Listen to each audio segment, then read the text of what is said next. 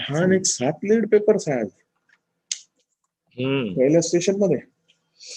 चांगलं आहे ना. मी अजून एक हा राहिला नाही यार, कोण कालचा जो ऍड केला होता आपण, मोंडल फॉरेन्सिक मध्ये आहे तो, चौथ्या त्याच्यात फॉरेन्सिक मध्ये.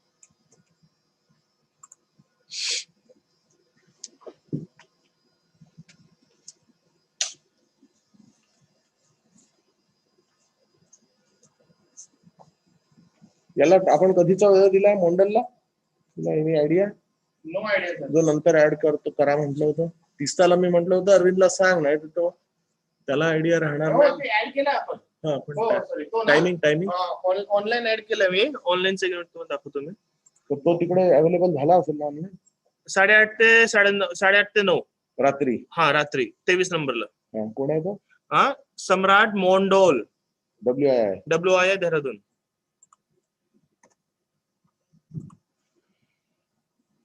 चला सर पण ऑनलाईन झालं. ओके, स्ट्रीमिंग चालू करून टाकले, त्याच्यावर लावून टाकेन की हा लिंक पाठवून देऊ का लोकांना? हो, ईमेल मध्ये. हा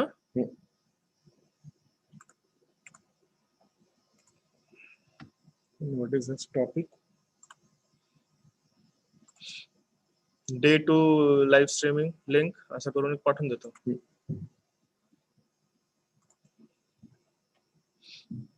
डे 2 प्रोसीडिंग्स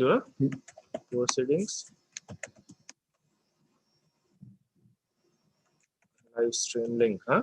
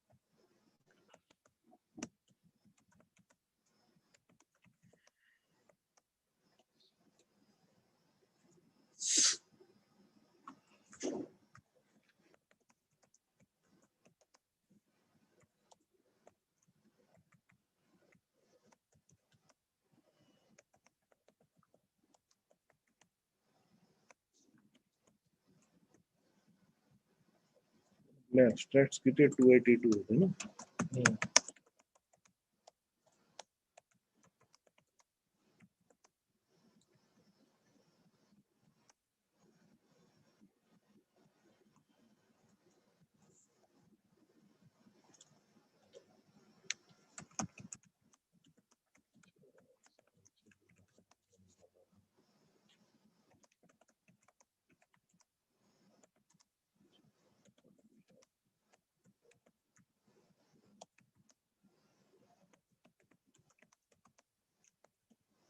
मला पार्टिसिपंट्स कोणत्या कोणत्या कंट्रीतले होते तेवढंही एक सांगून द्या.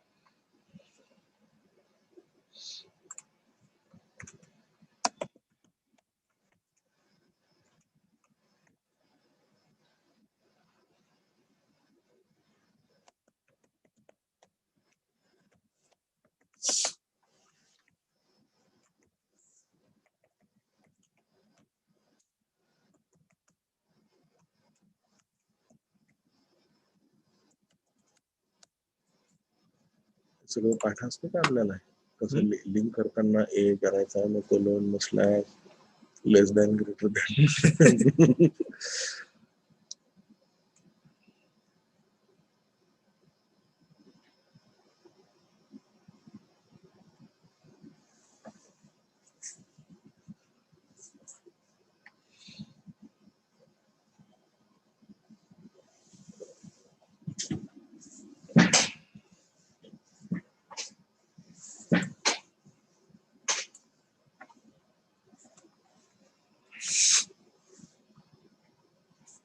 ओके मी बोलीन आज सुरुवात करतो आज.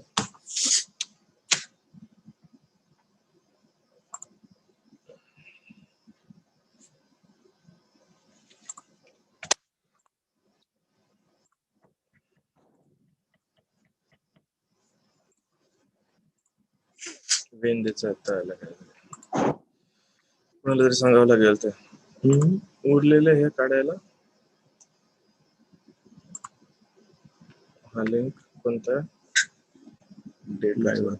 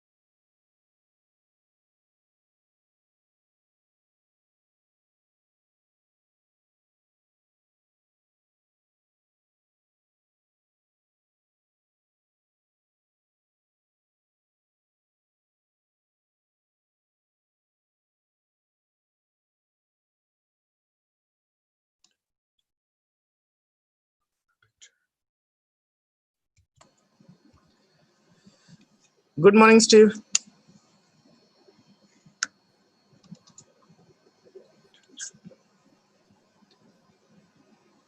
Can you hear me, Steve?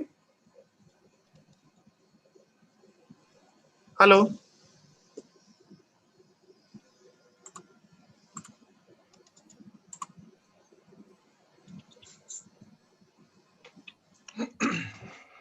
Now. You can hear me, Steve?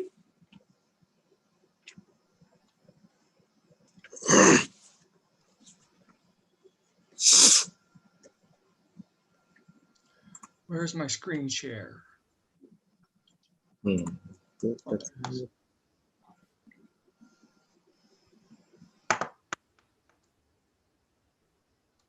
Hello.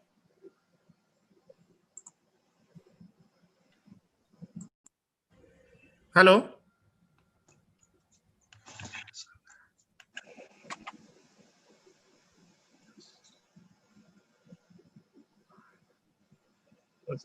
Hello? Yeah, hi. Can you hear me? Hello? Hello.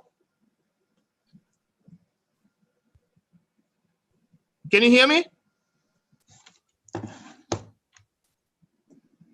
Yes, I am here one day. Can you hear one day? Hello? Can you hear me?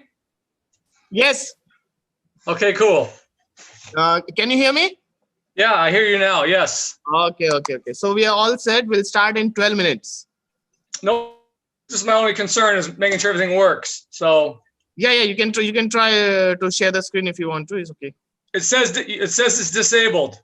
Wait. Okay. I think.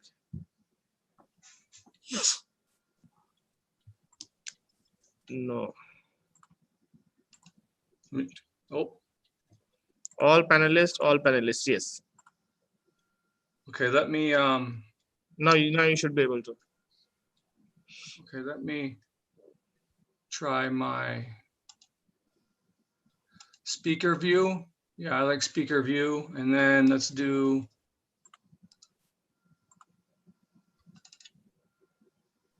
yeah, there we are. Yes. Got me? Yes. All right, cool. Okay. So we still have 11 minutes to go. Okay, no problem. All right. So I'll wrap up with other things, and I'll mute yourself and myself also because people will start joining now. Can you see my face? Yes, very clear. Okay, let me do something here. Where do I or how do I change the view here? View in the sense like you want to go for virtual background or something? No, I mean I like to see myself, but also you. I had I think go for standard. First go by side speaker and then go change the view to standard. Wait. Where's that at? Wait. Now you should be able to see. Now you should be able to see view. Okay, let me try that. View options. Now you have view options. Yeah, side by side mode. No, Go for standard. I don't see standard on here. Okay, sorry, I might have extra controls. I'm not sure.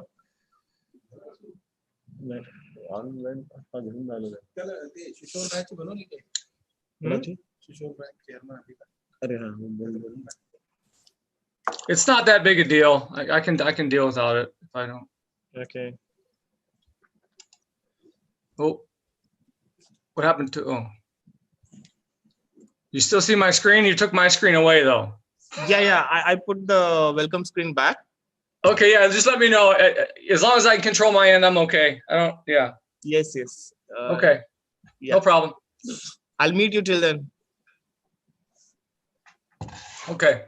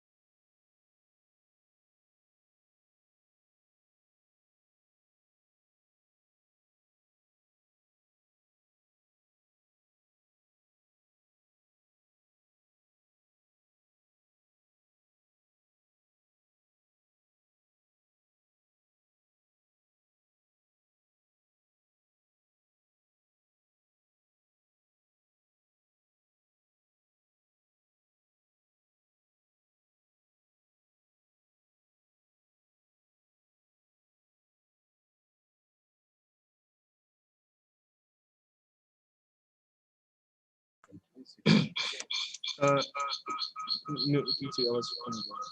Steve, should we wait for 5 more minutes? People are joining in. Okay, you'll need to unmute yourself.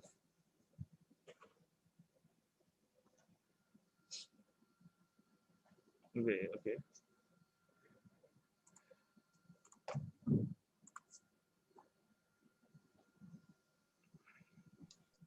Yeah, you did that, not me. Yeah, we can wait. That's fine. Okay, because people are. I just sent out the email also. Okay. Yeah, it's up to you. It's totally fine. It's 8:30 p.m. here where I'm at. So Just 5 more minutes and then we start. sure, it's up to you. Yeah. No problem. Govekar साहेब आहेत ते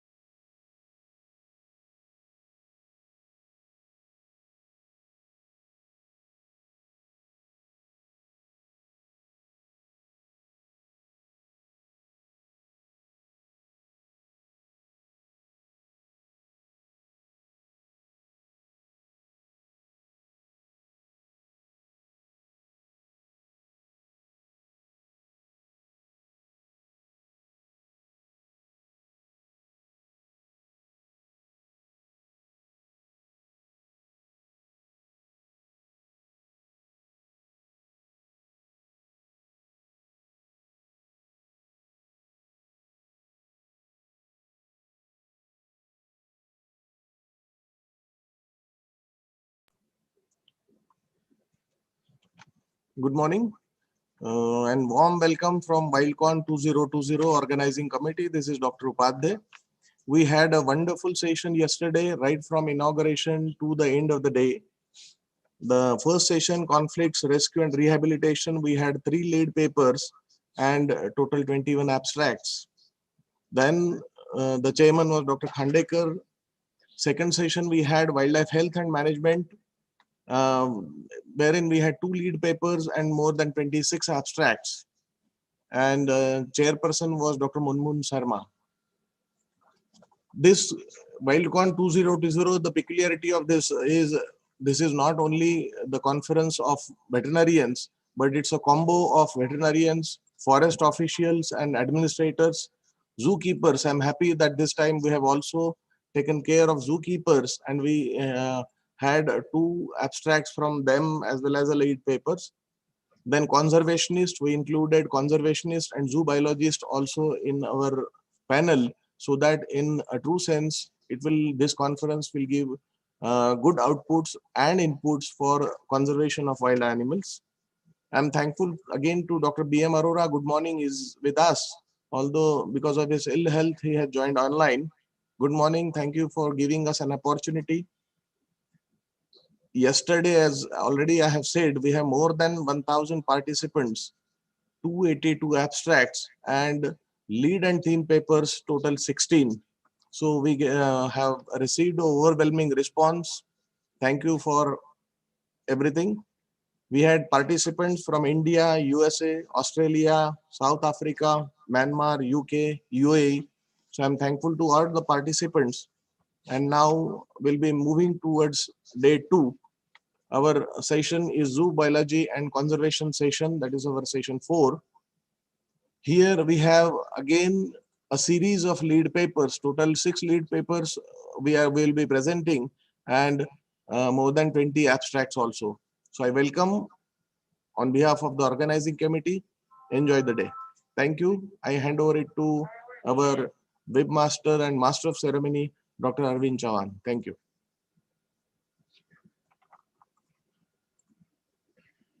Thank you, sir. Moving on, we'll start with today's session. The zoo biology and conservation. For this, the chairman is Dr. S. Roy, as you can see on the screen. And rapporteur for today is Dr. Mayur Kate. Dr. Mayur Kate is joining from Nagpur, and Dr. Roy is joining from Chhattisgarh. There would be, I will try to get them on the panel. Moving on, we have the first speaker. As you can see on the screen, Steve Coyle. There's a brief biodata of him. The same can be viewed on the website also. And we have Steve Coyle live now, and we are happy to have him, although it's almost late night out there, but he has managed to spare his time. Let me unmute him.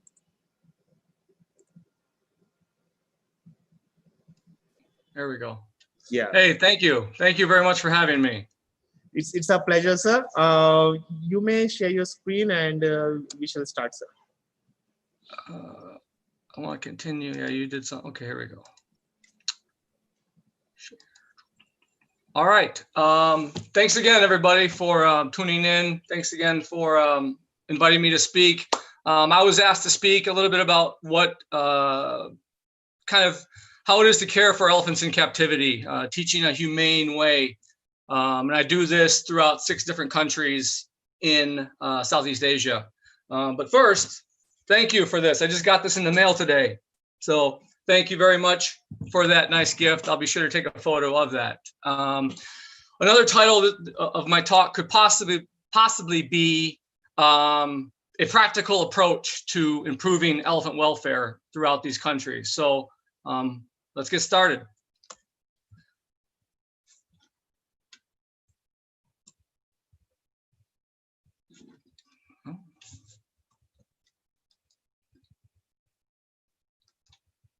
A little bit about me. Here's my brief history of working I think what's important to this group here maybe is that I have a degree in zoology, if that matters. I've been working with elephants for 18 years now. And since July of 2016, I started my own nonprofit, which is called Elephant Care Unchained. And I travel throughout Southeast Asia, helping any elephant in any capacity to improve and make their lives better. My approach to caring for elephants, basically I take these 4 things into effect to see how we can improve. But more importantly, and this applies to all animals, is what I wrote in red down there, is put yourself in the elephant's place. So my approach is asking questions. Is the elephant hungry, thirsty? Is it comfortable? Is it treated nicely? All of these things you can apply to any animal in captivity that we care for. And so I'm going to talk briefly about all these topics, very briefly about foot care, because I don't have time for that, but I'd be happy to discuss foot care in much more detail at a later date if anybody's interested.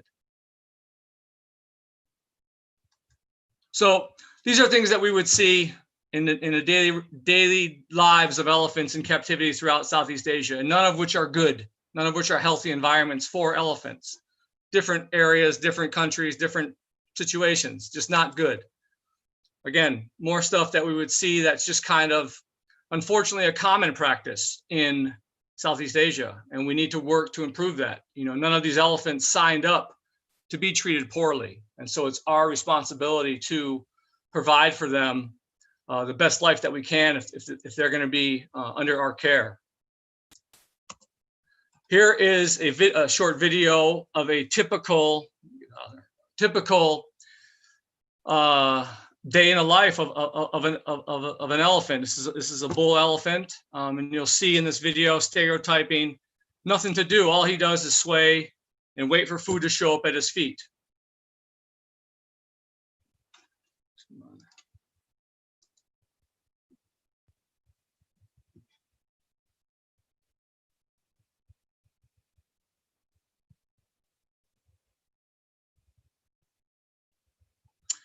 It's basically elephants like this that kind of inspired me and motivated me, because I understand that, you know, we can't really spend thousands of dollars to build huge enclosures for these elephants to be in.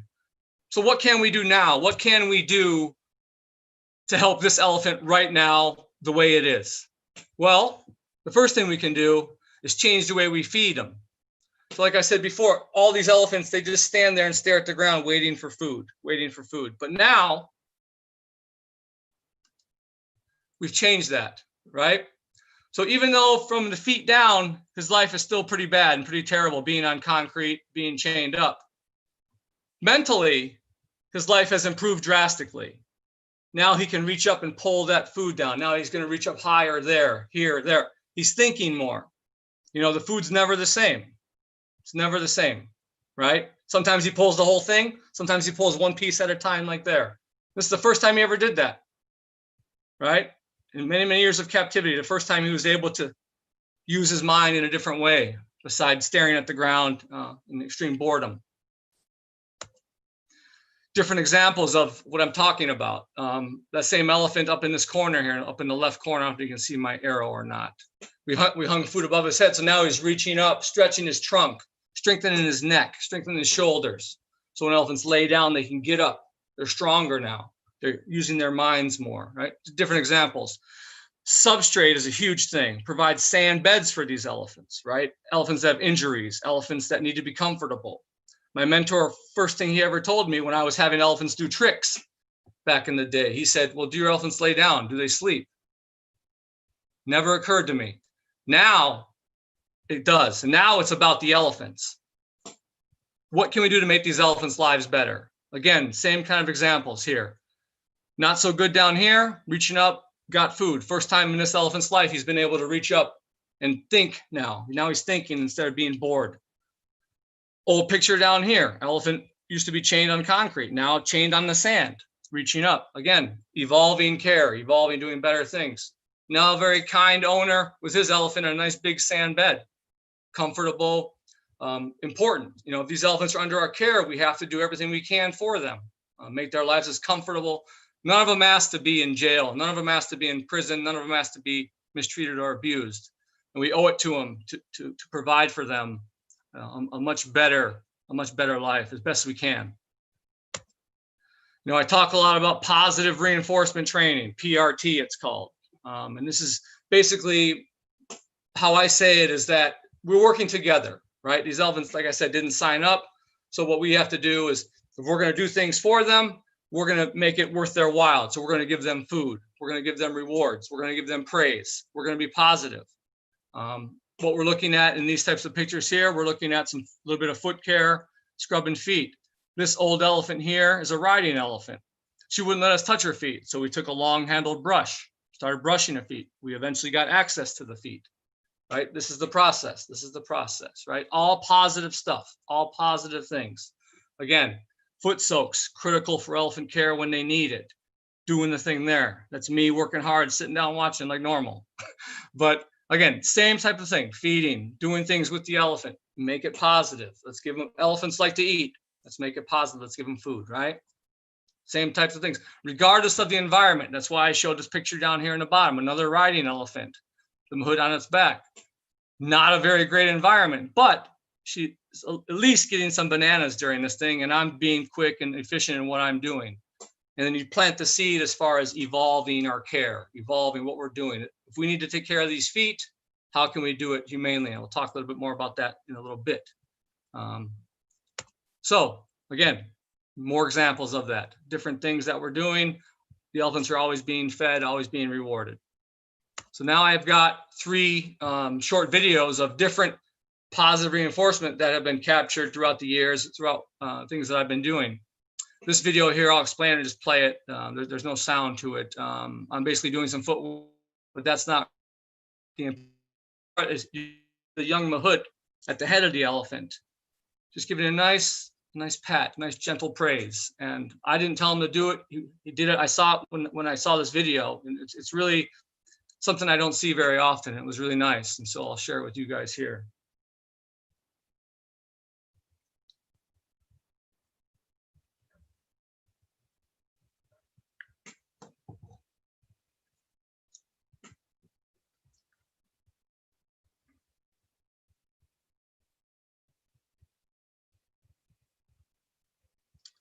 And as soon as I go in with the knife, you watch up there, he's a nice little pat. And you can see the elephant's very calm. I'm not hurting him. I know exactly what I'm doing. He's calm. His eyes are almost closed. And so that's a good sign as well, that he's relaxed. The environment's not great, but at least he's relaxed and he's getting something good out of it. Another example, I know this is kind of a vet, a lot of vets are here involved. Here's an ear problem with an elephant, and you're going to see the elephant being fed, the elephant being stroked and rubbed. So the vet can get in there and do her work. Again, positive stuff, a lot of things going on. So basically the idea of stroking the elephant, there's no sound. I don't know if I should talk or not, but the idea of rubbing the elephant is not to just dive right into the problem. You want to ease into these things because the elephants know what you're doing, and you don't want to just go right in and attack the painful thing. You want to make things as calm and as enjoyable, and you work toward the uncomfortableness, if that makes sense in a way. So again, this is a very nice video of an organization I used to help back in the day. So again, it's all positive stuff. It's all positive stuff. Again, this goes to show that we don't have to brutalize these elephants. We don't have to mistreat them. And we can do things in a humane way, and we can be safe about it, which I'll talk a little bit more later. But yeah, so that's all. It's pretty cool stuff. And in this next video here is the last example I like to use. And this elephant, I have to explain. The video is self-explanatory. I'll let them talk. But this is just a fence in the middle of the forest. And there's a bull. This is a bull elephant here. There's a mahout and a vet on his back. The mahout is always up there. He just allows the elephant to go throughout about 2,000 acres and only prevents him from going into the neighbor's farm or somewhere he shouldn't go. But he's got free roam, free range to go anywhere he likes to go. And this is just a fence that's built, a training wall, if you will, nothing elaborate. And you'll see that he had an injured eye, and you heard the story all about it right here. Again, very nice, positive stuff.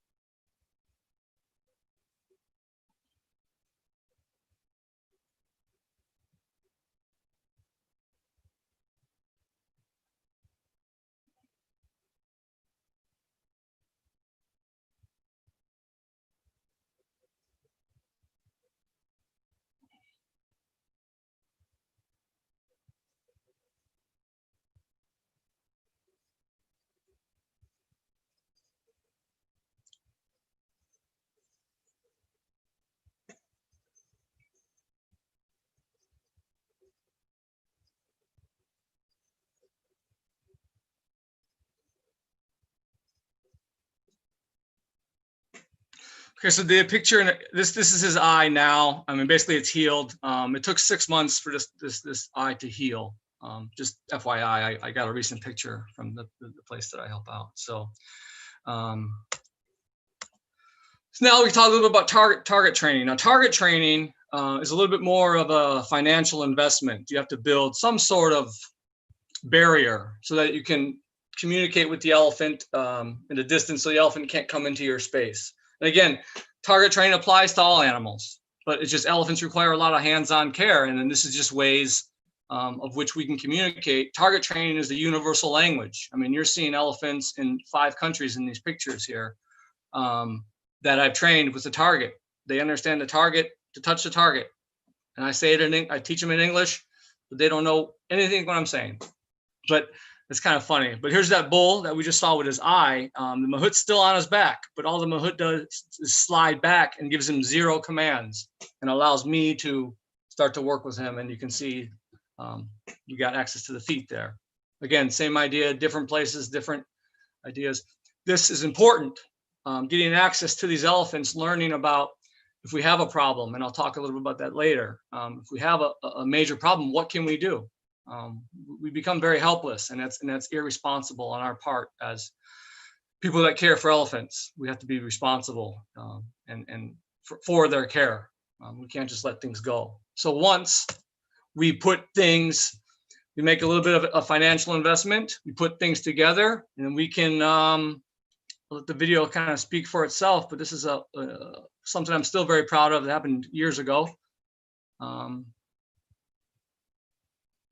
I'll talk briefly. This elephant he's in must. This bull is in must. They built this little fence that I had designed. And you'll see how, after some time of a couple of my visits and their commitment to improving their care of the elephant, they built this wall, which again is a little bit of a financial investment, but it can be done. It can be done. caring for elephants. And we're actually going to draw blood in his other ear, but you'll see how well he's trained. And this whole process here is, he's used to it. The mahout has all kinds of different treats. It's not just a carrot. It's not just a banana. It's different things. It's different things he really likes. And you mix it up. You keep him guessing so that whatever's happening here or anywhere, that's not that important. What's important is oh, this is kind of good. Oh, that's better. I don't like that one, but this is good. It keeps them engaged. It keeps them thinking. So just different things that we can do to make their life better, to keep them guessing, so it's not so boring. Anyway, so you'll see this whole process. You'll see how very well trained he is. This mahout, all he has to do is just point now, which he got from some videos I had showed years ago. And you can see pretty amazing stuff. And again, a little bit of a financial investment, but this organization wanted to improve their care. They didn't want to brutalize the elephant. Could we do this without these things? Sure, but it's not going to be fun. It's not going to be safe. Very dangerous. So yeah, so this is the alternative. This is a humane way, no problems, pretty easy.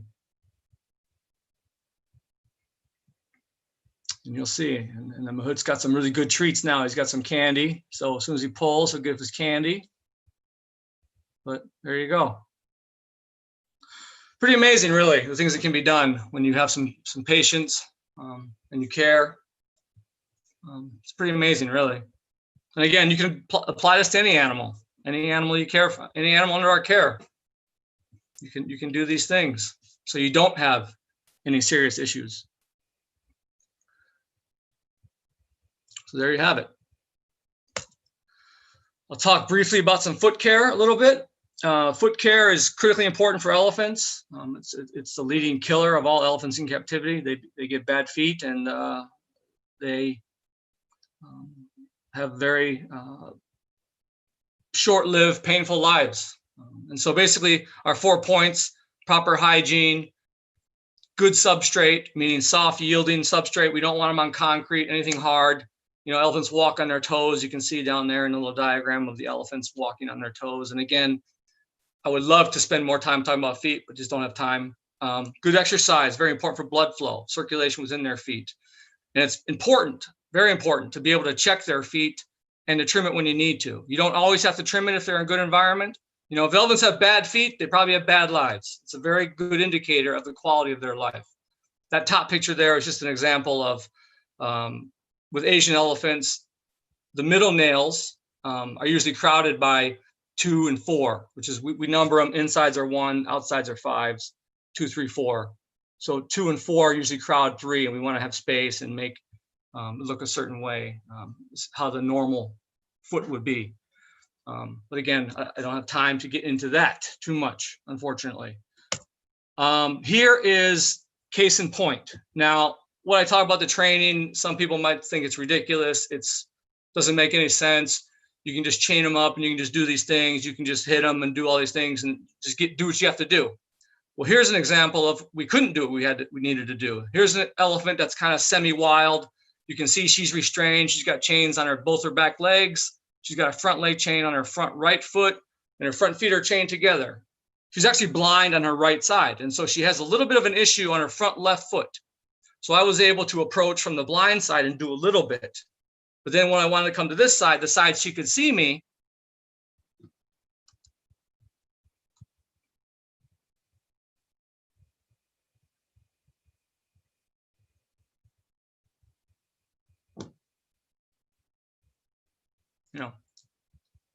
the reason why I show this video is if she had a problem, if she had a serious problem, what could we do? Especially with her foot. To take care of feet, you need access to the bottom of the feet. What do? Well, we're pretty helpless. And unfortunately, she's probably going to die because we weren't proactive. We didn't do these things ahead of time. So now we're working with her. Now we're training her to do these things and to accept, people touching her feet. But this is an important point, is that if it was serious, it wouldn't be very nice treatment of her. And it'd be very dangerous. You can see that just in a little video. when you have an elephant that's trained and used to it, then you can have, here's a short little clip of a very easy.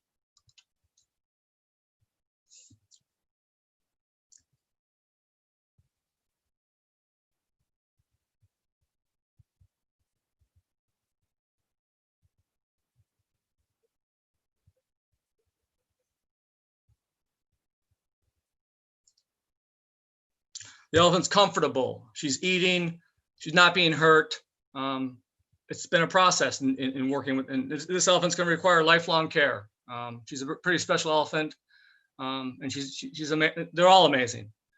But she's used to it now, and so it's about making her comfortable. We made her stirrups, all kinds of things. But the idea is it can be done. And so the last little thing I'll talk about real quick is if we can start them young. Because there's not one elephant in captivity that has any amount of freedom that hasn't been broken, right? Not one. There's some elephants that live in enclosures and and their lives are okay, but not any elephant that can have a lot of space and a lot of freedom that hasn't been broken. So we start them young. We start training them young, and you can see up in this corner here, we start target training, get them used to the idea. Prior to this video, they had sent me this one. I work with these guys, and hopefully we can get a point where these elephants, don't have to be broken,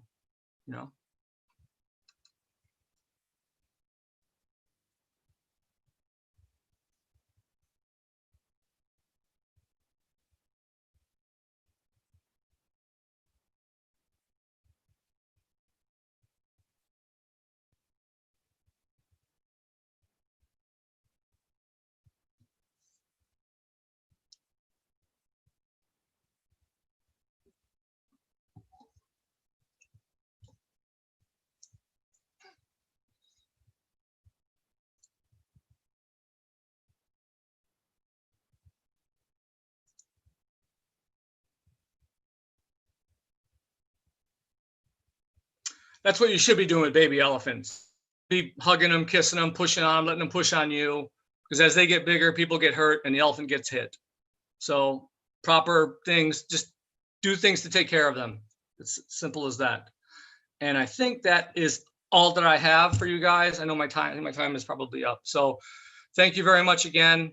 I'm happy to take any questions that you have.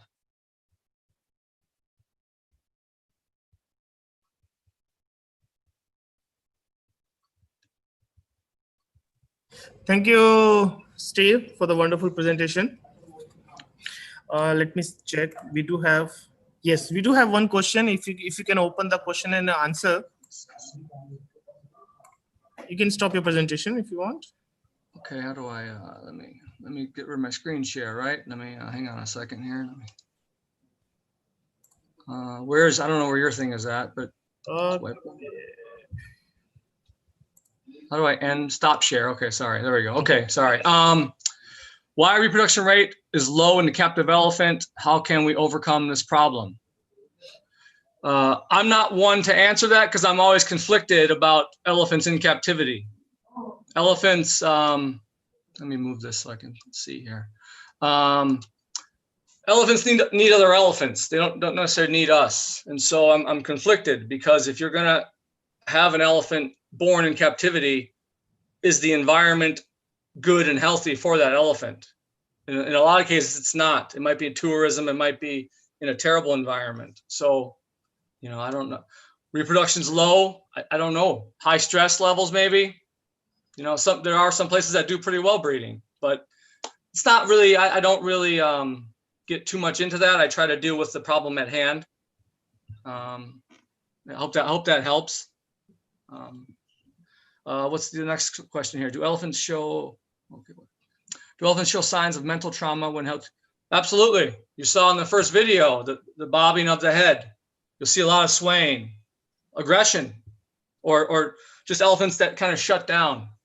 Yeah, you absolutely see a lot of trauma. I mean, they are very, very sophisticated, as sophisticated as we are, probably more so, actually. So yes, they do show signs of trauma in many ways, in many cases. What else? What do we got here? Okay, what's the next question? Is it advisable to use xylazine to calm down a musk elephant? Again, I don't know. You have to talk to people who have musk elephants. it depends on what you need to do with the elephant. Is the elephant able to be worked with and managed? Elephants, they're all different when they're in must. It's not just, they all don't go crazy. Some act like they're drunk. Some act, some are aggressive. So I don't know that answer. I'm not one to try to administer drugs to treat. I deal with the issues at hand. So yeah, I don't know if that helps. I mean, I'm not much of a vet to help with that one. So I read somewhere that spines aren't strong enough and not suited to. I don't believe elephants should be ridden. Can they hold us? Sure, but I don't. To get to that point, these elephants are broken. And why do we have to ride them? For us to make us feel good? I don't need to ride an elephant. Some people promote it and some people like it. I think that you have to break this elephant. And again, do you need to ride an elephant? That's the question. An animal that's very sophisticated, that knows exactly what's going on. Do you need to ride them? I don't think so. So, have you ever faced resistance from animal welfare? Of course. Well, I mean, there's both sides of it. This is the elephant's life. It's not their fault. Elephants can't go to sanctuaries. As many elephants that India has, for example, in captivity, there aren't places for them to go to. So we have to make their lives as best as we can now. A lot of animal welfare organizations support me in my work because they know kind of, they're realists. I like to think that I have a practical approach to elephant care. And so again, it's not the elephant's fault. And ideally, yeah, you wish we could free them all and do all these things, but we can't, unfortunately. But what we can do is make every elephant's life better. And that's what I strive to do and do my best to do. What tranquilizers are best for rehabilitation process? I have no idea. I think time.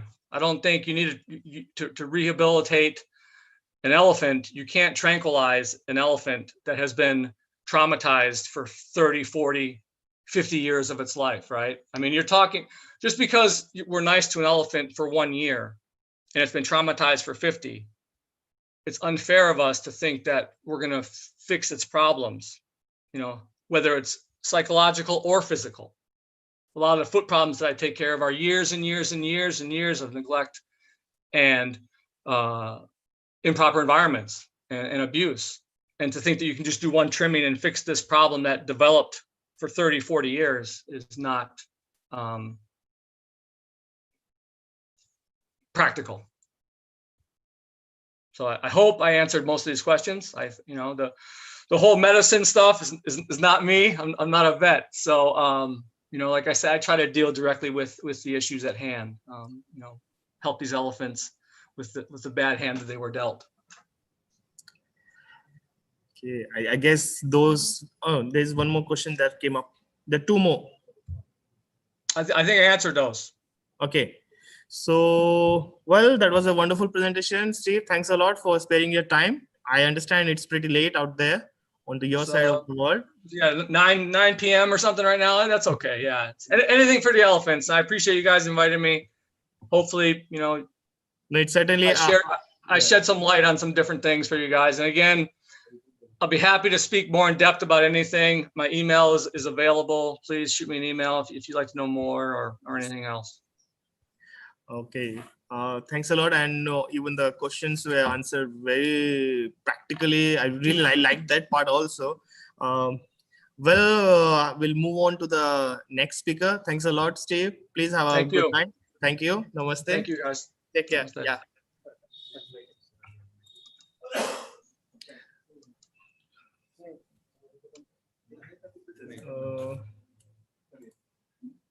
One second. Moving on, we have Dr. Ravi Kumar Govekar, who is the field director of Pench Tiger Reserve. He would be giving a lead paper. Just bear with us for a moment. We'll get him online.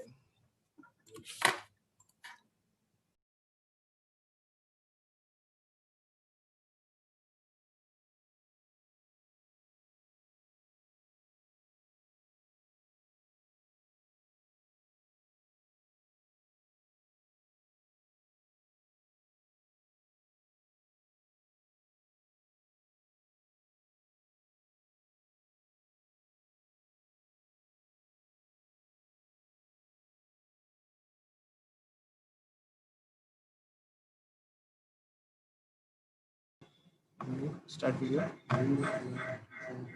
Hello. Check करतो मी तिकडे.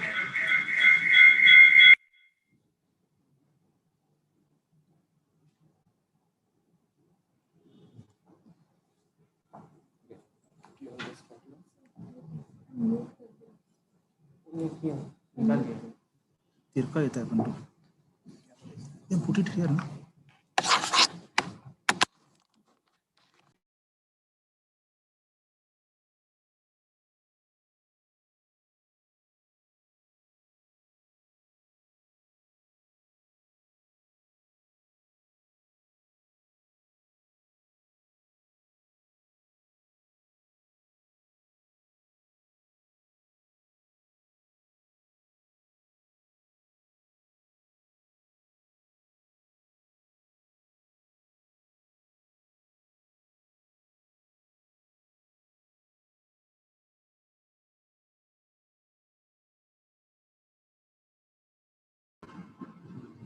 Good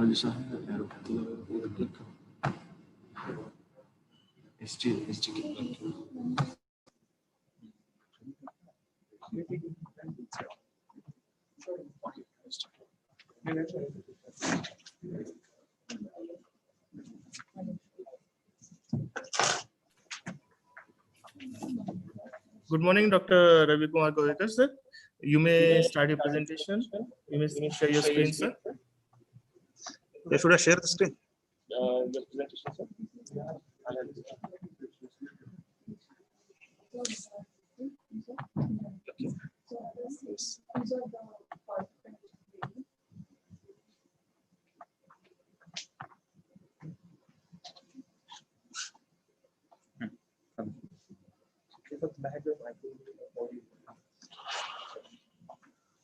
Should I start? Yes, sir. All yours.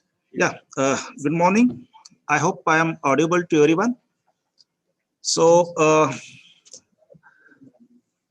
in my presentation, I will be discussing basically some of the stories from the field, especially related to tigers. And in my team, I got Dr. Parag Nigam, Dr. Bilal Habib, Dr. Chetan Paton, Pramod Panjbhai, and Sandeep Chavan, all the field managers and veterinary officers. So we'll be talking about how did we manage the snare injuries in tigers and some of the management lessons that we learned during the process.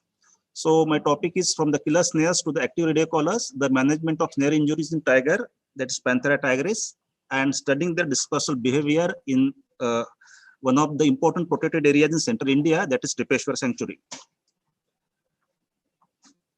Yeah, everybody knows that in India, we have tried a lot since last 4 decades to augment the number of tiger or increase the tiger population and their co-predators, and of course the herbivore population through different methods like policy level measures by declaring the tiger reserves or protected areas, then managing their habitats very effectively through active habitat management, providing this legal safeguards to the tigers, then allowing the people to join in co-management, that is participatory methods, and of course through education and sensitization, and of course lastly through research and technology. Everybody knows that India is now one of the countries having highest number of tigers, wild tigers in the world. It's more than 2,900 tigers in the world. And since there is increase in the tiger number, of course there will be increase in the co-predators and herbivores. And when there is increase in co-predators, herbivores and tigers in the human dominated area, there is every possibility of having higher conflicts or higher negative interface issues. And when there are negative interface issues or conflicts, then of course there will be either killing of the tiger or killing of the herbivore by the people, or of course attack on the people by tigers or leopards. People indulge in different activities like poisoning or electrocution or snaring and other methods of hunting. But electrocution and snaring are some of the very common methods of killing these herbivores in the areas close to the forest, because the farmers, they want to safeguard their agriculture areas, and sometimes they indulge in the purposeful hunting as well. So this is the story of the killer snares. There are different types of snares. They are very, very common throughout India, and of course the rest of the tiger-rich countries like Thailand or even Vietnam, Nepal, and Bhutan, all other countries. So we got different types of the snares. They may be jaw traps or the wire snares or even nylon rope snares. And this is one picture where you can see one tiger. Which one of the four legs was amputated because of the snare injury. This is there in this Gorewada center now. So this snare problem is a very, very serious issue in tiger range countries. And if you don't provide the proper medical attention at the right time, it is very, very difficult to get that tiger in proper shape. So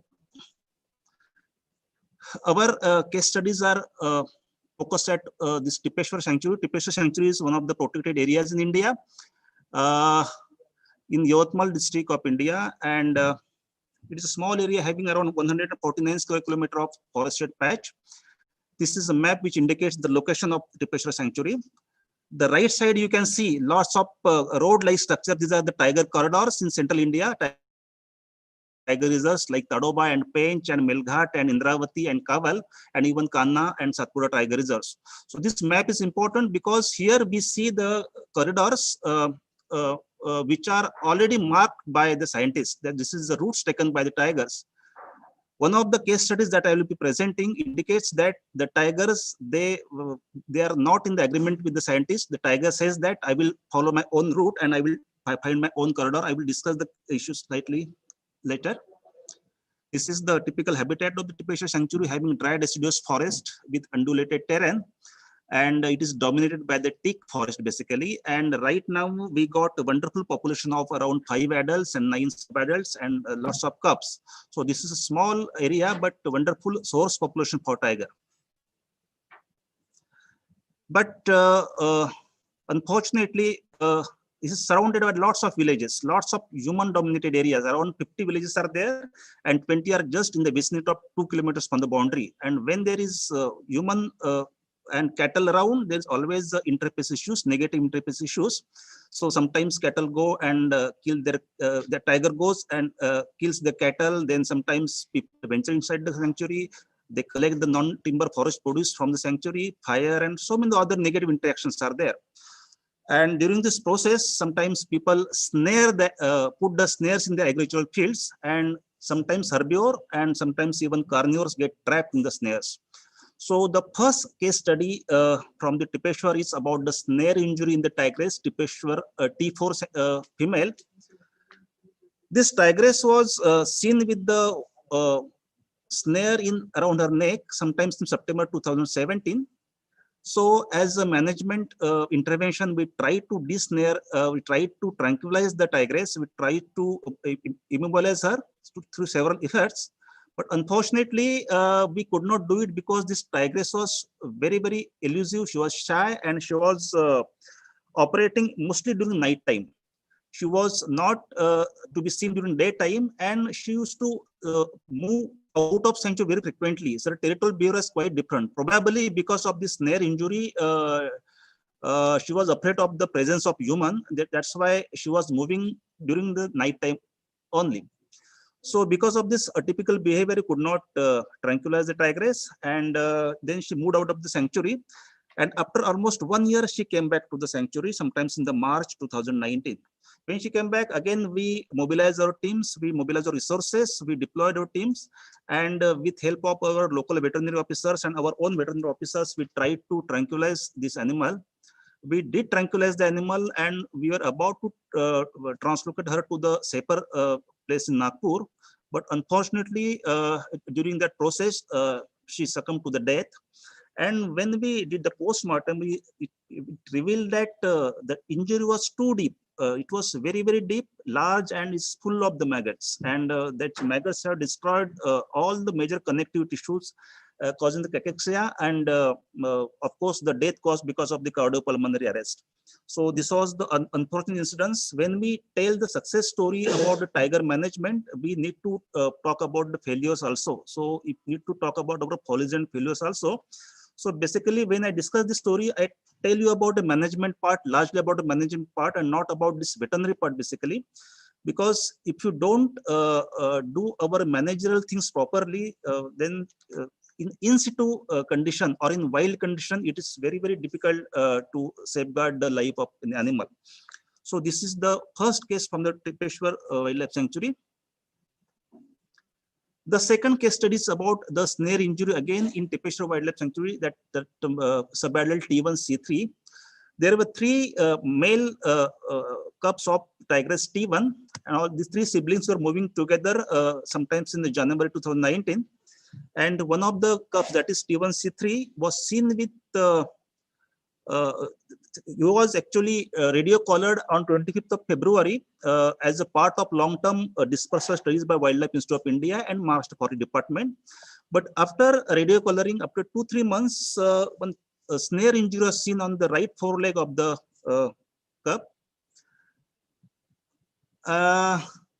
When we noticed this snare, then immediately we started our managerial part, that is, we immediately stopped the tourism from that area, so that the trauma caused because of the heavy visitation of the people was minimized. Then we deployed the monitoring teams at various places. About 10 teams were deployed in the field. Then rescue and veterinary teams were also deployed, and we put lots of camera traps and on PIPs and all, so that we get the movement of the tiger properly. Because it was the forest with huge thickets of lantana and other weeds.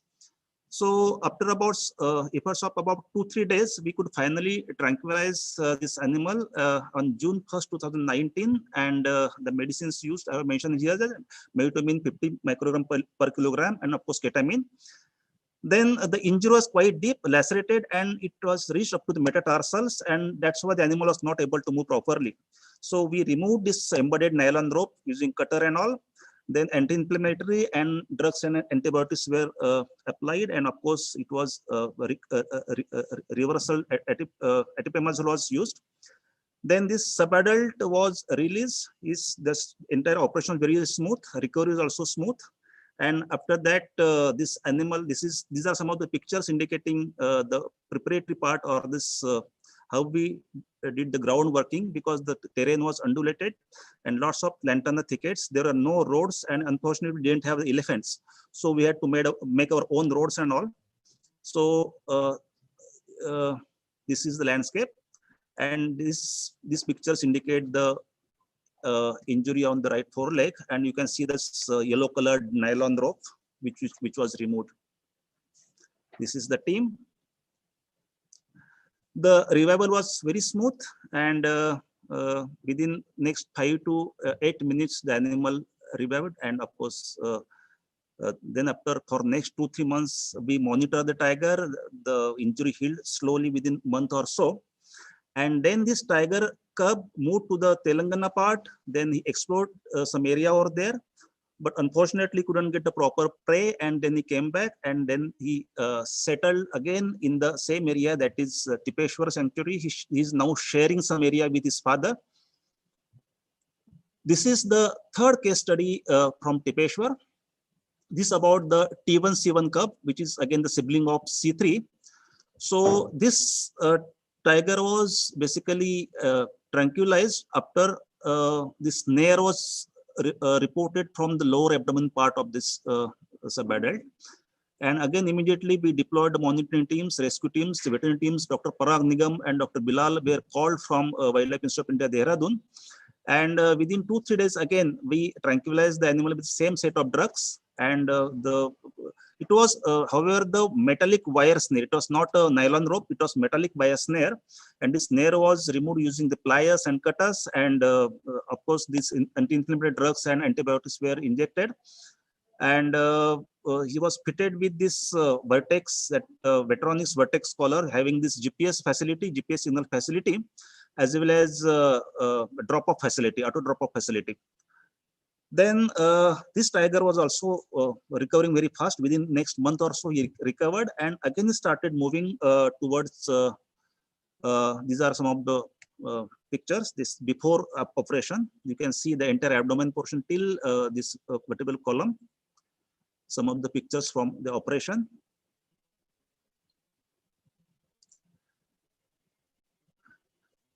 So radio collar was fitted, and this GPS signals, that VHF signals, as well as this telemetry, radio telemetry signals, they were collected at different intervals. This is the team. Yeah. So soon this tiger recovered and he started exploring the parts of Tipeshwar. Then he entered Pandakavda division. Then he went to Telangana. But after 3 months, he realized that his another brother, that is C3, is not probably asking him to stay back. So he moved out of Tipeshwar sanctuary. They went to adjoining area. Then went to Nanded division. Then the FDCM area, Painganga sanctuary, the Adilabad, that Telangana state. And from there, from June 2019 onwards, he started his epic journey of more than 3,000 kilometers, which was recorded by lots of this media, national and international media. So he started moving from Penganga to again Pusat division, Pusat to then Hingoli, Akola, Washim. And finally in Jan 2020, 2020, he reached to the Jnanganga sanctuary in Buldhana district. And from there again, he continued his journey and he went up to the Ajanta Hills in Aurangabad division. And finally in March 2020, when the battery drained off, then this radio collar was dropped off by the scientists of the Wildlife Institute of India. So by that time, this gentleman had traveled more than 3,000 kilometers in 375 days with average of about 8 kilometer walk per day, probably the fastest walk so far recorded and longest distance so far recorded. In this process, he traveled through 2 states, 10 districts, around 4 protected areas and several forest divisions, and crossing several, maybe hundreds of villages and agricultural fields, especially sugarcane fields, cotton fields, and so many other fields. And fortunately, there was no untoward incidents. There's no human tiger conflict, barring very small freak incident. So if you can see here, the average speed before its dispersal from Tipeshwar was around 3.2. He was exploring his original native place, that is Tipeshwar, where he was moving very slowly. That is 3.2 kilometers per day. But when he left Tipeshwar, the speed became around 9 kilometers per day. And lastly, within Danganga, he started exploring the area very vigorously. And that speed became around 11 kilometers, 10 to 11 kilometers per day. The total distance I already mentioned, more than 3,000 kilometers in 375 days. And if you can see the landscape, I had shown you this map earlier. That is the recognized tiger corridors. That is from Eastern Vidarbha landscape and Central Indian landscape. And here you can see the agricultural fields of Marathwada. When he traveled from Vidarbha to Marathwada, he crossed through several agricultural fields. And for the scientists, for the managers like us, this was the new lesson. And this is the track, or this is the route, or this is the corridor developed by this C1. And lots of people covered this story, that one of the longest travel journey of this particular thing. I will conclude with some important learnings that we learned during this process, that rescue and treatment of wild tigers under trauma requires a great deal of planning and precise execution of, and of course the quick response system. If there is delay, I'm sorry, there is incomplete sentence. If there is any delay, then that may cause the loss of that particular animal, because that snare gets tightened. It's kind of noose. So it is very, very difficult for tigers to remove it of its own. It needs to be removed by this operation. So action should be very quick and there should be precise planning. We lost one tigress because of delay in operation, or there are some other factors, but we lost that life. And we could save the 2 tigers because we acted quickly and we work very responsibly with scientifically and systematically. Then timely action taken with effective managerial interventions can result into animals spending normal life outside, that we have seen in case of T1, C1 and T1, C3. And in case of T4, she had to die. So such rescue operations must be supported by the field actions like anti-snare drives to minimize the occurrence of such injuries. I told you in the beginning that killing the animal through snaring is very prevalent methods in India and other parts. So we need to remove the snares from the ground, need to remove the snares from the forest. And instead of doing this kind of operation, we must do our management part of removing the snares from the field and educate and sensitize the people. And that will, of course, help the animal to move freely in different areas. Then the next learning was tiger can traverse the areas much beyond our traditional understanding, imagination. Many non-traditional areas are potential tiger corridors or tiger habitats, and we must take the effort to safeguard such areas as well. So when this T1C1 traveled around 3,000 kilometers, some people said that he traveled to find out his new home. Some people said he traveled to find the new mate. But I would say that this gentleman traveled to teach us the new lessons, that your knowledge of tiger ecology is very limited. This is how I create my own corridor, and these are the areas you have to safeguard. So these are new learning lessons for us. So we need to safeguard those areas as well. Then taking up this long-term monitoring project was a wise decision by Maharashtra Forest Department and Wildlife Institute of India. It is a 10 years project, and because of this, we could get new ecological information about the tiger behavior. Then this coordinated, systematic, and scientific landscape level studies is essential. We had a joint workshops, joint activities with Telangana Forest Department. We had identified the corridor between Maharashtra and Telangana part, between Tipeshwar and Penganga. So it was the coordinated effort. So in future, we should not work in isolation. We must work at landscape level, interstate level, and tiger landscape level. And we should take up this kind of work using the satellite telemetry and all to adapt to our knowledge.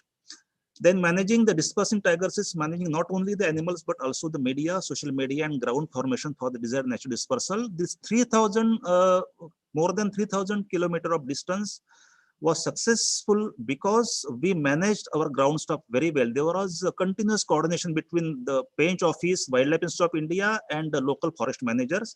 There was no hype about the presence of tiger. We did not share anything with the media, did not share anything with the social media for quite a long, since February 2000, this one, till Jan 2020. Many people were not knowing where the tiger is moving, and that allowed the tigers is free movement, natural movement. And because of this proper management, we could successfully complete, that tiger could successfully complete its targeted place. So this is also important thing.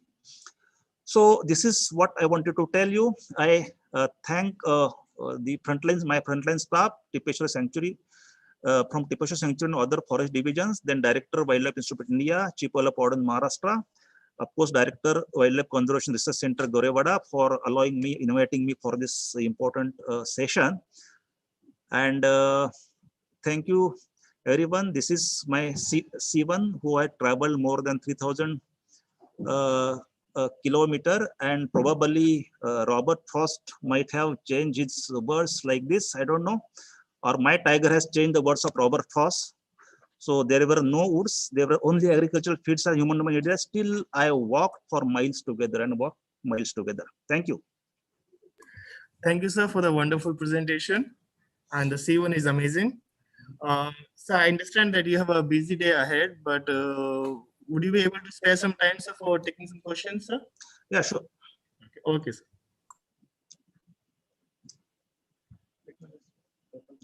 Yes. Dr. Chetan can also join.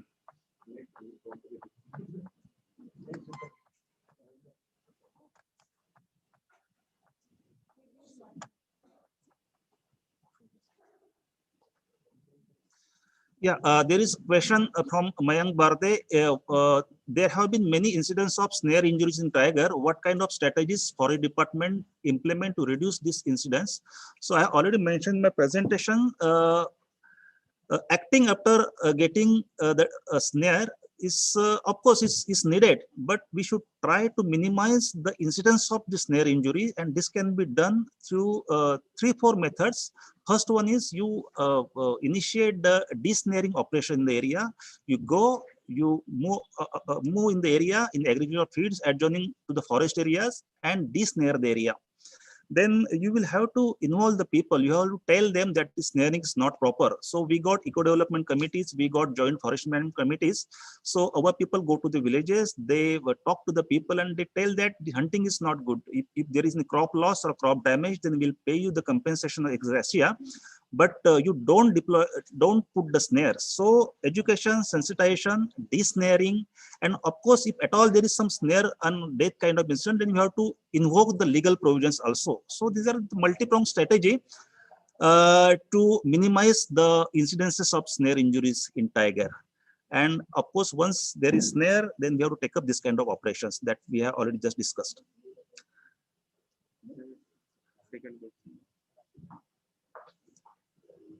The second question is, which are the most commonly placed? My co-author and my colleague Dr. Chetan is also there. Which are the most commonly placed snares in forest area? Are these snares placed inside or outside the forest area? And which are the most common animal get trapped in? See, nowadays we are seeing earlier, some 10 years back or so, we used to get this jaw trap kind of things, big snare or jaw traps to kill the tiger. But now the number has come down drastically, but we are getting the this clutch wire snare and nylon rope snare very, very commonly used around the forest area. And normally the herbivores, if you sambar, nilgai, even chital get trapped in it. But occasionally the carnivores like tigers also get trapped in it. I hope I answered your question. Next question is, who are primarily responsible for setting up the snares? Which animals are the snares set up for? I already answered this question. The next one is, could you tell us about any interesting human-tiger interaction or conflict? Oh my God, these big questions. I need another session for that. There are so many positive and negative interactions and interface incidents and conflict, including tiger injuring the villagers, tiger killing the villagers, dragging and eating. And there are other instances where tiger, human being poisoning and killing the tiger by electrocution, snares, or applying some thymate kind of thing. So there are lots of cases to be discussed.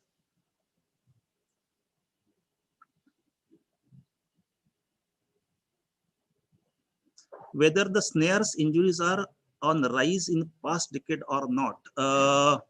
This is quite a tricky question, because if you see the stories from the Southeast Asia, there are huge catch of the snares from forested area, and number of tigers has quite low over there. It's already dwindled.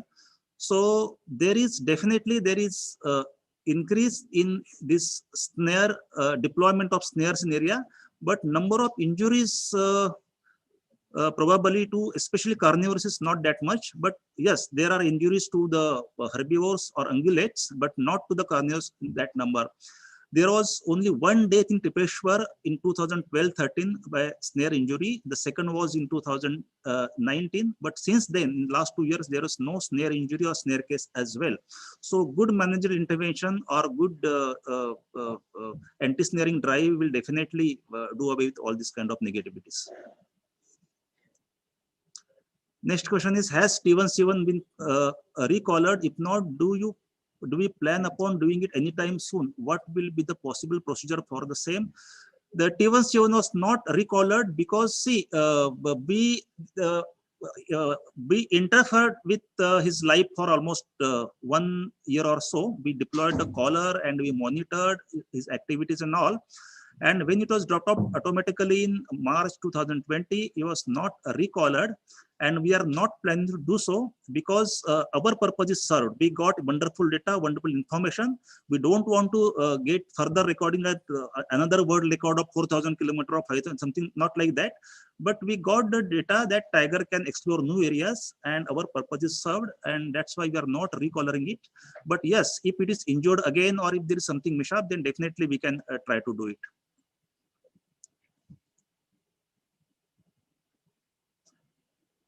So my colleague Dr. Chetan is there. So Dr. B.M. Arora sir has asked question that is it advisable if the snare wounds is recovered, the animal be sent back to its habitat? Chetan can reply this question. Sir, it's depends on the condition of the wound, and in our two cases we treated animal and we did not keep animal under our custody. We released animal on the same date, and we found it to like that practice we found to be effective, and after removal of the snare, the animal was comfortable, and after single dressing and flushing of the wound, and animal recovered very well. So we will advise to release animal on the same day after removal of the snare with proper flushing and dressing of the wound. Thank you, sir. Yeah, I think how much I don't know, but I will take one last question probably. When a tiger dies due to snares, does it come under human wildlife conflict or it's considered as an accident? So yes, this when tiger dies, then it is outcome of this human wildlife conflict, because there is negative interaction between human and tiger. Although it is accidental death, we always treat it as a hunting, a purposeful hunting. We don't see that if there is a person caught by the forest department, he's prosecuted for committing the offense against tiger. So it is not, although it is accidental, we don't treat it as accident. It is the human wildlife conflict and negative interaction from the side of the villagers. Thank you. Thank you, sir. There is a. I'll let Dr. Upadhyay sir the next part, sir, please.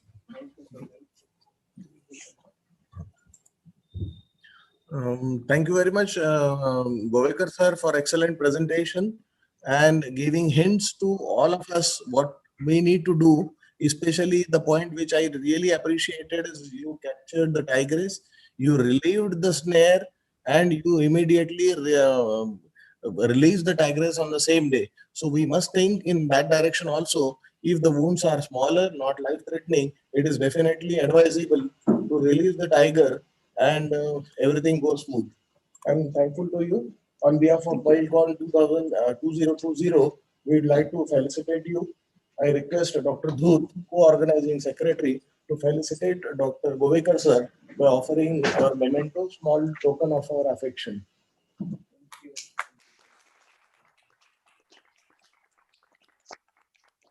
Thank you very much, sir. Over to you, Arvind. It was a wonderful presentation. Moving on to next presentation, we have, I'll just put her screen. We have Miss Lina Hate. She would be joining us very soon. Give us a moment to get connected with her.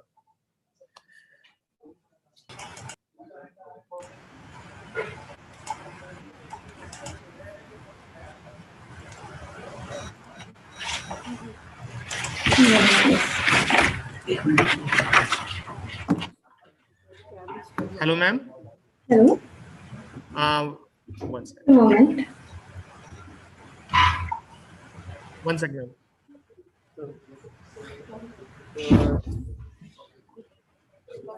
Turn the speaker off. Speaker.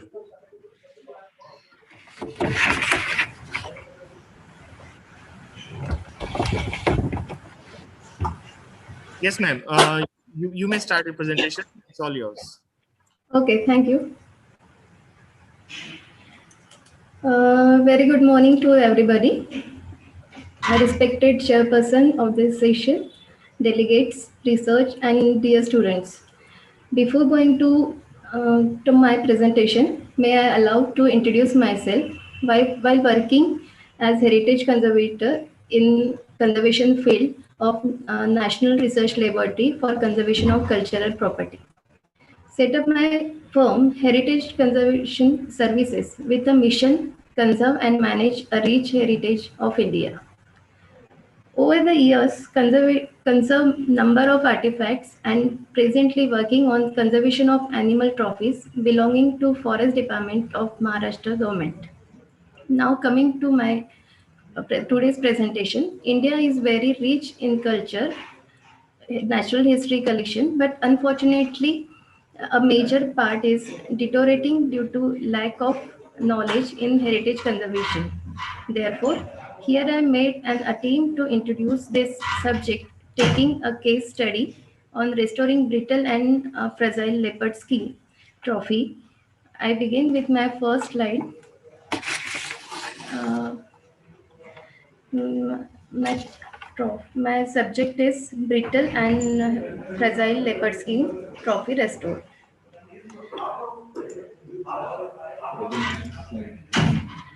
My first line, I would like to aware you something.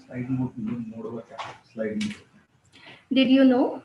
It shall be duty of every citizen of India to value and preserve the rich. There is slide mode.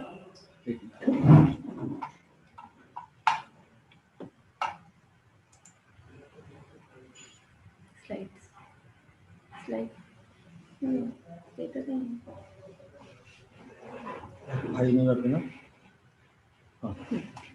Thank you. Okay. Take it. Thank you. Thank you, Avinash. My topic is on brittle and fragile leopard skin trophy restored. Okay, I would like to aware you that did you know it shall be the duty of every citizen of India to value and preserve the rich heritage of our composite culture. Article 51A of Indian Constitution Fundamental Duties 4A says. Now, I would like to seek your interest in what is heritage. Heritage refer to things we have inherited from various previous generation that includes natural heritage, architectural heritage, material or art heritage, living heritage is okay. So I will briefly introduce to this. Natural heritage is a legacy of nature, includes forests, rivers, lakes, mountains, fossils, parks, wildlife. And architectural heritage includes monuments, buildings associated with historical characters or events, archaeological sites. Material or art heritage includes objects and artifacts have historical values such as painting, manuscript, textiles, books, and crafts. Living heritage includes living heritage is history and legend associated with human-made heritage like dance form, folk art, music, tradition, cultural spaces. Next, natural heritage, natural history heritage. Why to conserve? This is very important. During colonial period, animal hunting was a popular sport. Maharajas, British high officials used to display animal heads as a mark of their valor. With establishment of Van Engine Company under the patronage of Maharaja Mysore, making of animal trophies was on the boom and now found in museums, auction houses, and private owners. Stuffed animals, trophies, and skin are now as our important natural history heritage. Heritage conservation services serve Heritage Conservation Services surveyed many many animal skins, trophies, and found that all are in bad state of conservation and need to be treated sooner the better. An obvious question comes to many minds is that why the conserve these trophies? Hence, there is reasons. Hence, reasons are many animal species have been extinct and on the verge of extinction. Trophies of such animals would be the resources of knowledge and research. Natural History Gallery and museums are a big source of entertainment for public, especially for children. Next slide. See, you can see this bird extinct. Now this is extinct, pink-headed duck. If we conserve it or stuff it, we can see like this stuffed ducks. Okay. Otherwise, if we can stuff this, or we can conserve this, we can see as stuffed. They are seen in museum. Otherwise, it would be seen in paintings only. And these are birds on the verge of extinction. Indian vulture, forest wallet, great Indian bustard is very rarely found in Varora, Bengal florican, and my most favorite bird is Siberian crane, but now is on the verge of extinction. And next slide. Extinction of animals is, see, you can see here a miniature painting of many animals are being hunting by Mughals that we can read in history now. You can see cheetah here. Okay, then second picture, you can see a girl seated on a cheetah. You can see in photographs, but the real cheetah we can't see now. These very beautiful animals are on the verge of extinction. You can see western hoop-log gibbon, Hangul Kashmir stag, Asiatic lion, and then geese golden langur, and this Bengal fox is rarely found, and Manipur deer is very rare to see. Okay, next slide. Okay, my main and interesting topic is leopard skin trophy, conservation of leopard skin trophy. This I found, this I get from leopard skin belonging to 118 Infantry Battalion, Sitabadi Fort, Nagpur. Now this battalion is shifted to Bhusawal. The measurement of this trophy was measuring in length 7 feet 3 inches and width 4 feet 7 inches. Next. Examination and document. This is most important part in conservation, because without this we can go forward. Examination is an important step in heritage conservation. Visual and microscopic examination of surface gives useful information on the damage and deterioration of artifacts. While examination, various conservation problems are digitally documented using high resolution camera.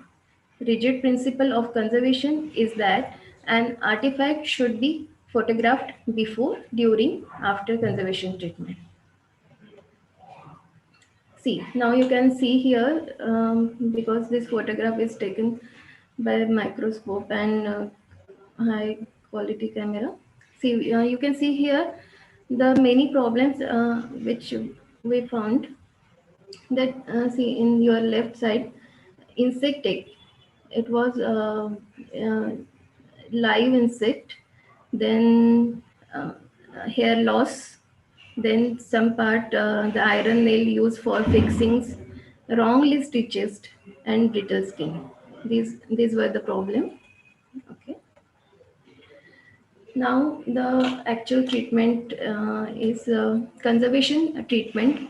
First, we had to clean the object superficially, and while removing of earlier lining, head cavity filled with the dirt embedded core was found, and it was dug out to protect the trophy from further damage. You can see here lot of dirt were found. See, this is core and most important part in conservation. Basic part, main core part is consolidation. For making the brittle skin flexible and smooth, British leather dressing formulation consisting anhydrous lanolin as main ingredient being applied in warm 2 or 3 coats allowed according to brittleness of that skin, allow 48 hours for proper absorbing. It may be increased. Next slide. Mending. See, there are many principles and ethics we have to follow in international standards in conservation. There are, we are following the conservation principle of similar material. Tanned goat leather purchased from local market was used for mending tears, hole and missing part. Next, lining. After giving support from the back of skin, we had to give new lining because earlier lining was not good for this object. Removing earlier lining as was faulty and damaging. A suitable can was boiled in hot water for half an hour to remove starch, was cut to size and then stitched taking help of cobbler. You can see here I draw the measurement according to that skin, and then a cobbler is helping us because the skin were very hard and tough. After the help of cobbler, you can see the lining was giving a proper in shape. Next slide. Filling of holes and missed area. See, this is a very important job after giving the support and all. After mending holes and missing areas from back side, front sides were filled with the broken pieces from the some trophy. You can see in before and after trophy very clearly that see in first photograph and there are missing piece that we have to follow. We have to give uh, similar designs, similar hairs to mending properly on this skin. You can see in next slide. See, filling head cavity wax with wax. See, before we have seen that there were coir, coconut coir in this, but this was making nuisance actually to the skin. See, we fill it with wax, clean head cavity, filled pouring hot solution of inert and compatible material, mixture of microcrystalline wax and beeswax. After filling, it was covered with ACS aluminum composite sheet. See, you can see minutely. We use melt wax, pour in that cavity, but this procedure is going step by step because first we give liquid wax, then it has to be settled, then giving again melted wax, then it has to settle, then again giving melt wax, it has to be settled. Now you can see in third picture it can you can see the stiff wax layer. Okay, next. See, bordering. For mounting the trophy, a border of cloth in red color, believed to be insect repellent, was stitched on lining. This is not scientifically proven yet that red color repel the insect, but it is myth, I guess. See, before and after treatment, you can see now clearly when we found the original leopard that was in very bad in condition, very having many problems. Now we give the treatment and preserve, conserve that trophy, and now you can see in good in condition. Now my conclusion is the highly deteriorated leopard skin trophy rejuvenated to new life for another century if it is preserved properly under the prescribed environmental condition, with ban on animal hunting by enacting Wildlife Protection Act 1972, making of animal trophy is automatically stopped. Therefore, whatever trophies are available ought to be conserved on priority. Our Indian collection of natural history is diverse, rich and priceless. Teasers, therefore, Heritage Conservation Services appeal to all to preserve them for posterity. This is my acknowledgement to who help me, who guide me, and who suggest me to everything about this. This my last slide is joining hands in saving cultural heritage. Thank you so much. Thank you so much to organizer who giving me this beautiful opportunity, beautiful platform to present my this paper. Thank you. Thank you, ma'am, for your presentation.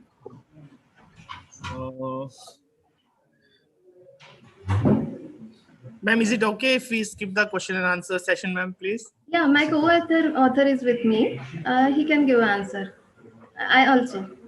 No, I was requesting if we can skip the question and answer session, ma'am. Is that fine with you, please? Fine, but if you ask, then I can read. Okay, ma'am. Let me see if there are any questions.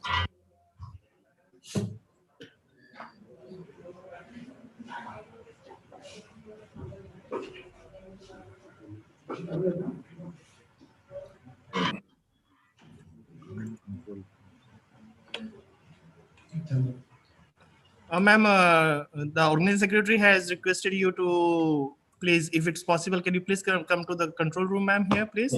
There's a little function here, please. Okay. Thank you. ma'am.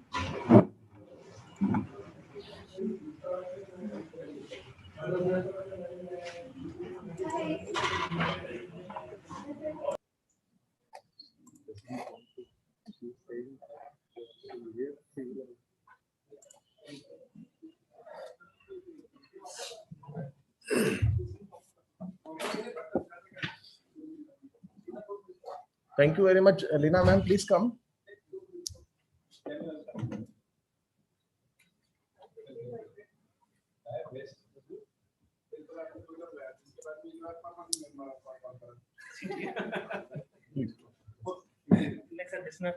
Okay.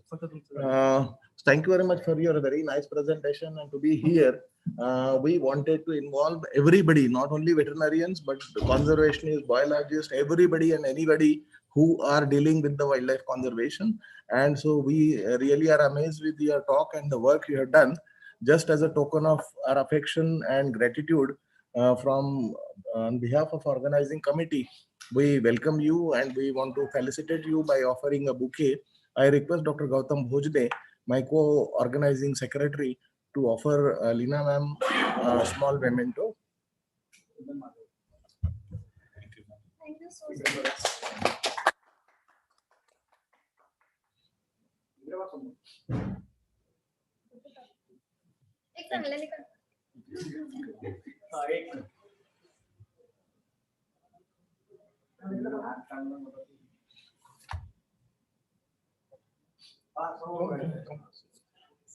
Please, please.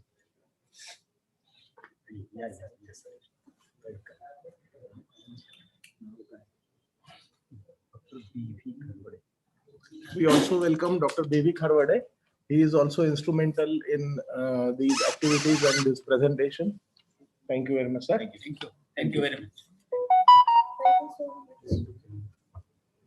Yes, over to Arvind, please. Thank you, sir. Moving on to our next presenter, Dr. Mo Yong from University of Mandalay, Myanmar. Just stay with us. We'll get our speaker.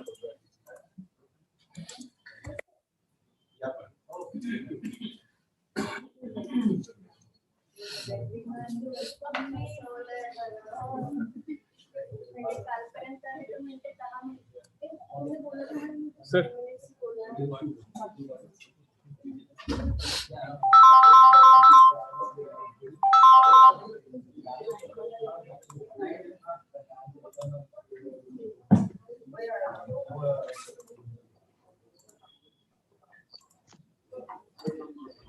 Hello, ma'am. Can you hear me?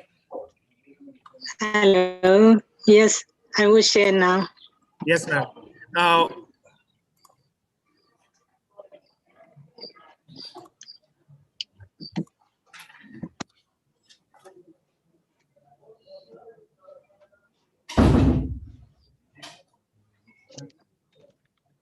Hello. Yes, ma'am. It's all Yeah. yours, ma'am. Okay. And can I start? Yeah. Yes, ma'am. Yeah. Okay. Good morning, everyone, and thank you very much, Chairperson of this ceremony. I'm Mumu Aung. I'm Associate Professor from Zoology Department of University of Mandalay, Myanmar. Actually, today I have to talk about pet biology and conservation, but I like to emphasize on the new Hippocyta langadaiva, new species from Myanmar. Firstly, I like to talk about distribution of bats. Bats are widely distributed and have been recorded throughout the world, except in the Antarctic and a few oceanic islands. Although bats are moderately common in temperate regions, they get to their greatest diversity in tropical area and subtropical regions. Bats are the second largest orders of mammals after rodents. They are divided into two suborder, Megachiroptera, oral fruit bats, and Microchiroptera, insectivorous bats. Megachiroptera include only one family, and Microchiroptera consists of 17 families. The most current total of mammals recognize more than 1,400 species of bats worldwide. 100 species of bats have been recorded in Myanmar, including two new species, Caribola cachiensis and Caribola titania, and one new subspecies, Hippocyta langadaivaji. So I like to talk about the Hippocyta langadaivaji. This is the status of the species, synonyms, and the extent of its geographical distribution.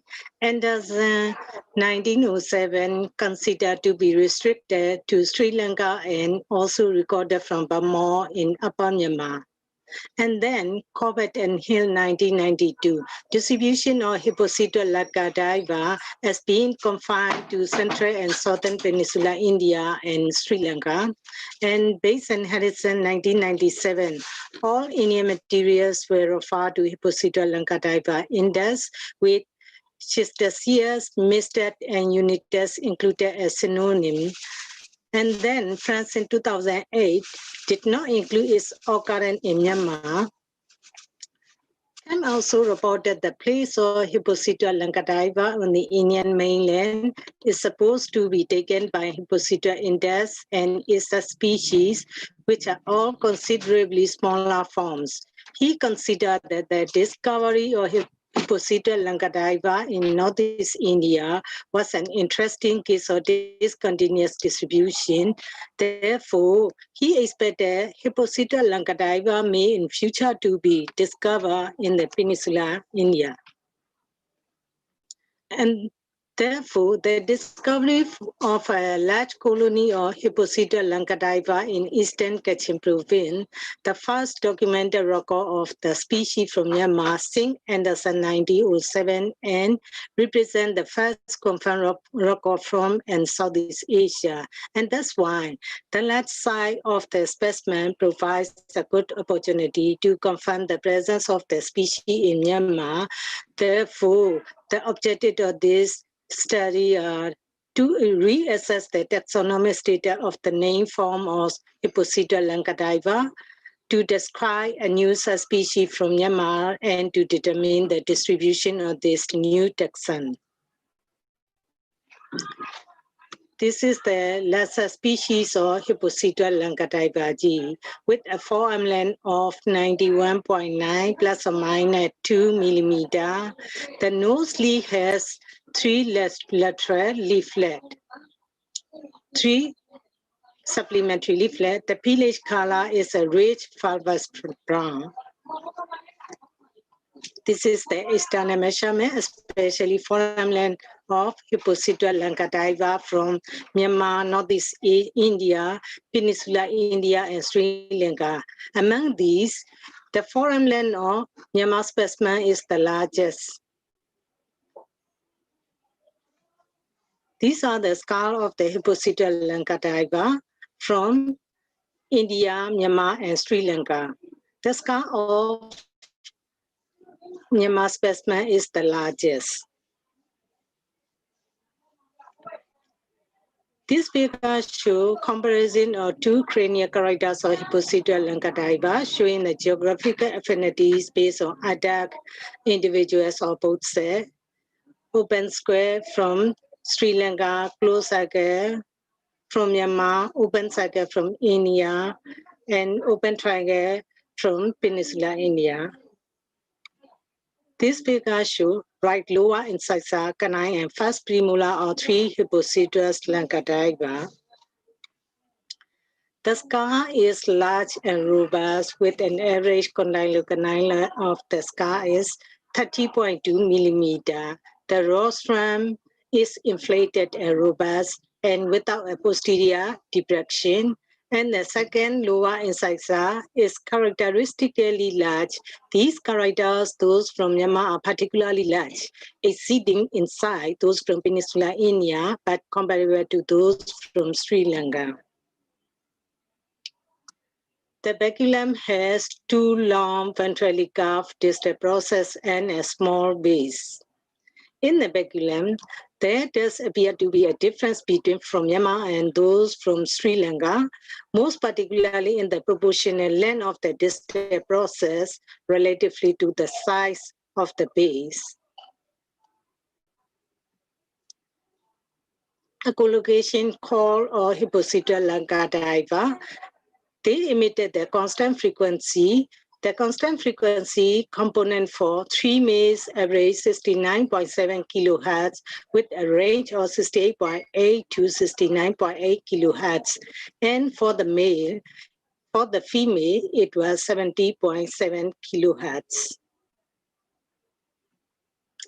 On the basis of their geographical isolation from Sri Lanka and their distinctly larger size in comparison to specimens from Peninsular India, the specimens from Myanmar are here referred to a new subspecies of Hippocetua lancativae.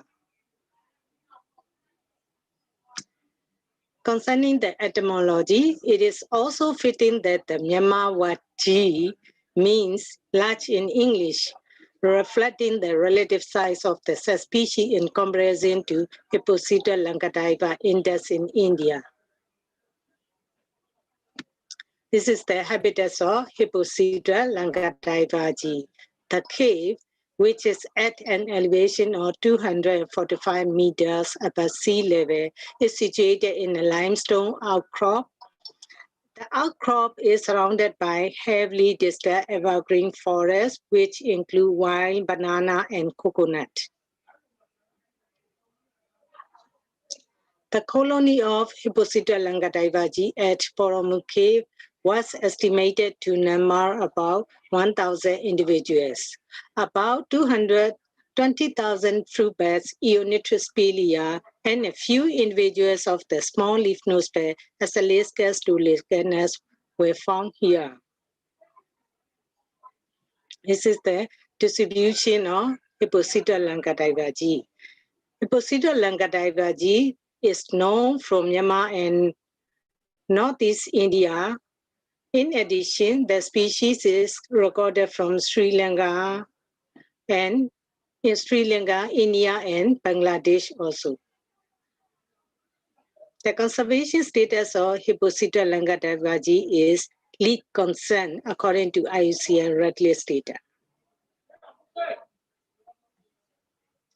And I like to talk about the conservation of Myanmar bats. This is not only for the Hippocyta langataibaji, but for all Myanmar bats concerning the conservation status. And some bats are roosting in the old temple. When the temple is renovated or temple is collapsed, they lost their habitat. Another one is forest regeneration. For example, illegal logging in the forest and some trees were cutting down for the agricultural purposes. And another threat is eaten as bushmeat. Sometimes young people visited to the cave and they caught their bats and as a bushmeat. This is the ringleaf treaty bats.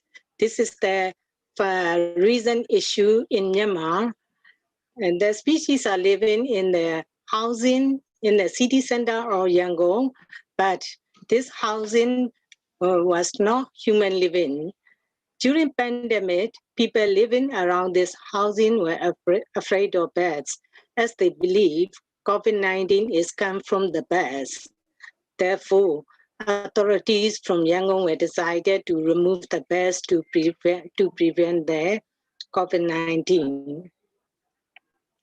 At the time, I wrote a lot of articles in the local journal and made interviews with international media.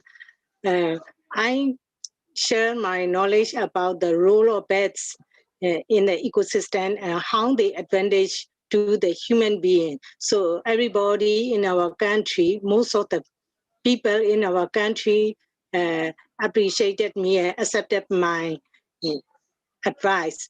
And that's why the authority stopped to remove the bats from the housing. So the bats are still remaining in the housing. These are the conservation activity of our government. This is the bat cave geophysically significant area. This area was established by Ministry of Natural Resource and Environmental Conservation in 2018. This is the bat cave. In this cave, there are about 3 species coexisting together. And this is the Environmental Education and Recreation Center in the compound, and this is the museum in the compound. These are the conservation activity of our governments. And I'd like to talk about the ethnobiology of bats in our country. Concerning the ensuring prosperity, well-being for local livelihoods. Villagers and orchards owners in Myanmar believe that allowing bats to roost and feed ensures prosperity and well-being. And the emergent time of bats is believed to indicate the weather, whereby early or no emergence is indicative of a coming storm. And the bats guano uses fertilizer. So communities living near caves in Southeast Asia extract bat guano from cave as fertilizer. And some people consume flying foxes to cure asthma, but only when the bats are found naturally dead on the ground. So I like to say acknowledgement. Firstly, I'd like to gratitude my department for their support and Harrison Institute UK for their collaboration and support, and SEAGP for funding. And I'd like to especially gratitude to organizing committee of WILDCON 2020 for giving me such a great opportunity to talk here. Thank you. Thank you very much.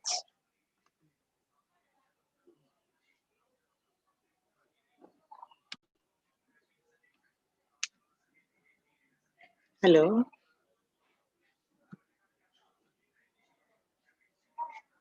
Hello, ma'am. Hello. Yeah. Hello. Yes, yes. Okay, ma'am. Uh, One sec. One sec, ma'am.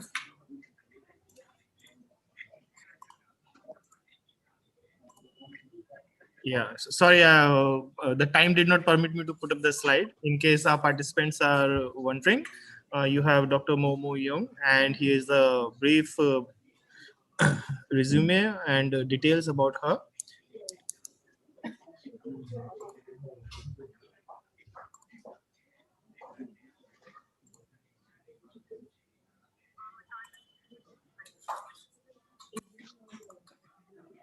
Ma'am, ma'am, is it okay if we skip the question and answer, ma'am? Yes, yes. Yeah, You can. because I don't see any questions Yes. about it, and we can just move on to our next speaker. Thanks a lot, ma'am, for your time. It was a Yeah. wonderful presentation. Thank Just you. to know more about bats, actually. Yeah. Thank you, sir. Thank you, ma'am. Have a good day. Yeah, you Thank too. you.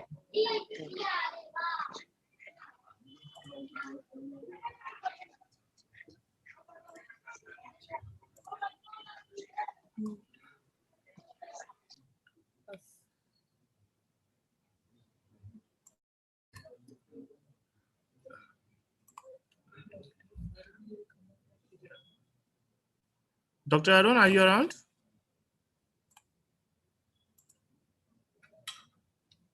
Okay, we have our next speaker, Dr. Arun A. Shah, who's from Wildlife SOS, Bangalore. He would be giving his lead paper on animal welfare and ethical concern in wildlife veterinary practice in India. So while we wait for him. Sir, am I audible, sir? Yes, sir. Very well, sir. Just give me a second, sir. I need to put up your slide. Sure, sir. Thank you. Thank you for joining with us, sir. Welcome, sir. Can I share my screen, sir? One sec, sir. One sec. Yeah, sure. I need to put up your slide so that our participant can know more about you.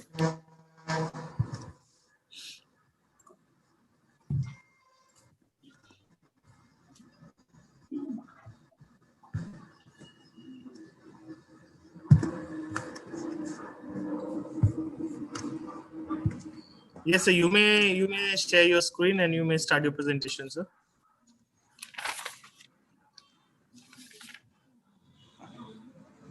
Next.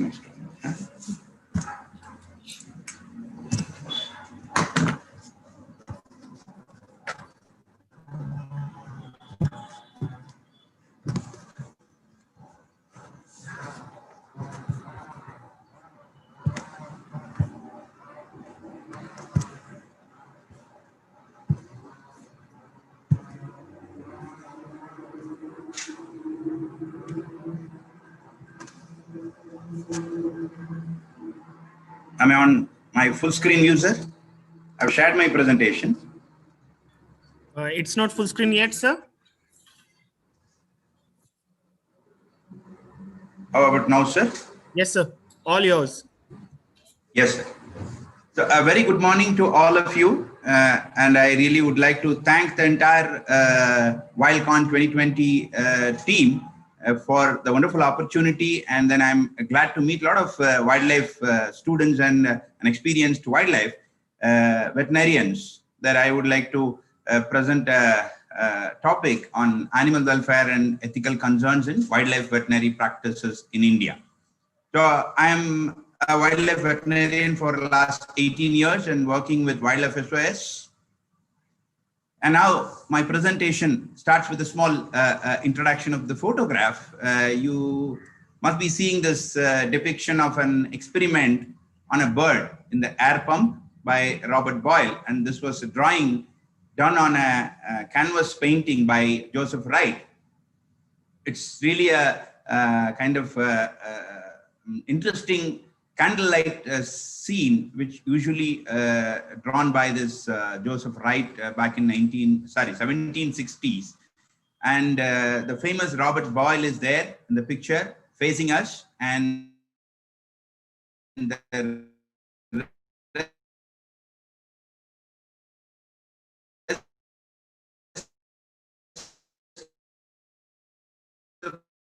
the members were all the participants, and he is a bird in air the bird, and at least the response of the bird. And you can see how the others were really showing their face and not able to see that. So that is the kind of welfare we are going to talk. But you should know that the Boyle's law, for which he remains most famous, states that if the volume of a gas is decreased, the pressure increases proportionately. So he is really famous for his law, and then we are still using the modern chemistry, and he is one among the important philosopher and a theological writer, by the way. And anyway, with this, I would like to really say that welfare is always a debatable subject. Let me try to address some of the points. So here, I would like to start with my acknowledgement to all my teachers and mentors, State Forest Department, UPFD, KFD, Maharashtra Forest Department in Tamil Nadu, Zoo Authority of Karnataka, BBP, and our co-founders, Mr. Karthik Satyanarayan and Geeta Seshmani, all my wet colleagues who has tried to help me making this presentation, Dr. Adityan, Ms. Prajakta, Ms. Mahima, and Ms. Divya, and all my veterinary colleagues, and last but not the least, the animal care staffs of Wildlife SOS. So I have constructed this presentation in a way to address the following subtopics. All the previous giant lead speakers, are Padma Shri, Dr. K.K. Sharma, Dr. Paulo, and Dr. Rumain, Dr. Fabiolo were mentioning and addressed many welfare points in their presentations, like elephants and rhino handling after immobilization, and loading into truck, humane capture or positive conditioning of primates for laparoscopic surgery and releasing them back in the same day, keyhole surgery to minimize the patient's inconvenience over traditional surgery and quick recovery of the patient. So if you observe all these above important concepts keenly, they are all revolving around both animal welfare and ethics only. So in addition to that, I would also appreciate all the vets and the vet students and experienced wildlife participated in the conference who have presented their case studies of a single wild animal being treated or assisted with veterinary support to release them back in the wild. So these shows the amount of welfare concerns we all have possessed by nature. So now, this is again an interesting photo. Let me recollect your memory. Elon Musk Tesla Roadster is an electric sport car that served as a dummy payload for the February 2018 Falcon heavy test flight and became an artificial satellite of the sun. The Starman, a mannequin dressed in a spacesuit, occupies the driver's seat. So then, Inos, the first chimpanzee and third humanoid to reach Earth's orbit after Yugi Gagarin and German Titov in November 1961. So we should also remember the first animal sent to space, a female dog, 3 years, in November 1957 by Russian spacecraft. And of course, she lost her life due to some technical fault in her chamber. But fine-tuning the ability of their inert skill set to benefit animal mankind is always happening. So since welfare is strongly associated with animal behavior, let us explore what is sentience. So the definition of sentience is ability to use senses to see and feed, capacity to have feelings. So you can see one of the pictures shows here a cow and her calf are really sharing their feelings. And on the other side, you can see a monkey facing his own face in a mirror implies level of conscious awareness. So it helps us to understand the animals are really sentient. So I'm coming to the welfare science. Sentient animals experience lives in terms of their physical functioning, mental state or feeling, and natural behavior. So in these 3 pictures, I again really want to reiterate that the physical functioning, I put seahorses, though they are beautiful, rather unique, and female transferring the eggs to male, and male gives birth to young ones. And the second picture says the mental state and feeling is the chimp generally closest to human being in terms of their intelligence, and they can definitely think and then act according to their feeling. And the third picture is a natural behavior example of a penguin. You might be aware that they are monogamous in nature. The male, the rest of the life, continue to be with the same female. So these are some of the welfare science taught us. And the animal welfare science, our values contribute to animals' life experience. How should we be treating animals? And two, what is important for animals? So the animal welfare considers the effect on the animal from the animal's point of view. And the second thing is that welfare ethics consider the human actions towards the animal, and welfare legislation considers how humans must treat animals. The previous speaker was also talking about the Indian Constitution and then how we deal with animals. And in a way, even the extinction can be related to ethics and welfare, because if you can think about this very carefully, then all these extinction, or even, for example, even your hand rearing of animals, are all basis of your welfare and ethics towards wild animals. So animal welfare science helps us understand all these aspects. So the animal sentience can be understood based on the following three facts, which is status, studies, and acceptance or belief. So here, to give you a reference for the status, and it is recognized all over, and the important or easy reference is your Lisbon Treaty. So it says that since animals are sentient beings, pay full regard to the welfare requirements of animals while respecting the legislative or demands administrative provisions and customs of the member states relating particular to religious rites, cultural tradition, and regional heritage. Animal sentience, when talking about the studies, animals are not only feel pain and suffer, but also joy and pleasure. These are positive feelings. Many animals have complex emotions like empathy and grief. You can see one of our bear was really closing her eyes and really enjoying the sleep or a nap. And on the other side, you can see a tiger is really hugging. You can see the size compared to these two life on an earth, but still the feelings are different than the size or even the nature of their nature of their behavior. Animal sentience, with respect to the acceptance, I'll run this video when I was talking. Am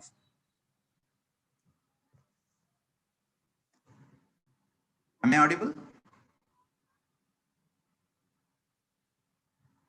Yes, sir. Yes, sir. You are audible, sir. The video is not audible, but it's playing just fine. Am I audible? Yes, sir. Yes. So the acceptance based on decades of scientific evidence in the field of neuroscience, behavioral science, and cognitive ethology. To give you an example, whatever was played in the BBC video is again talks about elephants, and they are highly social animals. They feel emotions, express empathy. They cooperate, live in a society, and bond well with each other. So they actually deliver their mourning, and then when they found a family member was passed away, and then they will be giving their respects to the body. And they are the third most intelligent creature, as we all know that, after chimpanzee and dolphin, and have a commendable memory. So with this understanding of animal welfare, we should move on to the concept of how to treat animals. So it's an ethical theory, results in logical framework to weigh between how we will or we think we should treat animals, what do we think is important for animals. On the other side, need to earn a living by farming, to clear land and build houses. So this framework can be used to decide how how to treat animals. You can see in the pictures how dancing bear was treated very badly for their livelihood. On the other side again, battery cage, those birds were not given even a basic fact of freedom, and they have to be used like a egg producing machine. So with that, one more example. It's not to blame Volkswagen now, but it's a Volkswagen monkey gate. The German automobile giant pumped exhaust gases from the Beetle to 10 monkeys as they sat watching cartoons in a room. And below is a public statement issued by Volkswagen. We apologize for the misconduct and the lack of judgment of individuals. So, as I said, this is definitely a debatable topic, but it's again, from an ethical point of view, it has got a lot of weightage, and you should feel it from the heart. Another example is forced molting, induced molting in chicken. These chickens were again forcefully removed from their food and water access and extended period of time to reinvigorate egg laying. The other common stuff, as we all know that, it's anyway banned, but still, if from the point of the animal's view, our lives are not that worthy, because for your look, the cosmetic giants, L'Oreal or any other cosmetic companies have come under heavy criticism for testing their products on animals. Again, in simpler form, what is ethics? The animal ethics is a term used to describe human-animal relationship and how animal ought to be managed and treated. It includes animal rights, welfare, animal law, animal cognition, and animal wildlife conservation. So important concepts in animal ethics are anthropomorphism and speciesism. The anthropomorphism says the attribution of human characteristic or behavior to animal and inappropriately giving animal the human capacities. The speciesism is discrimination against animals on the basis of species.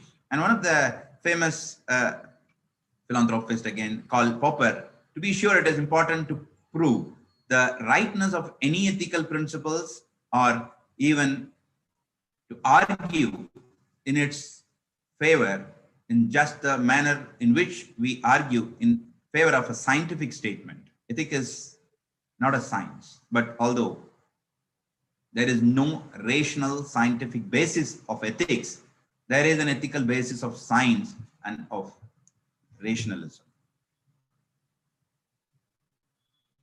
So the underlying moral dimensions and everyday decisions are really the influencing factors for the ethics. So in general, we can say the ethics consist of integrity, moral principles, honesty, right, fairness, responsibility, conscience, choice, honor, value, integrity. So the decision influenced by moral values, which are influenced by social norms, professional ethics, and personal ethics. The moral values are influenced by social norms. As I said, the social ethics evolved and change with the new factual information. Say, for example, there are a lot of road accidents happens in the protected area and kills a lot of wild animals, starting from your reptiles to our big mammals. But if you are not ethically conscious that in the protected area, whether the boards or the signages or shows not to drive the vehicle fast, you should really be informed about the problem of speedy vehicles, and you should yourself behave properly, and that will become a social norm. Once you follow that, or even if a speed bump put on the road in protected areas, make the entire society to follow that. So it's become a social ethic. So it's a collective preference. If everybody thought that speeding this part of the road or in this particular area where it passes by a protected area will make a lot of sense and protects these lives. So it's a social norm and increase or decrease in society's prosperity. And the professional ethics, again, it's about a cosmetic surgery, for example, in a dog or cat, and permitted by some veterinary jurisdictions, widely accepted within social ethics. But the scenario two, the social ethic may be ambivalent. I mean, sometimes you feel, oh, it's my dog.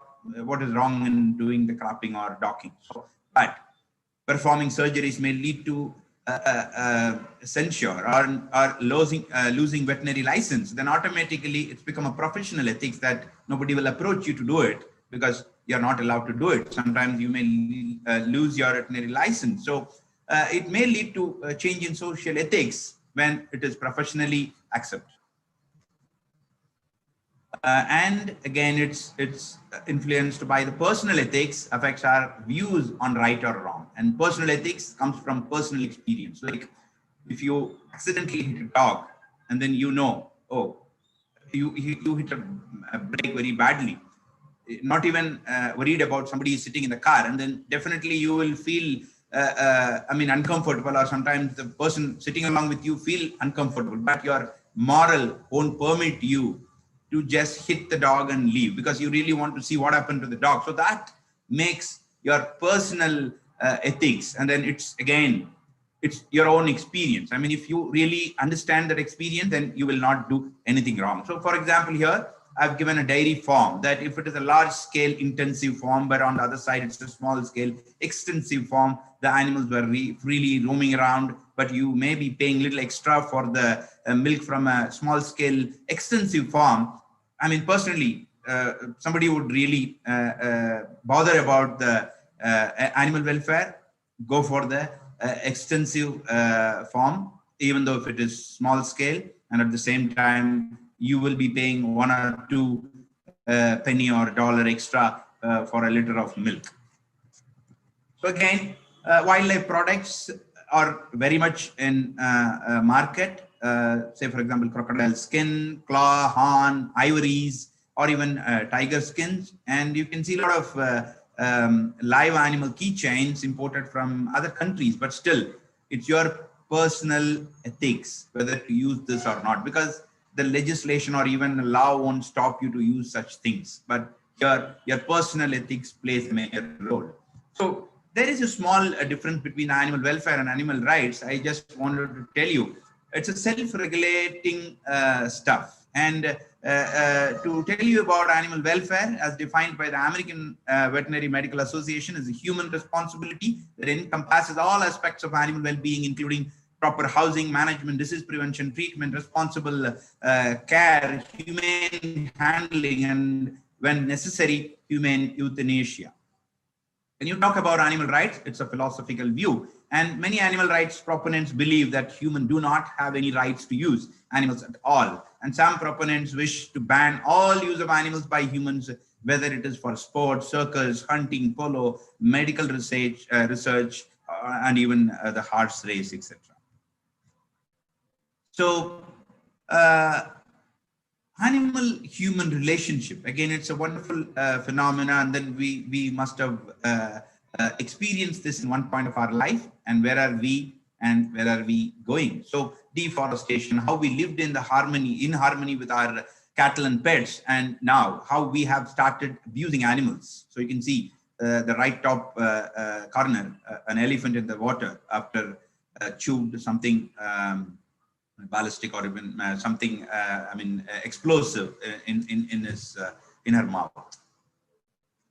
And in India, animals are not only used for the purpose of husbandry or agriculture, but we also worship them as god and goddess.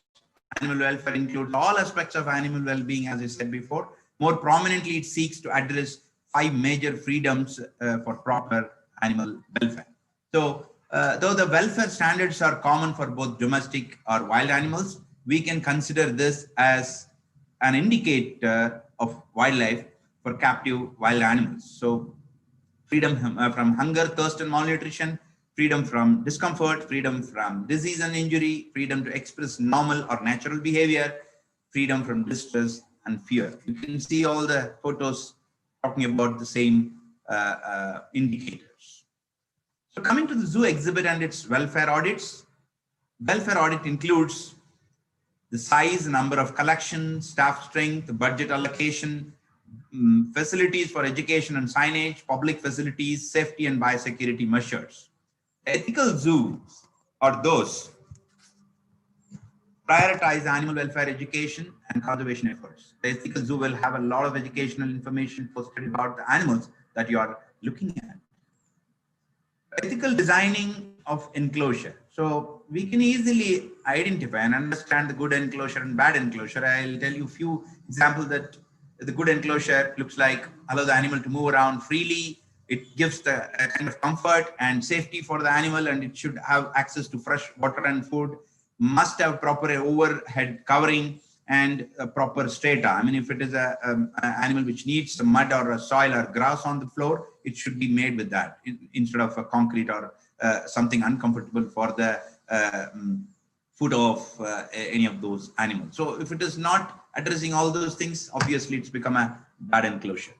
So the exhibit design and shelter space makes very important for any captive animal. So the appropriate size to exhibit natural behavior, shelter should protect them from bad weather, free access to shelter, appropriate substrates, water pool for aquatic animals, enough space for them to feel secure. It should provide horizontal and vertical space, comfortable, depends on solitary or herd animals. And the important point is not to overcrowd them. So the individual animal appearance will also play a major role. And in this picture, you can see, fortunately, it's a zoo animal in Indonesia.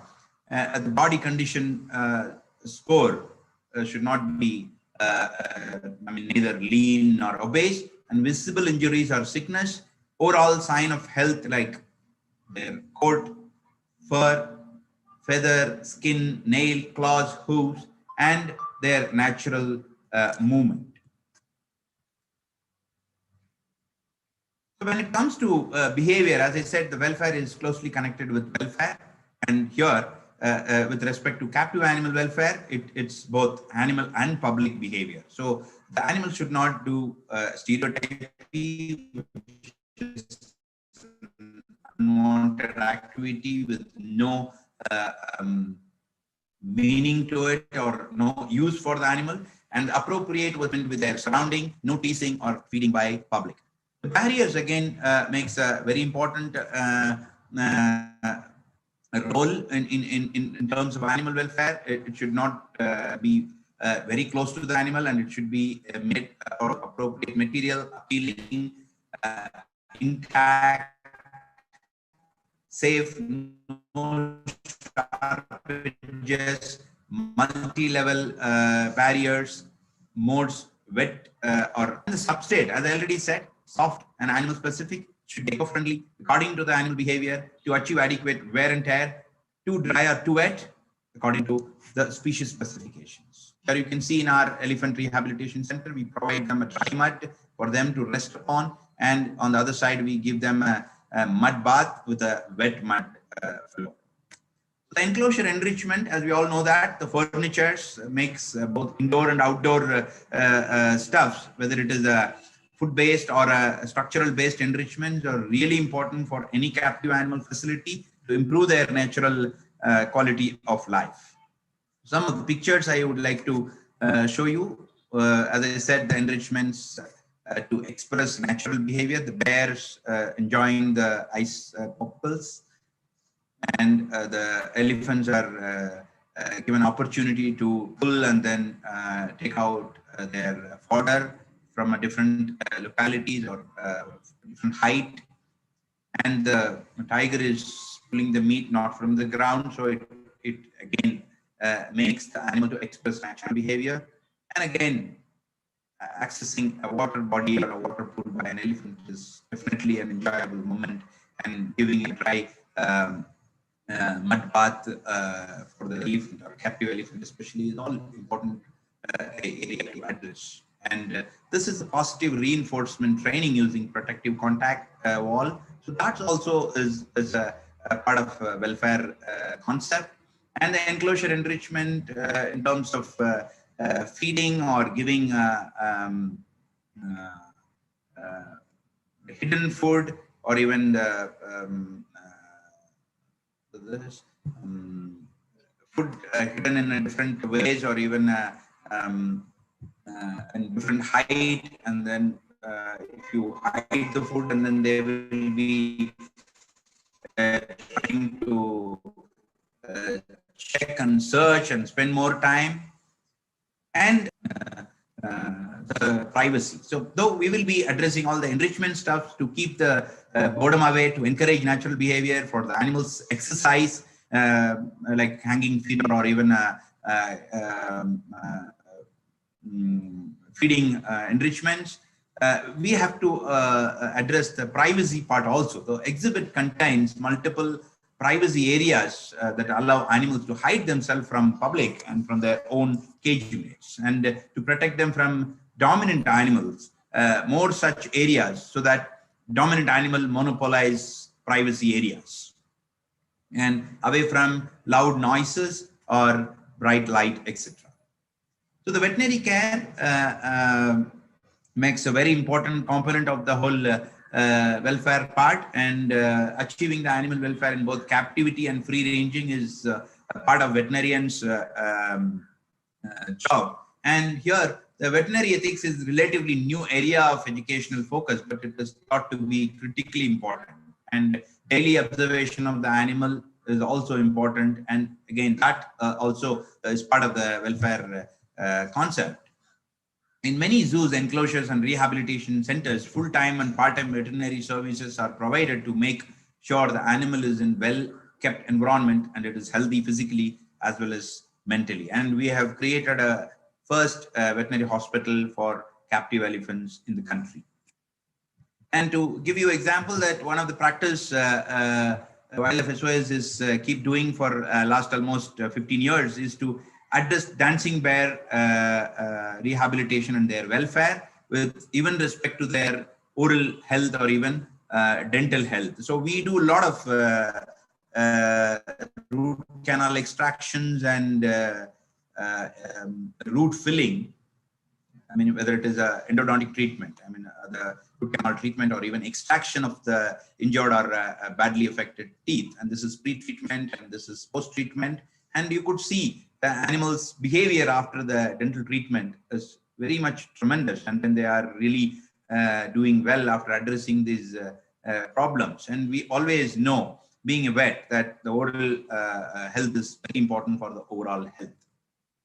And when we are talking about the free-ranging wild animals well-being or welfare or even ethical approach, by now it is established that all animals are sentient, and Wildlife SOS has done a wonderful job of over 80 leopard cubs were reunited with the mother. So it's again part of the welfare concept. And then when we talk about all these disasters happening with respect to wild animals, you must be aware in Kaziranga and even in some of the forest fire in southern India has created a lot of havoc to the free living animals. So again, attending those stuffs also is very important, because they also experience the same terrible effect as people, like injuries, starvation, thirst, illness, or even displacement and stress. So it is very imperative to make sure that the rescue operations should be extended to even the free-ranging animals. And many a times a rescue operation of Wildlife SOS during this kind of natural disasters were very much appreciable with Forest Department and citizens of the country. So animal welfare audit. So we feel that based on the concepts derived, we should ensure that all the principles of the welfare should be followed in both captive or in sometimes in wilderness.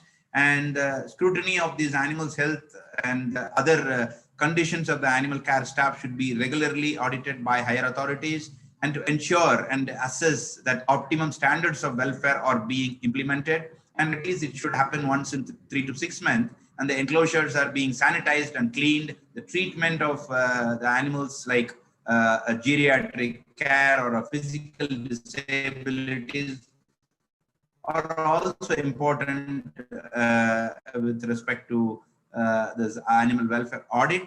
And the team of the audit should consist of veterinarians, animal husbandry members, care staff as well. So when you give a diagrammatic representation of this audit, observe birds under normal condition and perform welfare audit and review results with all relevant stakeholders, implement change to husbandry practice, observe birds under changed condition, perform welfare audit again, and review results with all relevant stakeholders. So the entire point here is the vision should be in correct angle. Otherwise, you're seeing the same photo, but somebody is thinking that adult animal is trying to gulp the young one. But on the right side, I mean, on your left side, you can see the animal, the mother, she's a mother, and then she's trying to carry the cub away from one location to other location. So it's all depends on your vision. So it should be proper. And rescue and release is also one of the important component of this welfare. And then, as we all know, and then in the past also several speakers were talking about the successful rescue of a wild animal and release back as early as possible. If it has happened on the same day, it's well and good. Otherwise, if it needs any kind of minor veterinary intervention, still we can do that and then try to release the animal as early as possible. You can see a wild bear being rescued and released on the same day. So if it is not possible to rescue and release back in the wild, then automatically the second option of rehabilitation comes in picture. So it's our sincerest intention that we will be trying to give all possible veterinary support to the animal to go back to wild. If it is not happening, then there should be a protocol to make sure the animal needs some kind of extended veterinary care, and it will not be possible for the animal to go back to the wild ever, because if it is a broken leg or even a vision impairment, so the authorities along with the assistant or a help of an experienced vet to decide not to release such kind of animals which were badly injured. So automatically the rescue and rehabilitation comes into picture. So the hygiene and sanitation, as I said, is part of the welfare. It protects the animal getting any kind of infectious diseases, and the zoonotics either from the animal or from the people will all be addressed properly. Quarantine, as we all know now in pandemic COVID-19, how important is the quarantine? The same was followed in veterinary practice for over several hundreds of years. So an effective quarantine minimizes the chance of introduction of pathogens into an established colony, and to limit zoonotic infection, regardless of the duration, newly received animals should be given a period of physiological, psychological, and nutritional stabilization or adaptation. So that's very important. More than the disease, you should give some time for the animals to stabilize or get acquainted with the new environment. So that's the concept of quarantine or isolation. So nowadays, as you know, that the COVID-19 made us to understand how important is a quarantine or even a social distance. So disease control, as we all know that there are multiple disease control provisions are available. And for example, it's a Casinor forest disease, which is very common in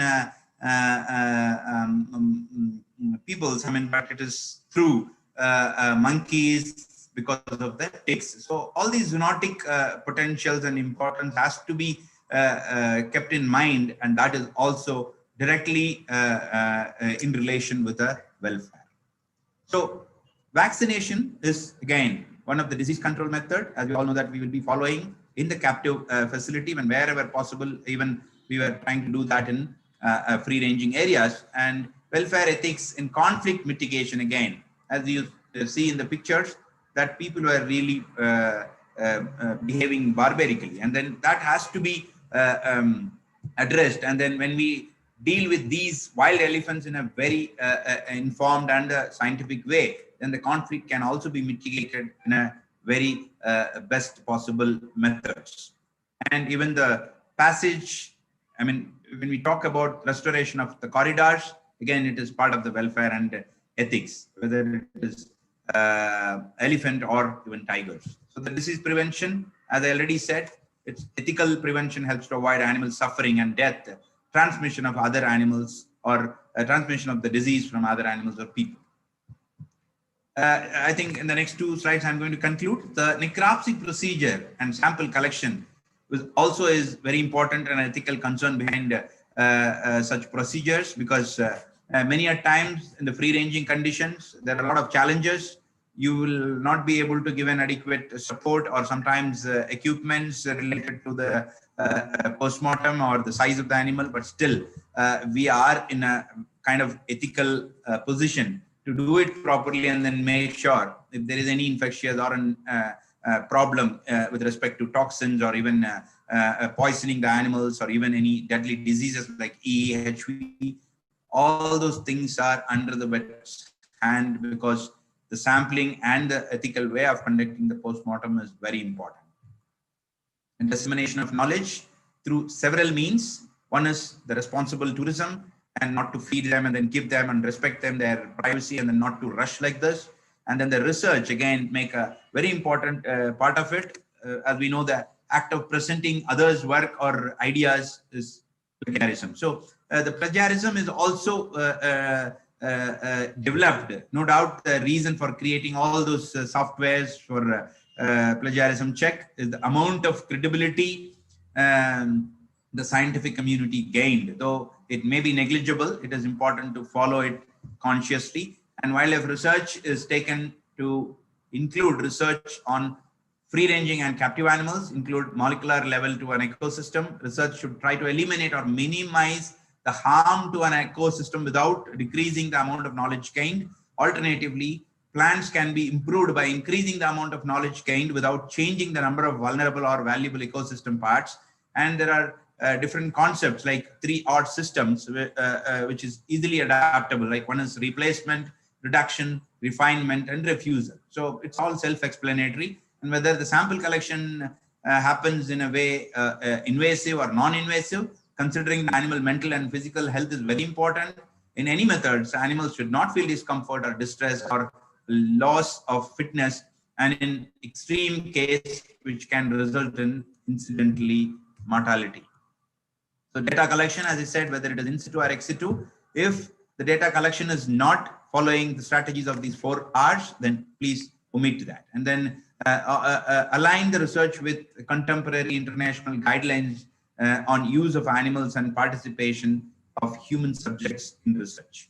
Reject research studies that involve violation of basic human rights or unethical, inhumane treatment of animals in favor of alternative study subject, questions, methods, and approaches. So publication, again, there are major components like approval and consent, data accuracy, falsification or fabrication, plagiarism and self-plagiarism, submission, fraud, ethics of authorship, conflicts of interest. It comes to documentation or even photographies, again, you have to follow some of those ethical principles behind documentation of wild animals, whether it is in captivity or in free range. So with this, I'll conclude. I'm happy to quote this Oliver Wendell Holmes: a mind that is restricted by a new experience can never go back to its old dimensions. And he was an American jurist who was former Associate Justice of the Supreme Court of the United States. And I love his other quote also: the life of the law has not been logic, but experience. I'm thankful once again to all the presents for my, for listening my talk. And if you have any questions, I'm happy to answer. Thank you, sir, for your talk. It was really good. There are a few questions, sir. I think we have the time to take them. Yes, yes. Someone's asked, how can veterinary students volunteer at Wildlife SOS? Yeah, you can just get on to our website, and there are a lot of information available, phone numbers and email IDs. You can very well contact us by email, and we will definitely help you to do veterinary volunteering or a regular volunteering. Okay. Dr. Ashish Ransingh has asked, could you please explain body score conditioning of animals? So body score conditioning of any wild animal basically derived out of 2 basic concepts. One is visual examination, the other one is palpable examination. So when you really want to see the animal and judge the body conditioning score, then you have to develop a score according to the visual appearance of the animal. If you can just Google body score conditioning of dogs and cats, you will get a very good idea. And even we published our body conditioning score of sloth bears based on both visual examination and the physical. So physical is nothing but palpation based body conditioning score. When the animal is on the table, you can just check their body prominence, bony prominence, like especially neck, head muscles and shoulders, hip, and then all their legs. By palpating them, you can very well understand whether they are on an ideal condition or they are losing weight, or if they are having some kind of wasting diseases. It's easy to understand and then score your body conditioning according to the individual species. There won't be any standards, a single standard for all species. Okay, thank you, sir. Dr. Ankur Sharma is asking, can rescued animals be released in different, basically, if you capture an animal in one region, is it a good idea to release them in another range or another area? No, in general, in wildlife practice, we usually won't recommend that, but it depends on the species, because now there are extensive studies going on reptiles, that if you are removing an animal from X or Y location and then dropping it in a Z location, whether it is going to harm the animal or not, because we have a very basic understanding that many animals are territorial, and then if you take out from one location and dropping them in a different location, they will have hundreds of pressure. First of all, the carrying capacity of the location, food availability, the other inter or intra-species relationship with that locality will make that new member to feel very kind of disturbed in that locality. So that's why, again, as you rightly pointed out, releasing and relocating an animal to another area is also welfare-oriented concept. So first you have to understand the individual species before you try to remove them from one place, and then with no reasons, if you are putting them in a different locality, when I say no reason, it is primarily an anthropogenic reason. No reason for the animal is an acceptable reason. If it is only for anthropogenic pressure, then it is definitely not acceptable by the animal, and it will not be done, and it won't be scientific. So I don't know, Ankush, I have answered your question, but still releasing them in a different place in general is not acceptable until or unless it is warranted for the security or safety of the animal. Okay. So do you have the time? There are more questions. Yeah, I'm absolutely fine. I thought I have taken extra minutes, so that's why I am worried whether I will be able to answer the question. If you allowed, I'm happy. There is time, sir. Yep. What is your take on veganism? Is it the answer to all questions like global warming, animal ethics, species extinction? Yeah, it's again, I completely agree with that. If you all start traveling, that's what I said. In my, one of the ethical concept is the social ethics. So when you start making more and more of members towards that particular concept, then definitely there will be a social movement, and then definitely it will lead to a positive result, no doubt in it. But I'm a small component. I will not be able to give you a concrete answer to it, but that's my opinion, that if you need to get a social movement, then it's become a social ethics. Thank you, sir. Dr. Samiksha is asking, what animal welfare courses are available in India? Oh, very good. So I'm really proud to say that I have joined the animal welfare course in this current year. It was again announced by IGNO. So if you just get on to Google and then search Indira Gandhi National Open University, and they have first time started an animal welfare course. It's a PG diploma 1-year course, and fortunately I'm the first batch student. So I can give you more information once I completed the course. Thank you. Dr. Nagesh is asking if you could briefly describe what would be in a wildlife toolkit. Wildlife? Toolkit. Wildlife toolkit. Okay, so if it is with respect to rescue, then there will be a lot of tools with respect to your target animal. So if you are targeting a carnivore like leopards, tigers, or bears, then you have a different toolkit. And then if you are dealing with ungulates or herbivores, you will have a different toolkit. And then when you talk about big mammals like elephants or even rhinos and wild guards, then you have different bigger sized tools like Hydra or even JCBs. So the tools definitely varies. And in my first slide, I've given my even email ID. So I'm happy to share any such kind of queries with respect to tools, because we have a lot of checklists for each and every rescue operation. So I'm happy to share all those information if you contact me over email. Thank you, sir. So one of our vets here just wrote down a question from asked. If bears pasturate in and around human settlements, is it better for us to wait for them to take their cubs and leave, or should we intervene? What is the best way to handle this? Yeah, so again, as we all know that no single solution works for any conflict mitigation measure. So if this particular situation is with that particular mom with the cubs, I mean bear cubs, in an abandoned building, definitely there will be a different answer. Leave them there only and then wait for a few more weeks or months, so that the mom with the cub will definitely go back to their original habitat without harming anybody. And if you are also respecting the same stuff, then you will also be not disturbing them. On the other side, if it is a very highly human populated or a human dominated landscape, then obviously you will have to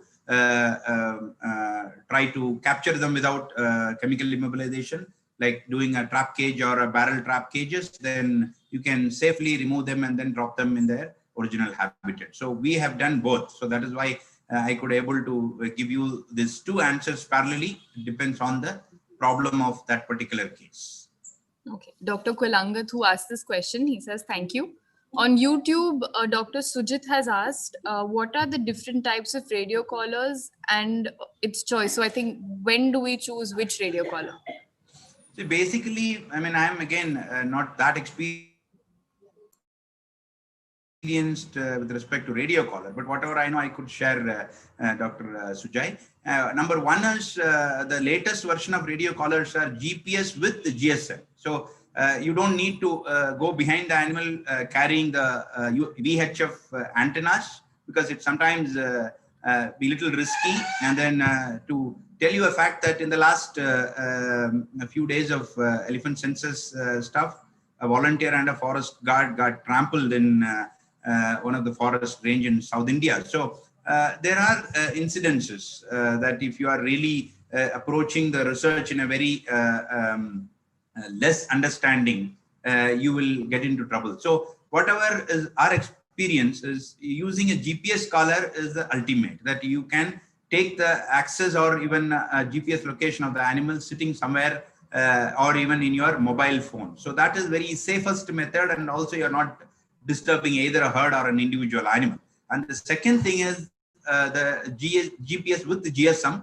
The GSM additionally gives you the message wherever the animals crosses the network provider of your mobile phone. So that again has got some kind of disadvantages, like if there is no range, even if you don't have BSNL range, then you will not get the SMS. Or sometimes if it is a GSM, depending on the BSNL, if there is no connectivity, then you will not get the message. So sometimes the latest version has got the compatibility to switch over the different service providers. So if you have that facility, then when it goes away from BSNL, it takes Vodafone or Airtel. So there are technologies, but the least basic technology is the VHF one. But all these GSM and GPS collars by default is connected with VHF. So in case if your battery fails to get the signals through your satellite, or you lost the subscription of your satellite, then by default you will be able to get the VHF signals, because it is very basic and it takes very less power from the battery, so you will have long battery life. So every different types of collar has got its own pros and cons, Dr. Sujay. I hope it answered your question. Yes, sir. Thank you. If someone anonymously has asked this question, if we come across animal rights abuse or animal welfare abuse, how do we report it? So when you talk about animal abuse reports, then again, you'll have to take it into two categories. One is domestic animal and wild animal. If it is about the domestic animal, you will definitely have some animal husbandry department or even animal welfare board departments are available in every district. So only thing is people won't be aware of that. So every state and sometimes even the district has got the state animal welfare board, and they have got some lower levels of their committee members in different districts. So you have to first find out who is your state animal welfare board member, or even where is the office, and then go there and then find out the detail, and you will definitely able to help the domestic animal. With respect to the wild animal, the one and only stakeholders are forest department. So you have to go to a forest department and then try to address the issue with the proper officers level, like starting from a range forest officer. You will be able to lodge a complaint and he can definitely take that to a court. So you don't need to go to a police station for any kind of animal abuse. But again, if you go to either range officer or even animal welfare board or animal welfare member officers, they will again take police department to solve the problem. So other than that, people will not take that seriously. So that's why without taking police department's help, it is very difficult to enforce some of these laws. Thank you, sir. And the last question is by, again, Dr. Nagesh. He says, can you share info on wildlife forensics? Now, that's a bit broad, so maybe if something pertaining to your presentation or your topic. I don't have much information about wildlife forensic, but there are a lot of institutes. I think the speaker following to this session is also going to talk about forensic. Our LACONS, the Laboratory for the Conservation of Endangered Species, is doing a wonderful job, and they will be doing certificate courses to empower the vets to deal with forensic cases. So I think I won't be an apt person to answer your specific questions. All right, sir. I think we are done. Thank you so much for your presentation. I see that the WILDCON memento is in the background, so thank you for that too. Your topic is highly pertinent to the future of wildlife and how a whole new generation approaches it. So again, thank you for your time and thank you for your patience. Welcome. Thank you so much. Stay safe. Take care.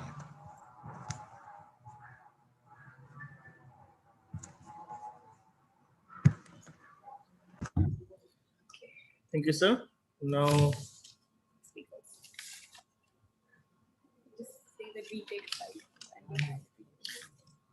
we'll move on to the abstract presentations. Give us a few minutes to get all the speakers into the panel.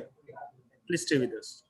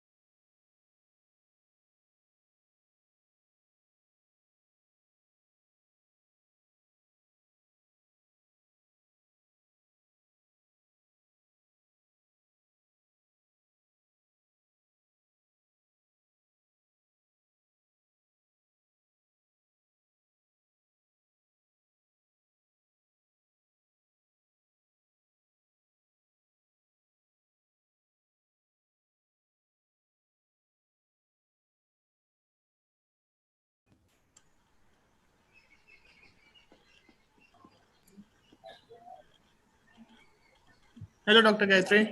Hello, sir. Good morning, sir. Good morning to you. You're the first one, so let's start. You may share your presentation is coming up. Yes, sir. Yes, sir. Thank you so much.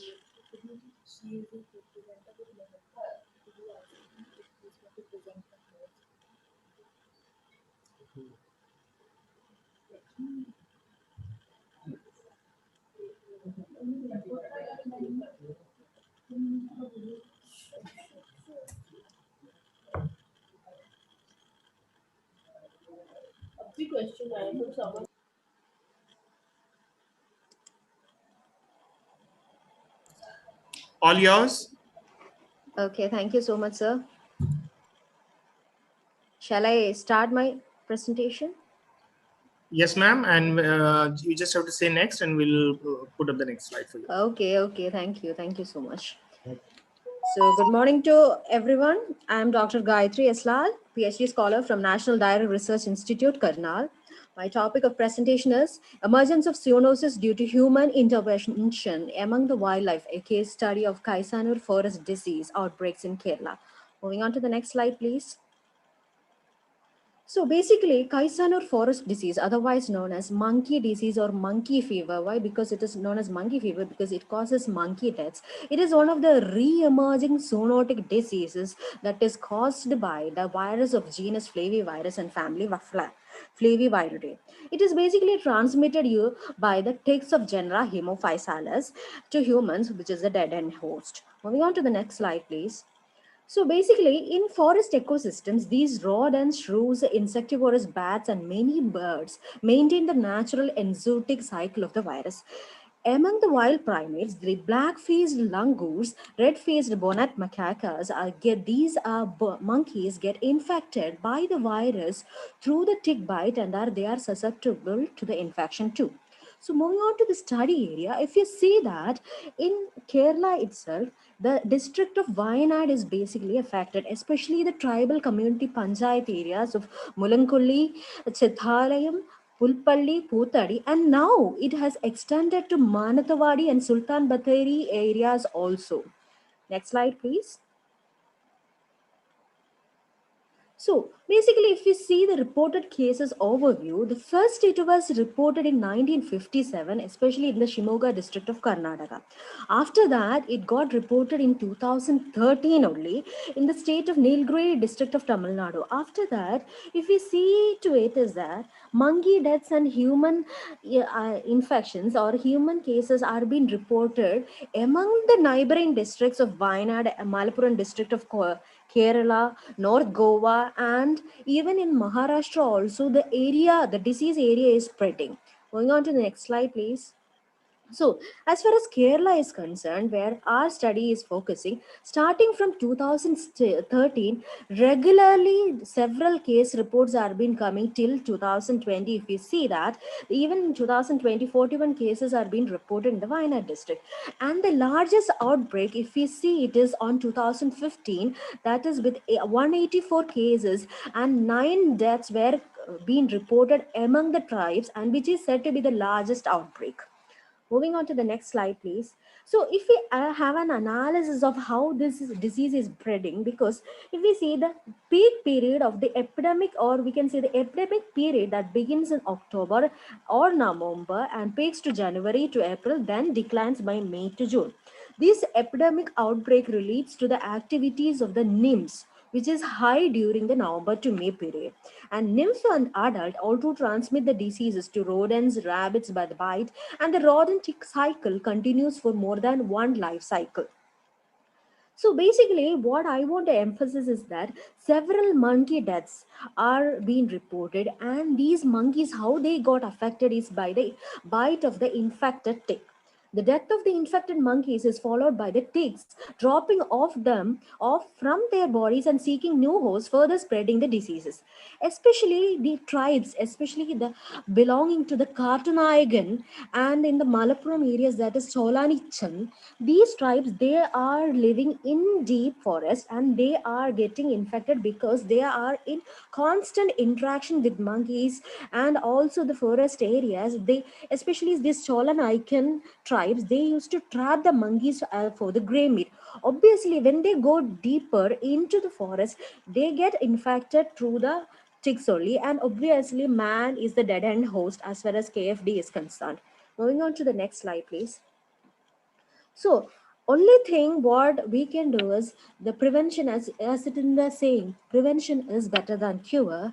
The vaccination protocol that government has undertaken for the age group of 7 to 65 years of age to the vulnerable communities, actually what they are providing is 2 vaccine doses are administered at least 1 month apart, followed by the booster dose of vaccine in the recommended within 9 months after the primary dose of vaccination.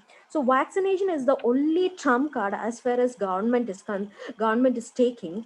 And in this area of KFD, which is a re-emerging diseases, we have to put forward several strategies in order to prevent the spread of the diseases by creating awareness among the tribal group.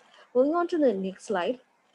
So what I want to suggest or to recommend is that the number of cases are reported every year and is increasing also, and the fatality rate is also increasing. The area of affection is also expanding year by year, and it is more being affected to the socially economically weaker section, especially these tribal people of the Wayanad districts. The only protocol what we can do is we have to go in collaboration with the One Health. One Health indicates not only the health of the human beings, but also the health of the animals and also the environment, which is the key for tackling the re-emerging zoonotic diseases that has been reported throughout the India. And One Health initiative has to be taken up in the government level, central government level, and also we should have a One Health National Institute in order to address all these re-emerging cases that are being increasingly reported day by day or year by year in India. So as in the saying, prevention is better than cure, we have to together, all the professionals of all the departments has to go hand in hand in order to tackle these re-emerging zoonotic diseases. Now we are facing corona. There are chances that such type of emerging diseases or zoonotic outbreaks can come up in any moment. So we have to be equipped. We should have a surveillance. Crystal clear surveillance is required as far as all these re-emerging zoonotic diseases is concerned. That's all about my presentation. Thank you.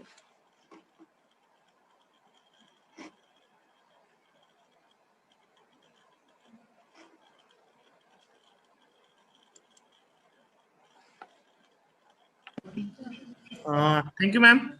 Thank you, sir. So we'll move on to our next presenter, Dr. Nandana Chandrasekhar. Yes, sir.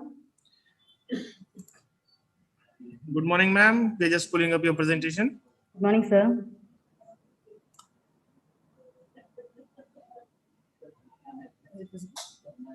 This is the best. What are you showing here? That is. All your passwords are out. I stopped sharing. Still going to show you. I don't know. Can you stop my sharing?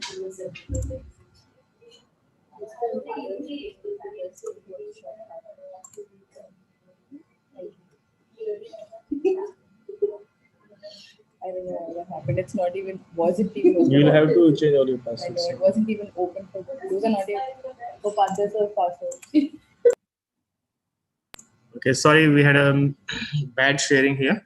Doctor, you're all ready to go, please. Yeah, thank you, sir. Thanks a lot.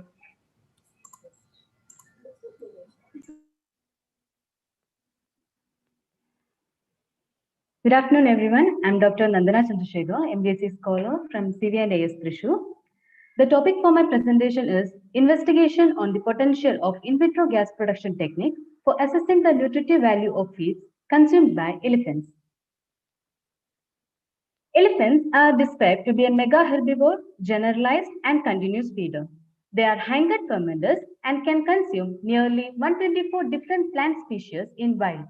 Whereas in captivity, they are often offered one or two varieties of fodder round the year, and this can have a serious impact on the health status of the animal. Elephants are considered to be an endangered species throughout its range, and in order to ensure the normal growth and well-being of the animal, proper nutrition is crucial. The role nutrition can play in the management or the conservation of the species is evident from the fact that elephants spend nearly 16 to 18 hours per day for feeding alone. But the assessment of nutritive value of feed and fodder given in wild and captivity is a difficult task considering the amount of feed or the amount of dung that has to be handled in a digestibility trial. So we have to think of an alternative technique to predict the nutritive value of fodder offered to elephants. So Machibov and co-workers has used horse feces as an inoculum for in vitro gas production technique to predict the organic matter digestibility of roughages in horses, and they were almost successful in doing so. So considering the similarity in anatomical and physiological characteristics of elephants and horses, and also that the ICR requirement for elephants are merely extrapolated from a horse dietary requirement, a study was undertaken. Next slide, please. So the objective of the study was to investigate the potentiality of using in vitro gas production technique using elephant dung as the inoculum to study the digestibility of organic matter and metabolizable energy content in the feed offered to elephants under captivity. Next slide, please.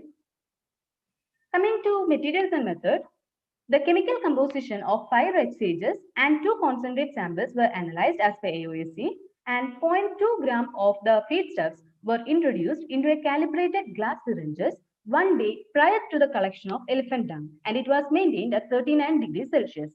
On the day of elephant dung collection, the anaerobic buffer or mineral solution was prepared, and the elephant dung was collected soon after voiding, and it was taken in a warm flask to laboratory, where 600 gram of the fresh feces was mixed with almost double the quantity of buffer solution in a mixer for 3 minutes, and it was filtered into a warm flask maintained at 39 degrees Celsius. Next slide, please. And we had taken the feedstuffs in the syringes. So to that syringes, we add the 30 ml fermentation medium we prepared, and the syringes were incubated at 39 degrees Celsius.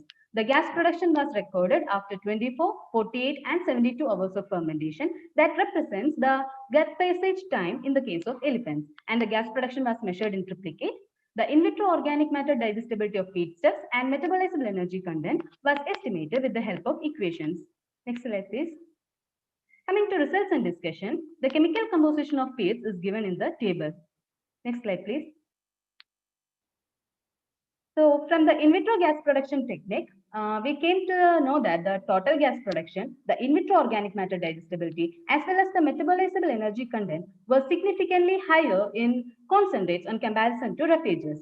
And in the case of total gas production, there was a significant lag period for the roughages for the gas production to peak up when compared to concentrates. And this may be due to the anti-nutritional factors present in the feedstuffs, that is slowing down the microbial population from fermenting the roughages. The in vitro organic matter digestibility was less in roughages than concentrate, but even then, the values obtained for roughages were comparable with the in vivo organic matter digestibility given in ICIR, which ranged from 32 to 35%. Next slide, please. So we have seen that the amount of gas produced from concentrate was much higher, and this leads to the inference that the microorganisms in the hindgut of elephant are more capable of utilizing concentrate. So we can make a suggestion as to include the concentrate on the daily ration given to elephants in captivity. And this is especially important in Kerala, where the concentrate feeding is restricted only to a pre-monsoon season or immediately after post-must. Next slide, please. To conclude with, the gut microorganisms in elephant dung can ferment the concentrate and roughage feedstuffs, leading to gas production, which can be utilized in the in vitro gas production technique to evaluate the nutritive value of feed and fodder given in wild and captivity. But further studies are necessary to evaluate the efficiency of the method using more number of feedstuffs and in more number of animals. Next slide, please. These are my references, and that's all my presentation. Thank you. Thank you, ma'am, for the wonderful presentation. We'll move on to our next speaker, Dr. Shaurya Gupta.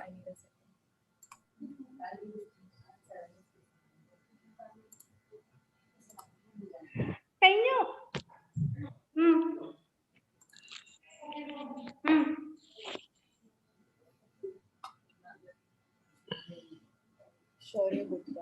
Shaurya is a female.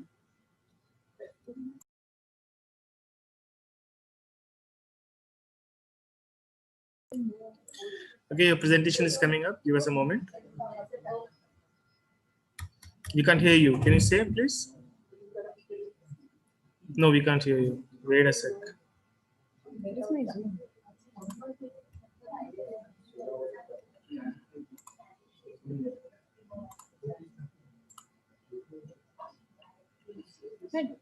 No, we can't hear you. No. Sir, I have to rejoin. Open the password. Nope. No worries. No, I don't Figure it have out. to rejoin. I don't have to rejoin.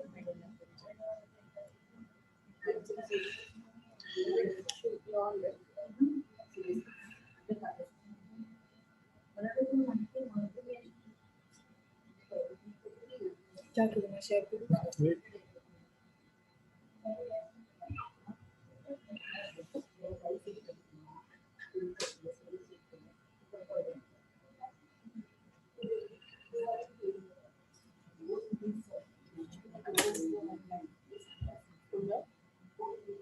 To all panelists? मैंने क्या किया? मैंने कुछ नहीं किया।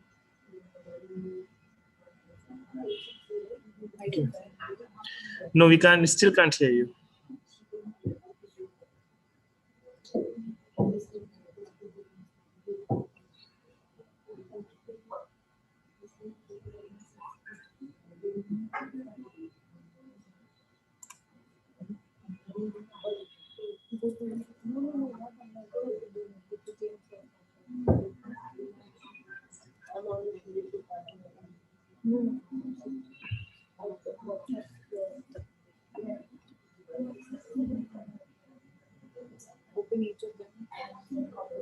Okay, we'll give her a moment to join back. We still can't hear you. Do you need to take a break and figure it out?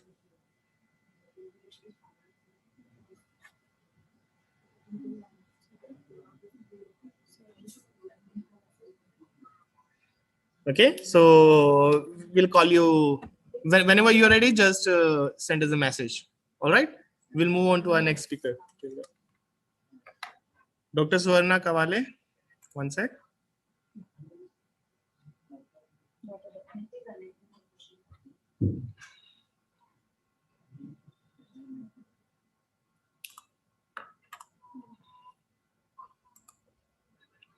There's a lag, sir. इधर भी है. Hey, we don't find her. Did we have her? Yeah, you already made a panelist. Kawale, right? Why don't we find her? No. I don't find her. I think she's disconnected.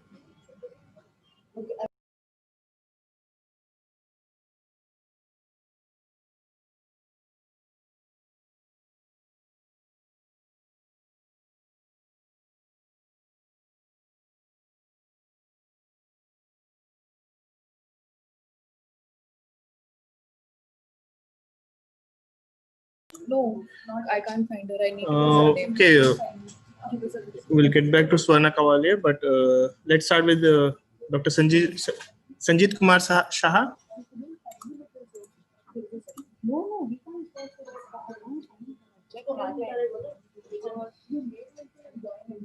Yeah, do that.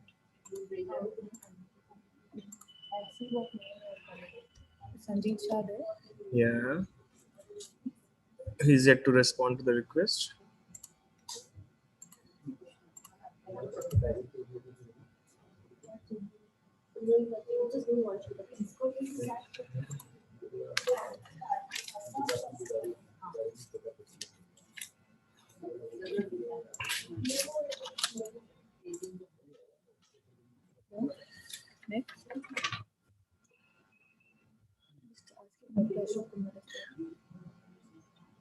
Dr. Ashok Kumar, are you around? It seems Sanjit Kumar Saha is not on his laptop right now. Hello. Yes, sir. Thank you, sir. We'll pull up your presentation in a moment. Am I audible? Yes, sir. Very clear, sir. Okay, but yeah.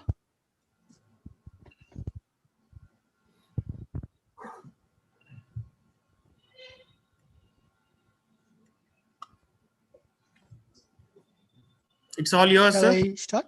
Yes, sir. Okay. Thank you. Good afternoon, everyone. This is Ashok Kumar from Wildlife Institute of India, a PhD research scholar. The topic I'm going to present today is the impact of human-induced pressure on wild ungulates in Nagarjuna Sagar Srisalam Tiger Reserve, Andhra Pradesh. Next slide, please. Next. So globally, the biodiversity is declined due to attributed of direct and indirect impacts of human-driven changes like hunting, poaching, infrastructure development, livestock grazing, and etc. These changes not only alter the wild animal population, but also the behavior.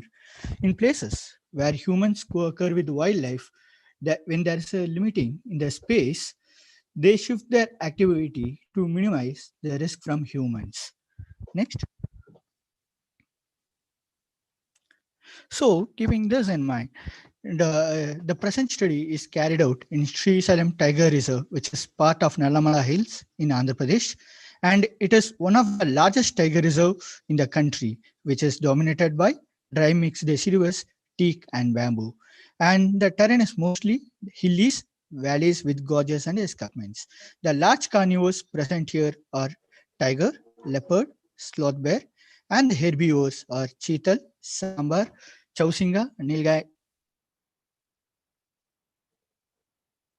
Control of harmed extremists for almost 16 years, and this got freed in 1990s. Because of this reason, there is very little information and literature regarding the ecological status of any wildlife here. Next slide. Hello. Next slide.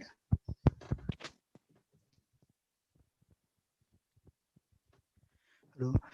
Our study aims to estimate the relative abundance indices and check the overlap of extent with the human disturbance factors and to know the peak activity of native wild ungulates with the human disturbance factors. So to get this data, we did extensive camera trapping conducted in January to July, covering an area of 713 square kilometer with an effort of total trap nets of 12,110. So we obtained almost 35,306 images, of which 37% was contributed to wild ungulates and 63 of human disturbances like livestock presence, dog presence, and human presence. So what we use is once we get the images, hello, previous slide. Hello. So once we get the images, we segregated it according to the date and time stamped in the photographs. So we took independent images by considering O'Brien et al. 2003, where you given a 30 minutes interval for each image. If the camera is continuously taking a picture of one image and for 30 minutes, then the next image on the 31st image, we take as an independent event. Next. Hello, next.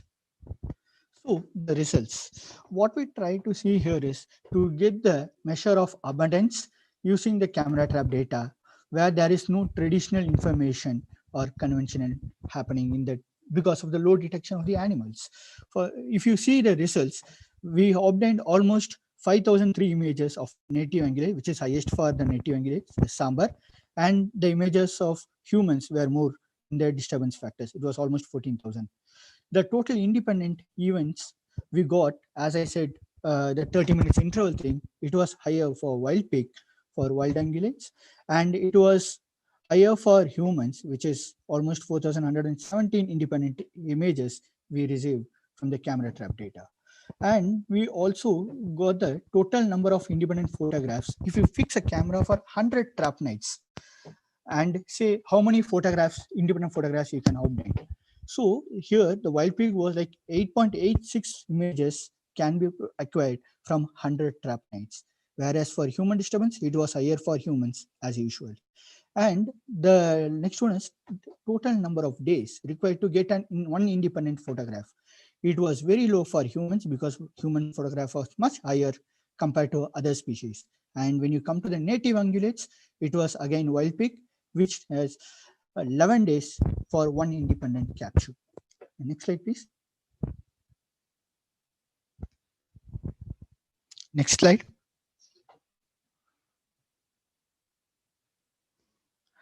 So getting the information from the camera trap where the date, time, and lat long stamped in the camera trap data, we got the temporal peak activity to know how the activity is of native ungulates with the disturbance factors. If you see here, the cheetal and nilgai were active, showing a bimodal activity here, whereas sambar and mouse deer are primarily nocturnal, and chausinga was active in the late morning.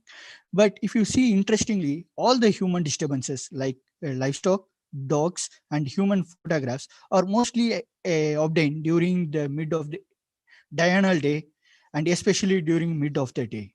So they are mostly active during the mid of the day. Next. Next. Hello, next slide, please.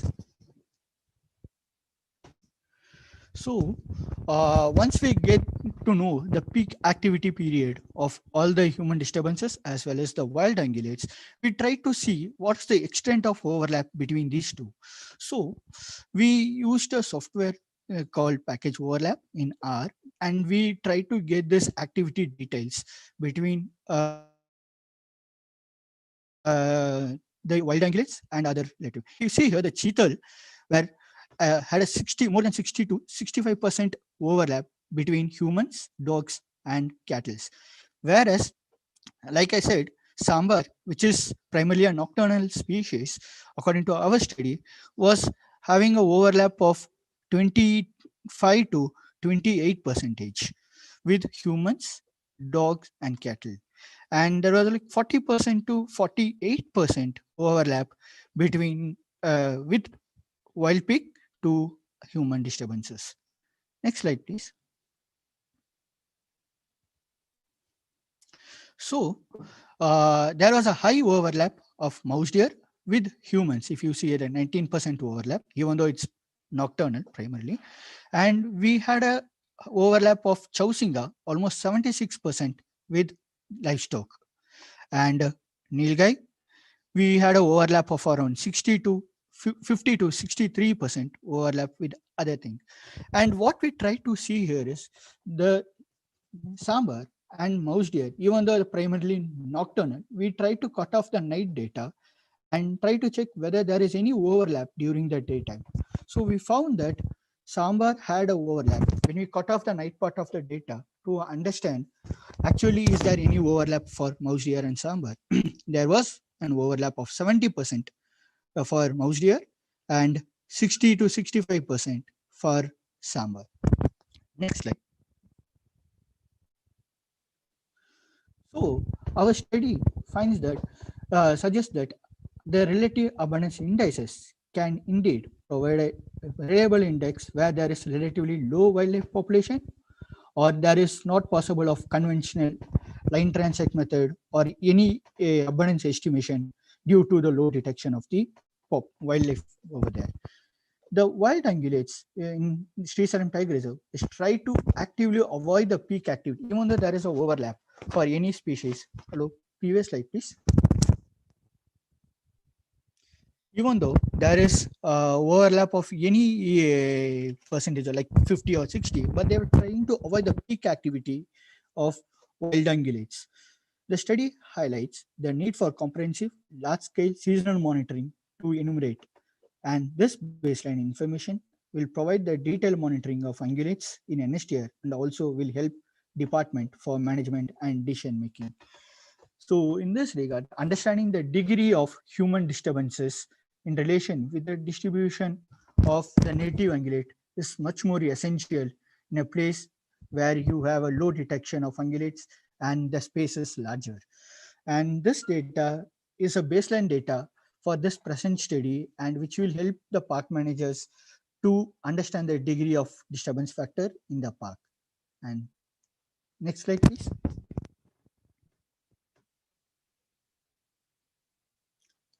I acknowledge my supervisors, the Director Wildlife Institute of India and the Forest Department I worked with, and thank you to everyone. Thank you, sir, for the wonderful presentation. Will Swarna Kawale has joined with us, so we'll move on to the next presentation.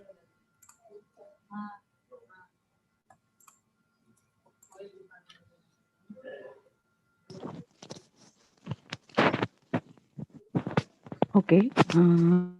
Also? Yes, ma'am. Shall I start? Yes, ma'am. Okay. Namaskar.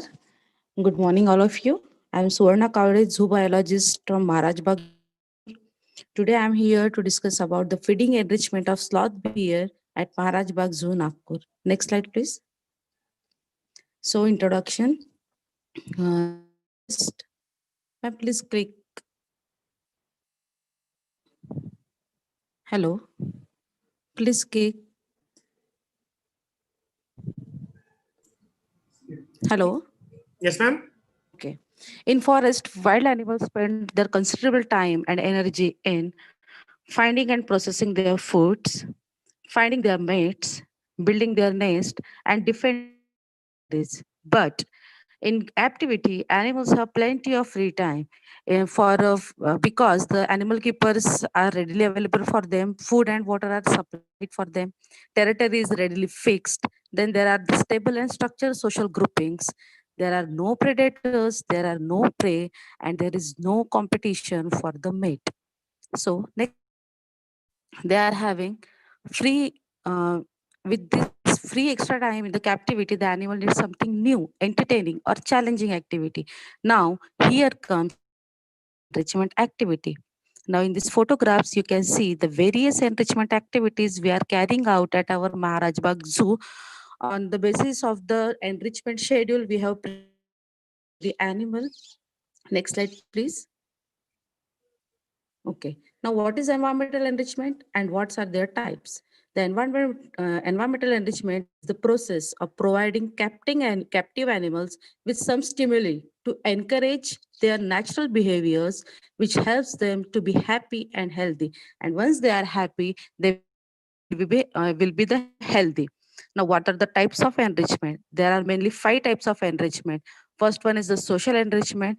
This is the social interaction in which the animals love to live. Some animals like spotted deer are social animals. They are living socially. And some animals like sloth bears are the solitary. Second one is the cognitive enrichment, which mainly is the puzzle feeders or training sessions. Then third one is the physical habitat, which includes the enclosure design, which could be the water pool in the water pools can be present in the enclosure, then greenery of the enclosure, then we are using the logs, wooden logs in the enclosure, and the furnitures are all comes under the physical habitat. Then the sensory enrichment, where the senses of the animal includes, we have to use that because in the forest they are getting the different kind of the smells, different kind of the visuals, different kind of the sounds. So that are absent in the zoo. So for that we have to this is very important, the sensory enrichment. The last one is the feeding enrichment, where we can give them the novel food items. Then we can give the change in feeding feeding type or food presentation.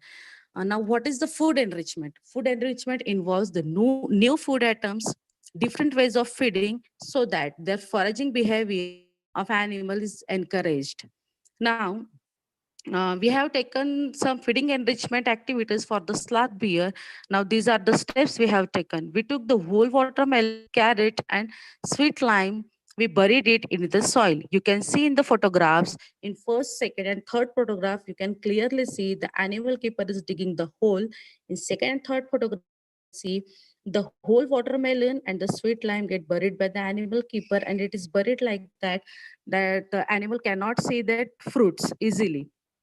When the sloth bear uh, entered into the enclosure, just he started the sniffing and found this just searching for the smell of the fruit, and once he got it, just he grabbed. In the last photograph, you can see the sloth bear is eating that watermelon eagerly. Next slide, please.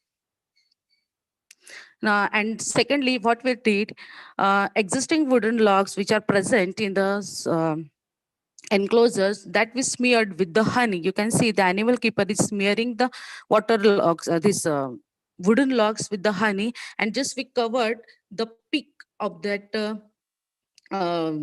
wood. Next, enter please. Okay, here you can see in first picture the sloth bear is over the this wooden log to lick the honey, and in this section, in this for licking that honey, it spared about 20 minutes for the licking only. Next slide. So what are the observation? Sloth bear, when entered in enriched display area, it started interacting with surrounding by sniffing. You know that the sloth bear's sloth bear behavior is sniffing, so he just displayed his sniffing behavior with the help of this feeding enrichment. As soon as the bear smelled the honey, it started licking it eagerly, because sloth bear loves honey very much. Around 12 to 15 minutes it spared in licking the logs. It climbed over the high peak to get the honey, and all around it spared 20 minutes for doing it. In fruits, bear discovered whole lime, but it found very least interested in the whole lime. When it get the when it found the watermelon, just it happily grabbed it and ate by the sloth bear. Next. Okay, sloth bear also to be very active for licking the logs and finding the in sniffing and finding the fruits. Next. When it didn't get another watermelon, then it moved towards the sweet lime and had it. Next. Next. Now, what are the benefits due to this feeding enrichment is sloth bear interacted with its environment. It visited entire display area in search of food. Sloth bear demonstrated its natural behavior, which are the sniffing, digging, and climbing behavior, which were the targeted behavior to be encouraged. Whenever we are deciding to apply any enrichment activity, we have to think about the behavior which the animal shows in the wild, and we have to target that behavior to be encouraged by our activity. So here we got succeeded. Now bear climb over the highest peak to achieve the honey, and here it got that opportunity of the exercise. Here also it got the chance of choice to grab its love fruit first, which is generally upset in the processed food system. Generally, when we are feeding to the sloth bear, just we are giving the chopped fruits, and where they didn't get the choice of their fruit. And here it got the chance to grab their love fruit first. Now, what is the conclusion? The conclusion of this activity is feeding enrichment activity, which is carried out at Maharaj Bagh Zoo for sloth bear, was found to be very effective as its targeted natural behavior such as the sniffing, digging, and climbing is encouraged. The climbing and digging activity gave it opportunity of physical exercise, which helped to improve physical health, and sniffing for the smell and searching for the food kept its mind and body engaged, which is beneficial for its mental health as well. Next. Thank you very much.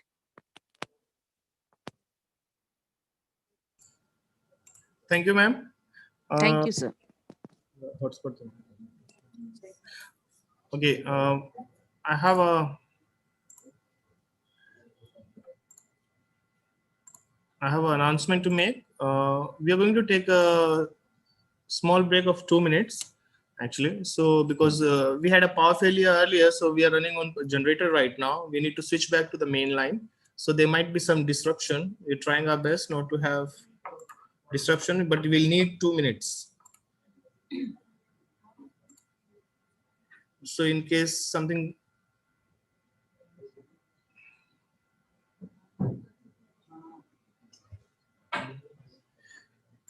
Okay, so just stay with us for 2 minutes. Once the power is back up, we'll continue with the.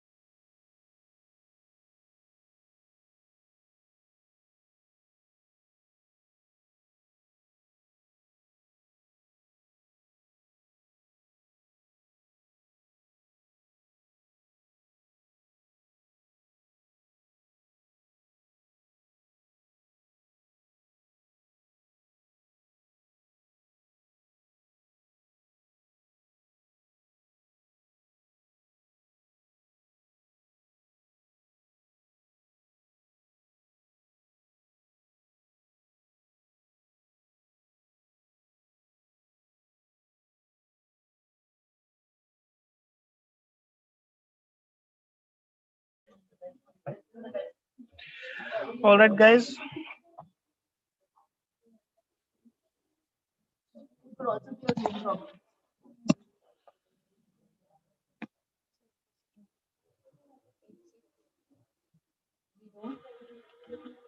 8537284.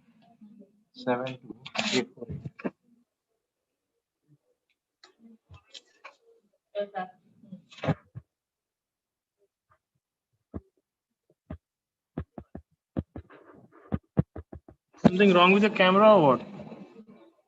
You want this one? Okay, the internet is back. One sec. Let me switch over. Connected. Disconnect. Start.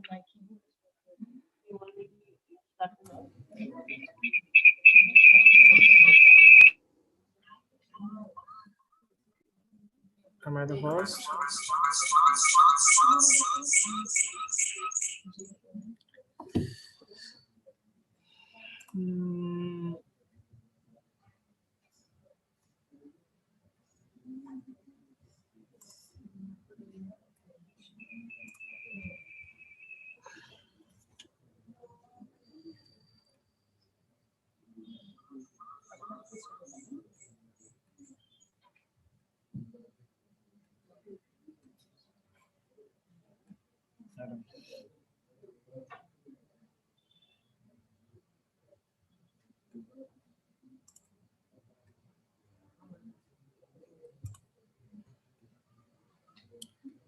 Okay, I think we are back.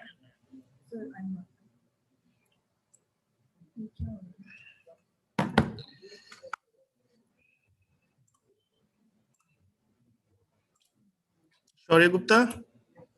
Yes. All right. So your Yeah. audio is working now. Yeah. Okay.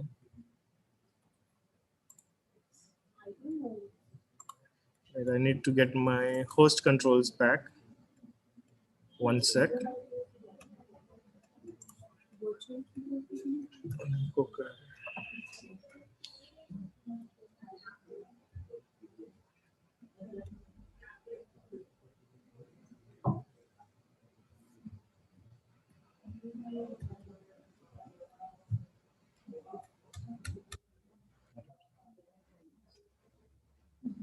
Okay, I'm the host now.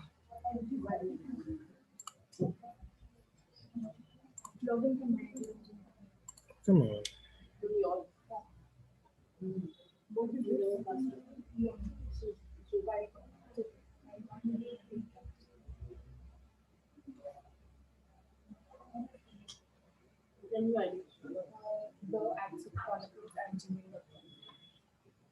I do not know my password. Why?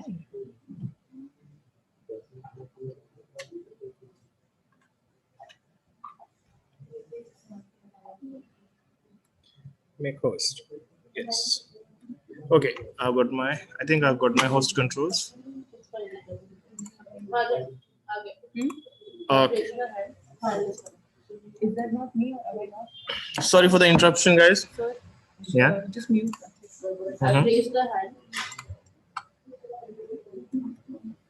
Give me the pen.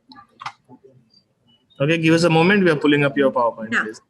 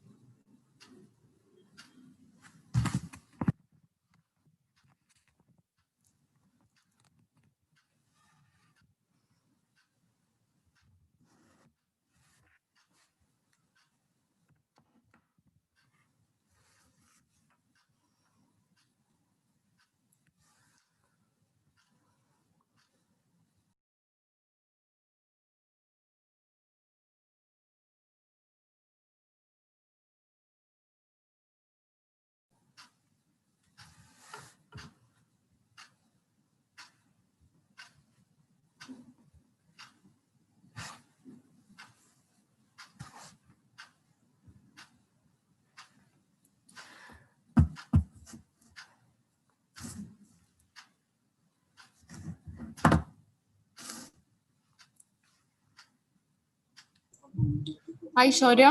Yeah. Are you ready? Can you see your presentation? Yeah, I can see my presentation. All right. All yours. Please start. Yeah. So sorry for the interruption before. Hello, everyone. I'm Shaurya. Right now, I'm doing my computer science bachelor's from Vellore Institute of Technology. And first of all, I would like to thank WILDCON for providing me such a big opportunity. So the topic of my presentation is creating database for animals using cloud for care of wild animals. Next slide, please. Uh, Next slide, please. Yeah. So we know that over a period of time, the adoption of stray dogs and cats have increased tremendously. As wild animals cannot become a pet, they get a serious disadvantage because of it. Wild animals who get distressed in the times of natural disasters or natural calamities have to rely on rescue centers. And at the times of unforeseen events, even the rescue and rehabilitation centers might not have proper arrangements or a nice financial condition to manage the sudden increase in the wild animals. In this case, the animals are left with no option to rely on. So I have included some photographs which shows the increasing number of the human wildlife conflict that we are facing nowadays. These rescued animals need immediate rehabilitation in lifetime care facilities. Huge financial burden is put upon the government to maintain such animals in captivity. Next slide.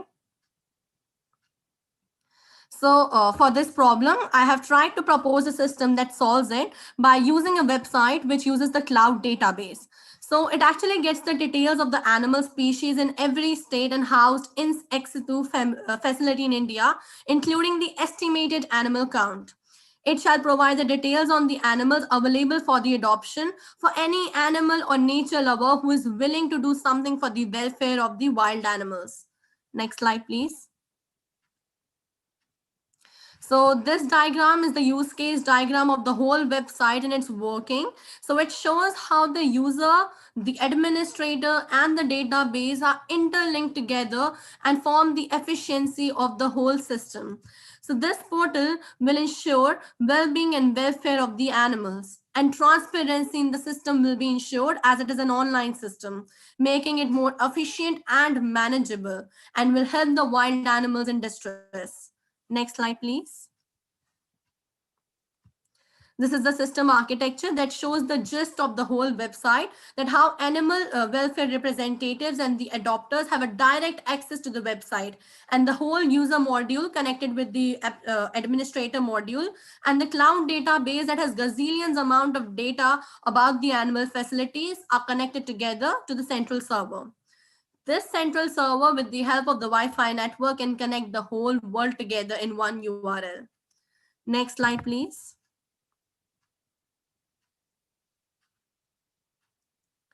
So this is the snapshot of the website that I have been working on right now. It shows the linking of the wildlife areas and rescue centers across India. So whenever you hover on any of the states, it shows the estimated count of the animals, surplus animals if any, and also gives an adoption link with it. Next slide.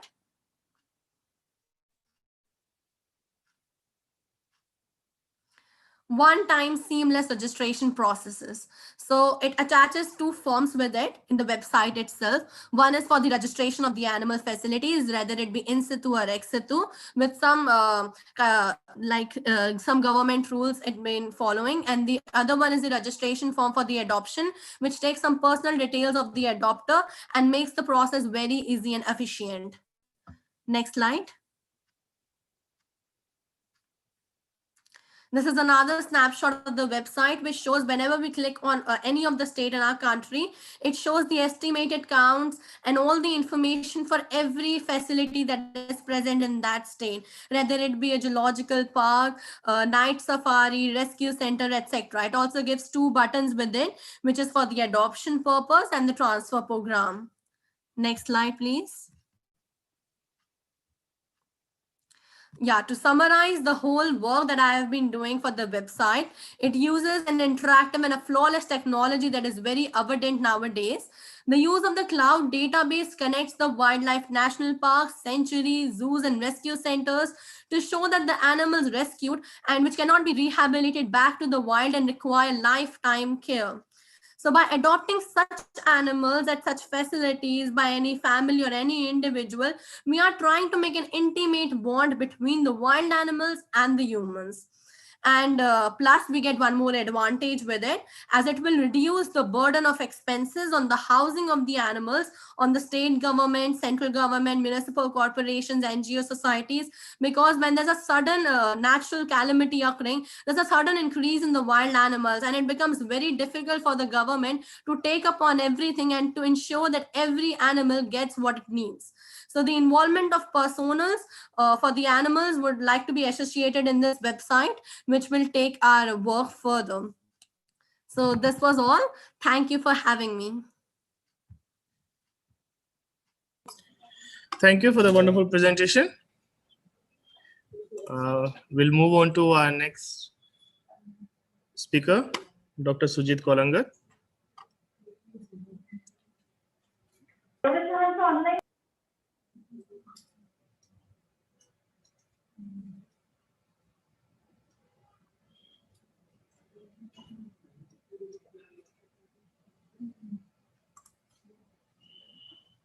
He's joining us what?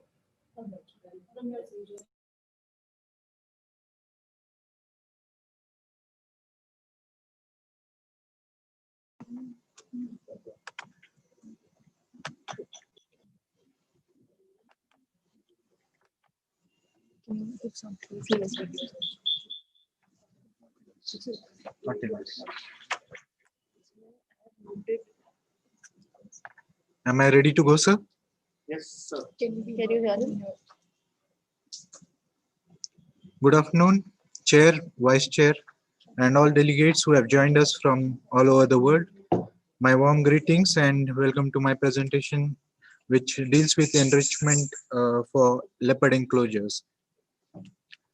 As we have deliberated throughout this entire wildlife conference, wildlife and human conflict has increased or flared up in recent past.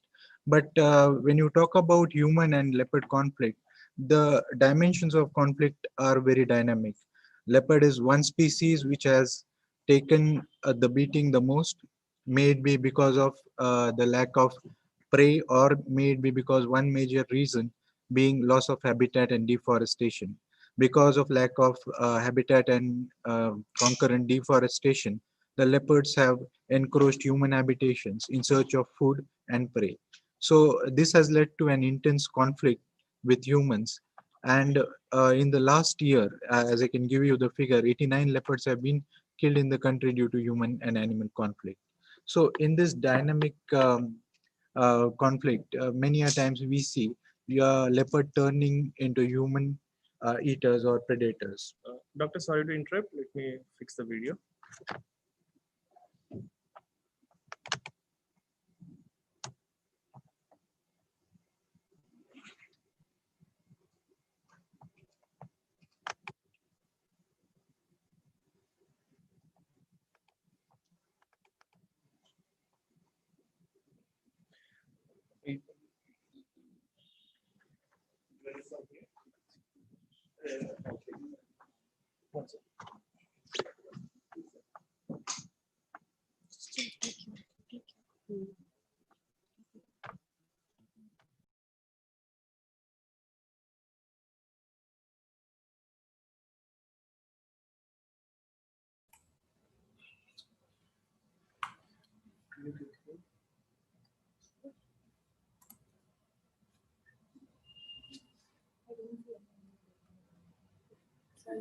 Just say next, they will do that. They will move the slide. Okay, sorry for the interruption. So as you know, many a times we have leopards who turn man-eaters or they exhibit aberrant behaviors, and these leopards are then caught by the forest department and shifted to a rescue center or a center which can provide them life care throughout their life. So in these situations, when you bring a leopard from the natural and put it into confinement in a small enclosure, maybe of around 10 meters square, we have seen a lot of psychological changes or behavioral changes in these leopards. Now, to state a few, whenever you get a leopard from the wild and you put it into confinement, the first thing that you see is the leopard is unable to express its natural behavior. So it often turns aggressive and leads to self-mutilation. We have had episodes wherein leopards have chewed off iron bars and in the process damaging their teeth. We have seen them eating themselves up. We have seen them damaging their claws and canines. So all this happens. At present, Gorivada Rescue Center, with which I work with, has 16 conflict leopards who have exhibited aberrant behavior, and taking care of these leopards in a 10-meter square enclosure is really challenging. So when we had issues like this one, and we thought of bringing up a solution for this. Next, please. Now, when you take a look at the leopard, if you want to give a leopard a good housing enclosure, or if you want to enrich it, you must first look into what it does in the nature or what it does into the wild. Now, leopards have been blessed with an excellent camouflage. They are very good with camouflage. The landscape in which leopards are found in India, or may it be anywhere in the world, they have adapted themselves so well to their natural habitat because of the camouflage. So it is essential that these animals get a dense canopy to hide in. As you can see, a leopard in its natural habitat is very much hideous. He has good camouflage and he takes advantage of this. Next, please. I think many of you will take some time to spot a leopard in this picture, but then leopards are arboreal also, and they always rest on treetops. But when you take this into consideration, and having a leopard in 10-meter square enclosure, it is difficult to provide these natural facilities to them in this limited space that is available to us. So we gave it a thought of what can be done to give a natural environment to these captive leopards and reduce the aggressive behavior. So we came up with a thought of utilizing bamboo. Next, please. These are our enclosures way back in 2018, when we thought of actually initiating an enrichment depicting the natural habitat of the leopard. So we thought of many options, and we finally came up with the option to utilize bamboo. So next, please. These plantations may be around 9 months to 1 year old when we started the experiment, actually. So we first selected those enclosures wherein the animals were not there, because it takes 1 year's time for bamboo to shoot and proliferate. So we gave them rest, and we carried out all the agricultural practices that were required, including foddering, manuring, and irrigation. Next, please.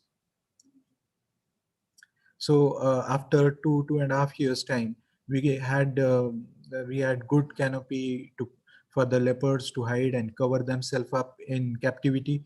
The bamboo sprung up and grew, proliferated, and gave us a good canopy of cover. So we utilized and replicated this model in rest of our enclosures also. Next, please. This is one of our leopard who is housed at our facility. Most of the times, leopards are primarily nocturnal. They hunt during the night, and during the day you will see they rest. And a leopard utilizing the shade of bamboo was really encouraging, because bamboo trees, they provide dense shade, and the canopy that is provided by them is very much similar to the natural environment or the natural landscape where these leopards come from. Now, when we thought of selecting bamboos, we also gave it a thought to include the Maharashtra Bamboo Board and the Forest Department for their expert opinion on what species of bamboo should be included. So we made it a point to include the native bamboo species that is predominantly found in Tadoba and Pench tiger reserves of Maharashtra. Next, please. This is what was very encouraging.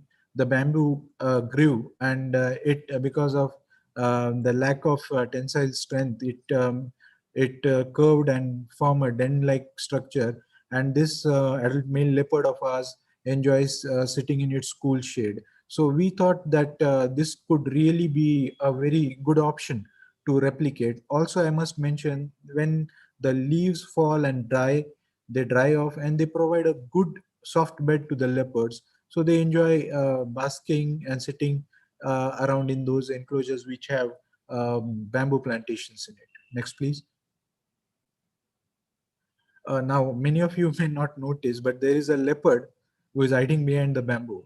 So when its caretaker has come to drive him into the night shelter, he tends to hide, or he chooses to hide behind the bamboo. Now, this is encouraging because leopards are hideous, and they find a psychological advantage or relief when they find places to hide into. So this was really encouraging for us to see that they are even hiding in these small bamboo plantations that we have made. Next, please. At times we have noticed that leopards are ingesting the leaves of this bamboo.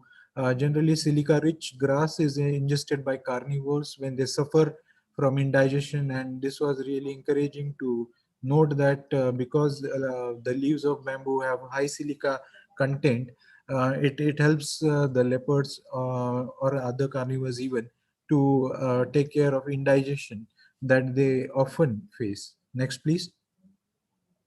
Now, what we have done is, once we had planted the bamboo trees and they proliferated, we thought of studying the utility of these enclosures, and we maintained a log to understand of what was the pattern of the utilization in different seasons. So the results, next please. The results were encouraging. We were happy to note that the leopards took shelter to escape from Nagpur's heat in summers, and they spend most of their time under the canopy of thick bamboo cover. Even during nights, we could find that they did the same. We noted various activities that leopards carried out in this canopy. I was happy to note that even some of the leopards took their meat to this bamboo trees for eating and rasping the bones. So it was quite encouraging. And more importantly, I think everybody is always worried about the cost factor. Now, this being a natural enrichment, the cost was very meager. And even the maintenance part, I must say, was absolutely nothing except for the agricultural practices that are essential. Next, please. So I must say, when you have to handle conflict leopards or leopards for that matter, it is important that we provide them proper enrichment that is very much mimicking their natural landscape. This gives it, there are two dimensions to it. First, the psychological effect that it has on the leopards, and secondly, it becomes easier to manage those leopards because it is a kind of positive reinforcement for these leopards. I was happy to note that during our experiments, we found that the man-eater or the aberrant behavior exhibiting leopards were far more calm, and their interaction with their keepers was found to be improved. Next, please. I think bamboo is an excellent substrate because it provides good shade. It is a good insulating material. Also, the withered leaves are an insulation against heat and cold. It provides a good soft bed, and more importantly, it is low on your pocket. It is low budget and long lasting. So I think it is a great substrate to carry forward in permanent care facilities. Next, please. Now, I'd just like to conclude my presentation by saying that bamboo is a very eco-friendly option for leopard enclosure enrichment. It has good insulating properties that can take care of the climatic extremes, especially in tropical countries where, and especially in Nagpur, where summer temperatures shoot up to 47, 48. It is a very good insulating material that can be included as a natural enrichment in leopard enclosures. and it is cheap to maintain. I have some, next please. I've come up with some recommendations when you are looking to manage conflict leopards in captivity. We always can utilize bamboo plantation as a natural enrichment, and it is easy to maintain, and also it is natural, as no negative effects on leopards or any other carnivore for that matter. Next please. I take this opportunity to acknowledge Honorable PCC of Wildlife Maharashtra State, Director WRTC, Gorewada Nagpur, Divisional Manager, Gorewada Project, my co-authors and staff of Gorewada Rescue Center for cooperation extended to me in carrying out this study. I thank you all for giving me a patient hearing. I now hand over the proceedings to WILDCON 2020. Thank you. Have a good day. Thank you, Doctor, for the wonderful presentation. Moving on to the next by Dr. Sanjit Kumar Jha. Sir, are you there?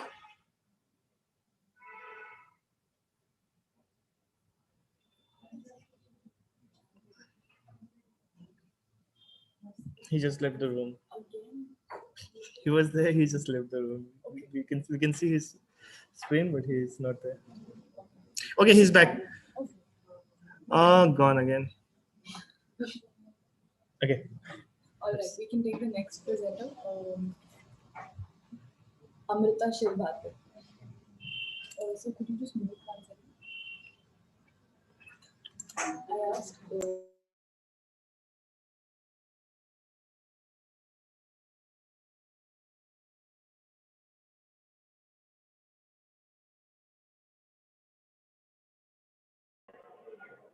Hello.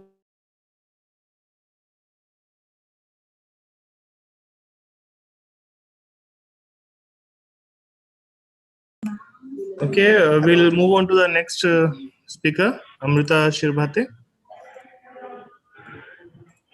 Yes, on the behalf of her, I am second author, Dr. Milind Shirvate. I will present my paper. Amrita Shilbhate? Yes, Dr. Milind Shirvate. Or Milind Shilbhate?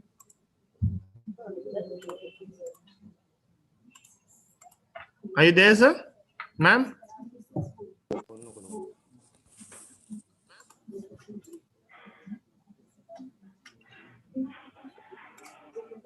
Hello.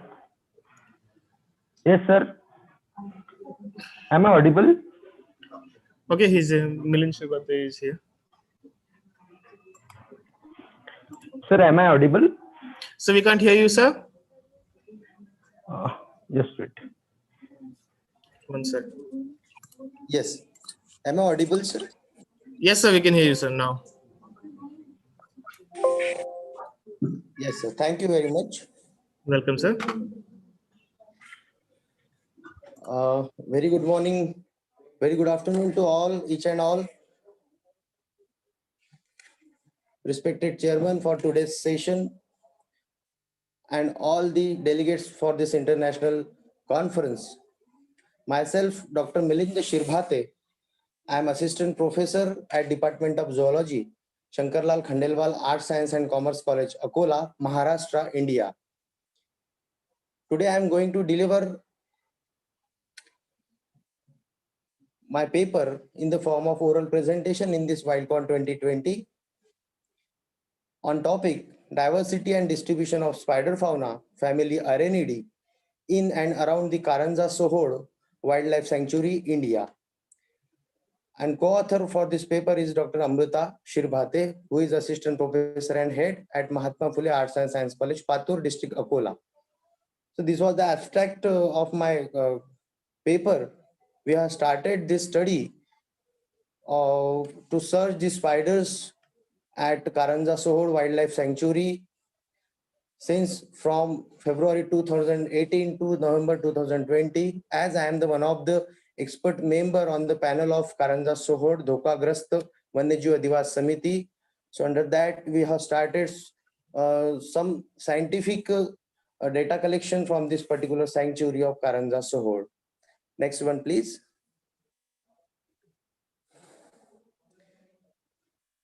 May I have the next slide, please? Yes. So introduction, everybody is having a keen interest in spiders. Nobody is taking interest in, especially on spiders. So on my behalf, I will focus on this particular species. Spiders are predatory invertebrate animals. They are classified in order Araneae, one of the several orders within the large class of arachnids. A group which also contains scorpions, whip scorpions, pseudoscorpions, phalangids, daddy long legs, sulfugid mites, and ticks also. So spiders, like many other invertebrates, have a very traditionally suffered a very lack of attention. घर में भी अगर रहता है तो अपन झाड़ू लेके उसको मारते हैं, लेकिन वो मारना नहीं चाहिए because he is a friend. How is he acts as a friend? I will discuss in this particular paper. Next one, please. What spiders do in nature or what spiders do in the biodiversity. Spiders play an important role in stabilizing or regulating insect populations because they are one of the most numerous insectivores and exhibit a wide variety of lifestyles and foraging strategies. The spiders possesses the characteristics of predators that can contribute to density independent limitation of prey, including self-damping, high levels of polyphagy, and life cycles that are asynchronous to those of the prey species. While biological control by spiders had not been clearly demonstrated in the natural ecosystem, so we are doing this particular thing in the Karanja Shoal Wildlife Sanctuary. Next one, please. If you see, there are two infraorders of spiders. The suborder is Ophistotheli. It is divided into two, that is megalomorphs, and second is the infraorder, that is arenomorph. As you heard the name, the tarantula, all the tarantula like spiders are from the megalomorphy infraorder, and remaining all these, the arenomorphs which are present on the trees, the barks, they are from the arenomorphy order. So I will focus the arenomorphy in this particular paper. Next one, please. The study area, that is the Karanja Shoal Wildlife Sanctuary, is famous for black bucks in our Karanja and Akola district, which are also known as the Indian antelopes. The black bucks are listed under Schedule 1 of the Wildlife Protection Act. The Karanja Shoal is just 18.32 square kilometer in area. Very small sanctuary which have sanctioned or which is present near to the Akola district. The wildlife sanctuary is a small sanctuary situated in Wasim district of Maharashtra. The sanctuary is situated in right side of Karanja Manora and left side of Karanja Darwa State Highway, and it's just 70 kilometers from Karanja town. The main river from the sanctuary is the Adan River, and there is a very good or beautiful dam is constructed near to this area. It is called as Adan Reservoir. Next. This is the particular map of the Karanja Shoal Blackbuck Wildlife Sanctuary. This map showing the area of Somthana Beat, Zogula Beat, Dadgao Beat, then Girida Beat. There are total 4 beats are there in which the study we have done. Next, please. The sanctuary derives its name from the Karanja town and Sohar village. The sanctuary is a part of catchment area of Adan Reservoir, and it forms aquatic habitats for many floral and faunal species. The sanctuary attracts large number of winter migratory birds between November and March. The landscape is undulating and offers interesting contrast between plateau and the plains. The tract is undulating, interspersed with open grasslands and wooded areas. The forest is of southern tropical dry deciduous type of forest, in which the teak and tendu is the predominant species. Here are some of the photographs I will show you in the next slide. This is the entry gate which is on Manora Karanja Road. This is the entrance or entry gate of Karanja Sohar Wildlife Sanctuary. Next one, please. These are the roads inside the sanctuary where you may have a good or species richness in this particular area. Total grassland area is there. Next one. Next one, please. Yeah, these are the grassland inside the sanctuary, and below this you may find the water body, that is Adan Reservoir. Next one. This is the Nature Interpretation Center located near the dam inside the wildlife sanctuary. Next one. Even the tents for tourists by Forest Department have been arranged in this particular area. Next one. So material and methods for our study. Following are the few basic methods used while collecting and observing the spiders in the field only. We have not collected any specimen from the field. Only we have used some methods to study them in the field. These are the sweeping netting method, then ground hand collecting method, aerial hand collecting, vegetation beating, and litter sampling. These are the methods followed for the study of spiders inside the sanctuary. Next one, please. Observation and photography. With the above methods of the collection, the spiders were collected and observed under microscope. For small and tiny spiders, we use one microscope. I have got one microscope in a minor research project sanctioned by University Grants Commission in the year 2014 for Katepurna Sanctuary. I have earlier worked for Katepurna Sanctuary, which is near to Akola, 30 kilometers away from the Akola. So that same microscope I am using in this particular sanctuary for tiny spider observations, wherever necessary in the field itself. Later, all the spiders were photographed with the help of Canon 60D macro lens camera, and specimens were not collected as I have told earlier. Next one, please. Identification in the field. Spider surveys carried out for ground spiders and spiders along slow flowing shallow streams, spiders from decaying barks of trees, from shrubs and crevices of rocks also. Next one, please. This is the co-author on the left side. On the right side, she is Amrita and me in the middle. And on the right side of me, myself, is a good photographer from Akola, who is having good interest and a good photography skill with us. Next one, please. This is the collecting procedure for spiders in the field. Next one, please. In the middle, I am beating the tree for spiders. In this photograph, one of the lady forest officer is there along with us. We used to collect the spiders. On the upper side, I am on this tree to collect the spiders and catching them in the umbrellas. Next one, please. Even the rivers, even in the nalas, we used to turn the rocks and used to observe the spiders and collect them in the field also. So this is the particular technique. Inside rocks, we used to collect the spiders. Next one, please. This is regarding the photography in the field. We have to catch them in the field in the umbrella, and then in the umbrella itself, we have to get photographed. Next one, please. Observation and the results. A total 11 genus and 23 species from family Arachnida, that is Areni, were recorded from the study area. This is the preliminary study we have started in the last year from the study area, in which Neoscona, Cyclosa, Larinia, Ceratophora, Eriovixia, Poltis, Arrhenius, Argiope, Chorizopis, Gastric Anthines, Hygela. These are the species we found in the preliminary studies from the family Arenidae. Next one, please. These are the actual photographs. This is on the left. There is a Neoscona bengalensis, Neoscona crucifera.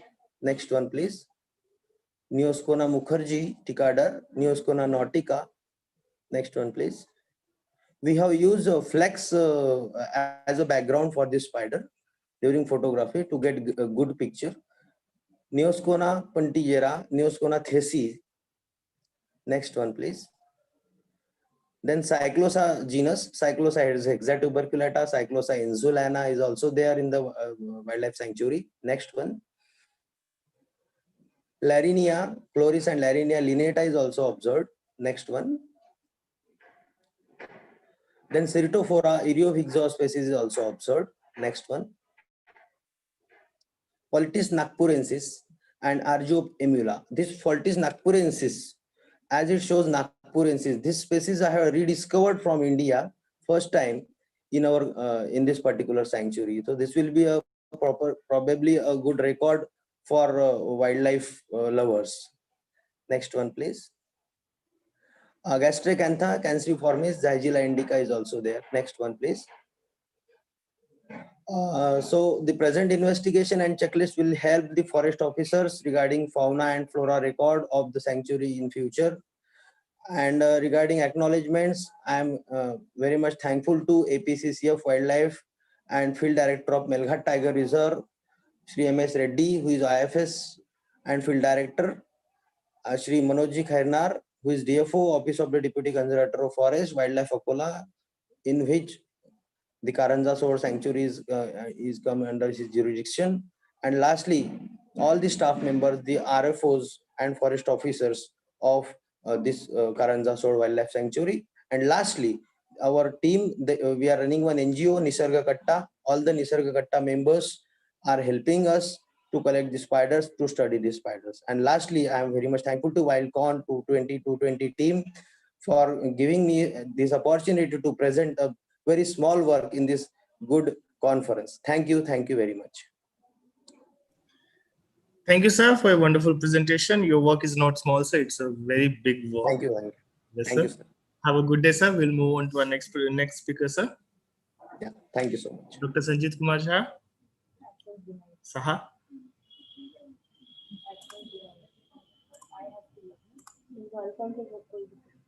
So can you unmute yourself? Okay. Yeah. Clear and loud. Just hold on, sir. We are pulling up your PowerPoint. And it seems you have 5 videos, sir. Yeah. So please try to keep everything within 5 minutes, sir. Yes. I will do.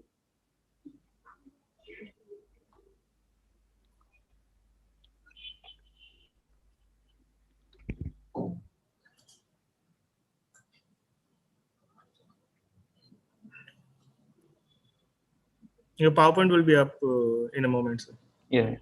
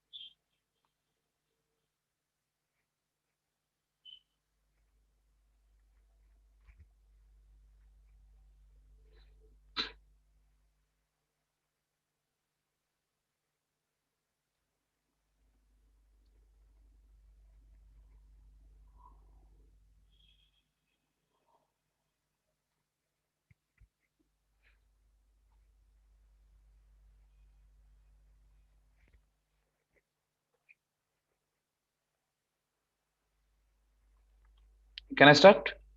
Yes, sir. All yours. Yeah. Thank you. Myself, Sanjit Kumar Saha, DFO Kuch Bihar Division. That means it is a pleasure, and that means I am very thankful to the organizer WILDCON 2020. That means for giving me the opportunity to present my work on behalf of my that means the staffs and the animal attendance zoo supervisor from Rashidville Miniju. That means our work is on captive red jungle fowl Gallus preferred wild food and habitat in captivity. Yeah, next slide. Yeah, that means what we have observed that we have received 4 jungle fowl, 2 male, 2 female from Padmaja Naidu Himalayan Zoological Park, Darjeeling, as on 11th July 2020. And after that, they are in our zoo, that means Rashidville Mini Zoo. So we are that means nurturing the red jungle fowl, and it is very new to us. That means for our animal attendants and zoo supervisors to rear this bird in our zoo arena. Next. Yeah. So as on that means 8 December 2020, that means this year, adult female hen of a red jungle fowl gave birth of 3 chicks in captivity of Russikbill mini zoo. It is the first incidence of hatching of female red jungle fowl in Russikbill mini zoo, Coach Bihar, and we are very new to this experience. Next. So that means what we have asked to the veterinarians and other experts from CJD. So they gave me some suggestions. That means how we can rear those birds. That means free from the external pressure. So at first they have suggested to separate the mother and the chicks from the other male and females. So we did the same. At first we have separated the mother and chicks from the other male and female birds with the partition of agronet shed with the objective to protect the chicks from the other male bird. We have observed mother hen in captivity is taking care of the offspring like wild. That means all the day around, the chicks are roaming around with the mother hen, and that means they are foraging in association. And not only that, the mother hen, that means what he is taking as a food, also vomiting out for the chicks, and chicks are taking it that. So in this way, it is going on, and we that means want to observe what is the response of the captive bird. That means who are also captive bred also, and captive that means history of captive birth. That means from that very captive bred animal to the new offsprings, what is the next behavior of the offspring in the captivity. We want to see that if any wild nature is still existing in those very offspring or not. Next. Yeah. So that means the veterinarian suggested that means some artificial kind of result for brooding. So at first that means from the perspective of the veterinarians, we have facilitated artificial brooding house like poultry birds or domestic kind of things with artificial lights, electric bulbs, and basket to provide warm atmosphere. That means you can see in the picture. But that means from our intuition, side by side, we have facilitated thick ground cover with dry leaves in the natural enrichment of bamboo clusters. That means we want to see. That means what they are preferring in their. So we have facilitated two things. That means artificial kind of thing and the natural kind of things. Next. Yeah. So that means what we have observed. Brooding hen chose the portion of natural enrichment of dry leaves in the enclosure for giving warmth or natural brooding to the chicks, and that means they did not that means chose the artificial kind of brooding houses. Next. Yeah. So that means you can see from the slide also that mother hen and that giving warmth taking underneath the chicks centering in dry leaves bed in the bamboo clusters. That means in every day on an average we are observing that at 5:30 p.m. mother hen giving natural brooding up to the next day up to that sunrise, and as per our observation whole day the mother hen is roaming foraging with the association of chicks and also facilitating the food in the kind of that means the mother hen vomiting in the ground, and chicks are taking that also. Next. Like wild. Yeah. So that preference of wild food in captivity, that means after the natural brooding or habitat kind of things, that means we have observed the what is the preference of food for them. Brooding hen with chicks preferred soil insects, termites, grass seeds instead of rice or wheat husk. That is what we have supplied: grains, apple, onion, carrot, lemon, papaya, and poultry mix feed. That means most of the preference is for natural one. That means insects, termite, and grass seeds. Most of the time, brooding hen with chicks is busy to collect food from the soil by their natural wild instinct. You can see from the slide also. Yeah. That means side by side, the artificial, that means what we have provided, that kind of food is there, that fruits, rice and wheat kind of things, boil egg also. But he is roaming and she is roaming and taking the natural kind of that means insects, grass seeds like that. Yeah, next. And this is the that means food what we have provided. That means the less preferred food what I have told previously. Yeah, next. Yeah, so that means the mother hen, that means we have got 4 birds from the Padmaja Naidu, and they all are captive bred and captive born. That means 2 male and 2 female. 2 female, that means they are from the birth history. They are 2017 born, and 2 males 2019 born. And what is the here? That means the mating pair 2017 2019. That means they are wholly captive bred bird, captive born bird, and the offspring, it is also captive bred. But what we have that means through our whole experiment, though they are in captivity from their birth history, but they are preferring for the wild kind of things. That means wild habitat, wild natural brooding kind of things, and preference for wild food also. So phenotypic expression, we know that is the result of interaction of genotype and environment. And here phenotypic preferences of near natural brooding habitat and preference for wild food still maintain. That means what we have observed, wild nature of the species in captivity. So it is very good. That means from that very experiment, yeah, we can go that means to introduce the captive bred that means the individuals to the wild also. That means from that video our experiment, it is clear that captive bred or captive born individuals, that means they can also we can go for introduction in the wild. Not much issues is there. That means from that very experiment what we have observed. Yeah, next.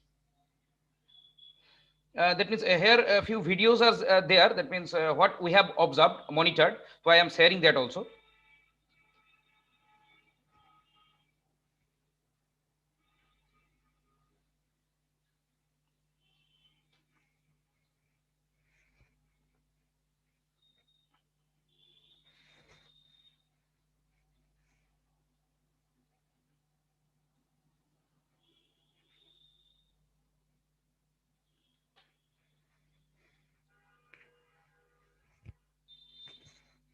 You, Yes, sir. Your videos are coming up, sir. Okay. That means we have monitored the whole things, and I am sharing that things also. Yeah, that means before that very separation of with the agronet said, they are in the same enclosure. That means the male and female members with that very chicks. Then veterinarian suggested to separate them. It is the before separation with the agronet set. That means after the birth.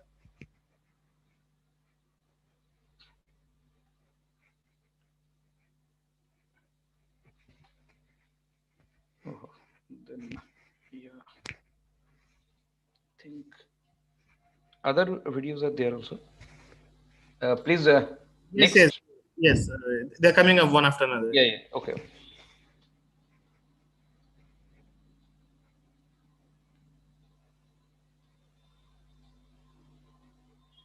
But I want to mention one thing. That means though I have shared the slides, after that what we have observed, that the that means it is the procedure of separating out the female with her chicks. That means with the agronet set. And you can see we have made the ground cover with dry leaves. The natural enrichment also we have provided for the chicks and the mother. You can see that very bamboo cluster and dry leaves. And that means we have provided natural brooding atmosphere, and the hen also preferred the same also.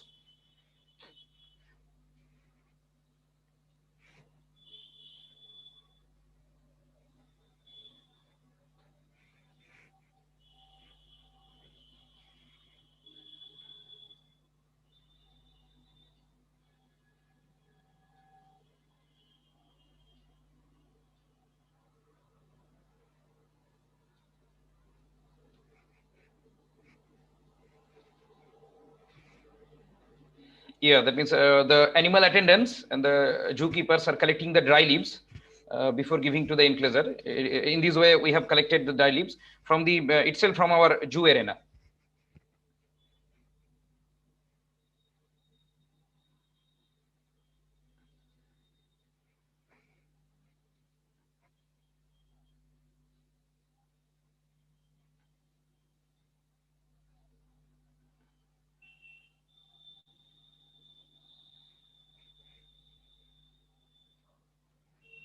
Yeah, that is the bamboo clusters. That means you can see the hen here.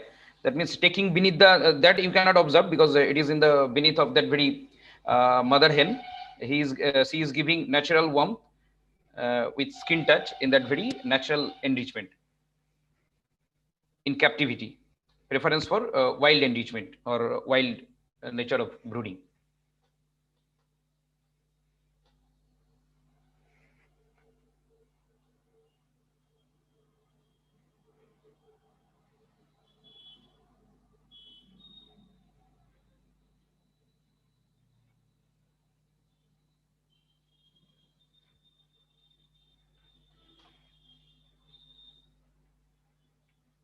Yeah, it is the last video.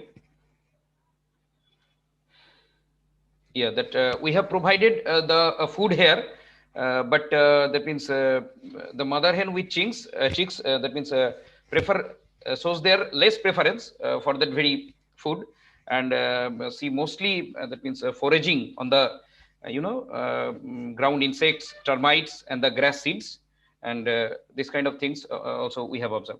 So that means thank you. It is a whole of my presentation. That again I am that means thankful to the WILDCON 2020 for organizing this type of things and giving me opportunity to present my things. So thank you. Thank you, sir, for your presentation. Moving on, we have Samina Iza for her next paper.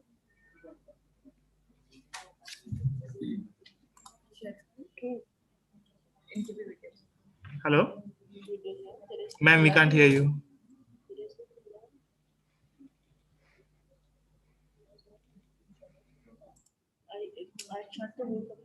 No, nothing yet.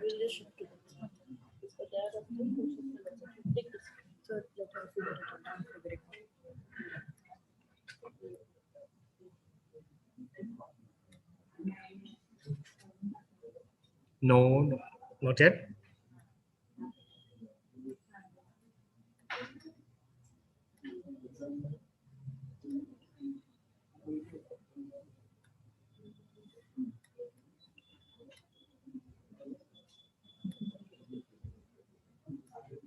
So would you like to take some time, ma'am? Maybe you can ask someone to help you out.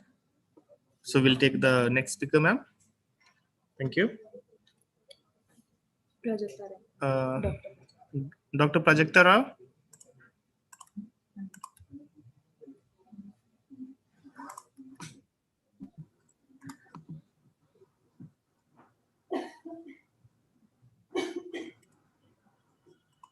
Am I audible?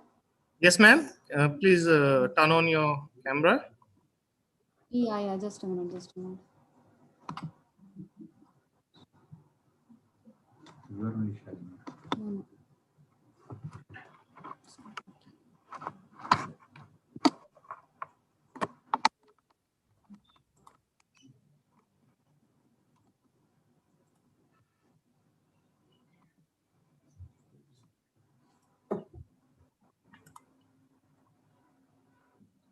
It's all yours, ma'am. Go ahead. Yeah, thank you. You can see me, right? Yes, ma'am. Okay, great. So first of all, thank you, WILDCON 2020, for allowing me this good opportunity to present this particular paper. And my name is Prajakta Rao. I'm working with Wildlife SOS Bangalore for past 2 years. And we conducted this interesting study to understand color perception and attraction in captive sloth bears. Next slide, please.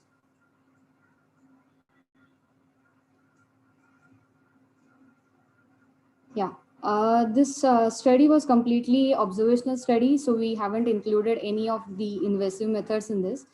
It is considered that sloth bears have a equivalent eyesight as humans, but considering the position of rods and cones present in their eyes, they may not see the colors as the way we do. So therefore, the study was designed to examine whether there is any particular attraction in sloth bears, which will ultimately encourage sloth bears in captivity with enclosure enrichments. Next slide, please. Yeah, for this particular study, we selected 6 colors with 3 different level of wavelengths. So starts with blue and pink with low level of wavelength, then green and yellow with medium level of wavelength, and orange and red with higher level of color wavelength. Next slide. So for the model, these 6 colors we painted on 6 different type of 6 different stones, so that these different 6 stones we placed in a socialization area of sloth bears. So which is like an, respective to the particular bear. So this 6 stimulus we placed in a parallel line, so that to have a less outliers of stimuli going unnoticed by the bear. So we presented one bear at a time, and for the period of 30 minutes, so that we'll have a proper exposure for the bear to see all the stimuli within that period of time. Next slide, please. So the sample which we collected for this particular study was 60 sloth bears, that is 30 males and 30 females with the age group of 3 to 28 years. And this entire study was conducted in semi-captive environment of Bannerghatta Bear Rescue Center of Wildlife SOS. Next slide, please. So we found out interesting results. So the study suggested that these bears have showed a significantly higher attraction with 0.05 level of confidence towards this yellow color.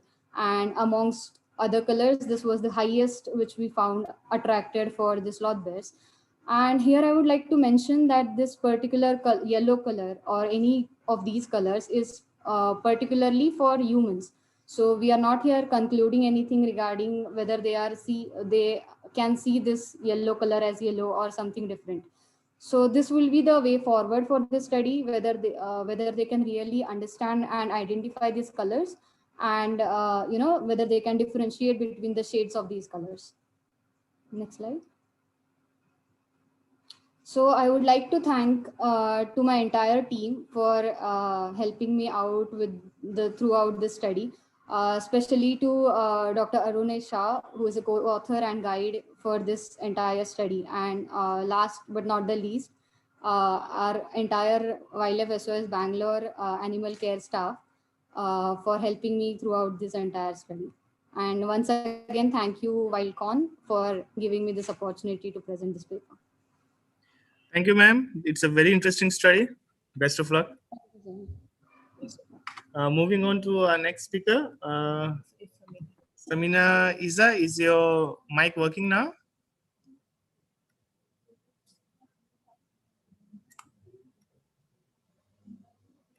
Samina? Okay, we'll move on to Akriti Bhalab. Yes, sir. Am I audible Yes. and visible? Yes. Give us a moment. We are pulling up your PowerPoint. Yes.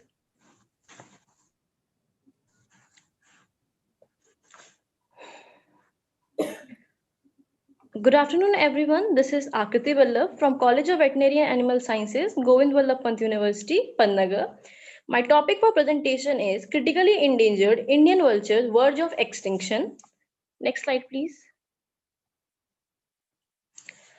Indian vulture is an old world vulture native to India, Pakistan, and Nepal. There are 9 species of vulture found in India, including migratory and residential both. Vultures are generally carnivores in their feeding habit, and they do not hunt down their prey, so they are classified under raptor group. It has been listed as critically endangered on the IUCN Red List since 2002 as the population severely declined. Next slide, please. Now let's talk about its ecology. It is found in cities, towns, villages, near cultivated area, and in open and wooded areas. The species feed almost entirely on carrion and often associates with wild drum virus when scavenging at carcass, dump, and slaughterhouses. It nests almost exclusively in colonies on cliffs and ruins. Although in one area, cliffs are absent, it has been reported nesting in trees. Vultures also play a key role in the vital landscape as provider of the ecosystem and were previously heavily relied upon to help dispose of animal and human remains in India, which in turn reduces the amount of food available for potential problematic species such as feral dogs. Now let's talk about the why vultures are threatened. Next slide, please. From 1999, Geological Society London, JEDSL, worked closely with Bombay Natural History Society, BNHS, and the Royal Society of Protection of Birds, London, RSPB, and other concerned conservation partners to investigate this problem. As a result of impressive conservation science, the causes of this decline were identified. The most significant was a veterinary drug, diclofenac, given to the cow farmers. When the vultures on the drug contaminated carcasses, they suffer rapid kidney failure and death. And then even if less than 1% of the carcass is contaminated with that drug, it is enough to decimate the entire vulture proportion. Now let's talk about the reasons for its decline. Neck dropping syndrome and indiscriminate use of diclofenac and other vulture toxic NICDs. Now I will be explaining neck dropping syndrome. Next slide, please. Abnormal high rate of both nesting failure and adult, juvenile, and nesting mortality. Affected birds exhibit signs of illness, neck dropping syndrome for approximately 30 days prior to their death. Epidemiological observations are more consistent with an infectious cause of morbidity and mortality. Significant postmortem findings included visceral gout, enteritis, vasculitis, and glyrosis. Although the causative agents of the decline have not been identified, the results of pathological studies are most consistent with those of an infectious, probably viral. Next slide, please. Diclofenac and vulture toxic NSIDs. Vultures are exposed to diclofenac and other NSIDs through scavenging on the carcass, largely ruminants that have been treated with the drug prior to the death and left for scavenging to consume, and they are unable to process diclofenac and other vulture toxic NSIDs that causes renal failure and death. Drug was banned for the veterinary use from March 2006. A replacement drug was quickly developed and proposed tests on vultures in captivity, Mexochem, which affects the cattle the same way but harmless for the vultures. Next slide, please. Step for the conservation. The government has released the vulture recovery plan in 2006. The recovery plan put forward 3 major recommendations. Diclofenac should be banned for the veterinary use. A safe alternative of this drug should be found in conservation breeding program should be initiated. The Conservation Breeding Center, XC2 Conservation Initiative, the vulture research facility at Pejnor, Haryana became Asia's first vulture conservation breeding center in 2005. Vulture Safe Zone, in situ conservation initiative. The Vulture Safe Zone is a geographical area of at least 100-kilometer radius, which is designated as a natural habitat for the vultures and made free from any drug that harms the vulture. Thank you. I would like to thank the WILDCON for providing me this stage and platform. Thank you so much. Thank you, ma'am. Moving on to our next presentation. Saddam Hussein. I think he is going to join from Prajakta Rao's account. Are you there, sir? Sir. Okay, sir. We are pulling up your application right now.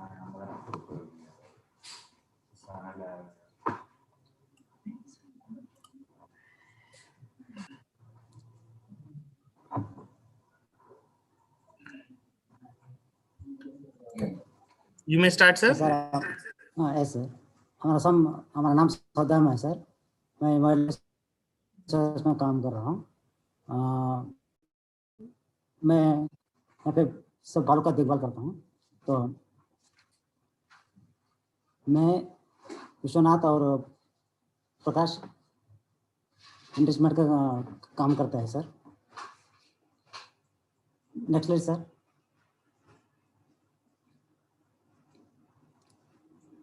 ये हमारा जो centre है sir 2005 में शुरुआत है sir मनरघट्टा बेरेस को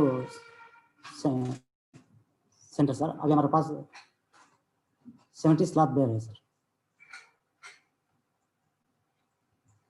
sir next sir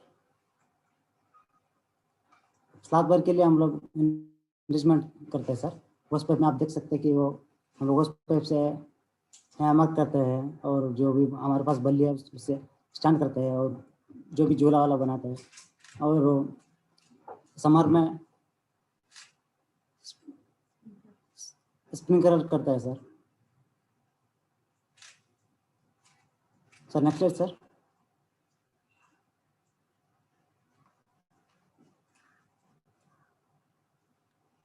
sir आप देख सकते हैं पहले वाला फोटो में हम लोग जैसे काम कर रहे हैं वो स्टैंड कर रहे हैं बल्ली से और जो भी अब फोटो अगला वाला फोटो उसमें जो भालू ऊपर चढ़ के कैसे खेल रहा है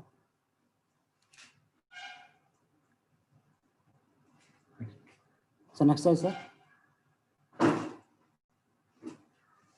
और जो भी हम लोग बनाए थे वो स्पेप से सर वो स्ट्रक्चरल एंडिसमेंट वो यूज़ कर रहे हैं सर और जो भी टेस्ट से हम लोग बनाए हैं एंडिसमेंट वो भी यूज़ कर रहे हैं सर और जो बल्ली से हम लोग ऊपर से बॉल ऊपर चढ़ के खेल रहे हैं सर नेक्स्ट स्लाइड सर अभी हमारे पास जो भी सीजनल फ्रूट आता है सर उससे वो ऊपर जो रोज पेड़ से बनाए उसमें ऊपर या फिर पेड़ के ऊपर उधर उधर रखते हैं सर तो ताकि वो भालू ऊपर चढ़े खेले उसके वो नीचे कूदे कि उसका सेहत अच्छा रहे और उसका सेहत के लिए अच्छा हो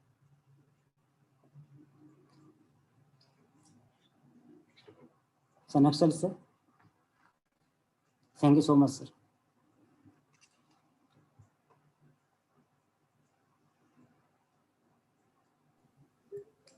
थैंक यू सद्दाम हुसैन साहब काफी अच्छा काम है आपका अच्छा लगा आपसे जुड़ के और आपका काम देख के thank you will move on to our next presenter Shubham Chapekar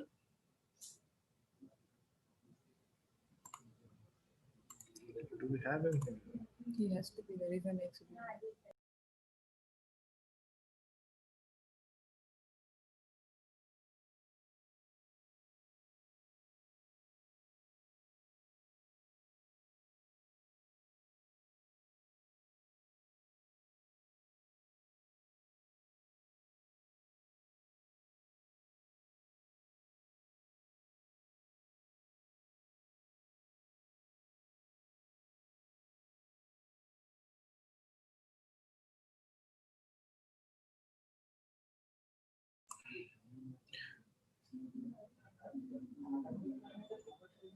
Yes, Shubham, you may start. Please unmute yourself. Okay. All right. Namaskar, I am Shubham Chapekar, biologist at Gorewada International Zoo. It's my honor to be here to share my work on diversity and habitat preferences of mantids in Gorewada Reserve Forest. Next, please. First of all, let us know what mantis is. Mantis are the green camouflage insects which can be seen in forests and gardens. Mantis can turn their heads a full 180 degrees, which is the only insects in the class Insecta that can turn their heads such kind of degree. Mantis have two eyes, but only one ear, which present below forelegs and upper hind legs. Female mantids sometime, but not always, eat their mates while mating. That called the cannibalism. Mantids use their specialized front legs to capture prey. Mantids are relatively young compared to other ancient insects, which is known to be 145 million years ago. Next, please. Background. Order Mantidae is a group of predatory insects with the solitary habit, which can be seen always alone, but they can be seen in a group while mating. The mantid fauna of the world accounts for a total number of 2384 species under 434 genera in 15 families. The Indian mantids is represented by 169 species, 71 genera, and 11 families. Diversity of mantids in Maharashtra consists of 56 species, including 45 genera and 11 families. Studies on mantid fauna of Maharashtra are mostly restricted to Pune region. In addition, Jadhav et al. In 2006 reported 14 species of mantids belonging to 11 genera from Penn National Park, which is the closest location to study area. Next, please. Material and methods. The present study was carried out in Goregaon Reserve Forest, which is located 8 kilometers from Nagpur city. The habitat of Goregaon Reserve Forest is dried deciduous, which comprising of patches of plantation. The dominant vegetation is here teak. Duration, the total study was carried for 2 years, and the study was also conducted by using some random visual encounters, photographic documentation using digital camera and mobile camera, live specimens collected for confirmatory identification if required. Visual encounters were attempted throughout the day and night for temporal variations. Notes recorded for species, date, time, location, and habitat were accordingly maintained. During the study, no collection was performed. Next, please. Here, we can see the map of Goregaon Reserve Forest, which includes residential area, road with lights, road without lights, scrublands, meadows and grassland, and wooded area. The dominant area here is the wooded area. Next, please. Species, here we can see as well species wise family richness. Here, can you edit this one, please? This slide. Percentage. Okay, let it be. Here, family Mantidae occupy 37% top dominance, while other family Toxidaridae conclude 18%. Another one is 99%. Next, please. Results and discussion.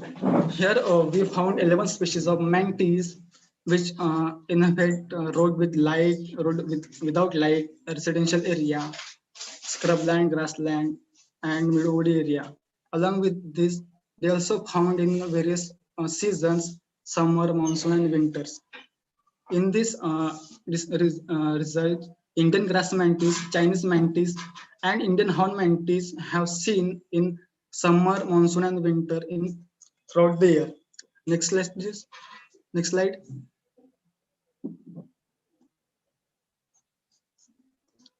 Seasonal distribution of various species of mantids.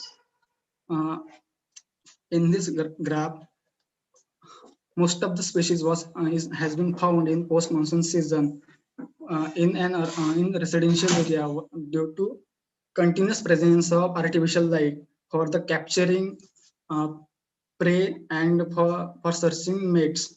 Most of the cases at night, male mantids fly as to searching for the mate. Next, please. Habitat preferences of mantis.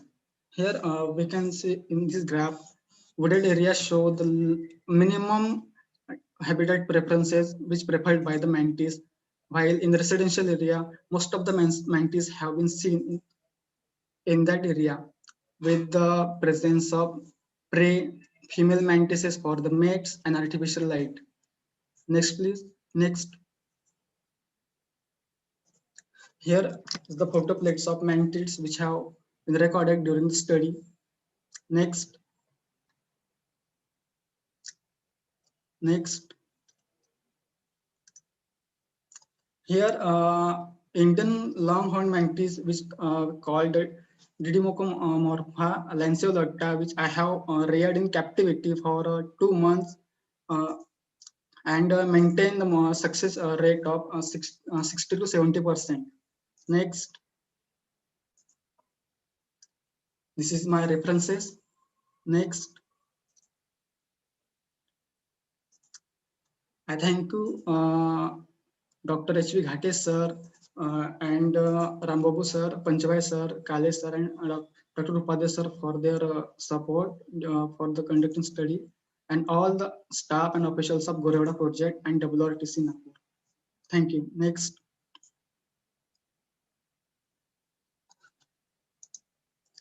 I thank you for giving me this opportunity to share my work on the paper.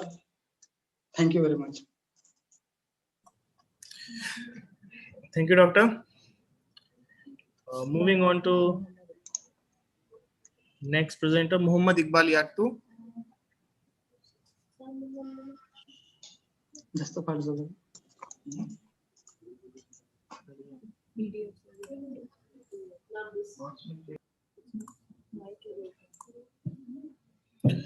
Are you here? I don't see him.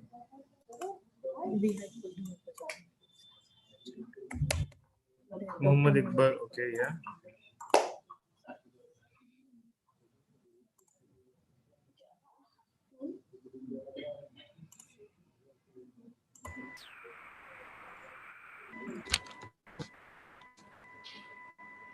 Good afternoon, sir. Good afternoon, sir. Yes, sir, your presentation is here. Okay, sir. Wait a minute, sir. All right, sir. Go ahead. Good afternoon, everyone. I am Dr. Muhammad Iqbal, working as assistant professor in the Trust Kashmir. I am going to have my presentation on a study on biological organisms of Himalayan yaks. We have been working on the yaks for a couple of years, and we have explored some of the characteristics or biological rhythms in the yaks that I am going to present. Next, please. We all know that yak serves almost every important purpose in the cold desert. However, it is the least explored animal species. Hence, we tried our bit to study some aspects related to the yak. Next, please. We have explored some of the indicators of reproduction, physiology, and health in 26 herds of the yaks in 26 villages of the Changthang, Ladakh. That is the eastern part of the Ladakh. Next.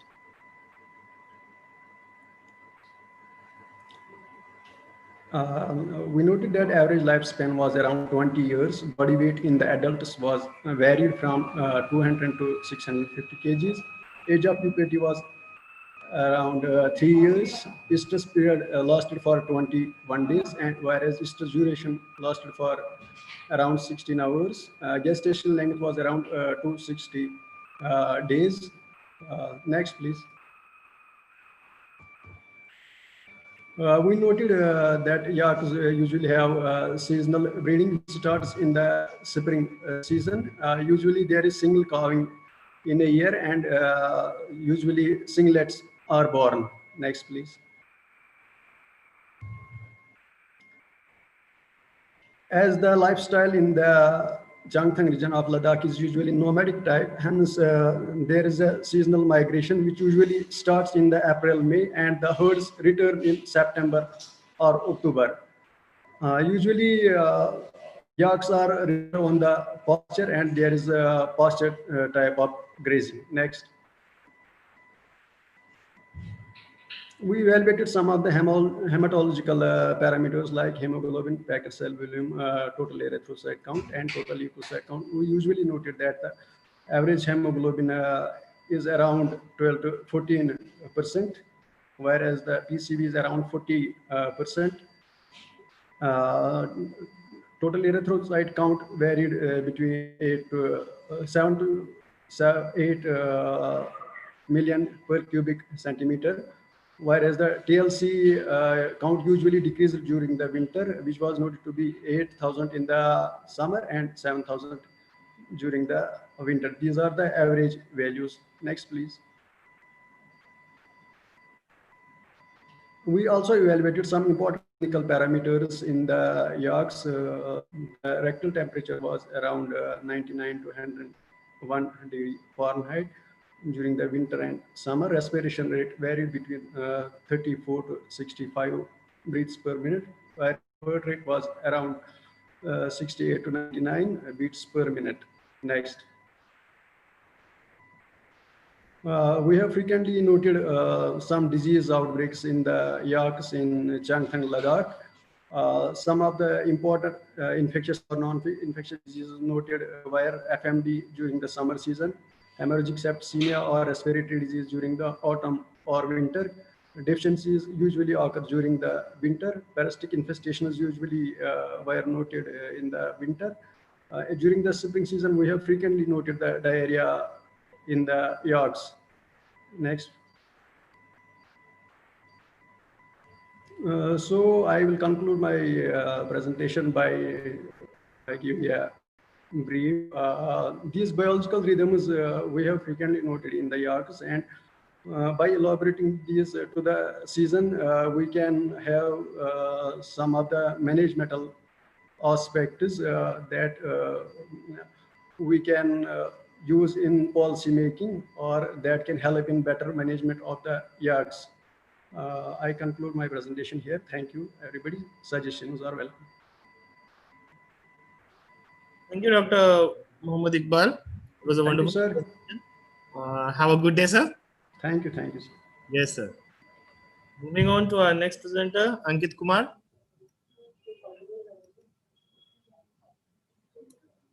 Is he there?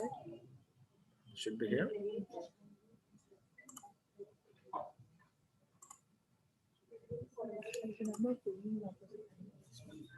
Sir. So did this happen when we disconnect?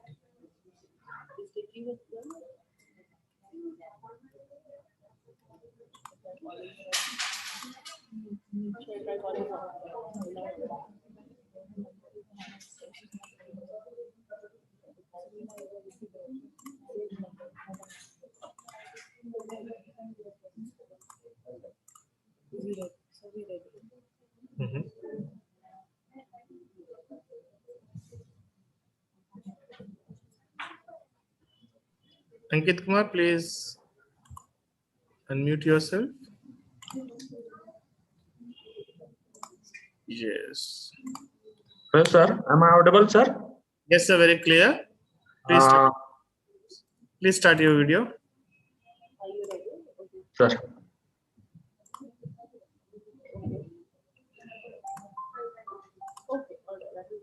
After the next present, after Dr. So we can't see your video, sir. Sir. Okay, you can continue without video if you wish to. It's fine, sir. Okay, sir. Thank you, sir. Because there seemed to be a video issue from your side. It's all right, okay, sir. Yes, sir. So good afternoon, everyone. So and namaskar. Let me introduce myself. I'm Ankit Kumar. I'm working as a research biologist in Wildlife Institute of India. So along with my colleagues, Lakshmi Narayan and Ankush Dubey, in the guidance of Dr. Bibas Panda, we have started working on elephants in Chhattisgarh from 2017, mid of 2017. So we have started a long study on elephants. So I will be giving a short detail of the work. So that is the Elephants Without Borders, and this is all about ranging and movement pattern for elephants in northern Chhattisgarh. Next, please. So I would like to give a brief history of elephants in Chhattisgarh. So there are records of elephants being present in Chhattisgarh till 1920 1920, 1930. So after a gap of 60 to 70 years, again elephant have started recolonizing in Chhattisgarh from neighboring state Odisha and Jharkhand. So we don't have the particular reason why they have disappeared from this area for 60 to 70 years. So elephants are new to this area, and people also in Chhattisgarh are unfamiliar to wild elephants, and it has created a huge problem for forest official to manage elephants conservation and conflict. Next, please. So there are a lot of forests there in Chhattisgarh. Around 40% of the geographical area is covered with the forest. Next, please. So as you can see in the map, north and north central Chhattisgarh is forested, and where these elephants are occurring. Purple red color you can see, so elephants are there from last 2 to 3 decades, and sky blue you can see from last 3-4 years they have occupied this new area, and they are keep on moving to other states like Maharashtra and Madhya Pradesh. Next, please. So with this exploration of the range, so elephants are getting into conflicts. Not only tuskers, males are raiding crops, herds of herds. In fact, all the herds are involving in conflict. House damage, house breaking is quite prominent in the central region, and there are a lot of deaths. Around 60 to 70 human casualty are happening every year. Next, please. So you can see only in Chhattisgarh only 200 to 300 elephants are operating, but they are operating in a large area. So you can see. So we have plotted crop damage locations from 15 to 17 years. If there are some hot spots, we can do something, we can manage the conflict, but you can see the conflict is everywhere. It's a widespread. So almost entire northern Chhattisgarh is suffering from conflict. So it's impossible. It's quite impossible to do anything with the conflict. Next, please.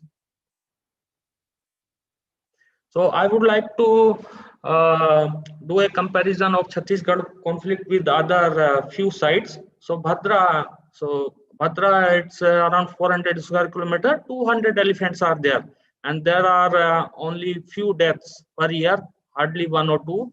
And same it is in Rajaji. In 300 elephants, around 300 elephants are there in 500 square kilometer habitat. So there are less than 5 animal are getting killed by elephants. But it's very different in Chhattisgarh. Same number of elephants we have like Bhadra and Rajaji, but they are operating in a large area of around 40,000 square kilometer. So scale is very high. So that's why this conflict is everywhere. And then next, please. If we look at the landscape, lot of forest is there, but it's highly fragmented. It is the case everywhere. Next, please.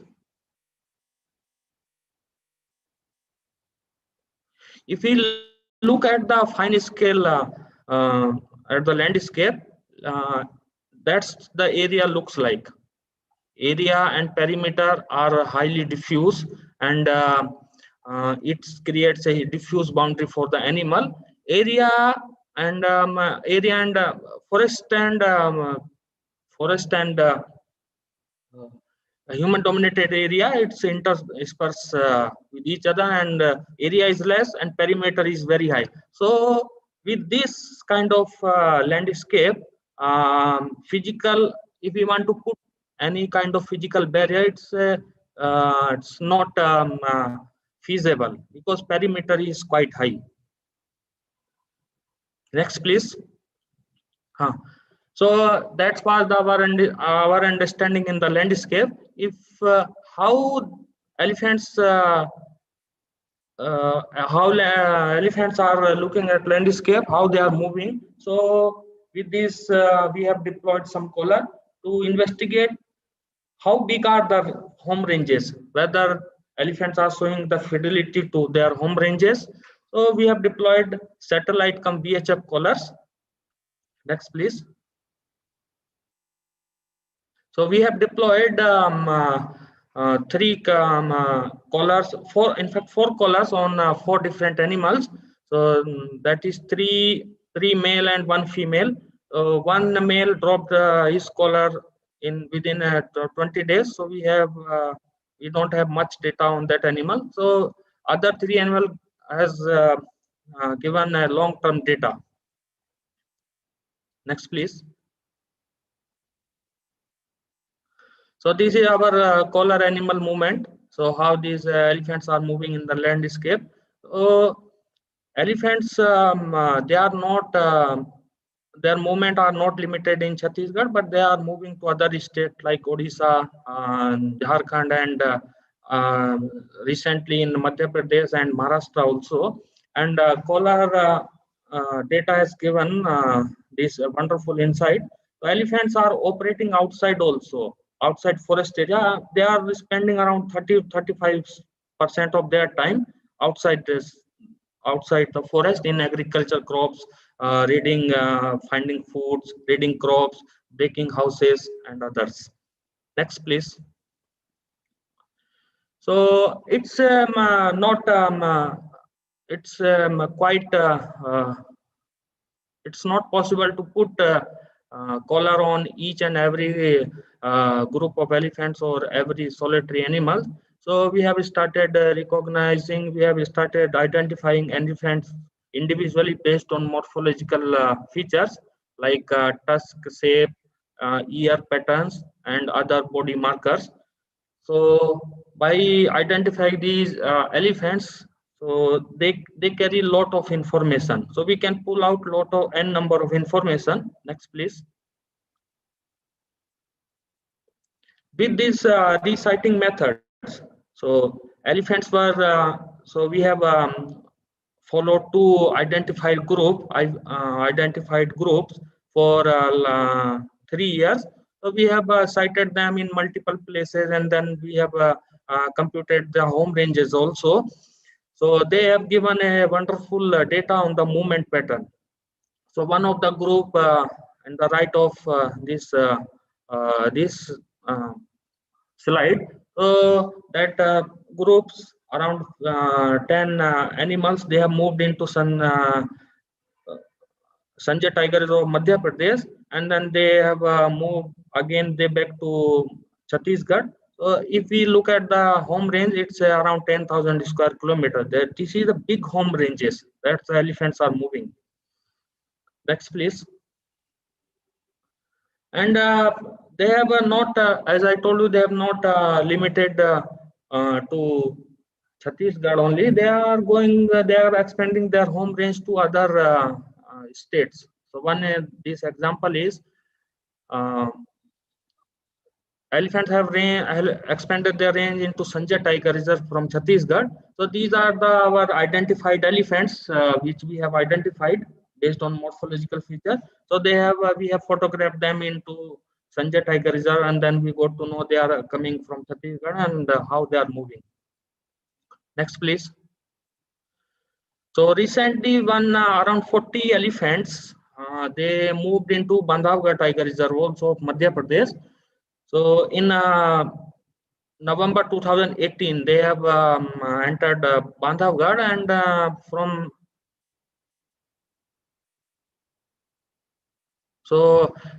2018 November, they have entered Bandhavgarh, and they are continuing to be there till now.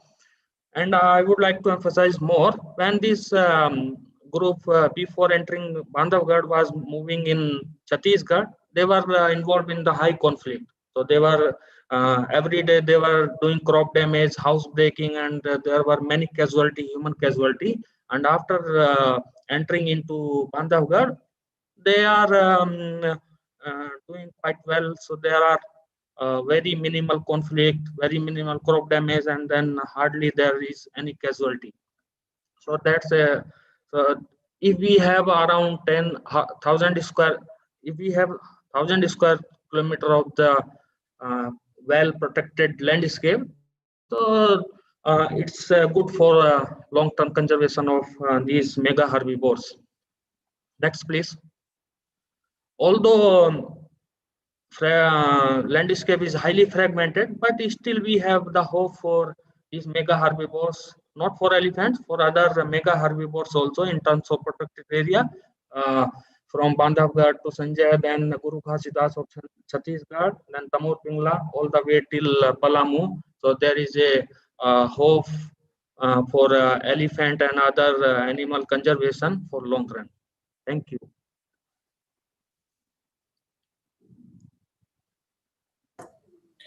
Thank you, sir. Samina, are you here now?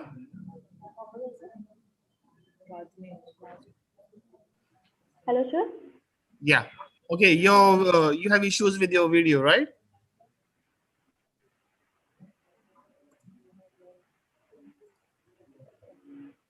Can you hear me? Sir, I'm audible, sir. Yes, yes, you are audible. So now you have issues with your video, right?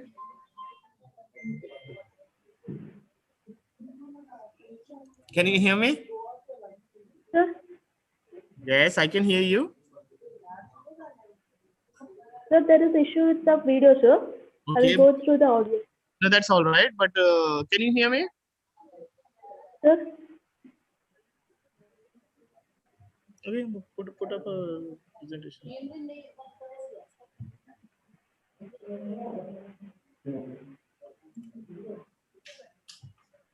Please start.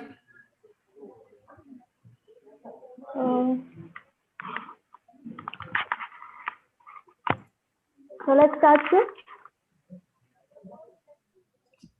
Hello. Yes, you can start. Now you can hear me, it seems. Good afternoon, everyone. This is Samina Sheikh from Shimoga, Karnataka. So I'm currently working as an education officer at Tiger and Lion Safari, Shimoga, Karnataka. So my topic is feeding enrichment using bamboo to assist the welfare and active behavior in captive slot bears. And so first of all, I will go through the enrichment. The action of improving or enhancing the quality or value of animal is enrichment. So there are 5 types of enrichment: physical enrichment, sensory enrichment, cognitive enrichment, and a social enrichment. So here we are focusing mainly on feeding enrichment. Feeding enrichment is nothing but a food-based enrichment. It involves either presenting varied or novel food types or changing the method of food delivery. As you know, in the free-range animals, they spend their maximum daily active hours in feeding and searching for food. But in the captive condition, in captive condition, this urge is severely thwarted due to fixed feeding schedules and altered diet. So here we can also enhance their natural feeding and foraging behavior by giving them the feeding enrichment like concealed feeding, multiple food feeds, and also I should like to include this bamboo feeding also. So here this is a bamboo feeder. Here we have given feeding enrichment for these 2 sloth bears of our zoo. Here what we have done is this bamboo is filled with some of the favorite food of this sloth bear. This activity increases the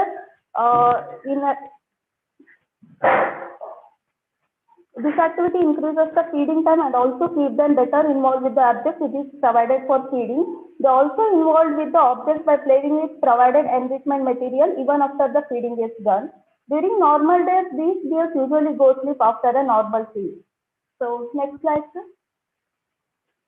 Yeah, these are some preparation photos of a bamboo feeder. So here we are stuffing some of the fruit, honey, and dates for the slot by there. Next slide, please. This is also same thing. Next slide, please. Next, please.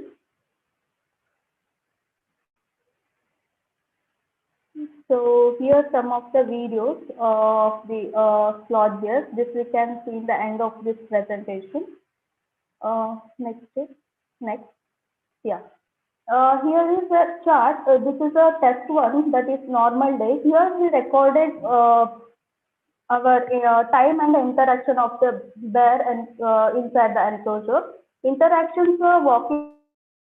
Here you can see the resting and walking is more compared to the test 2, that is enrichment day. Next slide, sir. Next, please. Yeah, the test 2 is nothing but the enrichment day. Here what you can see is the playing and the feeding time is more. Yeah, here in this chart, we have compared the normal day and the enrichment day. The walking and feeding, playing and feeding time increases with the enrichment activity rather than the normal day. So according to the study, we can also say this level of, we can see the level of decreased inactive behavior among these slot bears during the activity hours. The main aim of this study is to reduce the inactive behavior and to keep them up with good physical and mental condition of the captive animals. So next, so finally, I would like to conclude that to enhance the level of activity, enrichment should be a part of the captive life. So shall we go through the videos? Yes, I'll just play the video.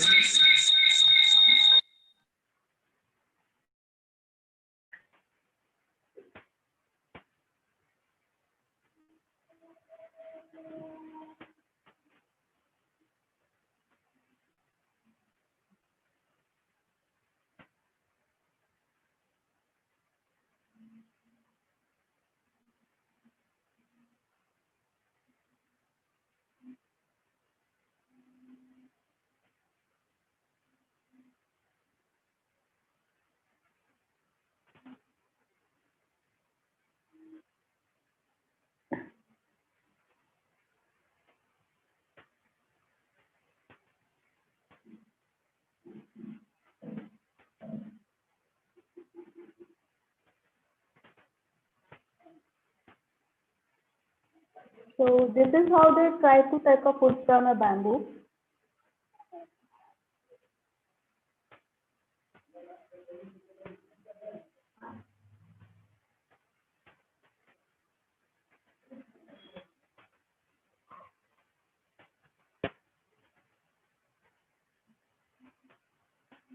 This is once after the feeding is done, they started playing with the bamboo stump.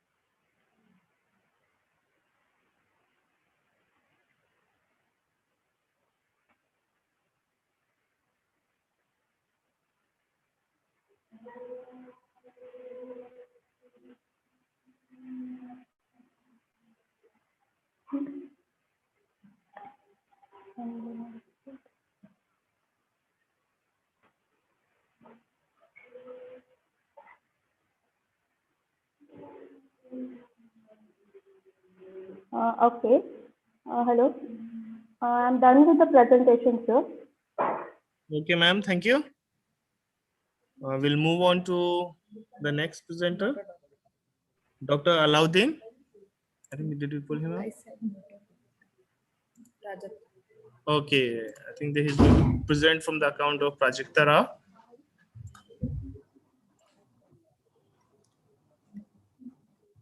Alauddin sir, are you there? हाँ sir, आपको आवाज आ रही है sir? एकदम clear आ रहा है sir. एक minute आपका प्रेजेंटेशन ले रहे हैं सर. हाँ.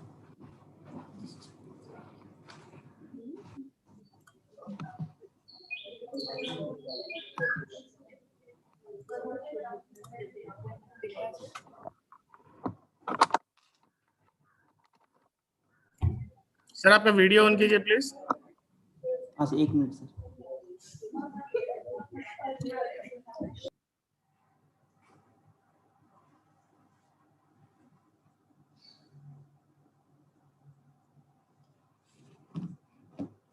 Hello sir. हाँ सर, स्टार्ट कीजिए सर. नमस्ते सर आप सबको. मेरा नाम अलाउद्दीन है सर. मेरा साथी दादा पीर है. हम यहाँ वाइल्ड लाइफ एसोएस में 7 साल से भालू के लिए खाना बना रहे हैं सर. Next sir please.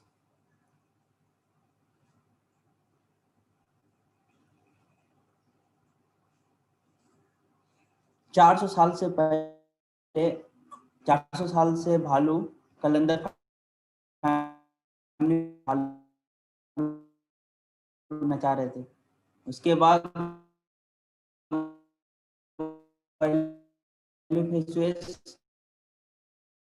और फॉरेस्ट डिपार्टमेंट मिलकर उनको रिहेबिलिटेशन किए हैं.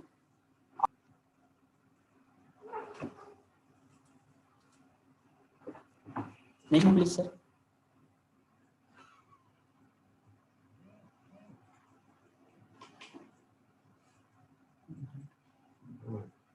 Next please sir.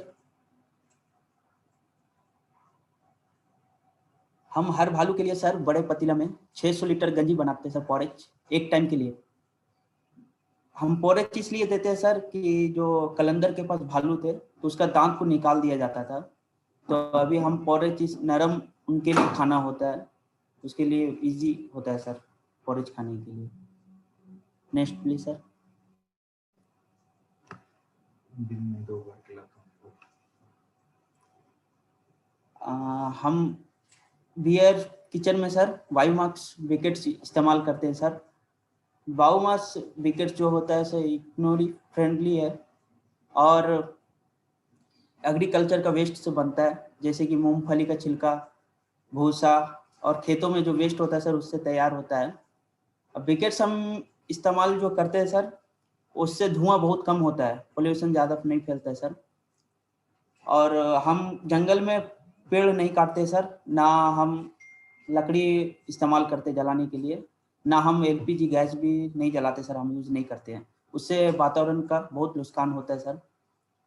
और हम पॉरेज जो बनाते हैं सर उसके लिए हम ज्वार, रागी, सोया, बाजरा, दूध, अंडा और सब्जी जैसे कि कैरेट, बीटरूट और नमक भी डालते हैं सर. हनी और दवा भी मिक्स करते हैं पॉरेज बनाने के लिए. Next please sir. 2 टाइम बनाते हैं सर हम खाना. हर भालू के लिए सर 2-2 अंडा के हिसाब से हम उसको बॉईल करते हैं. उसके बाद हम स्टोर रूम से आटा लेके डॉक्टर साहब के सामने डॉक्टर साहब बताते हैं कि कितना आटा का पॉरेज बनाना है, तो उस हिसाब से आटा वजन करके पॉरेज बनाने के लिए हम पानी में मिक्स करते हैं. उसके बाद पॉरेज में हम डाल के फिर पॉरेज बनता है. फिर उसके बाद हम दूध भी मिक्स करते हैं सर, उसमें मिक्स करके पॉरेज जैसे तैयार बनाते हैं सर. Next please sir. उसके बाद एनिमल कीपर्स आते हैं सर, वो अपने भालू के हिसाब से मिल्क के जो कैन है सर उसमें वो अपने भालू के हिसाब से लेकर जाते हैं. ले जाने के बाद अपने इनक्लोजर में प्लेट में डालते हैं सर ठंडा होने के लिए. Next please sir. जब ठंडा हो जाता है सर, तो हर एक भालू को स्टील का बड़े प्लेट में उनको हम खाना देते हैं डॉक्टर साहब के सामने, अलग अलग रूम में सर। Next please sir. धन्यवाद सर, आप लोग हमें बोलने का मौका दिए पहली बार। धन्यवाद सर, काफी अच्छा प्रेजेंटेशन रहा आपका। आगे के लिए शुभकामनाएं आपको। शुक्रिया sir. Thank you, sir. Moving on, we have Mr. Pandurang Pakre. I think he's here. Was here.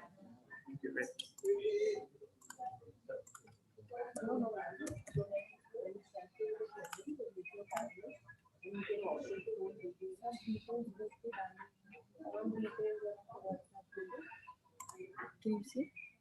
Just coming up.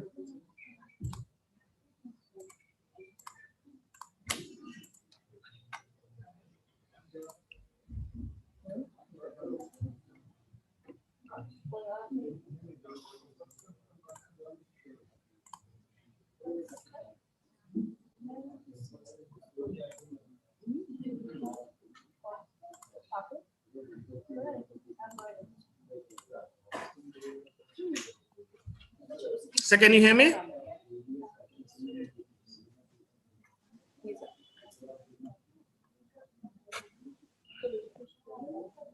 Sir, can you hear me? Yeah.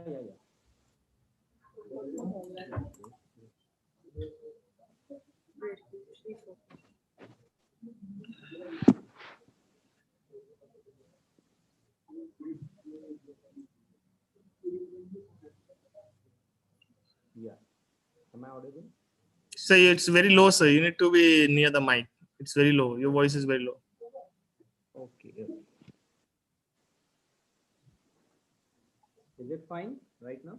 No, sir, it's less. Still. Okay, how about now? It's better, but it's still, I find it less. But I think we can survive, sir. Okay. I'll be much louder henceforth. No, sir, it's very low, sir. Your voice is too low, sir. Okay, just.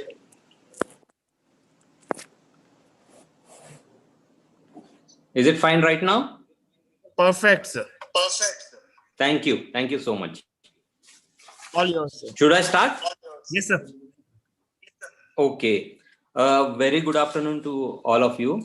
I'm really very fortunate to be part of this WILDCON and presenting before you.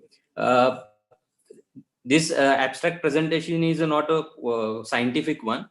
Just we have done some observations, and those were very unique one. That's why we were rather forced and given opportunity to share those with you.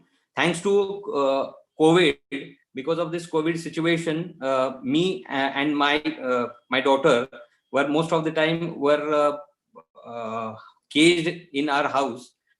So we could do some observations regarding this nesting behavior of a bird called shikra.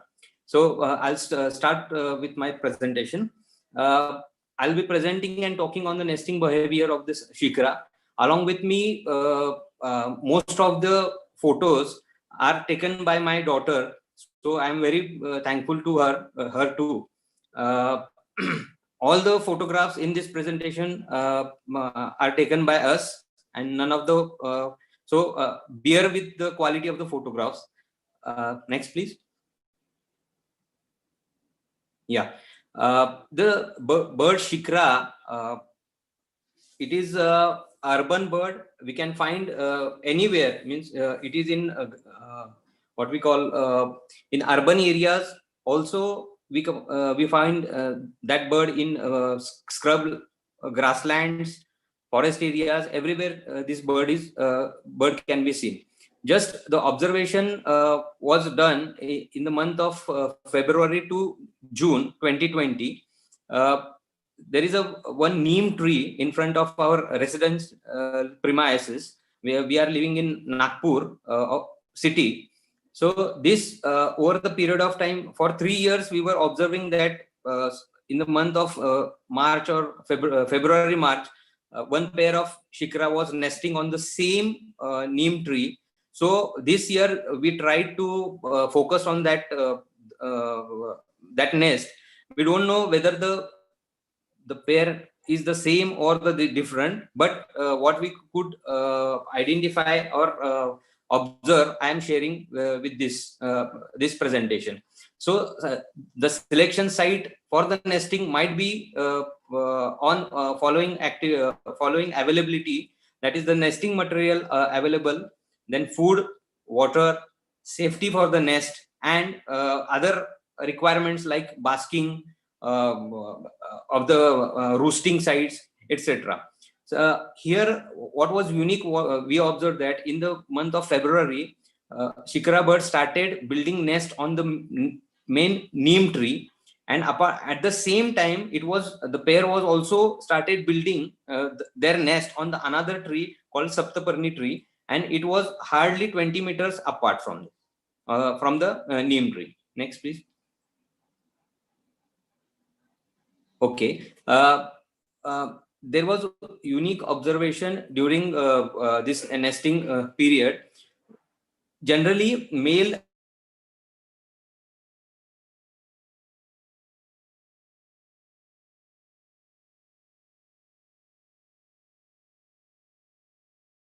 and female both were collecting the nesting material. The problem was if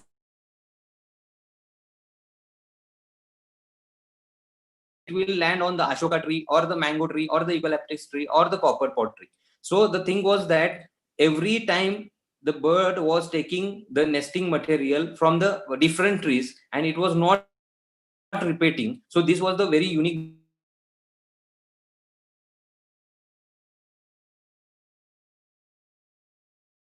behavior of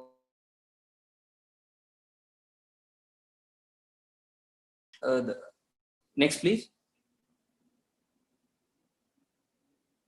Next slide, please. So this is the completed nest of the shikra bird. We can see, and it was haphazard. It was not just like woven with this, and we can see that nest was built up by the dried twigs of various tree collected from various trees. And next, please. Okay, what were the observation? I have just jotted it down. After site selection, nesting was started on the neem tree in the mid-February, and the height of the nest was 22 to 25 meters from the ground level. Male and female were active in the nest building. Second nest on Saptaparni tree, which was built on at the height of 15 meter, and we were not we can't tell exactly why both two nests were constructed. In March, males were more vocal and the frequency of mating has been increased. Each time male picked up the twigs from the tree of different species. Next slide, please. Unique behavior we could observe was that while building the nest, shikra used to take the twigs and keep in the keep on the tree. But many a time, 50% of the time, the twigs were fallen down. But we observed that none of the twig fallen down on the ground was used by the shikra for rebuilding its nest. So this was also a unique observation. Then two nests were built, as I told earlier, and we thought that what were the reason for building two nests? One might be to avoid scorching heat in summer, because the neem trees sheds its leaves during summer season, and that might be the reason. That's why second nest on the Saptaparni tree might have been built, because it is an evergreen tree. Second hypothesis might be that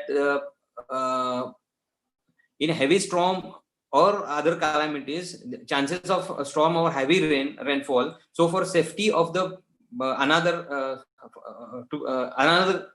nest was built. If one nest get damaged, then that couple might be shifting to the another. So this was the another observation. Next, please. So in the month of February, nesting was started. Nest was built in the month of March, and in April, eggs were hatched, and we found that there were 3 shikara chicks, and feeding of this chicks and this female was done by mainly by the male.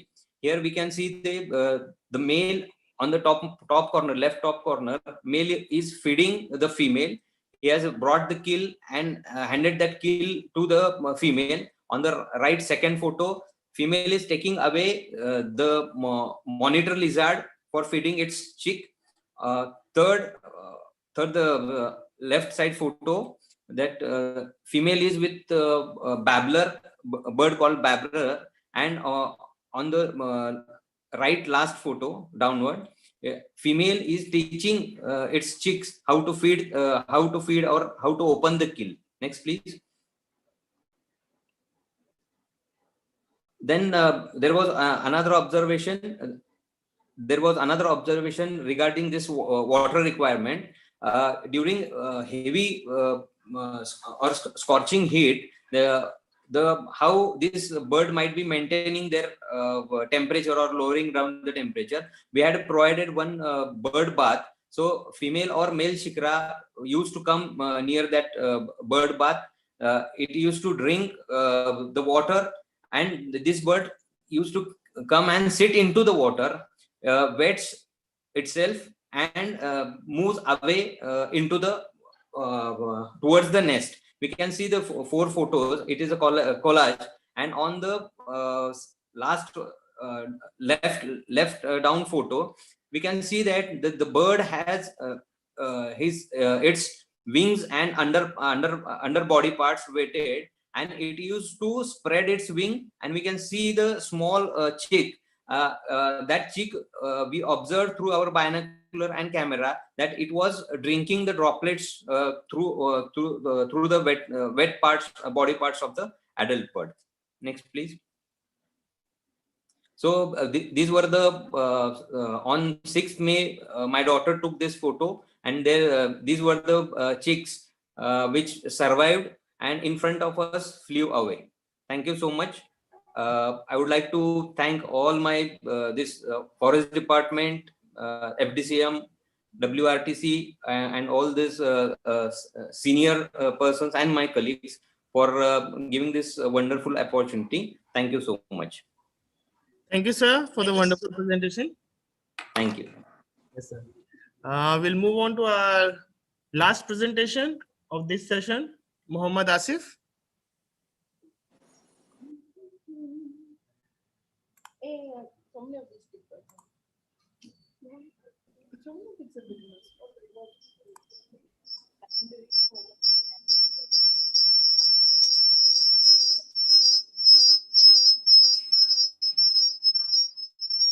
Let's see his side. Hello. Yes, sir. Okay, sir. Okay. Let's start.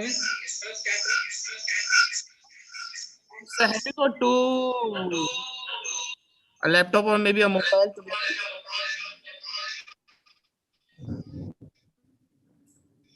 Please mute one of the system and even the speaker. Sir, shall I start? Hello. Yes, sir. Okay, thank you, sir. Yes, sir. A warm good afternoon to all. Myself, Dr. Muhammad Asif from Department of Veterinary and Animal Husbandry Extension, College of Veterinary Animal Sciences, Manuti, Thrissur. Today, I am here presenting my research work on case study of emergence of zoonotic disease due to human intervention in the forest ecosystem, a case study of Lyme disease outbreak, a case study of Lyme disease outbreak in Wayanad, Kerala. Sir, next.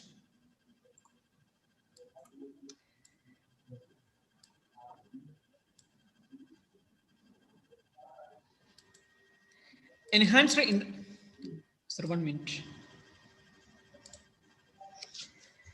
The enhanced interaction between the wild animal ecosystem and human has resulted in the ever increasing the development of re-emergence and emergence of zoonotic disease. The wild animal ecosystem and human interaction result to the zoonotic disease, especially the sylviatic zoonotic diseases. Sylviatic zoonotic disease means the diseases from the wild animal ecosystem to humans. Some of the major reasons for the emergence of this sylviatic zoonosis are increasing the demand of animal protein, agriculture intensification, unsustainability of increased poaching, and trade of wildlife leading to enhanced interaction with the wildlife flora and fauna. Even this COVID outbreak, we can see such an interaction between the wildlife and the disease outbreak. Next, sir. Next slide, sir. The next, Lyme disease. What is Lyme disease? Lyme disease caused by spirochete Borrelia burgdorferi is a tick-borne disease. The global distribution of which corresponds to the distribution of the exodus ticks that transmit this Borrelia burgdorferi.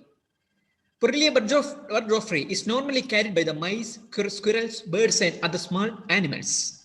Tick become infected while feeding on the infected animal, thus transmit the disease to humans. Lyme disease is a multi-system inflammatory disorder with a wide spectrum of skin manifestations. Next, sir. This is a schematic representation of the Lyme disease transmission. The tick become infected while feeding on the infected animal and thus transfer the disease to humans. Next slide, sir. This is a Lyme disease case reported to the CDC from 2002, 2017 to America. Next slide, sir. This is a possible symptom of Lyme disease. This include headache, hearing loss, muscle soreness, erythema migrans, fever, chills, fatigue, and weakness. And also reported that heart complication, nausea, vomiting are the some of the implication of some of the symptoms of the Lyme disease in humans. Sir, next slide.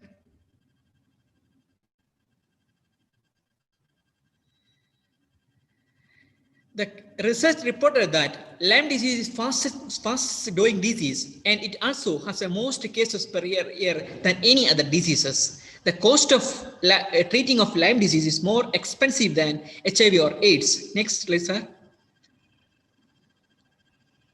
The case report in Kerala. In 2018, there was a Lyme disease outbreak reported in the human settlement inside the Wayanad Wildlife Sanctuary, Kerala. Next, please, sir. The first case history. A 50-year-old woman come to her doctor's office for a checkup. She complains of pain in joint and muscle that started a couple of weeks ago. Her joints are stiff and have swelled. Next slide, sir.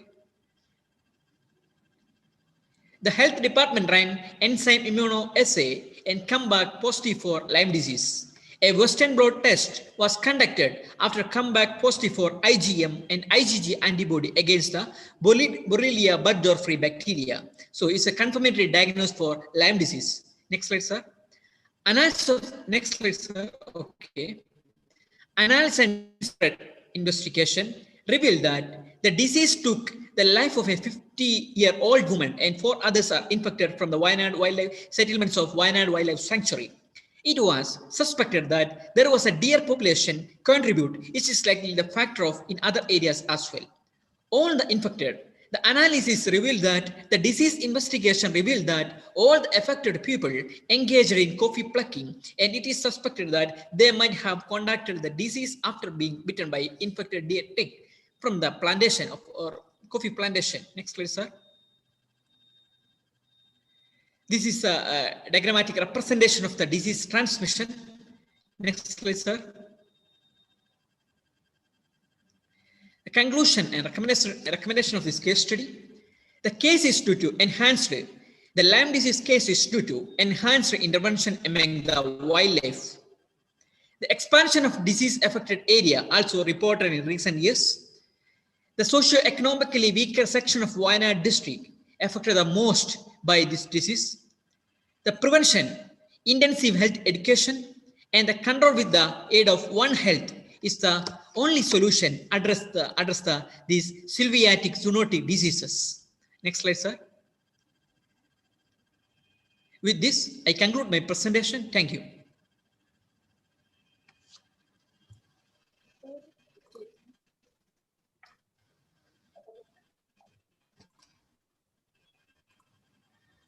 Thank you, sir.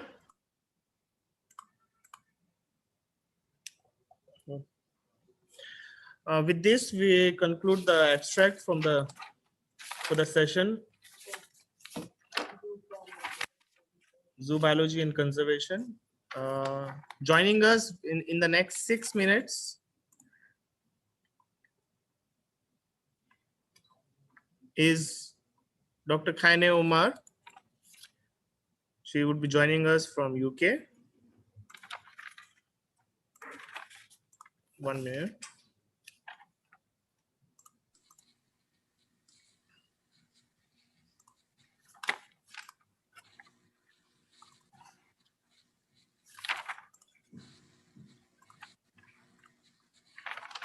You can read more about her here.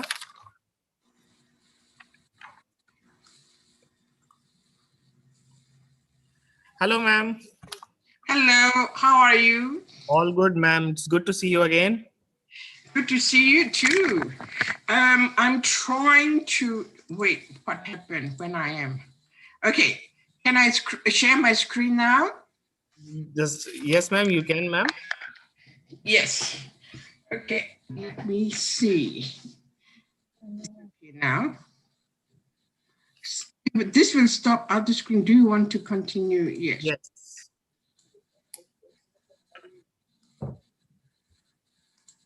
I don't know what happened. I cannot share. Should be able to, ma'am. Is it okay now? It's coming up, yes.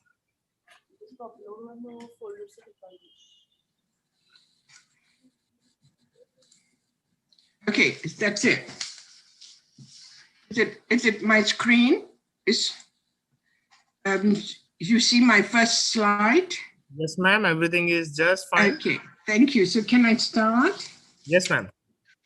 Thank you. Thank you very much. So it's the second time I have been, talking with your group, and greetings from UK, whoever you are, from any part of the, India or any part of my corner of the globe. So thank you very much for inviting me to take part in this important event. And also, I really would like to thank the organizing committee of the International Conference on WILDCON 2020. So this time, I will be giving a talk about different aspect from veterinary science of the elephant, but also about something which is much more relevant to conservation aspect of the Asian elephants of Myanmar. So as an introduction, I have to those who do not know me. So I'm a vet and researcher and have been working with captive elephants of Myanmar, also in some Southeast Asian countries since late 1990s. So I've been working in this field for so long. So this is about what happened in Myanmar at the moment, so what Myanmar government as a whole and the whole country is trying to meet the conservation needs of the elephants of my country. So Myanmar is, among the global population of Asian elephants, which is about 30 to 50,000. Myanmar accommodates about 6,000 captive elephants, and on top we also have another 2,000, approximately 2,000 wild elephants. So here are the topics I'm going to discuss today. So sorry, this is role of elephant in Myanmar, the challenges we have facing, and in challenges of captive and challenges of wild elephants, and efforts in combating wildlife crimes, and then what are the conservation needs of elephants. That is what I'm preparing to discuss. So before I start my presentation, I would like to explain a little bit about the keeping system in Myanmar, keeping system of elephants. There are two mostly used keeping system in most of the range countries, whose extremes can be defined as intensive keeping and extensive keepings.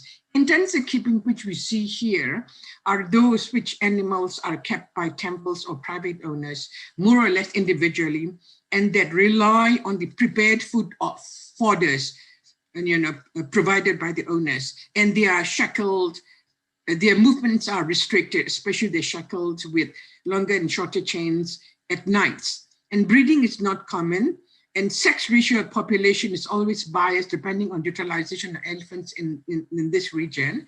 So something like in North India, like Jaipur, you can see most of the elephants in this area, female biased population, where they use these elephants as package animals in tourist-oriented activities. So male biased population can be seen in South India, where temples keep bulls only facility. So, and those animals are, contact with wild counterparts is unlikely because intensive keeping is concentrated in urban regions. So restricted movements and practical absence of contacts with other elephants lead to extreme aggression towards handlers, and there is stereotypes are common in this and in this animal. But for something like us, Myanmar elephant, those elephants who keep in the forest-based camps, something like Myanmar, Laos, and in some part of Thailand. So the way we keep our elephant is classed as extensive keeping system, because we let them use them at nights or some places at day for foraging. So, and the system of keeping is free contact, which is hands-off method, not like in zoos elephants. So the mean free contact means there is no barrier between man and elephant. Preconditions of this keeping system are the needs of cohesive, well-trained, well-behaved, responsive elephants and experienced mahouts. These two things are very important. Mostly keepers or mahouts are the most important part of this system. And these, what kind of people they are, these people, these mahouts or these keepers should have experience in training elephants, good knowledge of elephant behavior, and a realistic and responsible awareness of danger of walking closely with these animals. They are also responsible for the risks involved. They know what risks are involved and they need to prevent this well ahead of time. So we also keep this, you see this keeping, extensive keeping system means in order to manage these elephants in this system, we need a huge habitat or a forest land because we do not provide food and shelter. We only allow to forage in good habitat. So the needs is the habitat and good quality forage. And we also need to train our elephant to live not only under natural conditions, but also we are trained to take it back to work site or base camp from foraging whenever we wanted to utilize them. So our traditional identification system is through branding. You see through branding. And this is our century-old tradition. And we use chemical, the way we use chemical branding to make this. So, and also all animals, all elephants in Myanmar has unique registration number that was branded in the buttocks. So, however, we also start using microchipping and start carry out in the whole country. But there are all the good things of branding in our system. If you brand your elephant, it is very easy to differentiate your elephant when they mix with wild elephants when they are going out for foraging, or we know we can easily identify without the need of, readers or whatever. We just visualize by, looking them among whatever group they are in. So this is a good, a benefit of branding. But if you have microchip, we still need confiscated utensil like chip reader or whatever. It is not very, it's still very new in our country, but we are now start doing microchipping in our country. We may lose this advantage of easily visualize our elephants maybe in the near future. Individual elephants has a mahouts, and then we have a logbook for each elephant where all medical records on disease treatments are all recorded. So we never have a problem when we mahout change our elephant. So the next mahout can learn how to control an elephant, what is his behavior, what is likes, dislikes, plus medical problems are also written down. They can learn these from this logbook. So transfer of mahouts are never been a problem. In this population, breeding is natural, and then most calves have been sired by the wild bulls, so our genetic diversity is quite good. So calves are suckled by mothers, and no, we do not supplement our elephants. Female rests 24/7 from mid-pregnancy until the calf reach the 1 year of age. So this is what we manage our elephants. So Myanmar at the moment is now about 6,000 elephants in captive. First, I would like to talk about captive elephants. So in the total number of captive elephants in Myanmar is close to 6,000. It is 5,861 as of August 2020. So nearly half is under the government hand. This which you call Myanmar Timber Enterprise, which is under the charge of Ministry of Forestry, and another forest department which manage zoological collections and parks have about a little over 100 elephants, but another half is more than 2,500 is registered as private owned elephants. So all elephants have been registered in forest department. So this is the workforce of elephants. Where this elephant comes from, most of the elephants in our hands are captive breeding. So we, live offtake has been prohibited. We stopped capture since 1994. So most are born from our own stock. So how do we utilize our elephant? Mostly majority are in logging operations. The small number are for ceremonial use, and a few numbers in very northern part of the Myanmar is still used in agriculture, and majority of the captive are still used as package elephant. Now, if the elephants are not used in logging, majority goes in their tourism related activities. So before I go to other details, I would like to show our demography of our elephants captivity. At the moment, because of the given time frame, I will focus only on the government-owned elephants partly because private-owned elephants demography is not properly monitored, and it's still under compilation of, the demographic details of its demography. So surviving population in the hands of private, these are our government-owned elephants, and the population pyramid was compared before at the end of 20th century to 2020, and it's about last year the population structure. If you see, we have more and more elephants are in captive born.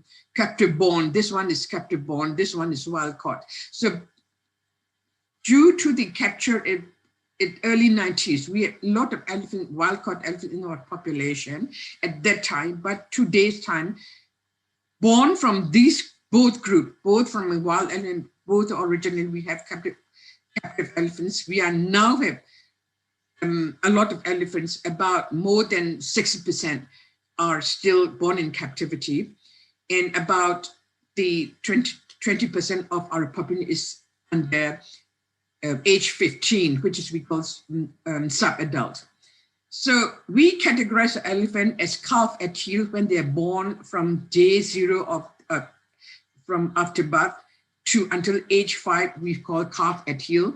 From when they reach age 5, we put in the taming and we class as trained calf until age of 5, we trained, and we continue training until they reach age of 17. So these age group are non-suitable age group because these are all under sub-adults. So once they pass their birthday of age 17, starting from age 18, we put in the workforce until they reach the age of 55.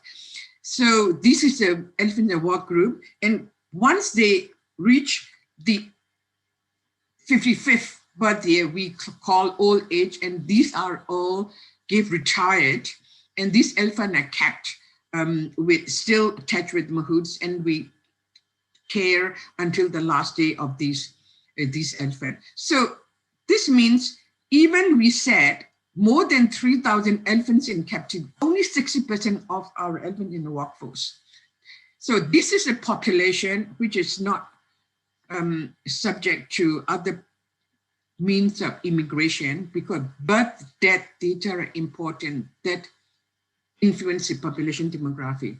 So this is a little bit about reproductive parameter and peculiarity of our elephants captivity. Most of the elephants, as you see, are female biased. We allow natural mating, and 30% of our females are in reproductively active age. And the youngest female at birth was recorded as 5.3.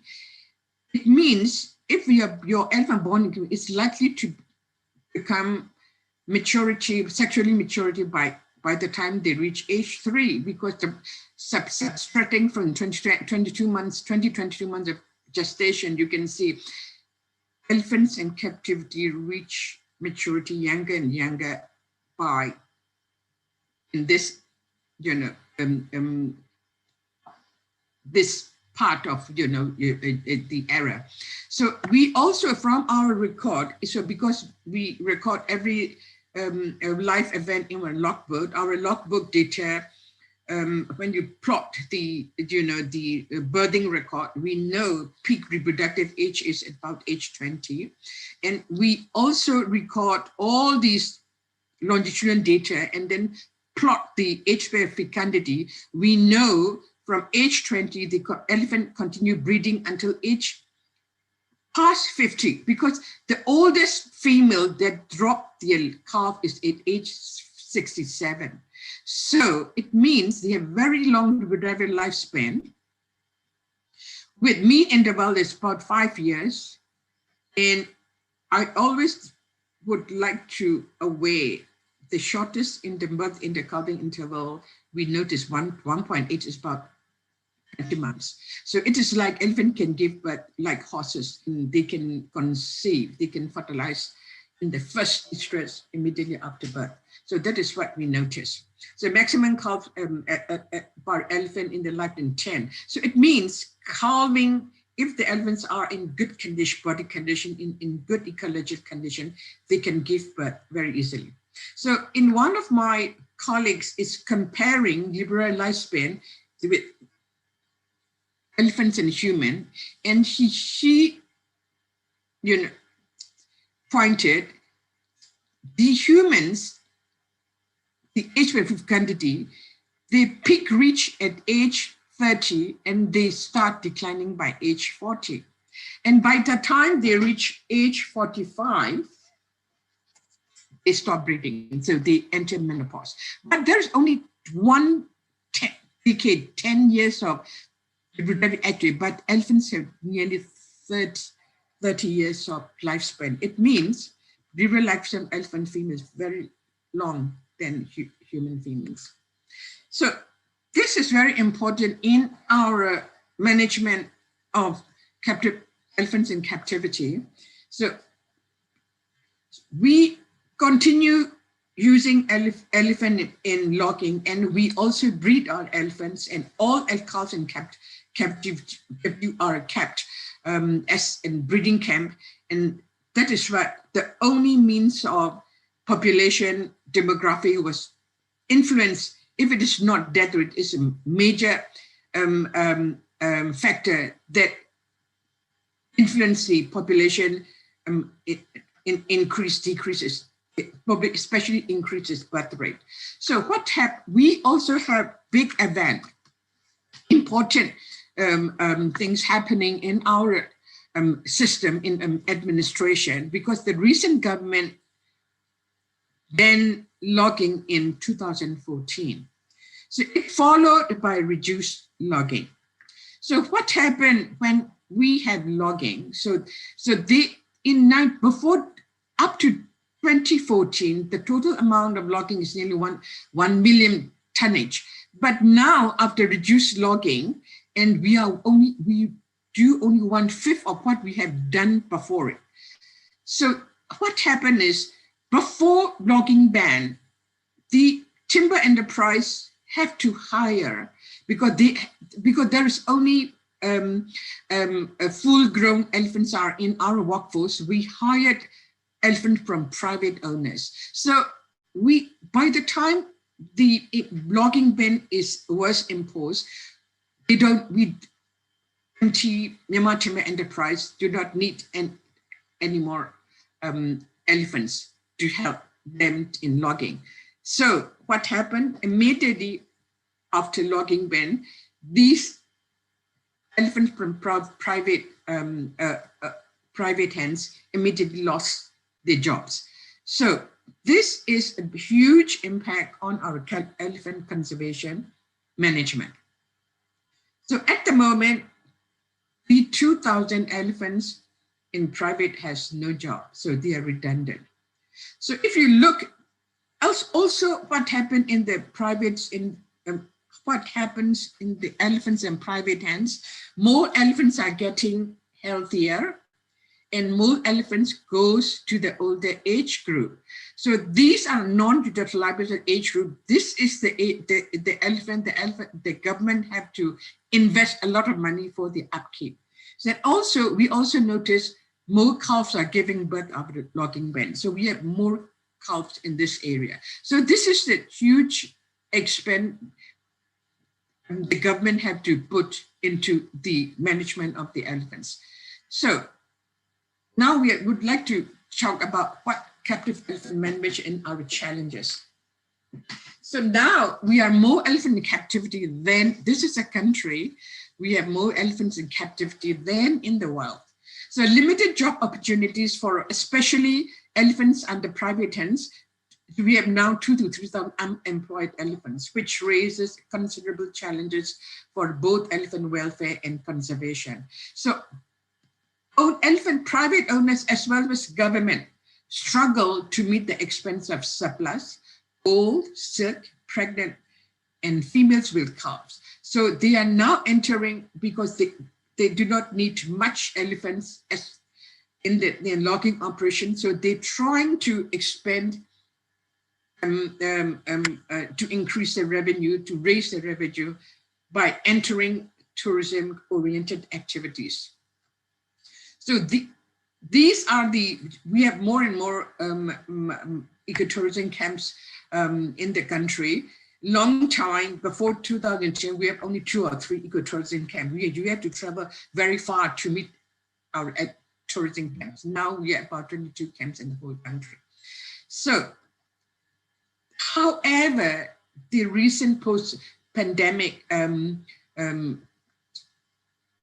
event is, we believe there's a huge impact on the future of our nature-based tourism, and we know there are uncertain future in this business. And because we use extensive keeping system, we still need a lot of forest land for foraging, and the needs of job security, especially for mahouts in private sector.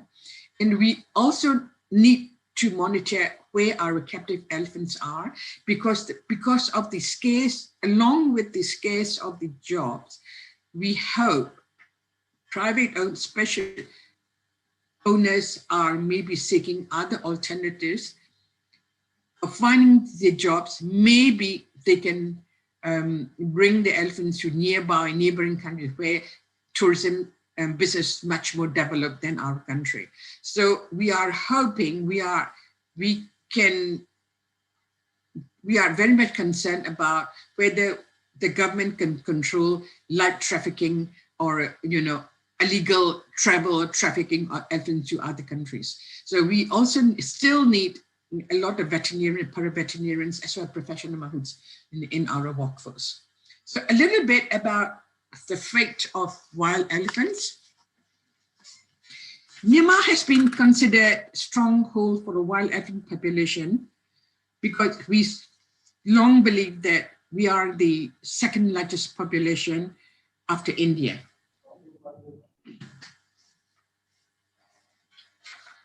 So,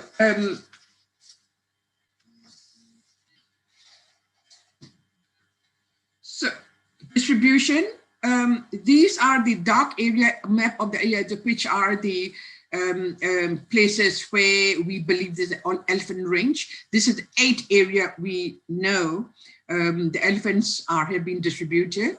And bear in mind, we never have done systematic censusing of our wild, depending on logistic, and also because long time ago, before this government, we had a lot of insurgent and conflict in a lot of remote areas. It makes difficult to do the census.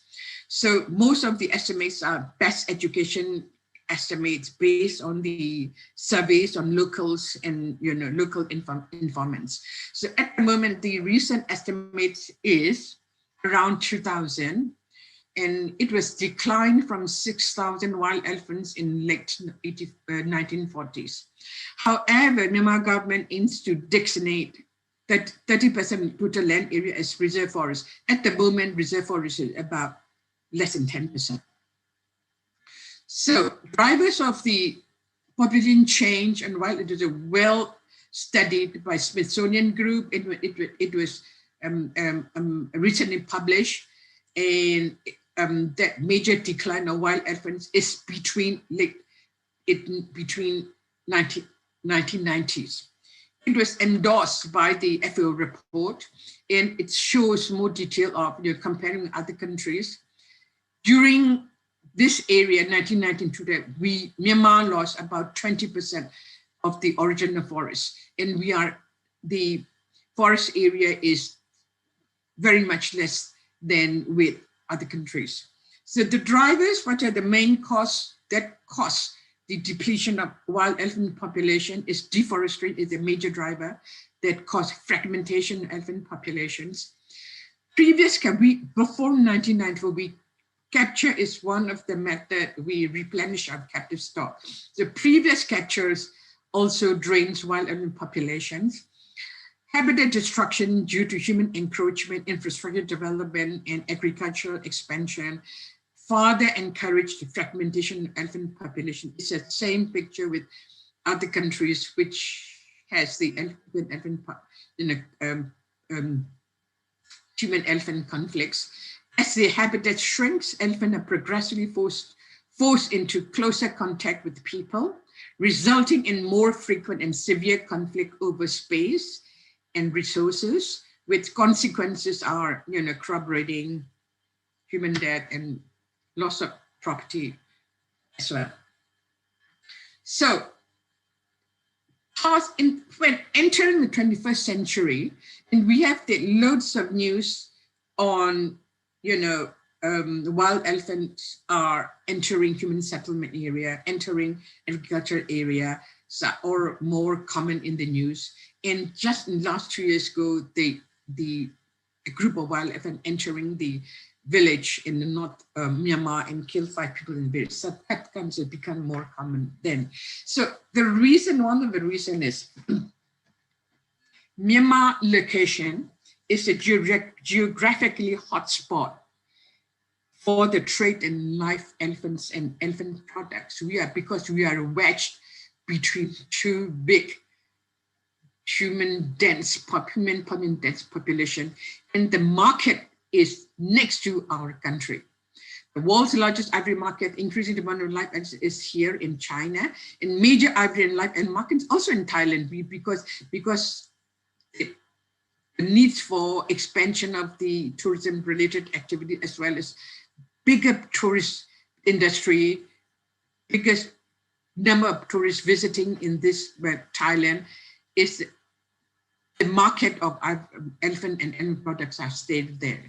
And also, the long time ago, ivory is only there is the attracts, the most, material the people would like to have. Now, people's preference has changed. So the skin has been a big demand, and especially in China, because of the desire for blood, the beads made from the skin, and also it is very difficult to control ivory trade, as our borders are very porous, and not all the border area are under legal control. And construction of new roads and other transport and communication infrastructures that open up Myanmar to wider world. So hoping the wildlife trade may be bigger, then we have witnessed, especially in post-endemic time. China took a monumental step of banning elephant ivory trade by end of 2017. So it was not legal to buy, sell ivory in China. This 2017 is also, we witnessed the highest poaching rate in Myanmar. We don't know, the traders start compiling stock of elephant products, knowing that these commodities will have higher price after this China's ban on logging. Elephant skin are dried, powdered, and made into jewelries. And criminal business is internationally organized, and it was well described in this report about elephant family.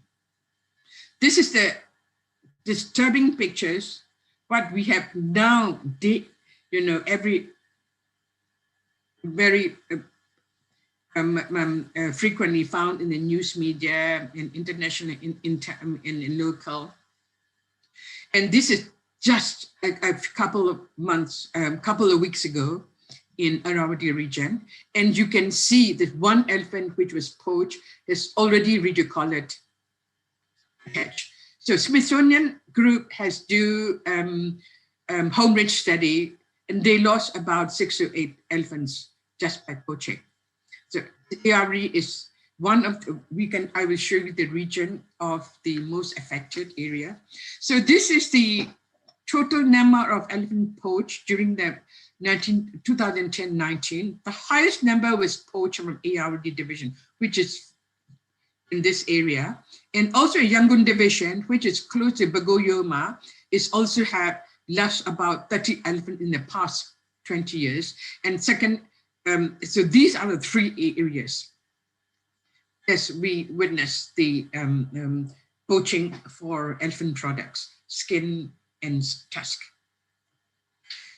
The worrying signs of live trafficking, illegal wild capture have been not witnessed for nearly a decade. But since the since when COVID pandemic strikes, global, along with pandemic strikes, we also have, restriction in our movement in the country. And so the police and the border traffic has more chance to check each and every traffic on the road. And this truck with live elephant was found in one of the area, one of the part of the highway in Myanmar, which is near in Sagaing Division. There is no one on this high unit vehicle. The owner of the vehicle, owner of the elephant, was left unattended. This partially sedated animal, which was left like this. This happened in it's in October 2020. So the authority notified the forest department, and because in our country, whenever the because elephants are a totally protected animal, so when totally protected animals have been considered, we have another department, the police have to contact forest department to check whether the elephants, to check the ownership of elephants. There is no paperwork, no identity of elephants. It was ownerless. And then we found when the officers bring down the elephant to the ground, we found the mark of chain and the partially sedated and the bruises in the legs, and they gave treatment. And upon close observation, the elephant was female and was in the latest part of the pregnancy. This is a pregnant elephant they recently captured from, you do know which area of the Myanmar, but it was on the road going to northern part of the Myanmar, which is close to China border. It may be they can use for their own use, or they're trying to do something which is much bigger operation. So this is the pregnant elephant, female elephant, confiscated as an ownerless animal, but unfortunately the animal died during under our treatment and supervision of our office, Myanmar Timber Enterprise officers. So this is worrying signs of live capture is start along with COVID, in coincide with China's ban on the agri product. So this is, we don't know how long it has going on, but this is the first evidence. We found it in Myanmar in just a few months ago. So in the efforts to combat illegal wildlife trade, so the government officers and all parties involved in conservation, like forest department, especially forest police, the Myanmar police, we noticed there are illegal poaching has been rising since 2010. So with this, the first establishment emergency elephant response unit, which is major use of this elephant is to drive back our wild elephant who are encroaching the human settlement. So this was first formed by the Myanmar Timber Enterprise. This emergency elephant response was developed by the funding raised by International Elephant Foundation. So we now at about 10 ERU, elephant emergency elephant response units in the whole country. And after 2017, WWF gave a seconded to this project. So it was giving continued funding at the moment, and also they also give training, capacity building for rangers for better, operation of the rescues unit. At the moment, they focus on driving back the elephants who are raided the agricultural land or who are trying to enter the human settlement area. This is the first effort. And when they noticed the elephant poaching was taking great rise, so another effort the government do is they rearranged the Myanmar police force. Then the establishment forestry police was established in August 2014. This is the newest addition to the Myanmar police force. With the staff is about now 300. They're specially trained for wildlife crime, and including 40 high-ranking officers. And its role is to support Forest Department and uphold its policies to protect Myanmar forests, protect wildlife from illicit trafficking, investigate and prosecute the as well as logging plus the poaching. So another the group of law enforcement agency is formed by the coalition of these five departments. So law enforcement authorities for elephant conservation. It was set up by Ministry of Forestry, which we call Ministry of Environment Conservation and Forestry, Customs Department, Myanmar Police Force, Attorney General's Office, Anti-Corruption Commission. They are all responsible for in prosecution. So these are the action of this Myanmar Police Force and Forest Department. You can see how bad wildlife crime at the moment in the middle of in the late 2010. I can say it's between 1915 and 1970 are at the highest crime rate we ever witnessed in Myanmar. So another efforts the government trying to do to initiate the anti-trafficking activities are, so they make a joint movement called Voices for Momo. Momo is the name of the elephant. It's the oldest elephant. Is entering 67 birthday in the last couple of months. Momo is the name of the female elephant from Yangon Zoo. He's the oldest in all the zoo elephants. So to honor her, and then they name the activity as Voices for Momo, so representing the all elephants in Myanmar. So this Voices for Momo are a coalition of some Myanmar active conservation organization together with government and corporate partners. They create a campaign in November 2017 in response to a sudden spike in elephant poaching. It is an open-air exhibition dedicated to saving Myanmar elephants, like famous elephant parade organized by an elephant family in Europe and in some part of Asia.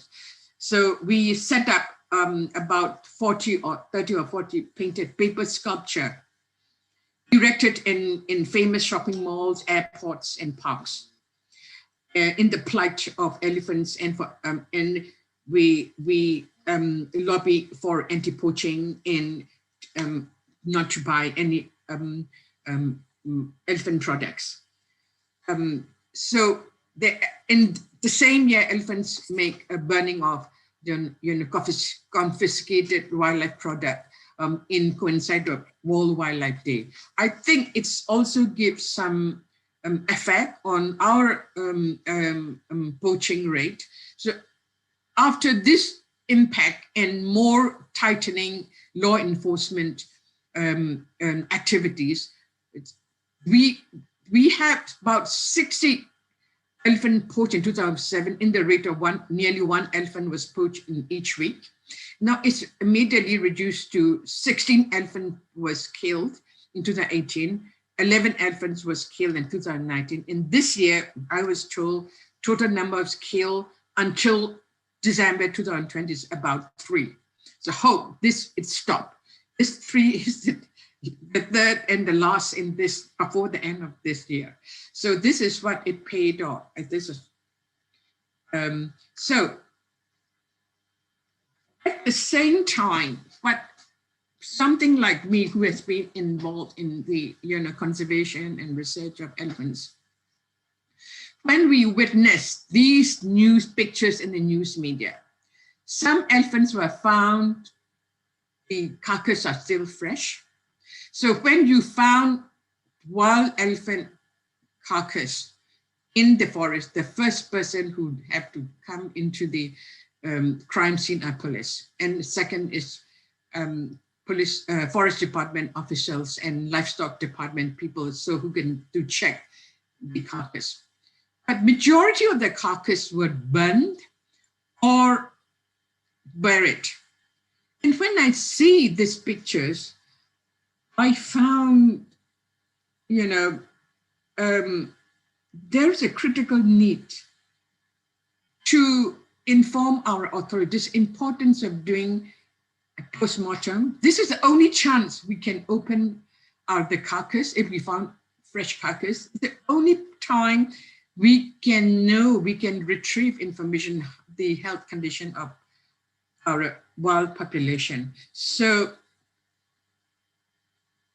we, in collaboration with some of the colleagues in Western, you know, with colleagues in international organization, so I set up a group, and we applied funding. So to give a capacity building for wildlife veterinarian officers to improve the skills, and we would like to provide materials need to conduct their post-mortem examination. So with this in mind, with this funding for Elephant Family and Veterinarians International, and in collaboration with the scientists from Michigan State University, a veterinary faculty from Michigan State, and founder of Susan McGuire, founder of Elephant Care International, and Zoo Vet, Dr. William Schaffner from Rotterdam Zoo, we gave make capacity building for both rangers, veterinarians, and also forest police to do to train for pathology training. So even the just opening the carcass is a huge task. Whoever in the crime scene, if they know how to open the carcass, how to help retrieve the samples, it will give us a huge help, and it will give, just getting sample is never have happening before. So we hope to do, with the help of forest officers and rangers who are even not veterinarians, they can help veterinarians with the knowledge they gain from our this training. We also provide, this is a backpack, we got pathology backpack. We give to each elephant rangers and vets, including police officers, so that they can conduct or at least participate in how to retrieve biosamples from the carcass. So these are the topics we include in our pathology training. Basic post-mortem, what is how to make sample collection, what do you mean PPE, and how to get respiratory samples from respiratory system, reproductive system, cardiovascular system. And the details you can see from Elephant Care International webpage. So we also do hands-on lab, and we buy buffalo as the biggest mammals we can buy from market, and we show them how to make proper post-mortem, how to retrieve fresh biosamples systematically and correctly. So as a conclusion, the government have done a lot, but it's not enough. We still have a lot to do in the future. So what are the conservation needs? Development for wild elephant conservation, we still need long-term conservation strategies. We still need medicine elephant response units. We only have about 10 units, which are allocated in the hotspots area. They may need in other part of the region as well. So government support, I'm not going to detail, but we still have support to the victims of elephant conflict, but it's not enough. Government need to support more to the victims. So elephant habitats need to be protected effectively, because our management system is extensive management systems. We need a huge forest landing so that elephants can rely foraging. This is the cheapest way of keeping our elephants. We don't provide foods and shelter to elephants. So all elephant needs for the surviving is habitat. good quality habitat. So these elephant habitat needs to be protected effectively away from poaching, away from not subject to degradation, not subject to fragmentation or loss.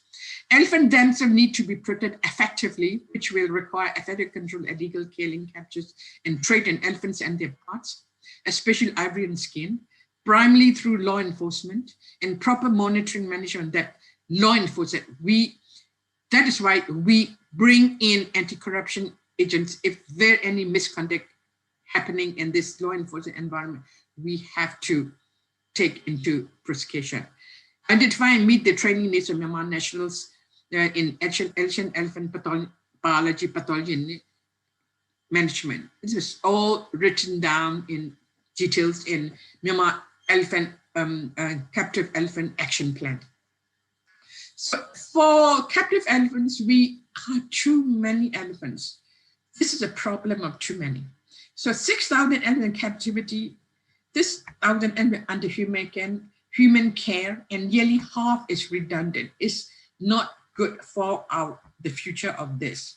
So we may not simply afford to keep this amount of elephants in the future.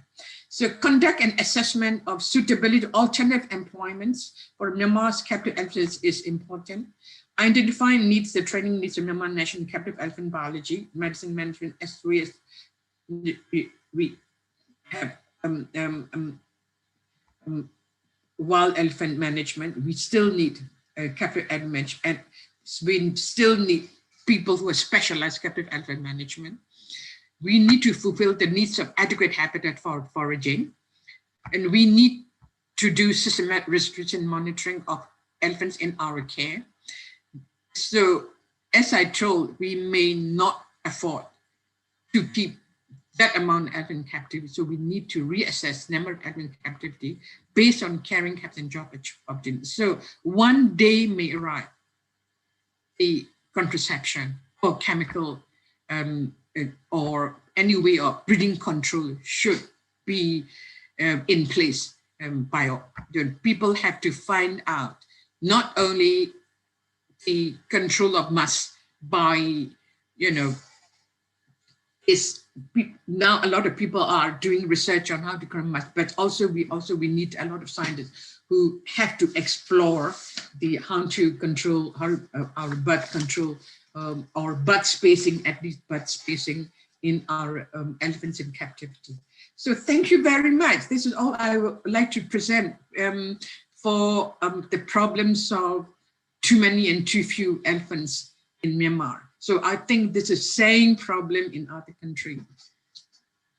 Thank you. Is any question? I'm very happy.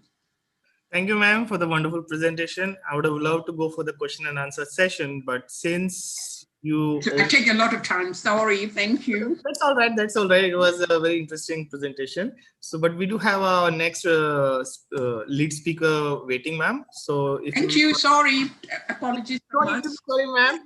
It was a very interesting presentation. Bye-bye. All right, ma'am. I'll see you around. Bye. I will see you around, and I'm stop share. Okay, ma'am. I'll move on with Bye. Bye. Good morning. Good morning. Great.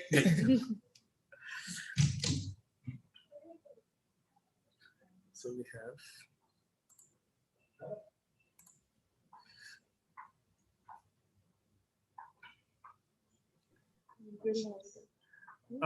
Dr. Ajay Gaur, sir, give me 2 minutes, sir. I'll get back to you, sir. Sure. Thank you. Sir.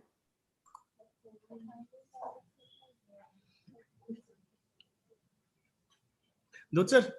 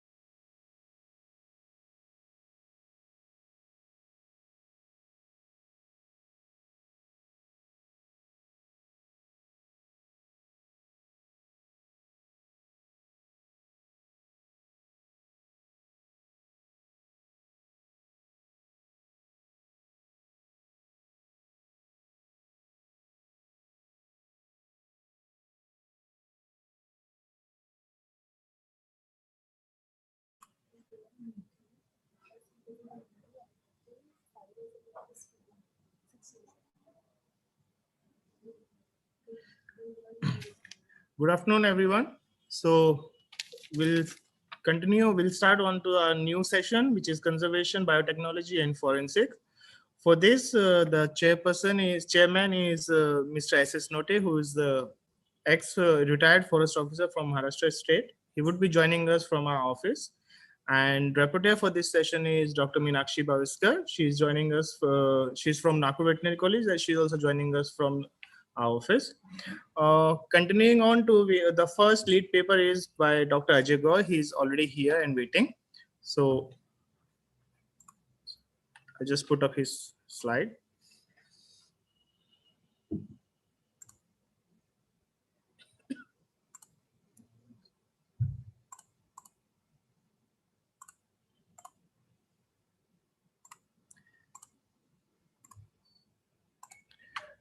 As you can see, this is the brief resume of Dr. Ajay Gaur.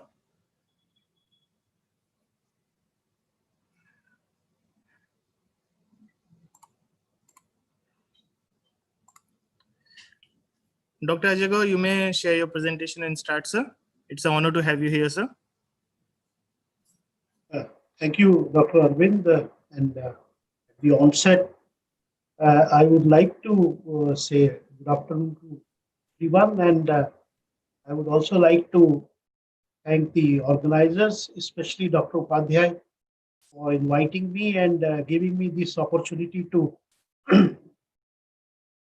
share the experience of CCMB in the field of wildlife forensic. So I will just share my screen.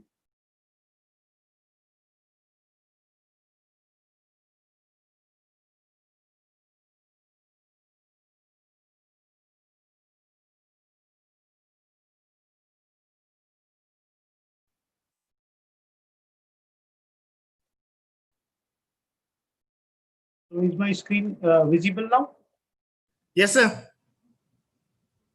So I am working like scientists at CCMB in a very special laboratory for conservation of endangered species, and we have actually two major objectives. First, to study genetics of the Indian endangered species in the DNA tools, and the second most important aspect is to study reproductive biology and develop the methods for assisted reproduction, which my veterinary colleagues are doing very efficiently. So today I will be talking about a role of DNA forensics in the fight against wildlife crime and illegal trade in India. So when we talk about the Indian wildlife scenario, we feel we are a very fortunate country, and we are one amongst the 18 mega biodiverse countries, and we are holding more than 60 to 70% of the world biodiversity. And we are also fortunate to have large, majestic, charismatic animals like Asian elephant, Indian leopard, Asiatic lion, Indian one-horned rhino, and Bengal tiger. We have lots of scheduled space to save our wildlife, to keep our wildlife. Like we have 89 national parks, 18 bioreserves, and more than 400 wildlife sanctuaries across the country. But actually, the Indian wildlife is under a continuous threat of extinction because of these two important factors. One is the destruction of forest and habitat wild animal in the name of development, like in the name of agricultural activities and urbanization. We just want to clear all the jungle and come out with either for agriculture or for making multi-story buildings for our habitat. And the most important factor which is doing a bigger loss is poaching, or hunting, or illegal trade in the wild animals. And these two important factors, they result in the fragmentation of their homes and their population, and ultimately there is loss of genetic variability, no gene flow, there is no movement of animals or the new genetic information between the population, and ultimately the inbreeding sets in, which may lead to the extinction of the species also. Like Indian cheetah is already extinct and almost all the big cats are critically endangered. Wild buffaloes are also very limited in central India. Hardly 35 animals are left in the wild. Similarly, many more species are just sitting on the verge of extinction. So we need to do something. And we have taken over their home. We are killing them ruthlessly. And by chance, when they visit, or maybe by their instinct, they visit the place where they used to live, this is the treatment what we are giving to our wildlife. The respect we show to our wildlife. So recently, you all might have read in the newspaper also, the pregnant elephant was fed pineapple stuffed with crackers. So you can see the such a pathetic condition. This cartoon shows the uh, embryo or the animal, young animal in the womb, is asking, "Amma, I will never be able to see humans." Mother is telling, "You won't regret, baby." So that is the uh, uh, treatment what we are giving to our wildlife world over. Like this is snaring is a very common problem and is a bigger factor for loss of wildlife all over the world.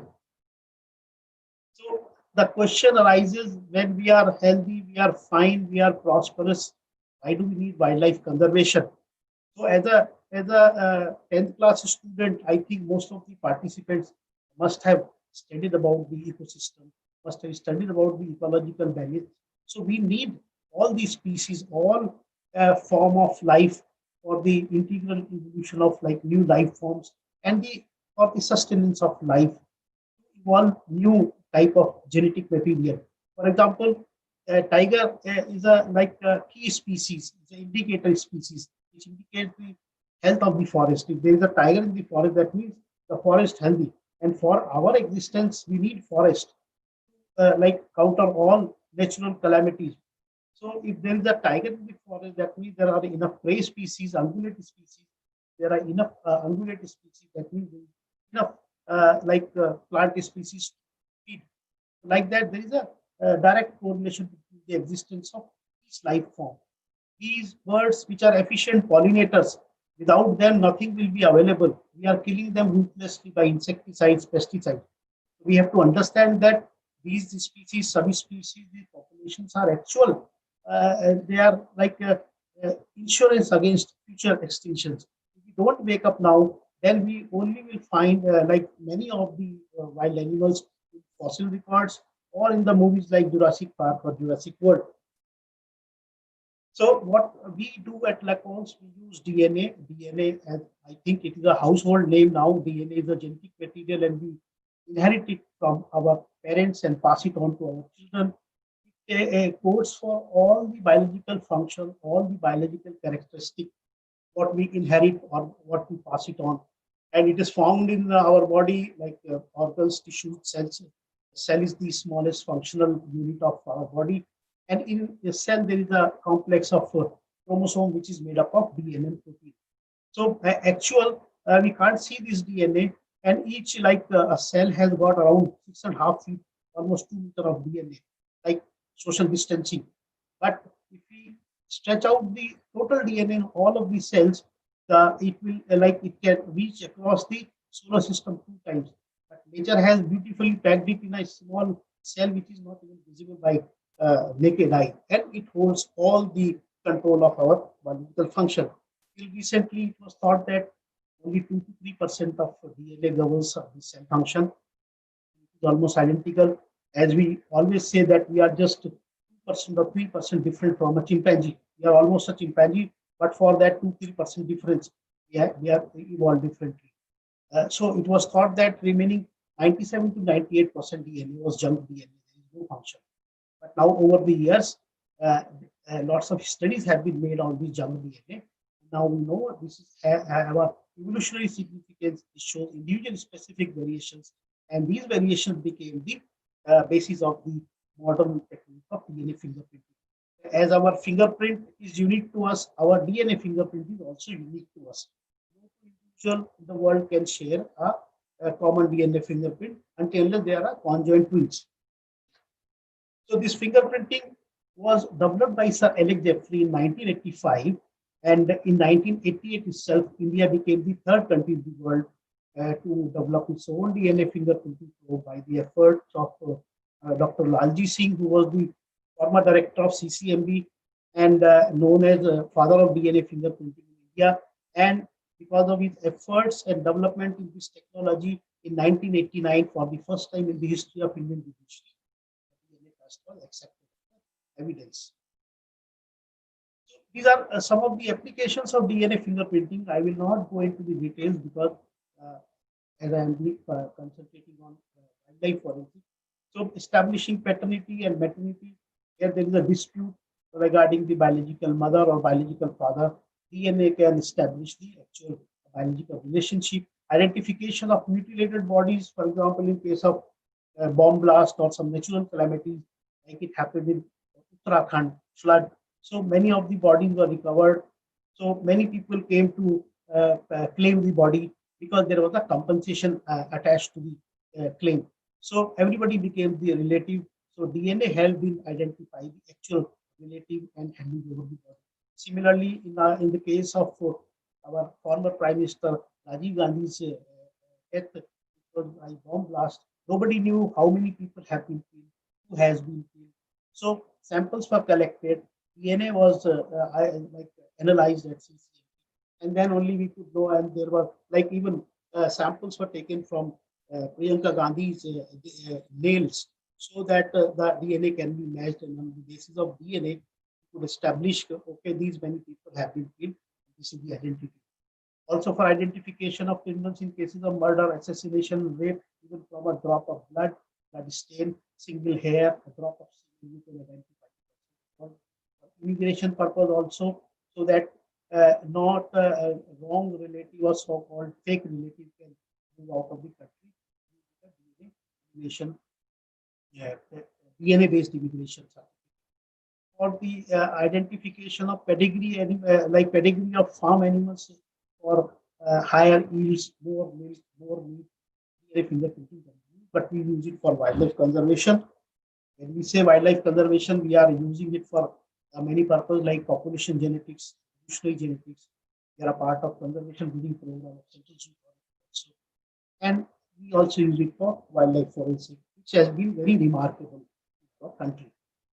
So when we say wildlife forensic, this is the use of modern biology technique or forensic technique to fight against wildlife crime, which can be in many forms, like trafficking in live specimen, live animals smuggling, poaching for meat, over exploitation as pets, skin, horn, tusk, and maybe used as a finished product like jewelry and ornaments. So this illegal wildlife trade is a very serious, very big threat.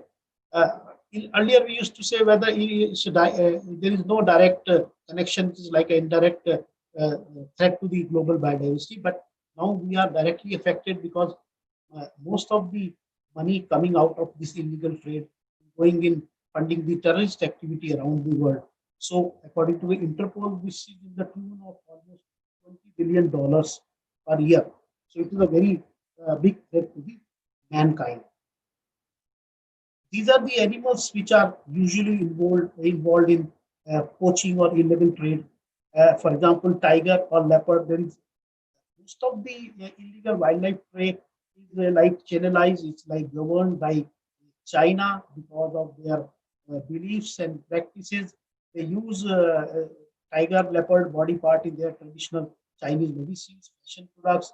Musk deer being killed for cosmetics. Musk pod beer for skin and beer bile. Again, Chinese, they say if you consume beer bile, there will be no kidney disease.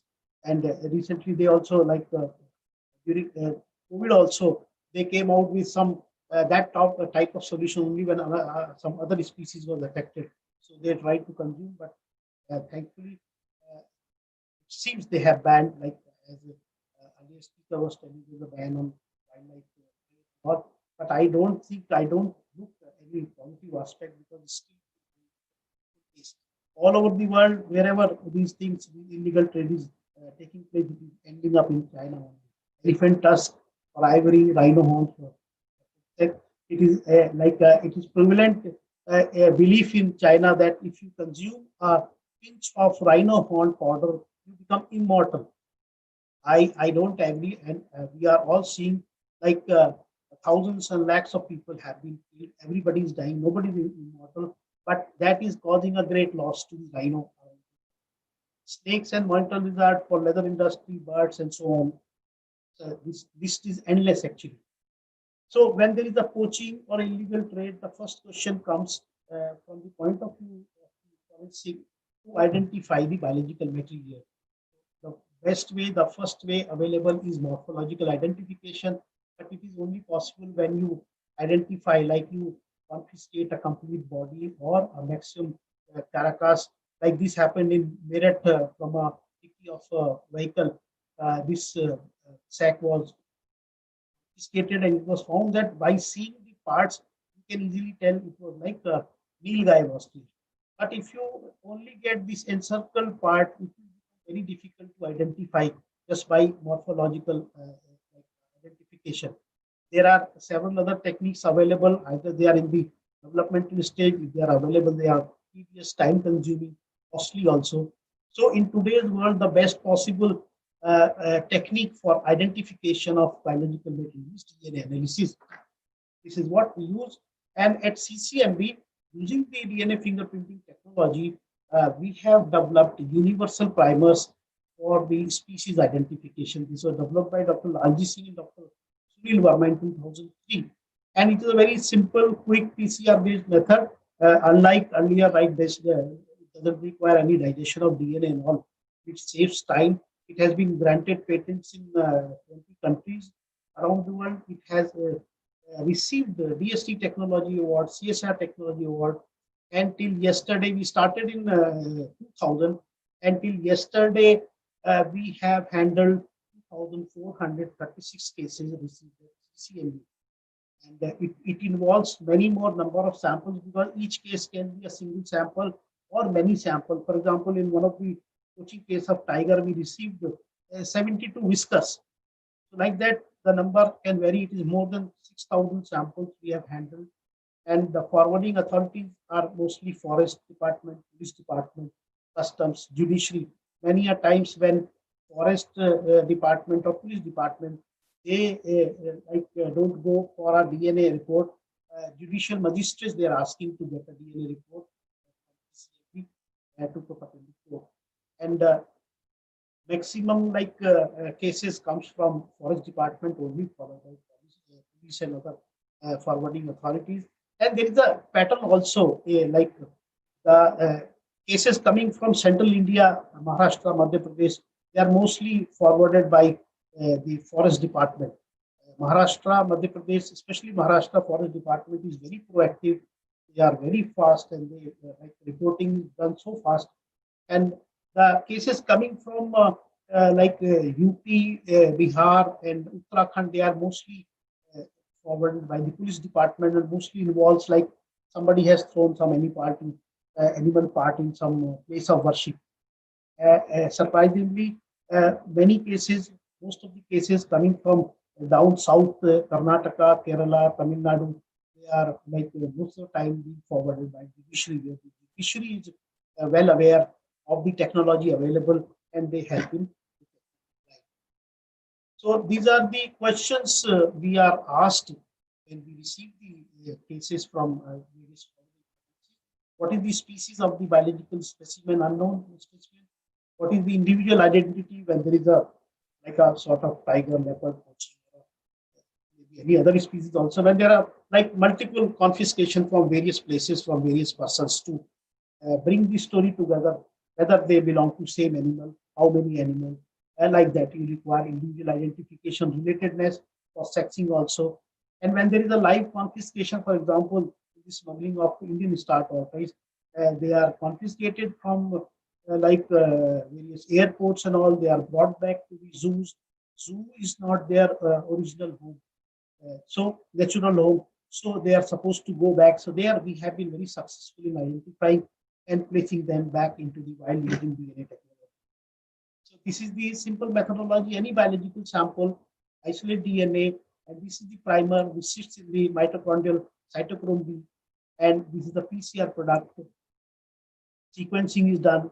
These four colored species correspond to the four chemical bases which DNA is made up of, and on the basis of this sequence, we do a public domain blast to know get the direction, and then we have developed a in-house database where we have sequence molecular signatures of known animals in our database, and we can compare, and then we can generate a report. So these are the variety of samples received. If you see meat, hair, dung, bone, blood stain, tusk, feather, claw, blood, penis, nails, horn, anything you name, anything like what they can eat, what they can consume, what they can smuggle, everything is involved in this wildlife crime. You can see the variety of samples from biological sample to finished product like these bones, various type of meats in various type of preservatives which we have now paint brushes, skins, live tortoise, the tools they are using to kill the animal. They are all very good source of the animal. I thought I will share one or two cases with you where we have been successful in using DNA technology to find the identity of the unknown sample, and then we could help the enforcement department to solve the crime. So this is a very important case which was forwarded to us by Wildlife Crime Control Bureau. And this was confiscated from a shop in Delhi. And this is known as Hatta Jodi, which is sold as a plant root. It was available. Like Facebook is now playing a very significant role in increasing the crime. Right, many of the illegal trade is going on Facebook. So like that, other online portal like Rediff, Amazon, there this part was available as Hatta Jodi, and it is sold as a plant root. And they say if you keep it in your home or in your purse, it will bring your prosperity, money. It will give you sexual wellness. So first time when it was confiscated, this was sent to CCMB. And it was a very high profile case. The person was a retired custom officer, and he had a link with all the stars and politicians. And it was a big pressure on WCCB also how to handle this. We did our DNA analysis and found that this is not a plant root. This is the part of a monitor lizard body, which is hemipenis of monitor lizard. So very brutal way of extracting this part. They will put live animal on flame, burning flame, and this part is extruded, and then they will cut it. They will dry it, put some sindoor, vermilion, rice on it, and then it will be sold as a plant. So people are blindly buying it. But after the success of this particular case, now it is not available on any online portal. Maybe by other name it is going, but certainly we have been able to put a break on like a very significant poaching of this wild animal. Otherwise, we always talk about like tigers and elephants and so many big animals, but species like monitor lizard or Indian pangolin, they are the species which are actually suffering in the name of. We may lose them, so they may become very extinct very fast as compared to other majestic species where we have large number of objects. So this was another case. Like this was the first report of DNA isolation from a dried snake venom, which was confiscated from a hotel room in Kerala. State sent it to homes, and when we it was a challenge because there was no report available on DNA from dried venom. This was the first study, in fact, covered in New York Times, and then we could establish, okay, this is like from Indian cobra, because during the milking of the venom, maybe because of the force, some cells like the salivary gland cell might have come, which became the source of DNA. Otherwise, venom is a big challenge. It's a highly purified protein. We have received crystal bowls confiscated from Bangladesh border by BSF.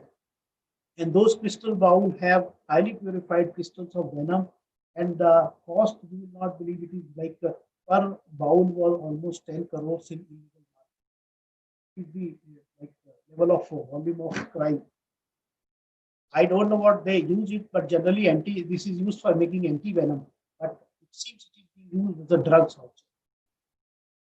This was the case from Madhya Pradesh, where there was a bullock cart which was caught by the forest department, and they found that there was some meat was confiscated from that fellow, and on the bullock cart itself there was blood stain, dried blood, and this fellow never agreed to commit any crime, and he was caught. While during that time, it was also found that some animal has been killed in the forest. From there, they collected the soil which had blood in it, and from the site, they also discovered this bullet with some like bone tissues of the dead animal. So this was a big challenge, first to identify the species, and then to know which animal and whether they all belong to the same animal, so that the person can be booked. So on the basis of the DNA analysis, we could identify that all the 4 samples DNA belongs to deer, and it is the same individual. So that is how very successfully it was done. No other technique is possible to find out this type of relationship. CCMB has also worked with the Indian Air Force, so to identify the bird species which are involved in the plane hits. It is a very serious problem because a small bird can bring down a complete plane, which is worth in crores of rupees. But at the same time, it can also bring down a plane pilot, and a pilot life lost is like irreparable. You can't count it in terms of money. So it was a very big problem, and world over, the usual approach is to kill all the birds in the vicinity of the runway where the plane takes off. So that was the sort of invasive approach. But this was the first study done at LACONS by my colleague, Dr. Anuradha Reddy. And when they sent us more than 200 tissue samples, which they collected from various parts of the bird hit aircraft, and we could find out that not all the birds found in the vicinity of the airport are the culprit. Only 4 or 5 species are actually involved in mostly in the bird hit, and they were identified. And based on this report, the total approach was changed. Now we know which species are generally involved. So what the Air Force authorities did, they changed the vegetation around the runway, like prevent the nesting of these particular species. They started using trained dogs to scare away these birds. They started using crackers to scare away these birds. So everything became non-invasive. Not even a single bird is now being killed, and which has become an example for all over the world. Now we have been approached by Bangalore Airport and Delhi Airport also. Recently, there was a long distance flight which was hit by a bird. Samples have reached us. We have to identify. So that is how it has made a very big difference, very significant difference in saving the bird biodiversity around the airports and like Air Force stations.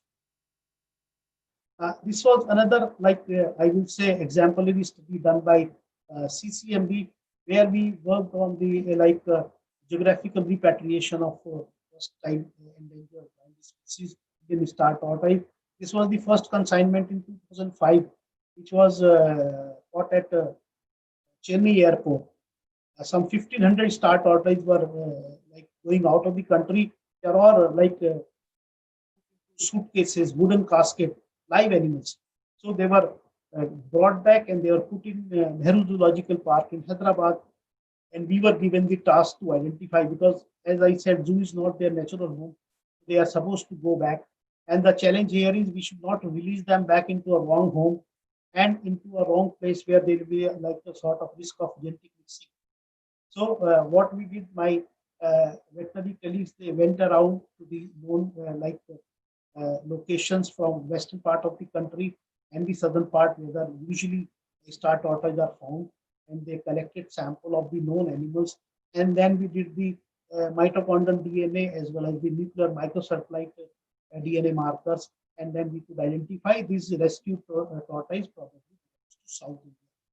And then there was a habitat, this estimation was done, And it was yesterday, like Dr. Mani Mozi was telling about recent confiscation. Similarly, after assessing the habitat, they were successfully released back.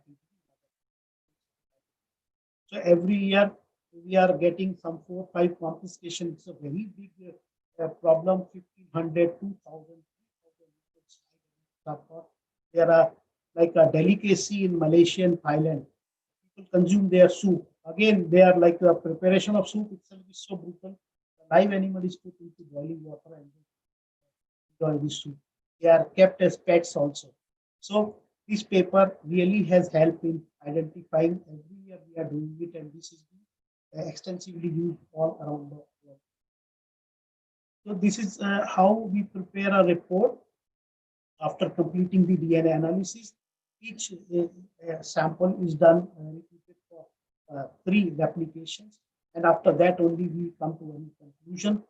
This is the covering letter for the report, having all the details. The report is only sent to the forwarding authority, not to any like even if some other authority want to have a, they have to approach us with the official request. And this is the type of report we produce: sample type, reference, our reference, and what method we have used, what can be the result. Based on my own experience by going to the courts where I have received summons and sometimes warrants also. In one case, it was a non-bailable warrant also. So I have learned, like after discussing with the public prosecutors and the defense lawyers, so we try to improve upon the report format based on those experience, so that it is like a very valid document, evidence in the.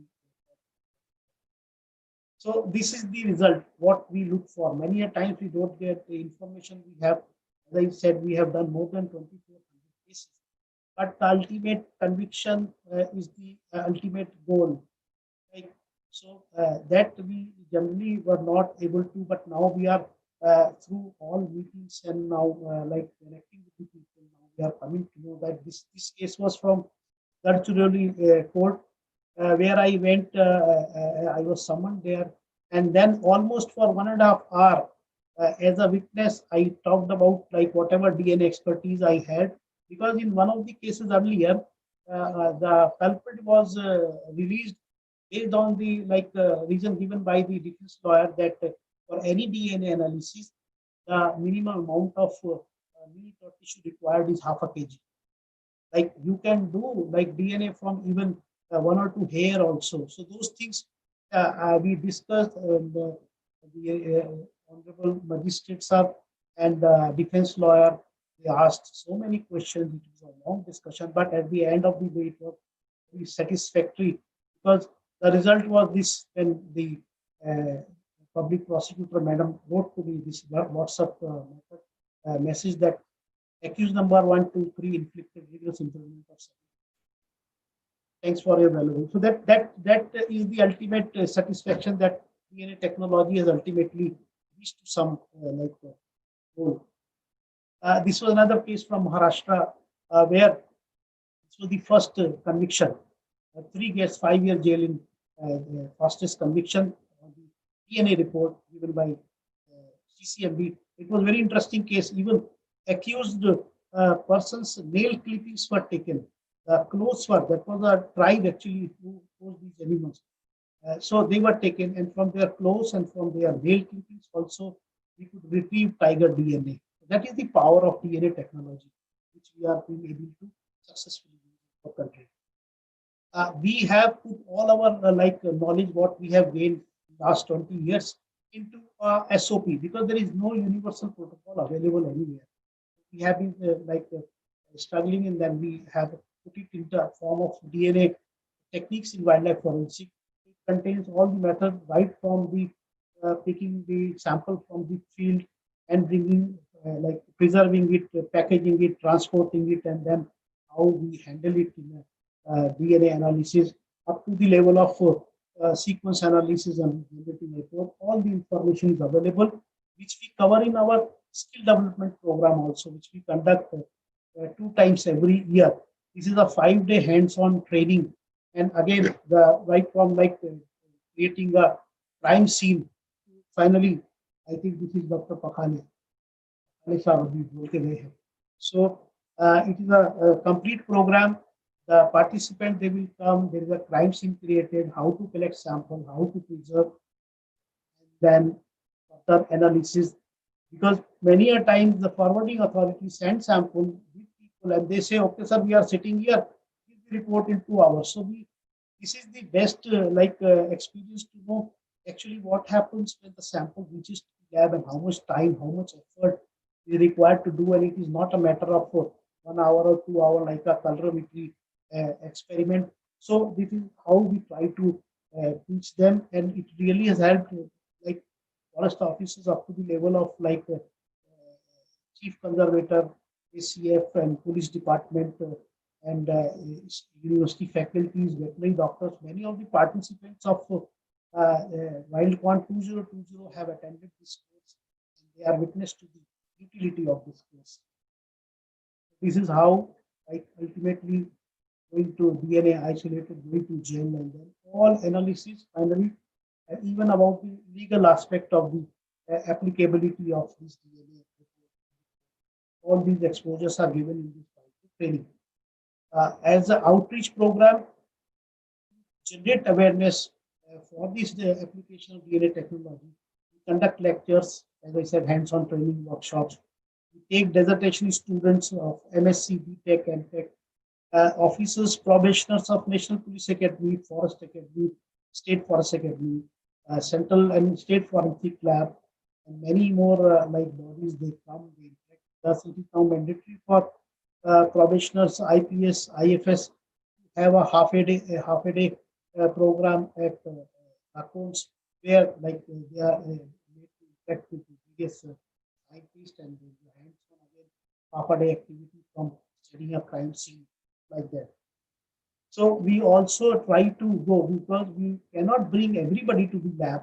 So we try to go to the forest headquarters where we interact with more number of people up to the level of even a ranger who will be the first person to collect the sample. And then we give them training on all the aspects of sample collection, preservation, transportation. Recently, we have conducted an international conference on advances and status of wildlife forensic. The world leaders like Rob Ogden, Crawford Allen, Cindy Harper, Bronham Curtis, Madam Tilokma Verma from WCC, Saurabh Sharma, who was the key person in dealing with the cases involved, that Sansar Chand for Dr. Rajesh Gopal, Dr. S.P. Yadav, Dr. Saket Barona. So all exemplary, all top people were there to share their views on the aspect of wildlife forensic. Wonderful experience. I am almost done. Just wanted to share the picture of Lacones at Hyderabad. This is our campus, and this is our molecular biology lab where we do all these activity. And I, on behalf of my director, my in charge, and on my own behalf, I invite all the participants and organizers whenever they are in Hyderabad, we should come and see, because we have an animal holding facility also where we have experts with us, where my veterinary colleagues they are conducting the experiment. This is the building, which is a green building, which is a heritage building, and in all aspects we are trying to conserve all form of like even from electricity, water, environment, all efforts are being done. These are the animals we are working on. They are housed at Nehru Zoological Park. So, I would like to close my talk with this cartoon from internet. Like teacher is asking, and what would you like to be in 10 years' time, Ronnie? Not extinct, at least. Because of the belief the rhinos are ruthlessly being killed. In South Africa last year, 700 rhinos were killed. And in our country also, the situation is not very encouraging. Poachers come with AK-47 rifles, and we have still the age-old rifles. So we have to understand, we have to change our beliefs, and this is the only time we have to wake up and understand that rhino horn does not make you live longer or immortal. does not make you look younger, does not make you more fertile, does not free you from any demons, does not cure your cancer or typhoid or any other disease. It just kills rhinos. So my take-home message for all the participants is we have to understand our responsibility, and we have to understand that we are not apart from nature, we are a part of nature. World is a big family and all these species are all, we have to live together to save nature and save future. Thank you very much. Jai Hind.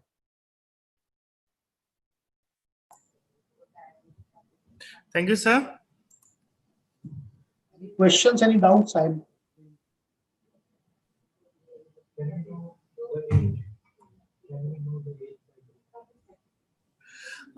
Sir, due to shortage of time, sir, we'll have to skip the question and answer, sir. Sure. Our next lead speaker is waiting, sir. Kindly, you can share my email with all the participants. So if they have any doubt, any clarification, they can come to us anytime. Certainly, Always sir. welcome. Yes, sir. I'll update it on the website, sir. Thank you. Thank you very much for giving this opportunity. It's an honor, sir, to have you here, sir. You are doing a very wonderful job, because really this is a new normal and you are doing it very well. Very, very good organization. Thank you, sir.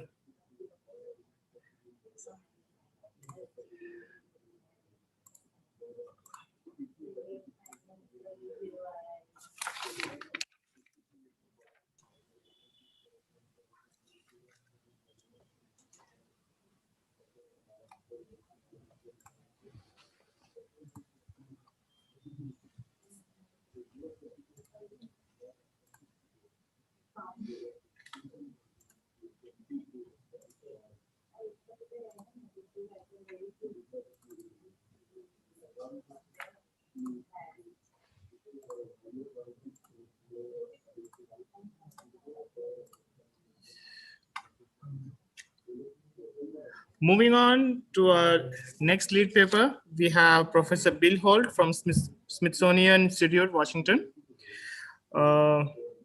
Good day, sir. Hello.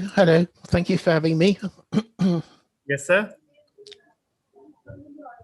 So on the screen, everyone can see a brief resume of Professor Bill Holt. And sir, you may share your screen and start the presentation, sir. Okay.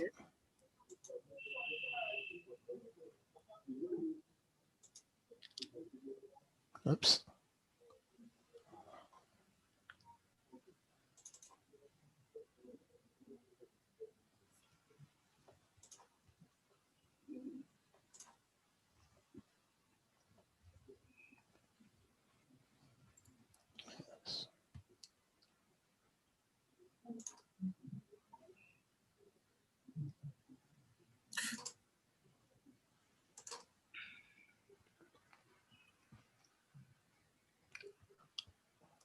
Can you see my screen at all? Yes, sir. Okay, I need to go back one. Okay, thank you for inviting me to give this talk.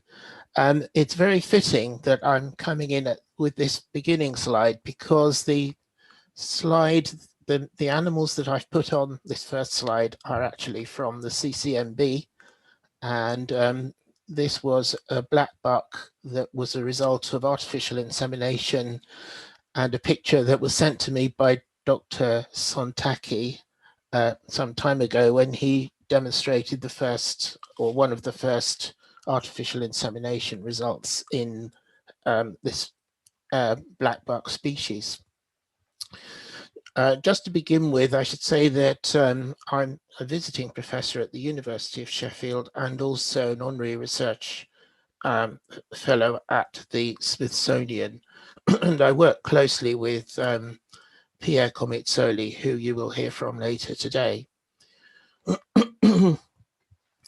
So I'm going to be talking about reproductive science, and I want to convey the message that reproductive science is not just using artificial insemination, embryo transfer, these kind of technologies that always hit the headlines. I want to show that there's actually a much more meaningful and much broader way of understanding that.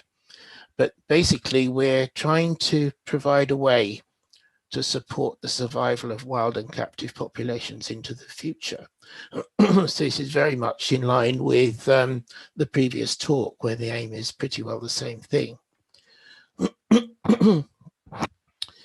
Now, defining reproductive science and its for conservation, as I said, it's not just about preserving species, it's using using technology because there are too many species to think about. And I've put on this slide just a quick breakdown of how many species in different categories we might be thinking about. So mammals, more than 5,000 mammal species. And if we think, oh, how many mammalian species do we know enough about to do any reproductive technologies, it's a very small number. I won't go through all of this, but people are now thinking about using reproductive technology even for coral species because of the coral diebacks, climate change, and all that kind of thing.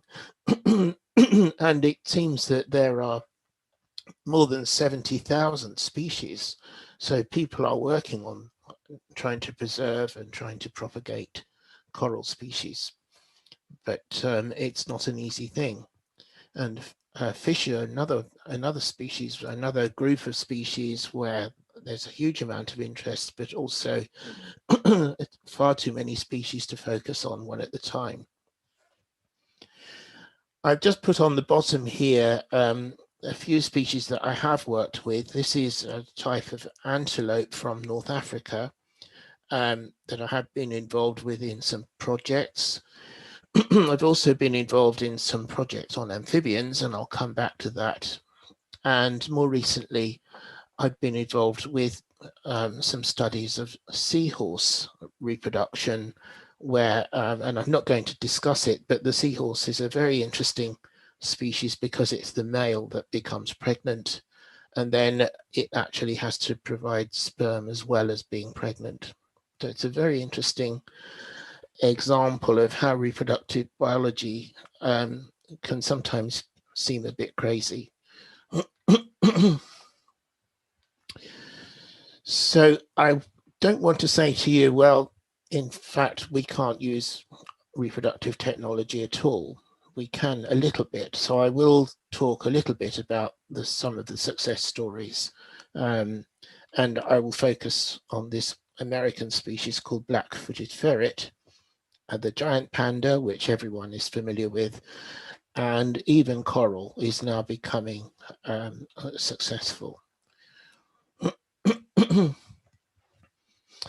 The first point is to emphasize the importance of populations. So we tend to think, oh, somebody's done some nice breeding in a zoo, and then this is really important, and we'll be able to conserve the species by that. But that isn't really true.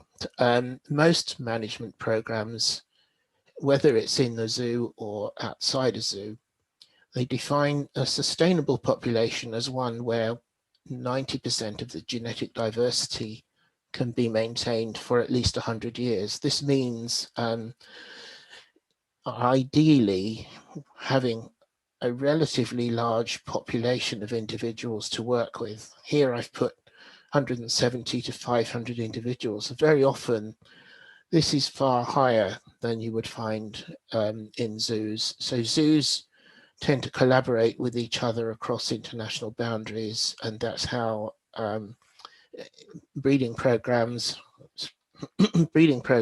are very collaborative and involve either moving animals from one country to another, which is not necessarily the best idea, or trying to, if possible, move gametes, i.e. sperm, embryos, probably less so with oocytes. That technology is yet to be really exploited.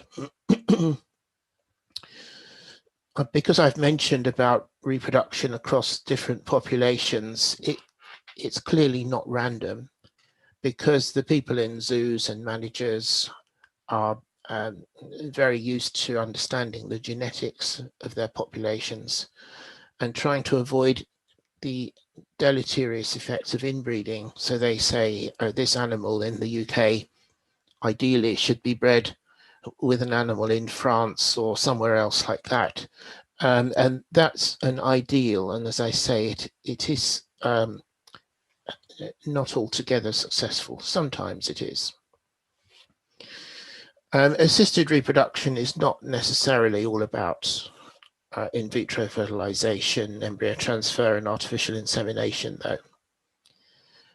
And I think one of the most practical examples of being able to assess populations and population fitness is by using non-invasive hormone measurements. And it's possible to do this by sampling fecal samples. And you can do this in zoos, but you can also do it in the wild if you know where animals produce their feces, especially if you can link hormone analysis with DNA analysis, so you identify different animals. It's non-invasive, it doesn't cause any distress to the animals, they don't even know that that's happening.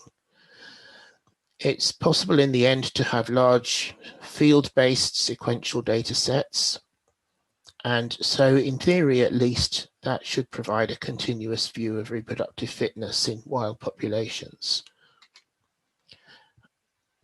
When I talk about fecal analysis, I thought I would just show an example of some work that I collaborated with.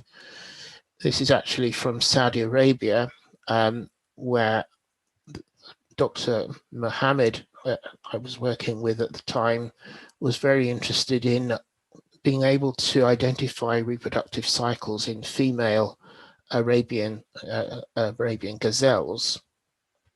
And it's extremely stressful to try to do anything like blood sampling or anything like that. So the project involved collecting fecal samples on a relatively reasonably regular basis, ideally every day, but that may not be practical.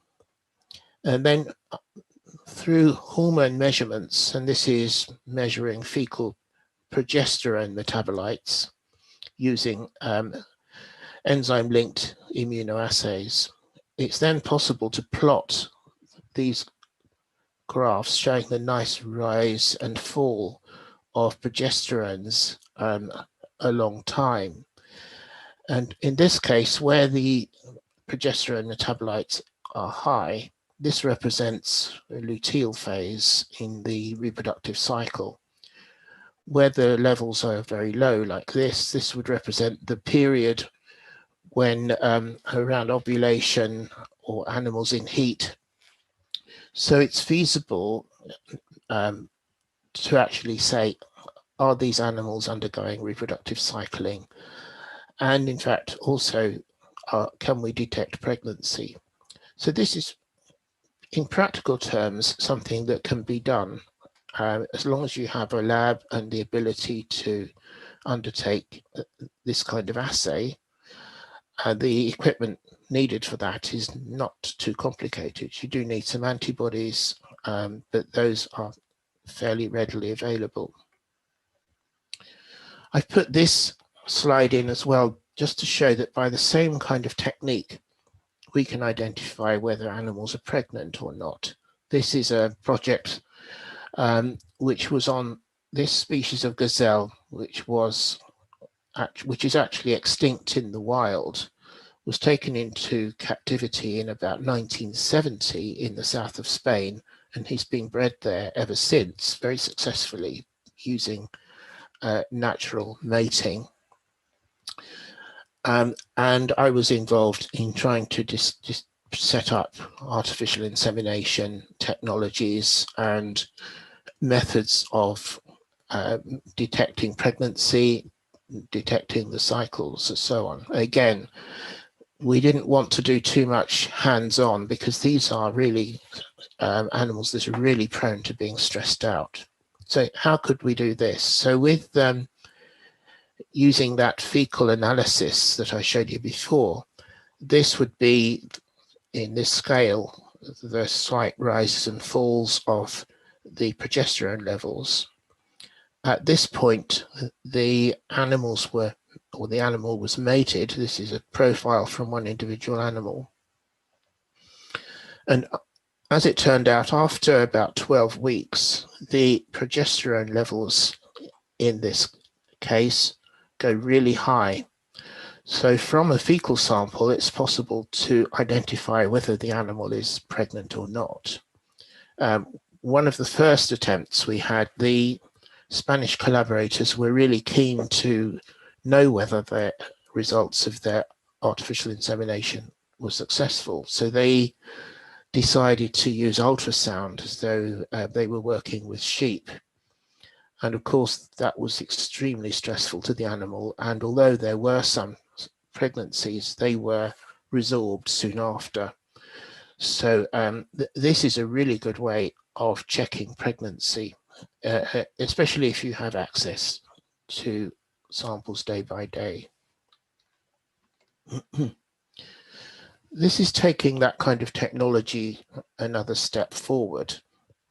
And this is an example which is actually from Canada. And I think this is really important, that instead of having to have the animal in a pen and pick up fecal samples every day, in this project, which is still going on, it was possible to monitor the population status by just going out into the wild and picking up the fecal samples, measuring the hormone levels, also linking that up with the DNA samples from the fecal sample, and in this case, measuring the shape and size, basically, of the fecal pellet.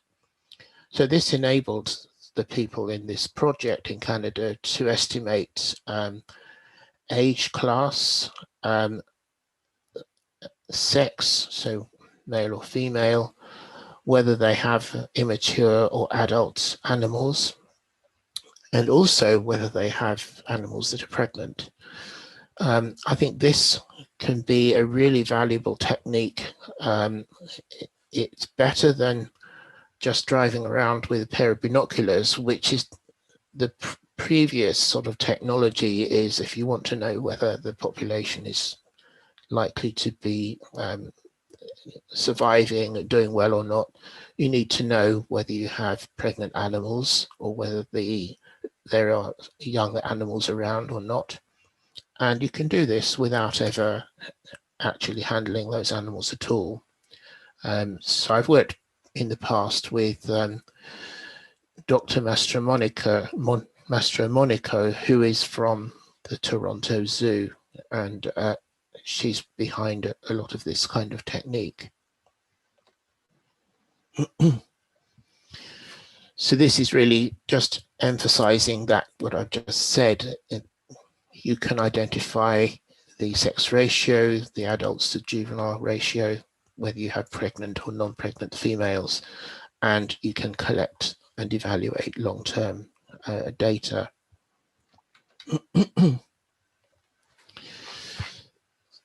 But also, you probably are faced with needing to do something in small populations, and small populations are likely to suffer from inbreeding depression. This is the lowered ability of species to reproduce and sustain viable populations. So this tends to produce susceptibility to disease, poor reproductive efficiency. And so this is something to try to guard against. So the idea of genetic management, especially if you have the ability to identify different individuals and make sure that you can minimize inbreeding, minimize, say, male-female inappropriate matings. That is a fairly common strategy, and it's widely used in zoos. I've put this picture of a North African antelope called an addax because this is kept in zoos, and when I looked some years ago at the family history of addax in the UK zoos, they were really terrible matings of brothers and sisters and offspring with parents and all that kind of thing. And the population health is not good at all. So this kind of scenario is where these assisted reproductive technologies can come in. So I'm talking here semen cryopreservation, embryo transfer, and that kind of thing. So we can use genetic modeling to try to see whether it's possible to intervene or to calculate the predicted time to extinction and see whether it's possible to delay that. And you can look in the literature and find papers which exactly describe that kind of scenario. You can ideally collect sperm, embryos and other cells and store those in what we now call genetic banks or biobanks. You'll find that terminology as well, in the hope that one day they could be used, whether it's now or whether it's in the future. And this is actually becoming more and more important as populations become more susceptible to inbreeding. Just to show this in a diagram form, we can imagine a sort of vortex, like a whirlwind here, where you have a small population that goes around this vortex. And because it's a small population, the amount of breeding that goes on produces animals that are going to die, and there'll be some increase in the level of inbreeding. So that continues and goes round and round until eventually you end up with extinction. What we're trying to do is to create banks of frozen semen from different species, and I put here some amphibian species because there's a lot of interest in collecting sperm from amphibians, given that they're currently under enormous global threat to extinction. Keep them in liquid nitrogen in these kind of straws, and then if possible use those, as I said, now or in the future, as a hedge against extinction. A classic example, and I'll come back to this one, is this animal, the black-footed ferret, which was actually saved from extinction, and I'll go through that. This at one time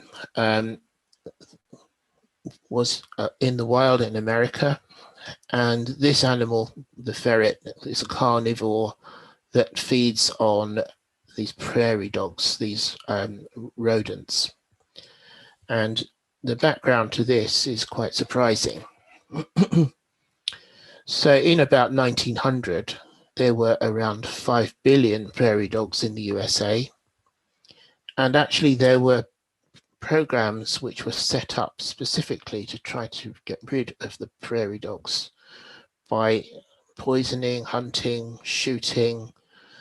Disease came along as well, and people were actually paid to get rid of prairie dogs. Because of that, the black-footed ferret, the animals we're interested in this case, were almost eradicated. And then in 1981, a small population of 18 animals were discovered in Wyoming. I think the ferret population had almost been declared extinct, completely extinct.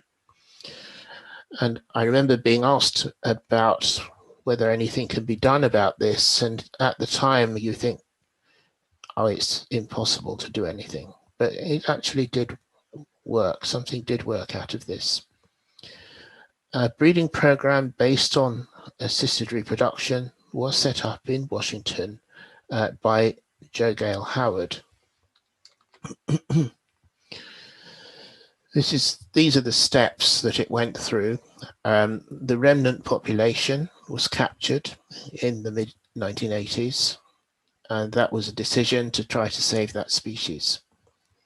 They set up a natural breeding program and actually were quite successful. So in 1987, there were some animals born, and ex situ means in the not in the wild.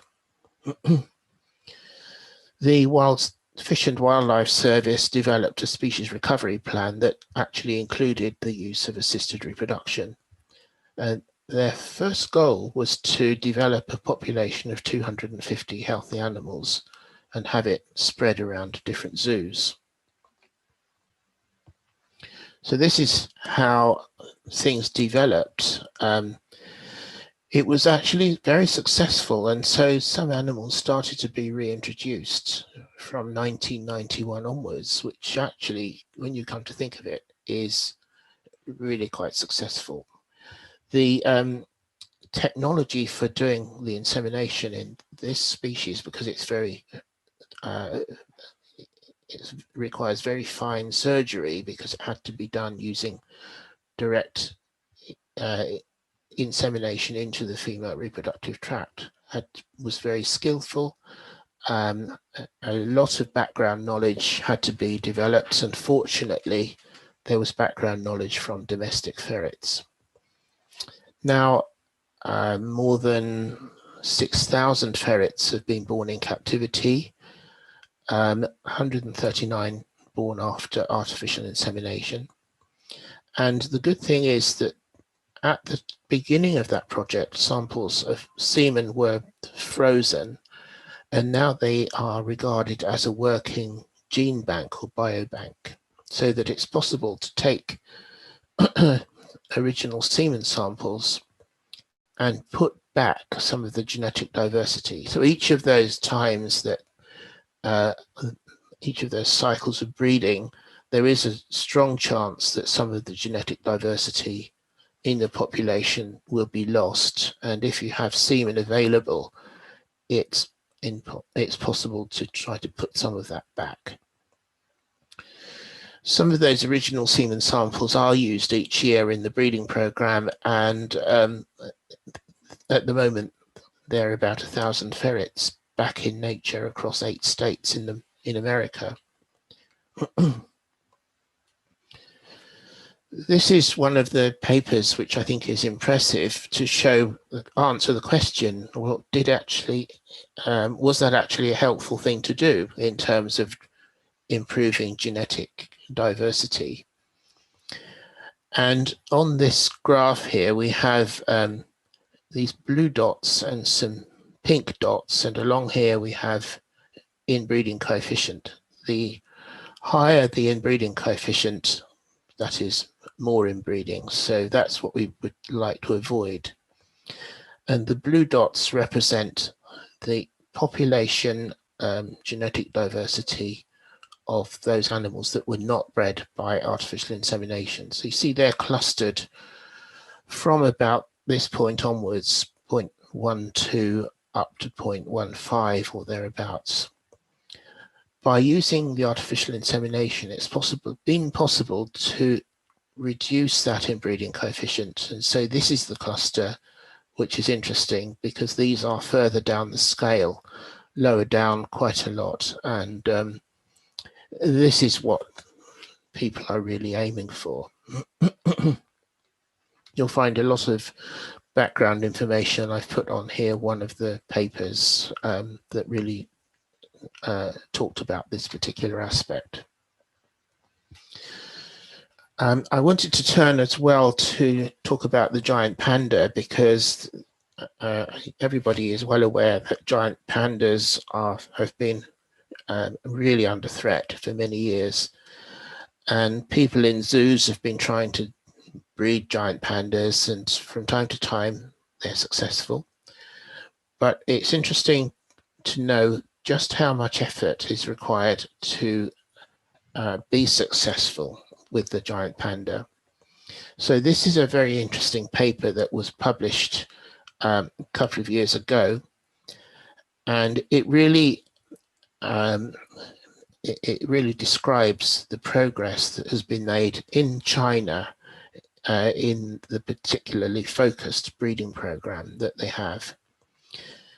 They compared the success with natural mating and artificial insemination, and there's actually a lot of information here. But the message that I wanted to put over is that it was really essential to understand the basic reproductive physiology, and I'll explain a little bit about that. So the authors put together the records of their breeding program, and they showed that in China, with natural mating, they produced 150 offspring. 150 natural matings, and they had a surprisingly high birth rate, 60% of birth rates, and produced 130 cubs, which by any means is really impressive. The equivalent for say human patients in an infertility clinic is going to be probably 20 or 30%. So this is really much better. They also included some cases where they used natural mating, but they actually followed up with artificial insemination as well. So there are 89 of these. And here as well, actually, they got 50% success rate and 69 animals born, 69 cubs produced. With artificial insemination only, and bearing in mind that this is a more invasive technique, they did this 65 times, and their birth rate with this technique is 18.5% and 16 cubs born. In my estimation, 18.5% is actually still pretty good going. When we did our work with North African gazelles, we could achieve something like 30%. And I think here, this statement here puts over the reason as to why some of this is really successful. They took a very across-the-board holistic approach. They studied not just reproductive biology, but nutrition. They realized that mate choice in giant pandas is really important. Animals are not always compatible. They studied social behavior, and then they also studied endocrinology in detail for the artificial insemination purposes. So this, I think, is really very important. In terms of the endocrinology, they worked really hard. So what they did was to collect urine samples from the females, and their urine samples are collected every 8 hours. So this is really focused. They measured estrogens and progesterone during the estrus and gestational period.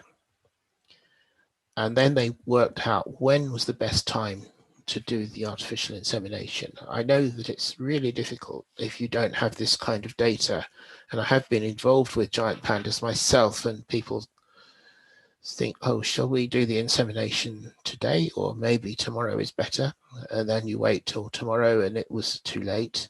And they only have one estrus period per year, and in that time they ovulate once, probably with 2 oocytes. So the chances of actually being lucky randomly is really not good at all.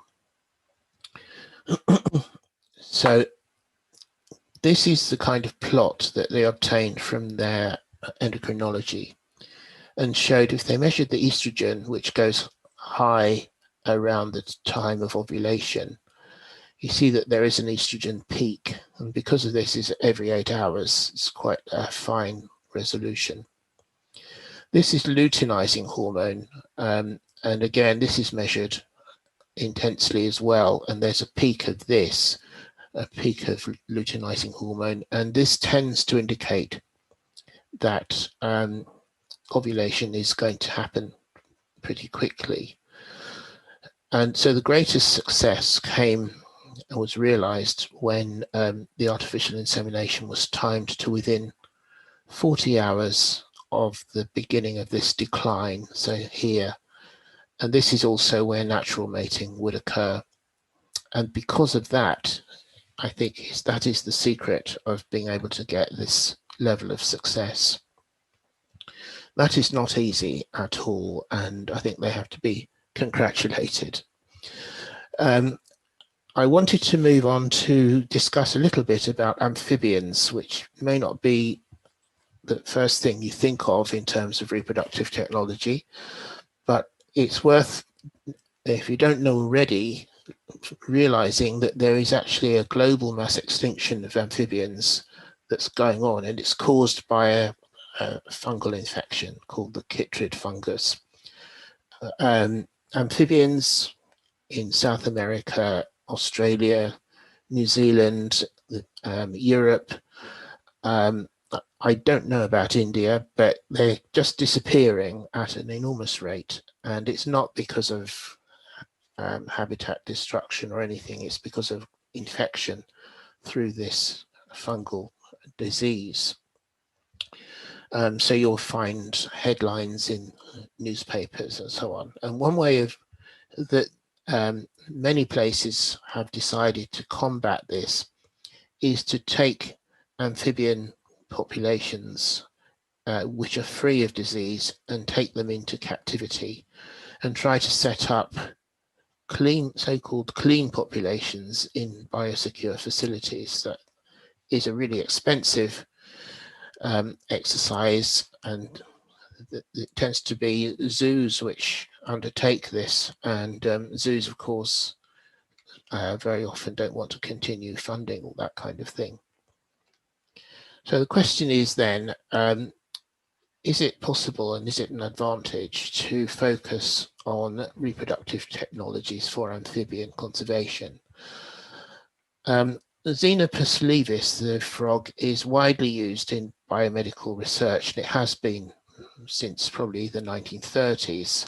And so a lot of the techniques for things like egg and sperm collection are well known. And in fact, in the 1960s, Sir John Gurdon, in fact, did some cloning with frogs, and his cloning research produced some outcomes. So the work on breeding frogs has got a long base. Even sperm freezing in Xenopus works well, and it's widely used. So what about using it in amphibian conservation? So it is possible to assist these populations using, and I never know whether to call it artificial insemination or in vitro fertilization. You'll see why.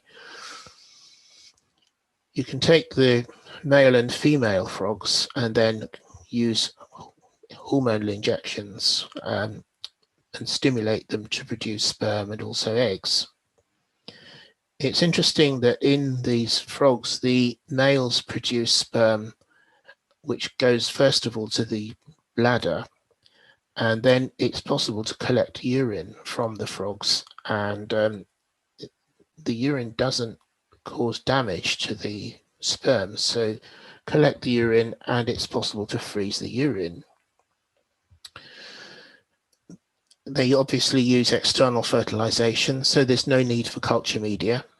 There's no complicated embryo transfer involved, and thousands of offspring can be produced, and some are being reintroduced. This is just a quick view of what is involved. Giving this exogenous hormone, in this case, gonadotrophin releasing hormone injection, stimulating egg production and sperm production in the form of spermic urine. Put them in a Petri dish, and they only need water, and you get fertilization and tadpoles. And it's worth knowing, and here is a reference to an annual review article, that hundreds of thousands of these tadpoles produced in this way have actually been released into the wild. And I've just put here some names of the different species, but there are more than this. So this is Australia, one from Puerto Rico.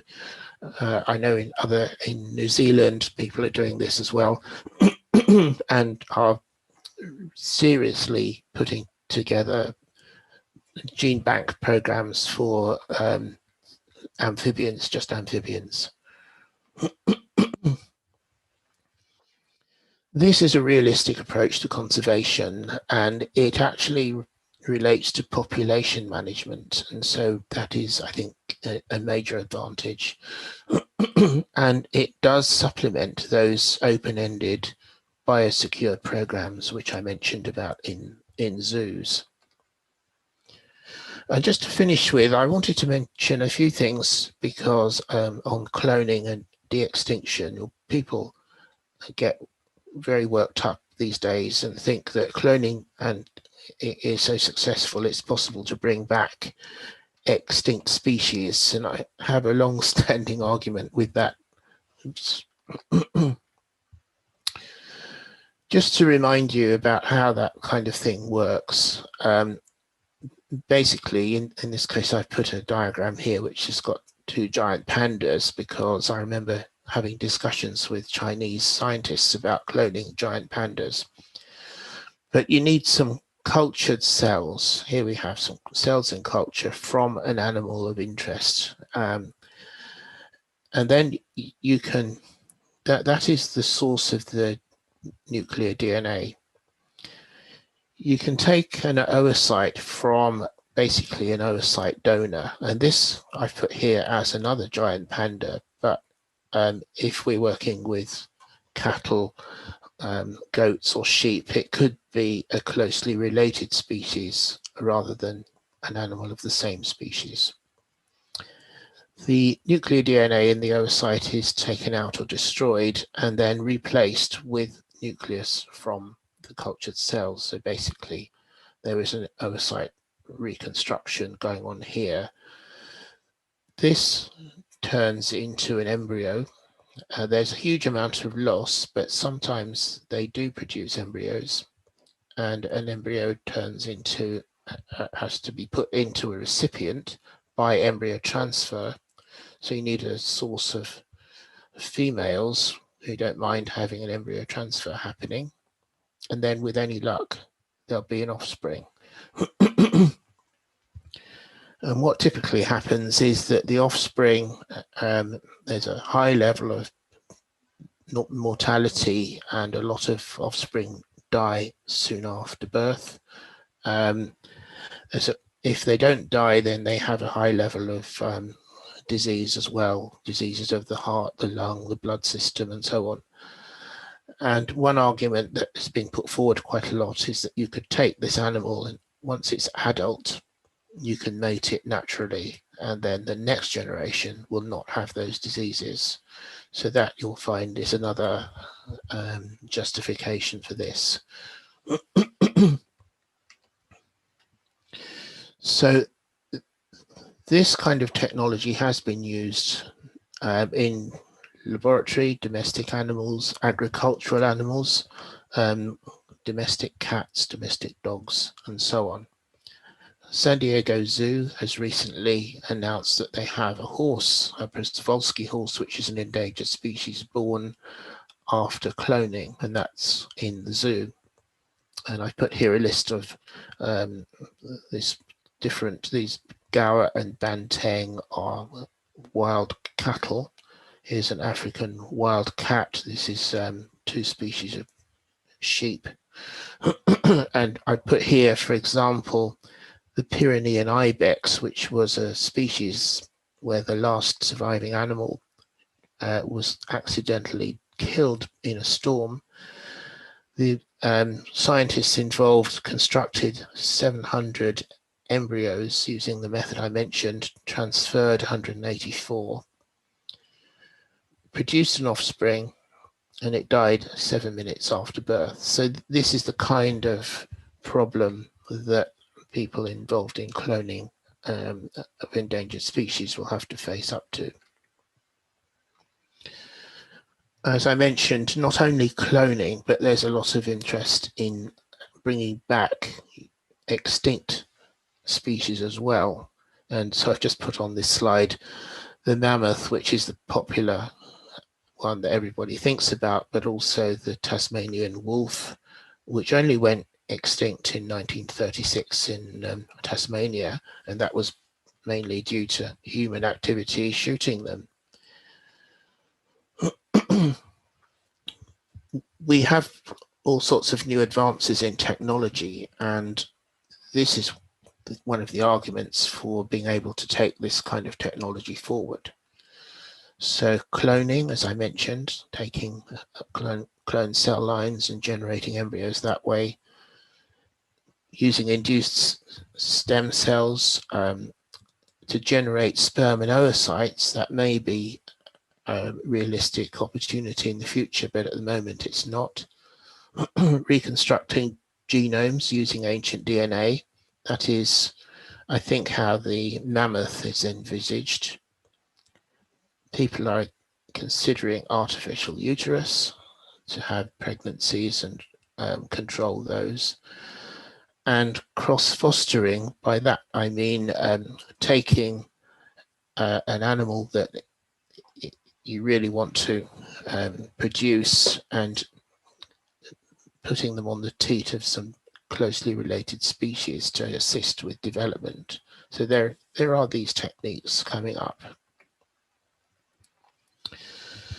I just wanted to highlight before I finish one of the problems, and I think this might be relevant to the last talk as well, because it talking about mixing DNA from two different species. So one problem is nuclear mitochondrial DNA mismatching. We know that mitochondrial function is really important because it codes for biochemical processes like oxidative phosphorylation. And the mitochondrial DNA has to match the nuclear gene product, otherwise you'll get mitochondrial disease. And people think, well, we'll take nucleus from one species and put it into the egg of another species. And the worst example of that, as I mentioned, I had some discussions with the Chinese at one time, and they were deciding to try putting giant panda nuclei into rabbit oocytes. So that would be a risk. They did actually publish a paper showing that they got 2,500 embryos, panda times rabbit embryos produced, transferred, got 2 pregnancies, surprisingly enough, and then no offspring. This is where the problem lies. And if you take, I call this species A, where you take the cultured cell, you take the nucleus from that cultured cell and take it out, there'll be some mitochondria attached to it. It seems to be always the case. Put it inside the donor oocyte, and the donor oocyte already has its own mitochondria and its mitochondrial DNA. So the upshot is, so this is the mitochondrial DNA from the oocyte donor in green. So the outcome of that is that the offspring has both types of DNA. Now, mitochondria during development undergoes bottlenecks, competition, and so it may be that the outcome, one of these types of mitochondria succeeds and the other one doesn't, but it's potentially going to cause mitochondrial mixing and mitochondrial disease. So what is the problem? One of the problems anyway, and this is a statement by the International Union for Conservation of Nature, IUCN, which are trying to set the scene as to decide whether or not it's possible to accept the use of these kind of technologies. And they basically decide to call the outcome of this functional proxies, because they're saying that the offspring of such especially de-extinct animals, but possibly also animals that are not even extinct, are not the same. So it's not exactly the same as the original species. In some ways, they're chimeras, and they have at the moment a policy of not accepting that as being conservation. So I think to get somewhere with this, people have to be demonstrating really clear conservation benefits. So at the moment, I don't really support those kind of developments. So this is just the same thing again, this de-extinct animals as proxies. One outcome that you might not have thought of is that if you produce an animal which is not quite the same as the original, and you produce just one or two, they would immediately become an endangered species. So that is not a good outcome. The resurrected population would immediately be highly inbred, and you might regard those as alien species anyway, which damage the ecosystem. So this is a snapshot of quite a lot of different topics that I put together, and I just wanted to draw your attention to a book which I, together with Pierre Comitsoli, who will speak later, put together and was published in 2019. And we covered a lot of topics, some including what I've said, and some of it is what I haven't said. So environmental change, endocrine disruption, contraception, lots of different things, all contributing to conservation biology. And finally, just to acknowledge all the people that have supported me in doing this kind of work, and just some pictures here of the species that I have worked on in the past. So thank you very much for allowing me to give this talk. Thank you. Thank you, sir, for the wonderful presentation. Thank you very much. Thank you. I wish we could take questions, sir, but since the presentation went a bit long, we are running short on time, sir. Okay, I understand, yes. But I didn't want to interrupt you because it was very interesting and we really want to know more about it. So that's why we let it complete, sir. Good, thank you. Thank you, sir. Have a good day. I'll move on to the question, sir. Okay, thank you. Thank you, sir.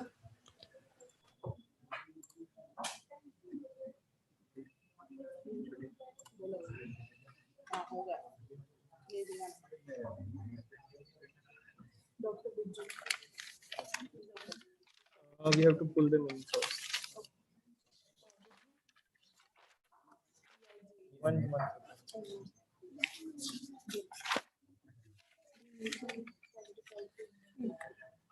All right, we'll start with the abstract presentations. Give us a moment. We will just pull in all the speakers into the panel. Give us a moment, please.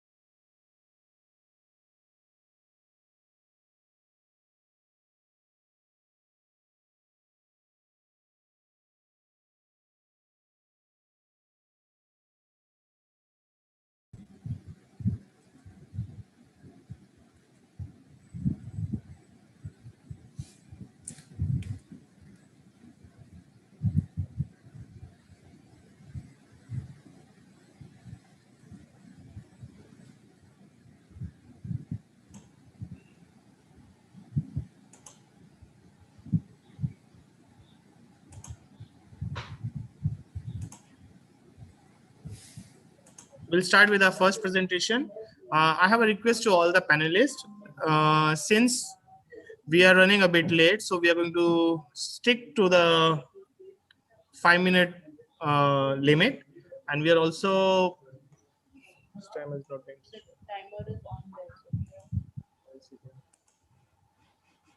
so we'll limit to the 5 minutes per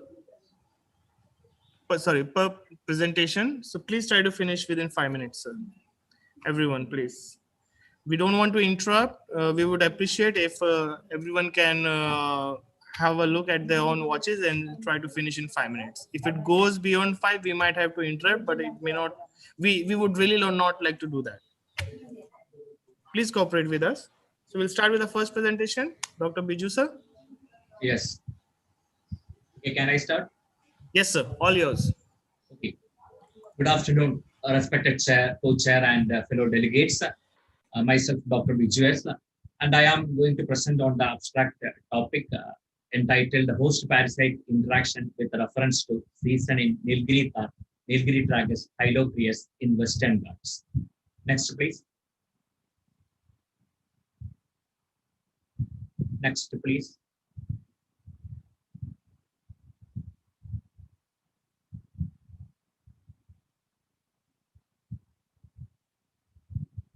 And introducing about the subject of our study, the Nilgiri tar, it is a caprine ungulate which is endemic to tropical mountains, and we can see it only in the southern Western Ghats. And the estimated total population of the species is now only about 1,800 to 2,000. Due to its specific habitat requirement, as if the species is found only in rocky cliffs adjacent to grasslands, we can see that the population is very much fragmented. And that is why, due to this small isolated population, the species is much vulnerable. And that is why it is listed as an endangered animal in the IUCN categorization. So there is much need for to devise suitable strategies for the conservation of the species. And in an ecosystem, always the interspecies relationship of a species is of much importance in the long-term sustenance of a species. And in that way, this study was conducted on the interrelationship between the host, that is the Nilgiri tar, and its parasites in its different habitats across the different seasons. Okay, next, please. And for that, we selected the 3 seasons which are of much relevant in its habitat, including the summer, monsoon, and post-monsoon. And to find out the incidence of parasitism in the species, we screened the fecal samples for parasitic ova by both the sedimentation and flotation methods. And to find out the degree of infection, the fecal egg counts of the parasites were taken by applying the McMaster technique. And to assess on the stress in the species, we had estimated the fecal cortisol by means of ELISA. And also to assess the physical conditions of the animal, a body condition scoring was done, which was a modified technique which was adopted by Villacurin and co-workers in the case of domestic goat. Okay, thank you. Next, please. And coming to the results, we can see that the parasitic incidence, as we can see that there was an overall incidence of endoparasites of about 38.9% was found in the species, which include both the single and mixed type of infection was observed in the species. Next, please. And in looking into the different parasites that we encountered in the Nilgiri tar, we found that the majority of the incidence was with regard to strongyl, which has a percentage of about 34.3%. And to the second, we had coccidia with about 15.5%. And the rest, all other parasites, just like Momesia, Trichuris, Capillaria, and the Strongyloides, they were all of very low incidence in the case of these species. Okay, next, please. And in looking into the fluctuations in the parasitic incidence across seasons, we found that there was significant difference in the parasitic incidence between the different seasons, in which we found that the parasitic incidence was much higher in monsoon season with about 58.9%, and which was and to the second position we had the summer season with about 40%, and it was comparatively by much lower incidence was noted in the post-monsoon season, which is a comparatively drier season with about a parasitic incidence of about 17.8%. Okay, next please. And to assess the degree of infection of this parasitism in the species, we conducted assessed the X per gram with regard to the strong-tailed eggs, and we found that the degree of infection in the species was comparatively, we can say that it is mild, because in most of the samples that we have taken, the X per gram were below 1,000.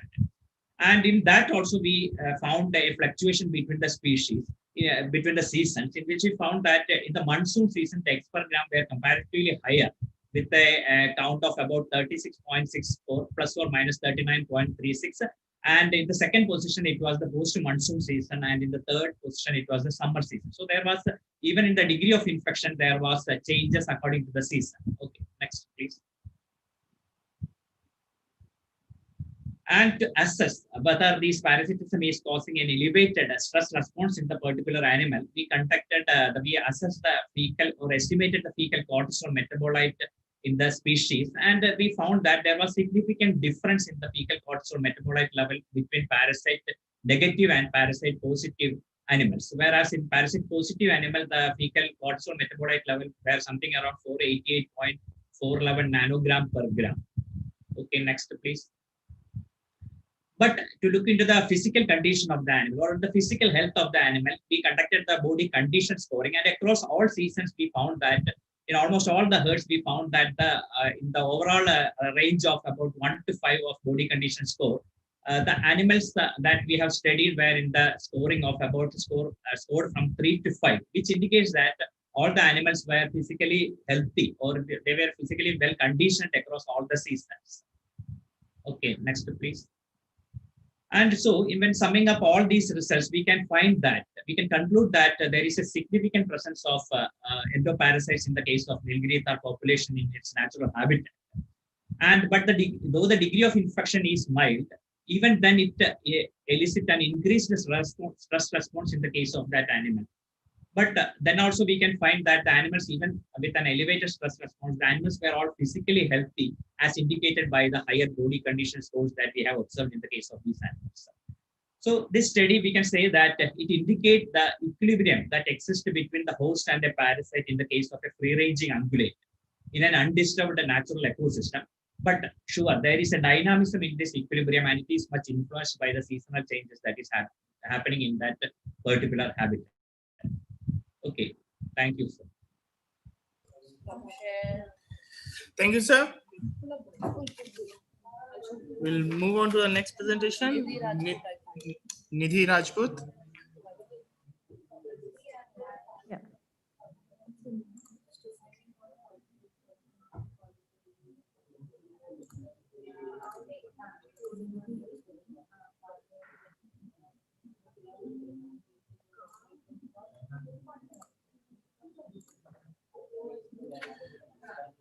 One sec, ma'am. Your presentation is coming up. Okay.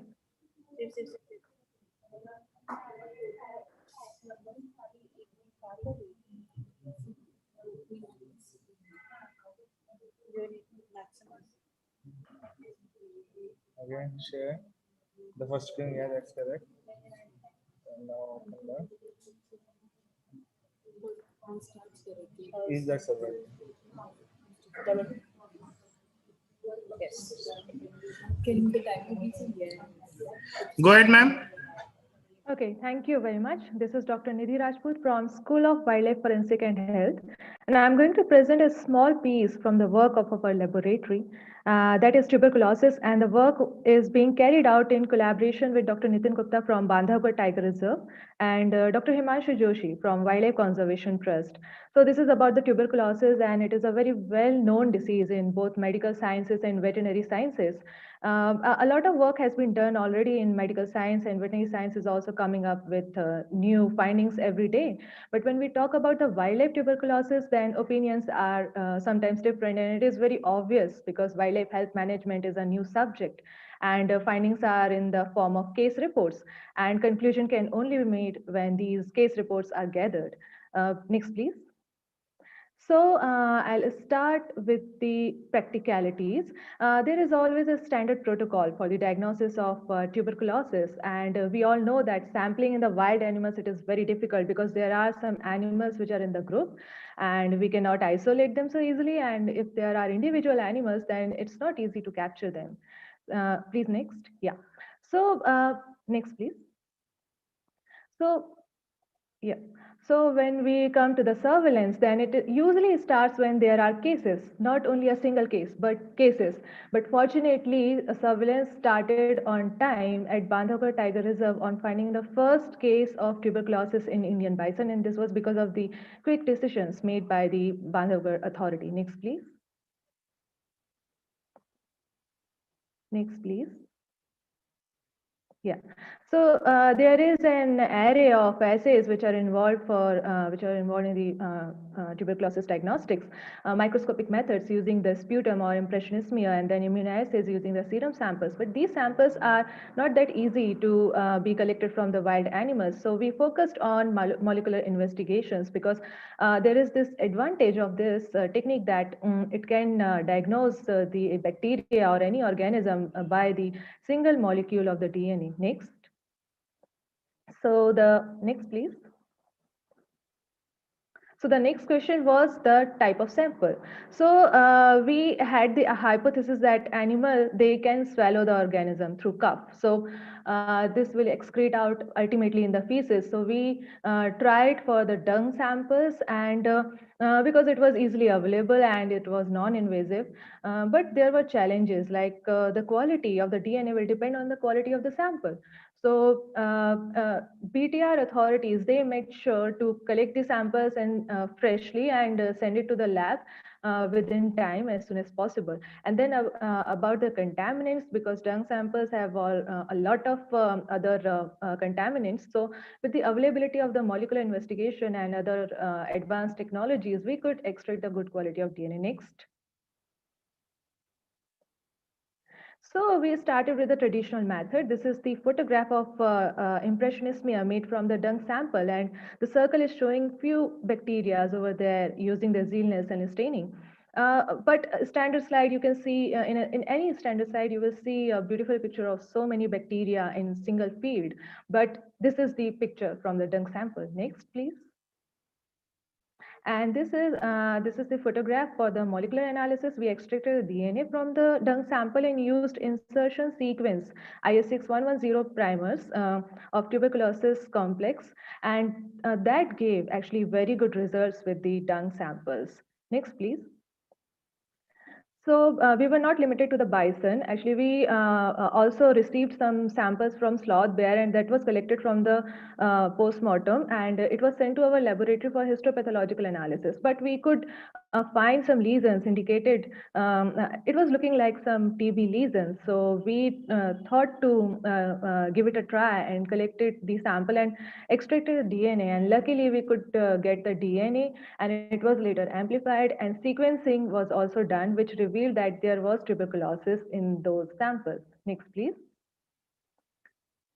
So this was an achievement for a laboratory that we could validate techniques, DNA-based techniques to carry out surveillance in many species, especially in free-ranging wildlife species.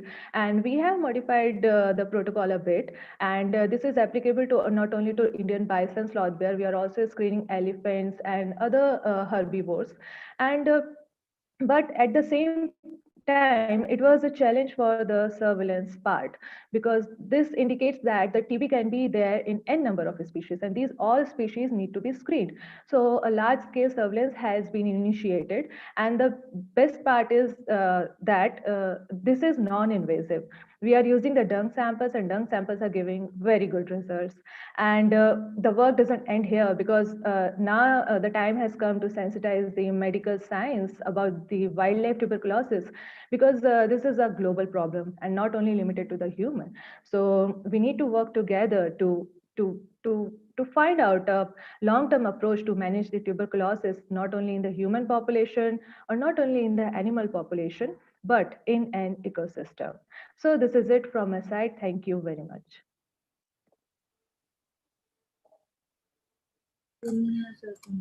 Thank you, ma'am. Our next speaker is Pooja Acharya. Yes, she is Pooja.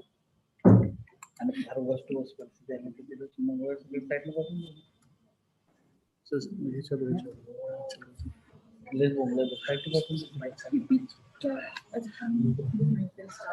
I audible?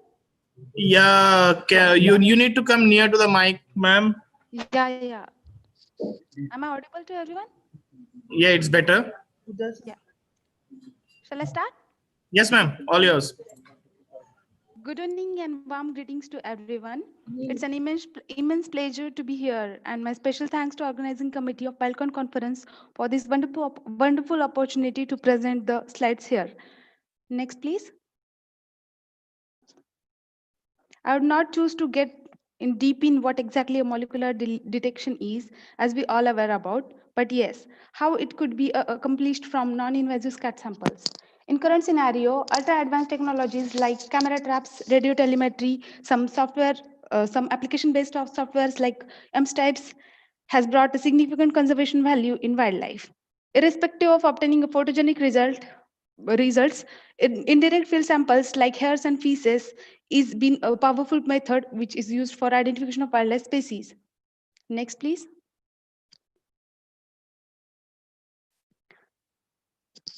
Next slide, please. Yeah. The preliminary objective of our study was amplification and sequencing of cytochrome B gene, followed by its phylogenetic analysis, which used mitochondrial DNA because of its robust nature. Cytochrome B gene has its species-specific mutation sites, making it useful for the species identification. Next, please. The methodology where we received non-invasive scat samples from Wildlife Research and Training Center. It was the first research which was conducted at Wildlife Research and Training Center. The received samples were processed for extraction of DNA by QIAM DNA mini toolkit, followed by quantification of DNA by using nanodrop unit. After quantification, the PCR of cytochrome B gene of mitochondrial DNA by using published species-specific primers of Panthera pardus and Panthera tigris by using GenAI PCR kit was done, which were for the amplified products were processed for agar gel electrophoresis with 50 base pair ladder.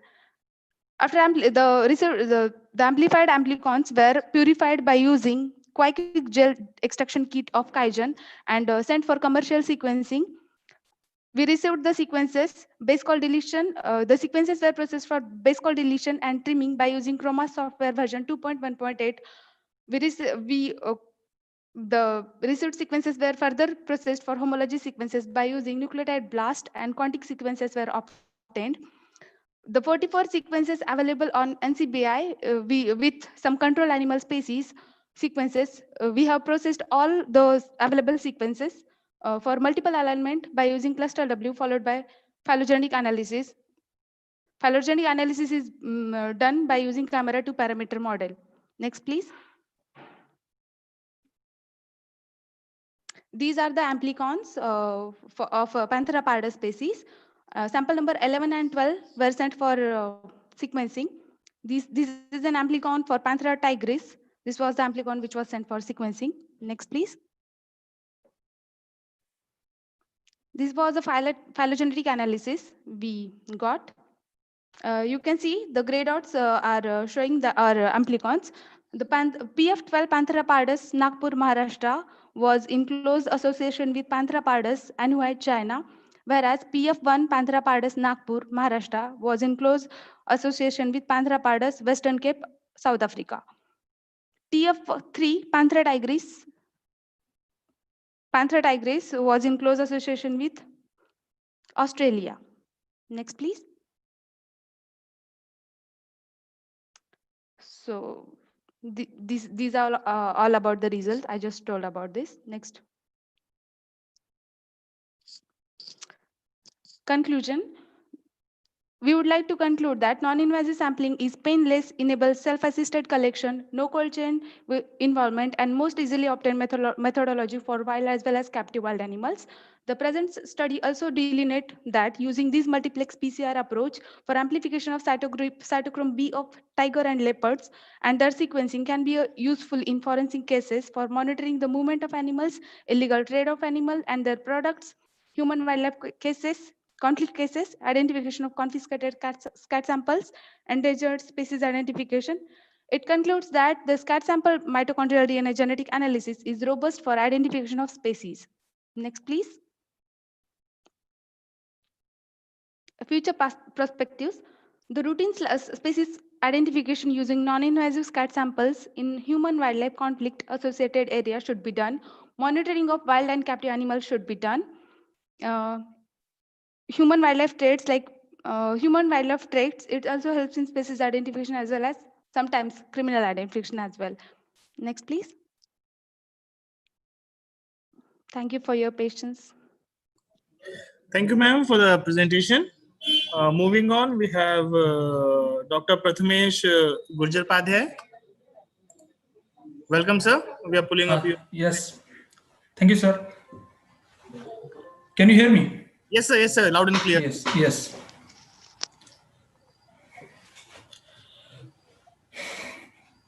One second.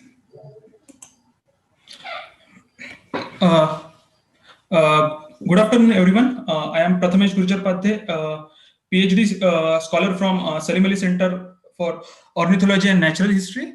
Today, I am going to discuss about a molecular method that we developed for the sex identification in cave-dwelling swiftlets. Next, please. The sex identification is essential in many avian research studies like population studies, forensic, evolutionary studies, behavioral studies. In sexually dimorphic bird species, the male and female can be identified on the basis of color, shape, size, and structure. But in monomorphic bird species, the male and female birds cannot be identified based on the phenotypic trait.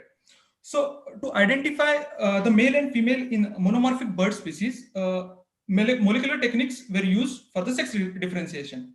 The techniques were PCR based method by using sex-linked markers. Next. The principle of molecular sexing. In birds, female is heterogametic and male is homogametic. The CHD gene is present on both sex chromosomes, that is CHDZ and CHDW. The CHD gene is highly conserved during evolution. Because of this, this CHD gene is used as a molecular marker to identify the sex of the birds, except in ratites, the flightless birds. The present study is on sex identification in monomorphic edible nest swiftlet, that is Aerodromus physiophagus inexpectatus, and plume-toed swiftlet, that is Collocalia affinis, which is endemic to the Andaman and Nicobar Island. Next. This is overview of molecular sexing principle. Next. We conduct this study on Baratang Island, which harbors largest cave complex in Andaman and Nicobar group of island, containing more than 175 caves. As we know, both the study species are cave dwelling. We collected blood sample by capturing this bird using mist net on the cave mouth. Next slide. So you can see we place the mist net on the cave mouth for the capturing. Next. So we collect the blood samples from these birds from the weak brachial vein by using sterilized needle, and this blood is stored in DMSO buffer, and we used phenol chloroform isomer method for DNA extraction. And next, for the PCR amplification, we use 3 different protocols. In first protocol, we use 2550F and 2718R, that is reproduction and Elgin's primer. And in second protocol, we used P8, P2 primers given by Griffith. And in third protocol, we used multiplex multiplex PCR method by using both P2P8 and 2550F and 2780N are primer pairs. And then this product was run on gel electrophoresis. And then after running, the gel image was taken on gel doc for the further analysis. Next. We used from the first protocol that is amplification using 2550F and 2718R primer in ENS sample. We found that a single band of approximately 60 base pair in a sample, in some samples, and where there is no amplification in other samples. In second protocol, by amplification using P8 P2 primers, we found approximately single band of approximately 390 base pair in all ENS samples. So from this first and second protocol, we couldn't identify the sex of the individual birds. Next. Then we use by using the primer P8 P2, we amplify the product, and this product was run on polyacrylamyl gel electrophoresis, and we found that the sample number 4484, 4489, and 4491 show a single band, that is, they confirm as a male, whereas the other samples show double band, confirm as a female. The sex identification using polyacrylamyl gel electrophoresis is costly, time consuming, and labor intensive method. You can see for one run of this page setup, it required almost 16 hours, and also polyacrylamyl is a potent carcinogen. So to reduce cost and time consuming for the sex identification, we developed a new method. Next slide, please.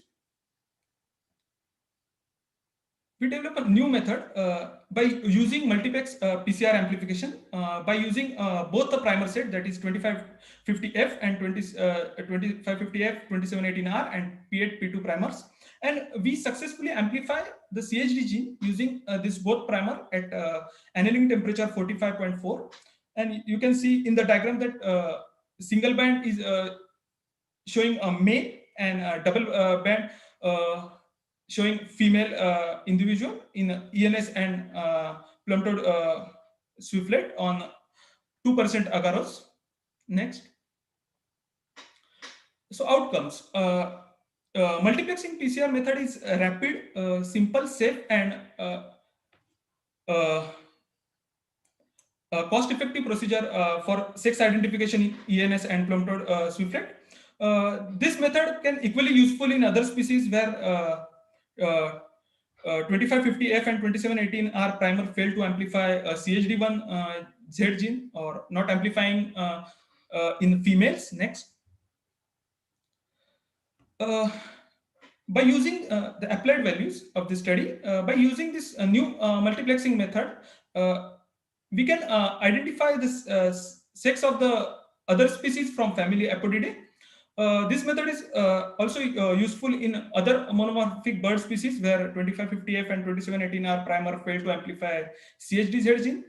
The sex identification in monomorphic birds using this molecular method has applied value in number of studies like avian behavior, avian ecology, avian genetics, forensic studies, conservation of endangered avian species, and improvement of captive breeding programs. Next. I would like to thank Department of Biotechnology for funding this project. I'm grateful to Andaman and Nicobar Forest Department for giving us a necessary permission to conduct this study. I would like to thank Salim Ali Center for Ornithology and Natural History for giving me opportunity to work in this project. I also like to thank field assistants, swiftlet protection team, SACON colleagues for their help. And last but not least, I would like to thank Wildlife Research and Training Center, Gorewada, for giving me the opportunity to present my research work in this wonderful online national conference, WILDCON 2020. Next. Thank you. Thank you, Dr. Prathamesh. It was wonderful to have you here, sir. Yeah. Thank you, sir. I have a request to all the panelists. In case you are over and above by 1 or 2 minutes, don't panic. It's fine. Okay. So moving on to the next presentation, Siddharth Saji. Please unmute yourself. Hello, sir. Am I audible? Yes, sir. Very clear, sir. All right. Can I start then? Your presentation is coming up, sir.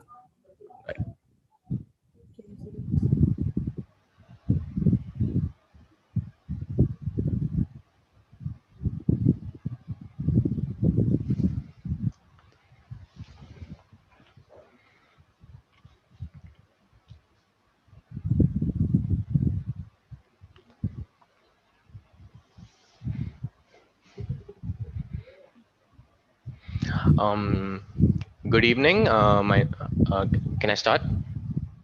Yes, sir. All right.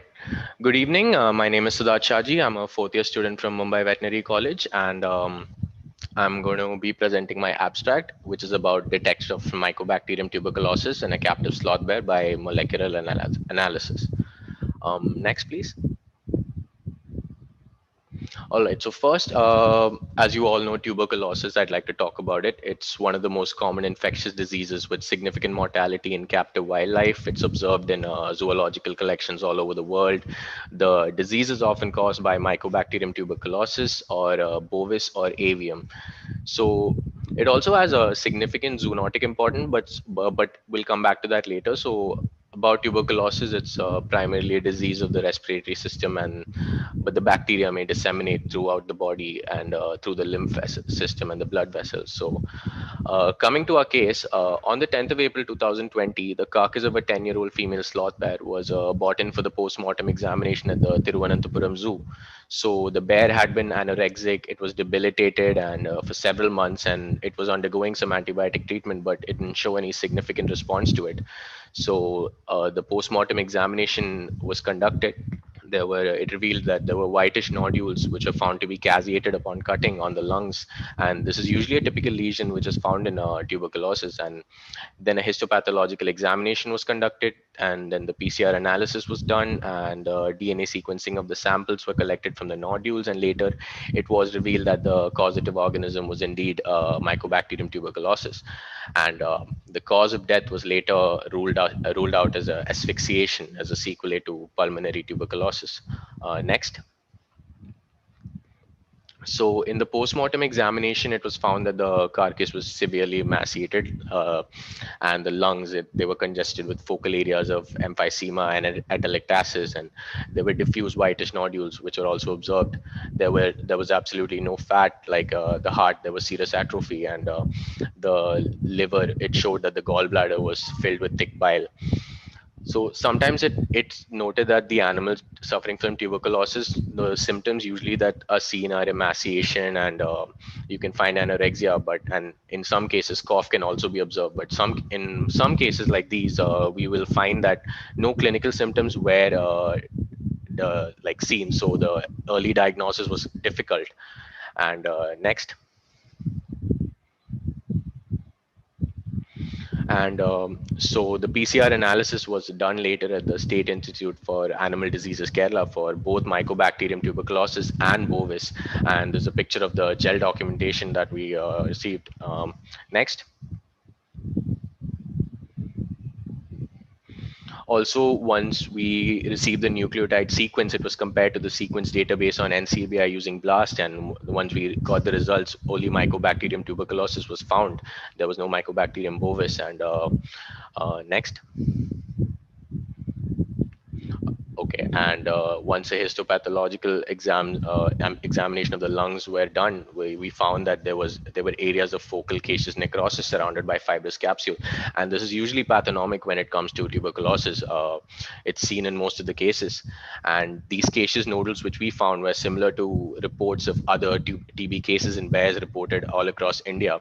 There were other reports of incidences of TB in sloth bears in India, such as the Maharaj Bagh Zoo, Nagpur, the Kamla Nehru Zoological Garden, Ahmedabad, and from the Thiruvananthapuram Zoo, Kerala itself. But none of these research articles presented any conclusive evidence for the presence of Mycobacterium tuberculosis, ruling out the Mycobacterium bovis species. Next, please. these are a few articles citing the different cases found across India with involving sloth bears and the tuberculosis. Next, please. So in the results, we in this case study, we have also we've used PCR analysis, and this was followed by the sequencing of the PCR product, which confirmed the presence of Mycobacterium tuberculosis in a sloth bear, which helped us to rule out Mycobacterium bovis. And once the obtained PCR product was received, we got the sequencing of the 389 base pair region was done, and this also supported our initial evidence that the presence of Mycobacterium tuberculosis was there. So coming back to the zoonotic factors, I think in most of the cases reported across India, the bears were affected by Mycobacterium tuberculosis, which also affects humans. And it is believed that the bears may have got infected due to the constant interaction with the humans in the captivity. So the study also points out for the detailed investigation for human to animal or animal to human transmission of the disease, and that has a serious zoonotic implication. And next, please. And with that, I'd like to conclude my presentation, and I'd like to use this opportunity to thank Dr. G.S. Ajit Kumar, Dr. Nanda Kumar, and Dr. Jacob Alexander and Dr. Baby Joseph for giving me the opportunity to work with them on this case study. Thank you. Thank you, sir.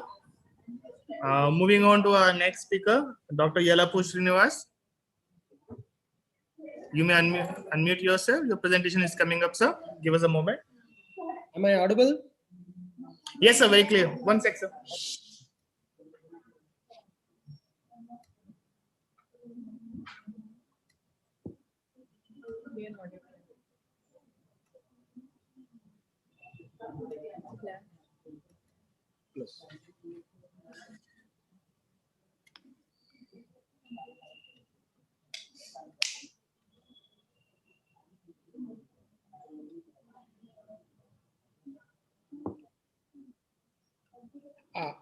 Can I start? Yes, sir. Yeah. Good evening, everyone. My name is Srinivas. I'm a PhD student from Wildlife Institute of India. And today I'll be talking about whether molecular and morphometric approaches can precisely identify species within Canis taxa in India. Next. So species identification is considered as an important task in the field of conservation biology and forensic science. But the species identification is challenging, especially when you're working on an elusive species, because it's very difficult to identify them, and also they might occur in low densities. Therefore, I think non-invasive samples has gained importance in recent times, because without even need to see the animal or even to touch the animal, you can study a lot about the species.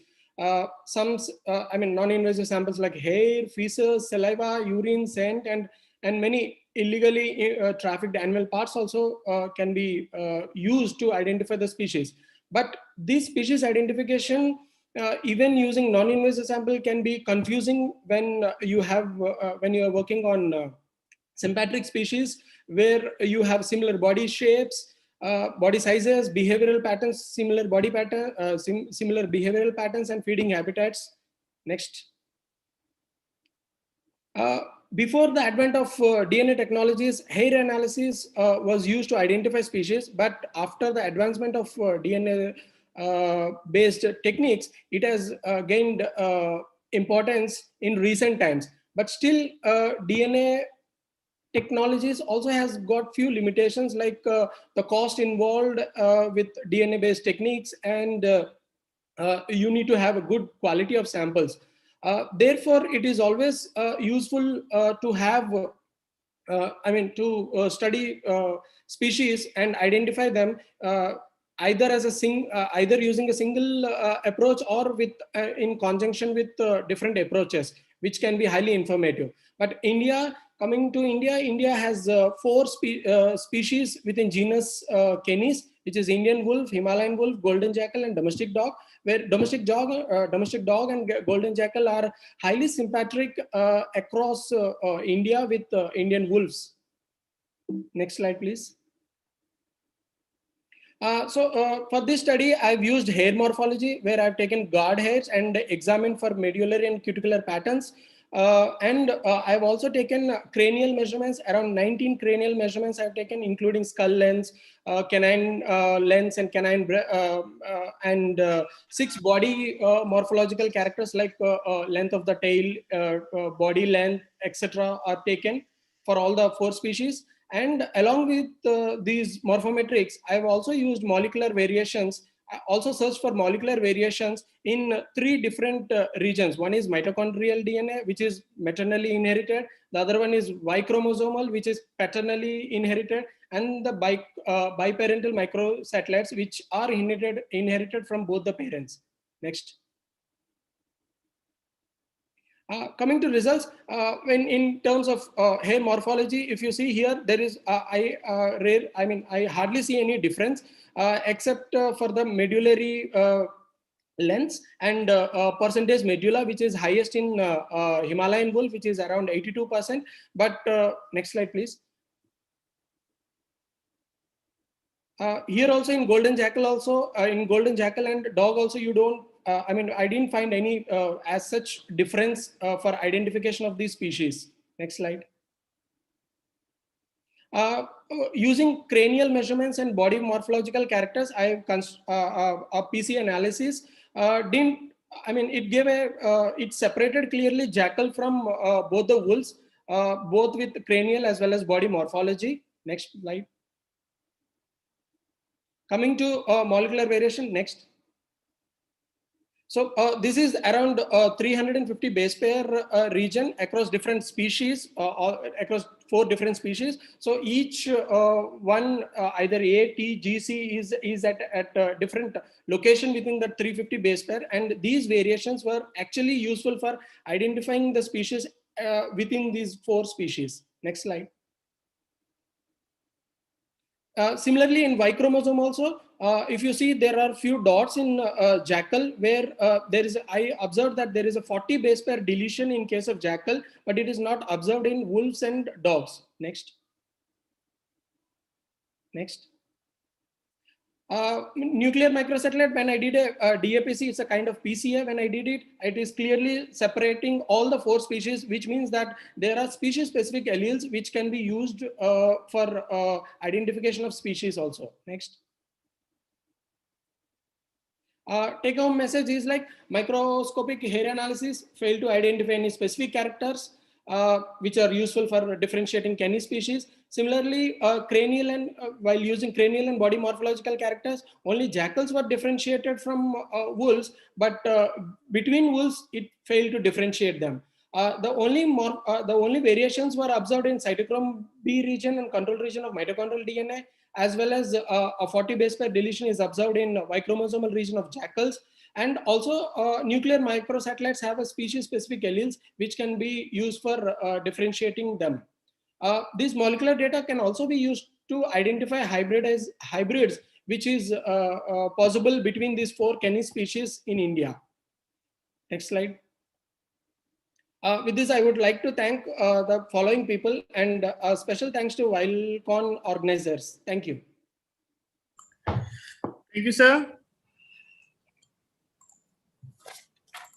Our next speaker is Dr. G.S. Ajit Kumar, sir. Welcome, sir.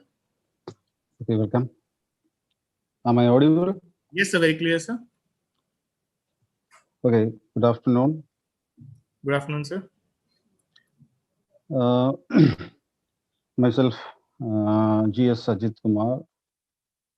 I'm the Animal Biotechnologist and Technical Manager of the Division of Biotechnology and Center for Wildlife Sciences, State Institute for Animal Diseases, Government of Kerala. I welcome you all to this session of presentation. And here I'm presenting the topic, samples and sampling, a key to the diagnosis of elephant endothelial herpes virus infection.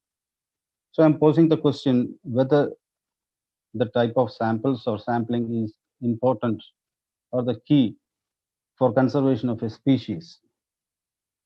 The answer is yes, if you take the example of elephant endothelial herpes virus. In case of elephants, elephant is a national heritage animal in India, and for the state of Kerala, it is a state animal. Among the different diseases, of course, tuberculosis is one of the important diseases other than endothelial herpes virus. But this herpes virus is an important one in the sense that, next slide, please. Usually, we will find 3 strains of herpes virus in the Asian elephants, and among them, the most common one is herpes virus 1. In the calf elephant, it is causing mortality, high range of mortality, and in the adult animal, it is a carrier one.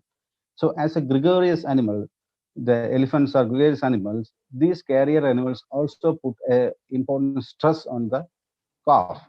So, in case of the captive animals, the carrier and the high mortality rate in calf combined together gives a threat to the conservation of the animal. Next slide, please.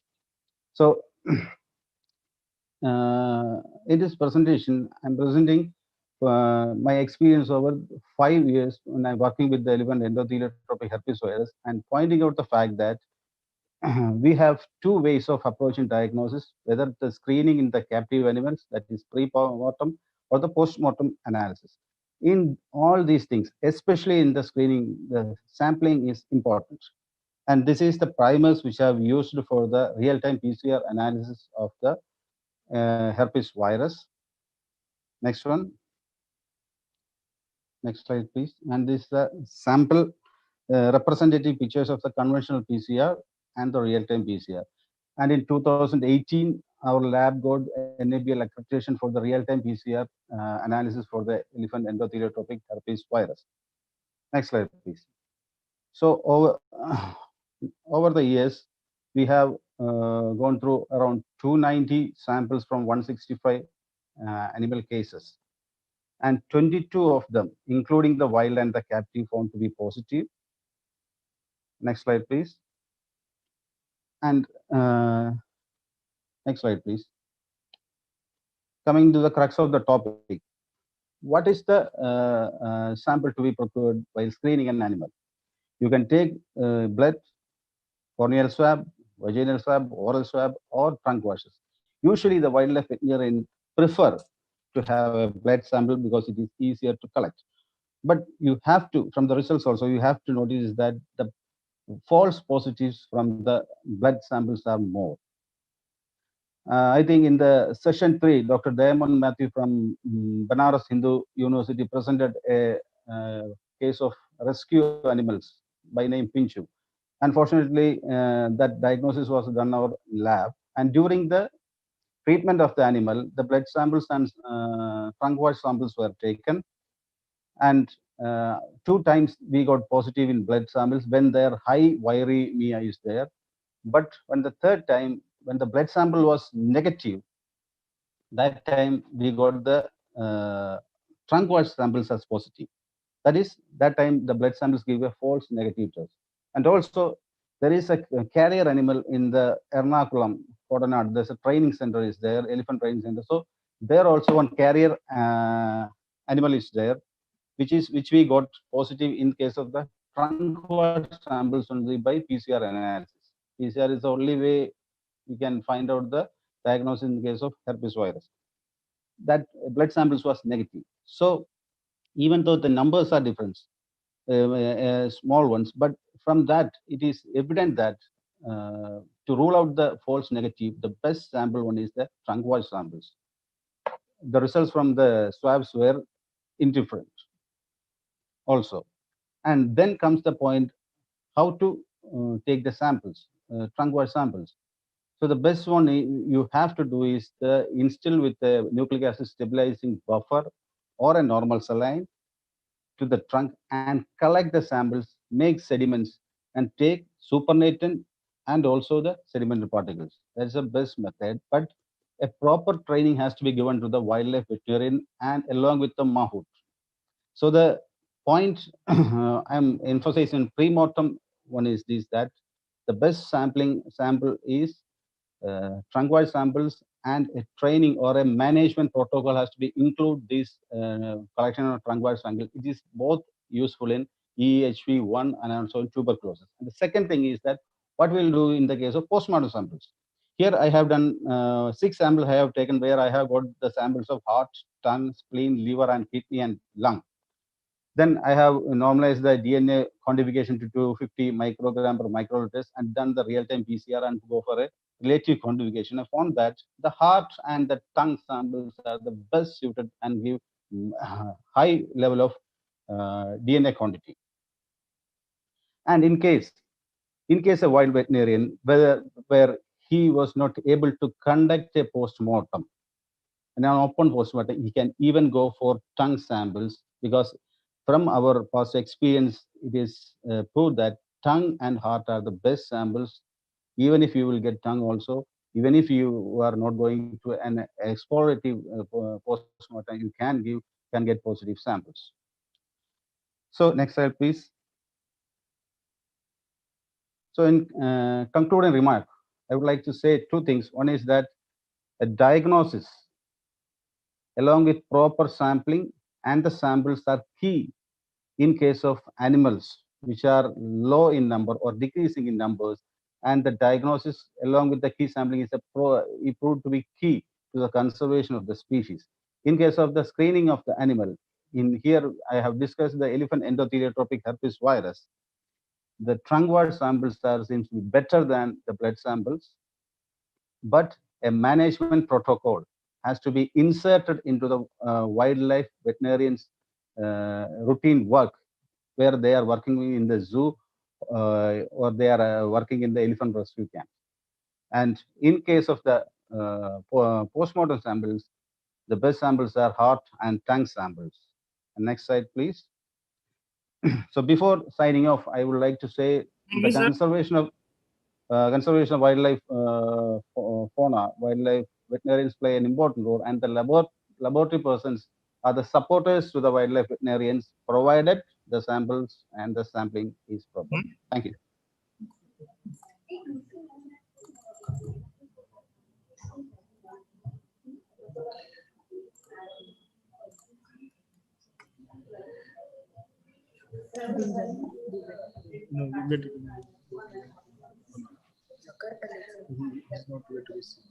Hello. Yes, sir. Sir, can you wait for 5 minutes, sir? Sure, sir. Sure, sir. Sure, sir. No problem. There is a request from Dr. Gunjan Dubey. Sure, sir. Sure, sir. So sweet of you, sir. Thank you, sir.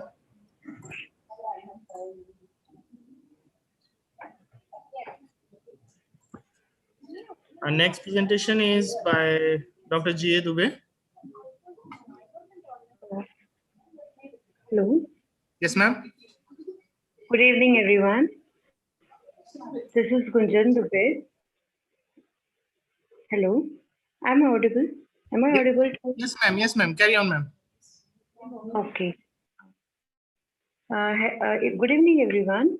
Today, I'm going to present my topic, entomology and entomotoxicology as a potential tool in wildlife forensics.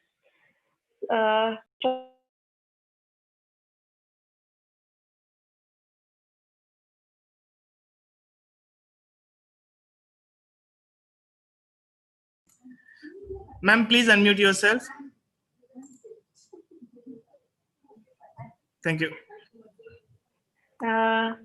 In forensic entomology, we are going to do the study of insect and arthropod. We can consider them as a evidence of dead animal because from the insects and their life cycle, we can guess the post-mortem interval of carrion.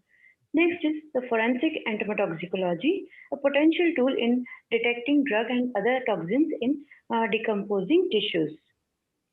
In addition to this study, we will use ATR and FTIR technique to detect chemicals from the metabolites of insects which feed on the carrion. Next, why it is, next slide please. Why this study is important. under the rule of entomology in wildlife forensics, because only the insects play an important role as an evidence of death of animal, which speaks the history of death. And the post-mortem interval is nothing but right from the death of an animal to current stage of carrion. That is, the PMI can be determined from the life cycle and present stage of an insect. And as you know that from this study, we can guess the cause of death also. Cause of death are various natural death, poisoning, poaching, and any other reason. From the natural death, we can guess the actual. We can compare the life cycle, particular life cycle of the insect to the natural death. If any deviation in the life cycle, so we can guess for the poisoning or any other kind of reason. Next slide, please. Next, now we will see what is the post-mortem interval, that is the time since death. The insect life cycle begins from the eggs, larva, pupa, and adult. So from this, it is of 7 days life cycle. If any kind of deviation find in the life cycle of insect, which is find on the which finds on the carrion, so we can guess for any other reason of the death of an animal. So here we can compare the normal life cycle of an insect or any other deviation in the insect life. Okay, and here the insects are which kind of insects? Especially the maggots. Maggots means the insect, the fresh flies and other house flies attack on the carrion after a few minutes of the death of an animal. Next slide. We find some studies on entomotoxicology on human being. So here I have seen that some chemical compounds which are shown on the slides. There we have seen the housefly, which shows the deviation, maximum deviation in the life cycle, which is deviate from few hours to few days also. So we can guess the some chemical compound, and in addition to this study, we can try for ATR FTIR technique to determine these chemicals in the particular animal's body, because in fresh and dead animal, the any kind of dissection and any other things are possible, but full decomposed body, it is not possible to determine the viscera, and we cannot find any chemical compound in the body. So here it is the scope of ATR FTIR technique to get the chemical compound or any other peak of the chemical compound in the spectrum. Next. For this study, we will investigate the site and observe the carcass, and also we will find the life stages of insects. So we will collect the life stages in 70% alcohol, or half of the condition, half of life stages we will collect in the live condition, because to see the further life stage of the insect. And also we will observe them in the stereosome microscope and identify morphologically, and also we will use the ATR FTIR technique if morphologically identification is not possible. And from that we will guess the perfect PMI of the dead animal. If we will find any deviation, we will go for the entomotoxicology. Next slide, please. I have done an experiment with the chicken. because I wanted to see the effect of temperature on the life cycle of the insect. So here I have taken chicken for the to see that, and here I have find on 33 degrees Celsius the larval stages which was there, it minimizes by 12 to 14 hours. So it was fine that temperature affects very much on the life cycle of the insect. Next slide.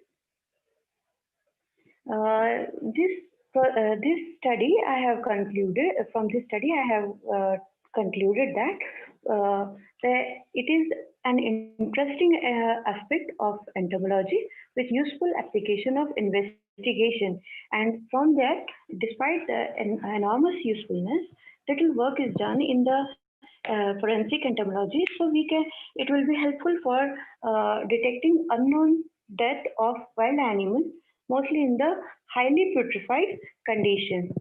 Thank you very much. Thank you for giving me this opportunity to present my topic in front of you. Thank you, ma'am. Have a good day. Thank you very much. Now we have Dr. Manjunatha. Sir, thank you for waiting, sir.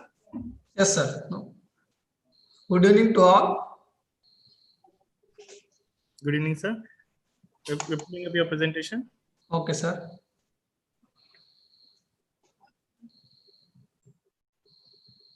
Okay, good evening to all, and I am very much delighted to present my topic on forensic investigation of an elephant died due to electrocution. This is one of the important veterological necropsy which are being carried out from the Department of Veterinary Pathology, Veterinary College, Shumoga, and it comes under Karnataka Veterinary Animal and Fishery Sciences University, Bidar, Karnataka. And we, the pathologists, are very much interested and delighted to carry out veterological necropsies regularly. And we, the team of veterinary pathology, along with other experts, we do visit forest areas. Whenever the death of an elephant or any other particular wild animals occurs, they will be calling the forest officials, they will be calling us for conducting a detailed necropsy examination. And this is one of the interesting case what we have identified as the death of an elephant due to electrocution. Next slide, please. And here, when we talk about electrocution, definitely it is the passing of an electric current into the body of an individual animal. And whenever we talk about electrocution, definitely the severity of electrocution depends upon the current passed, whether it is an alternative current or it is a direct current. Whenever we talk about alternative current, definitely it is highly dangerous, as the passing of this particular alternative current, when it being generated at high tension, definitely it is more dangerous when compared to the direct current. And other thing which is influencing the electrocution or the effect of electrocution is the voltage, heat generated, and the time duration for which the electric flow will be there in the individual animal, particularly animal or human being. This is electrocution is a regular thing which will be happening, which will be affecting both the animals as well as the human being. And this particular study what we have carried out, it is a post-mortem investigation of wild Asian elephant, approximately aged about 26 years. Definitely it was a male animal, and the circumstantial evidence were indicating towards electrocution, and it was in the area of Chikmagalur district, wherein which it was coming under the Mudigere forest region of Karnataka. And after taking the request from the forest official, we went for a investigation, post-mortem investigation, after having a brief report of the case, what they have given to us. And we, the team of pathologists, along with the other veterinarians, we went there, we conducted a detailed necropsy. Next, please.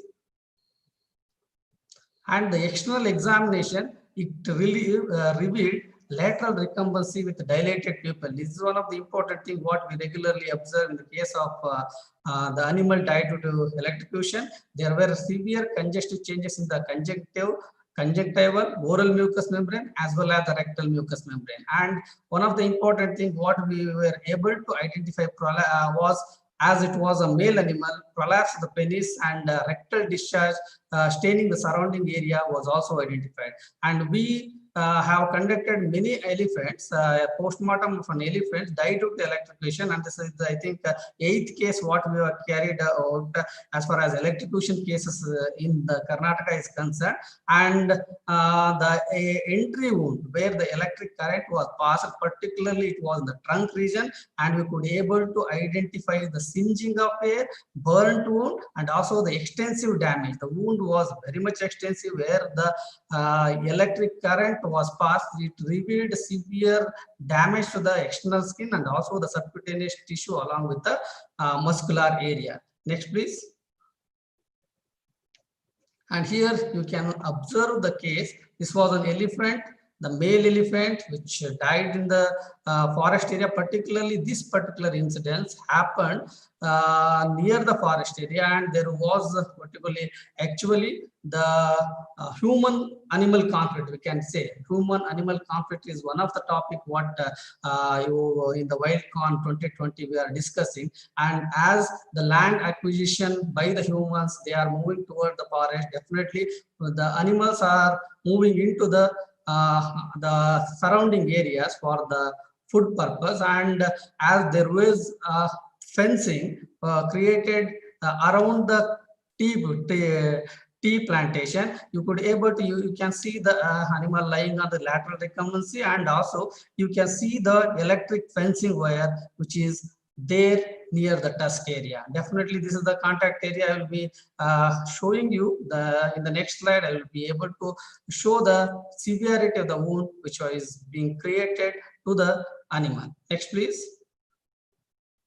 Here you can see this was the contact area where the electric current was passed into this particular animal. And definitely, whenever the elephant moves, the trunk is the one most important organ which will be moving ahead of the foreleg. That's why many of the incidences, out of 8 cases, in 6 cases we have identified that the primary contact area was the trunk region, and the severity always depends upon the voltage of current which was passed. And here it was too severe. You can see the burnt wound. There would be singeing of hairs will be there, and there will be blackening will be there. There is a severe what you call entry wound is being observed in this particular area. And again you can see the blackening which is indicating of the thermal injury which has been created because of the entry of the current into the trunk of this particular elephant. Next, please.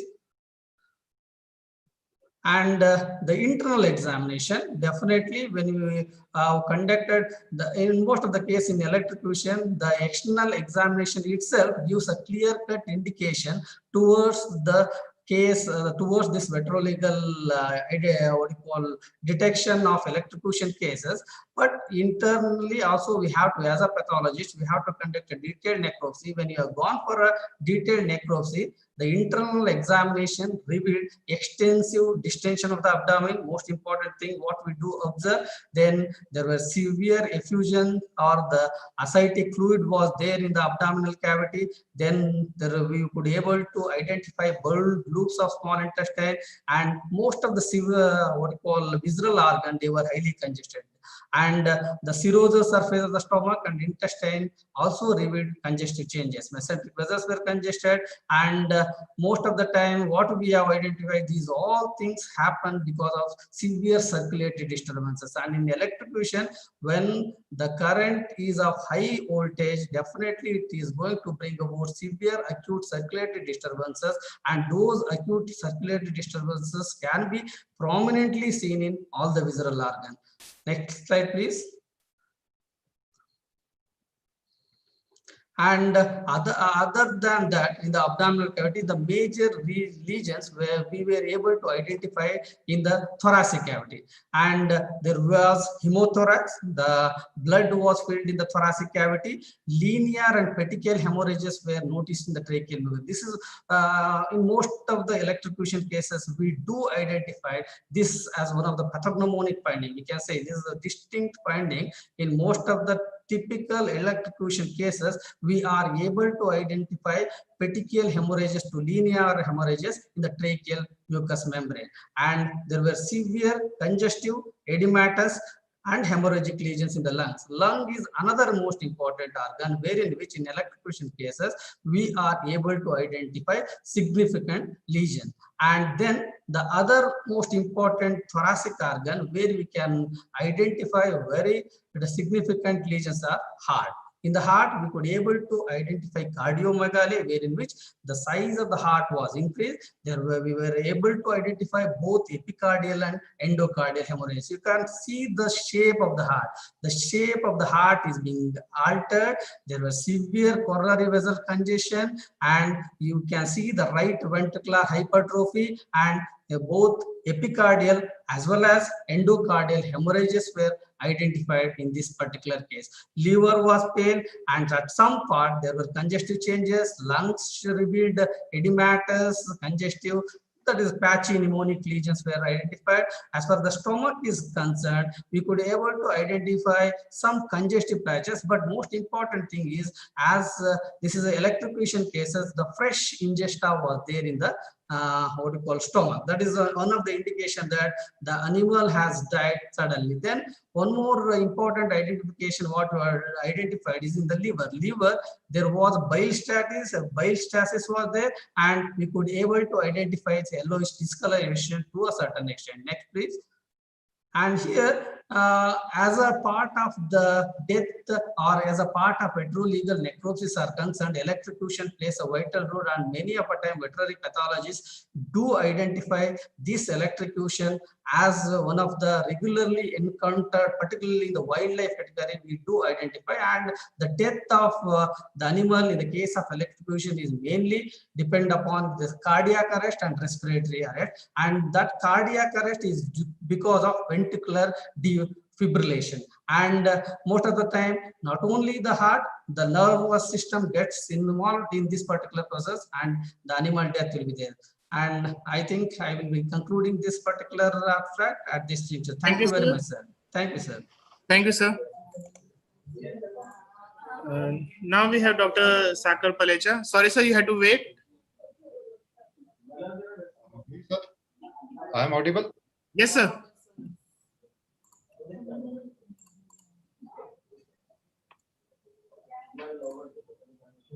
Yeah, shall I start now, sir? Yes, sir, please.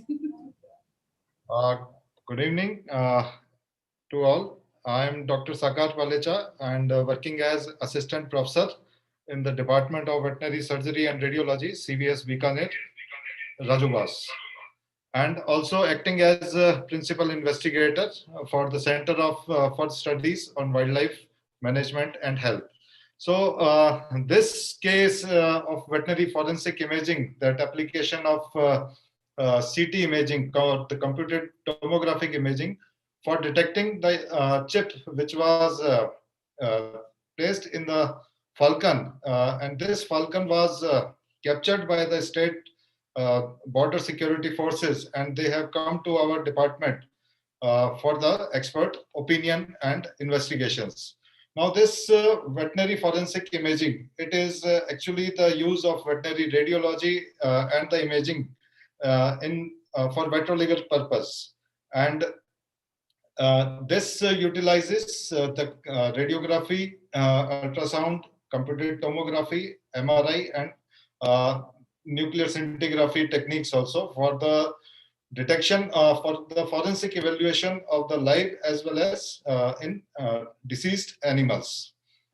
With the progress of this forensic prosecution against the animal crimes, this veterinary imaging, forensic veterinary imaging, it has abundant scope in veterinary medicine for field purpose. Next slide, please.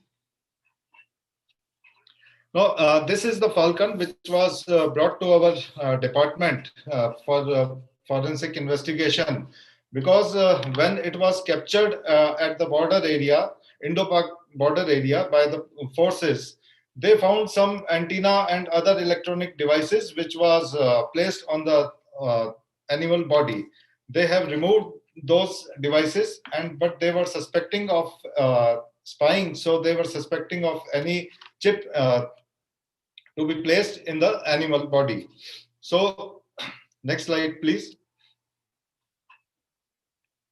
We did a survey radiograph which revealed the presence of a small radio opaque cylindrical foreign body. You can see it in the arrow in the pectoral region. After getting the permission, next slide, please.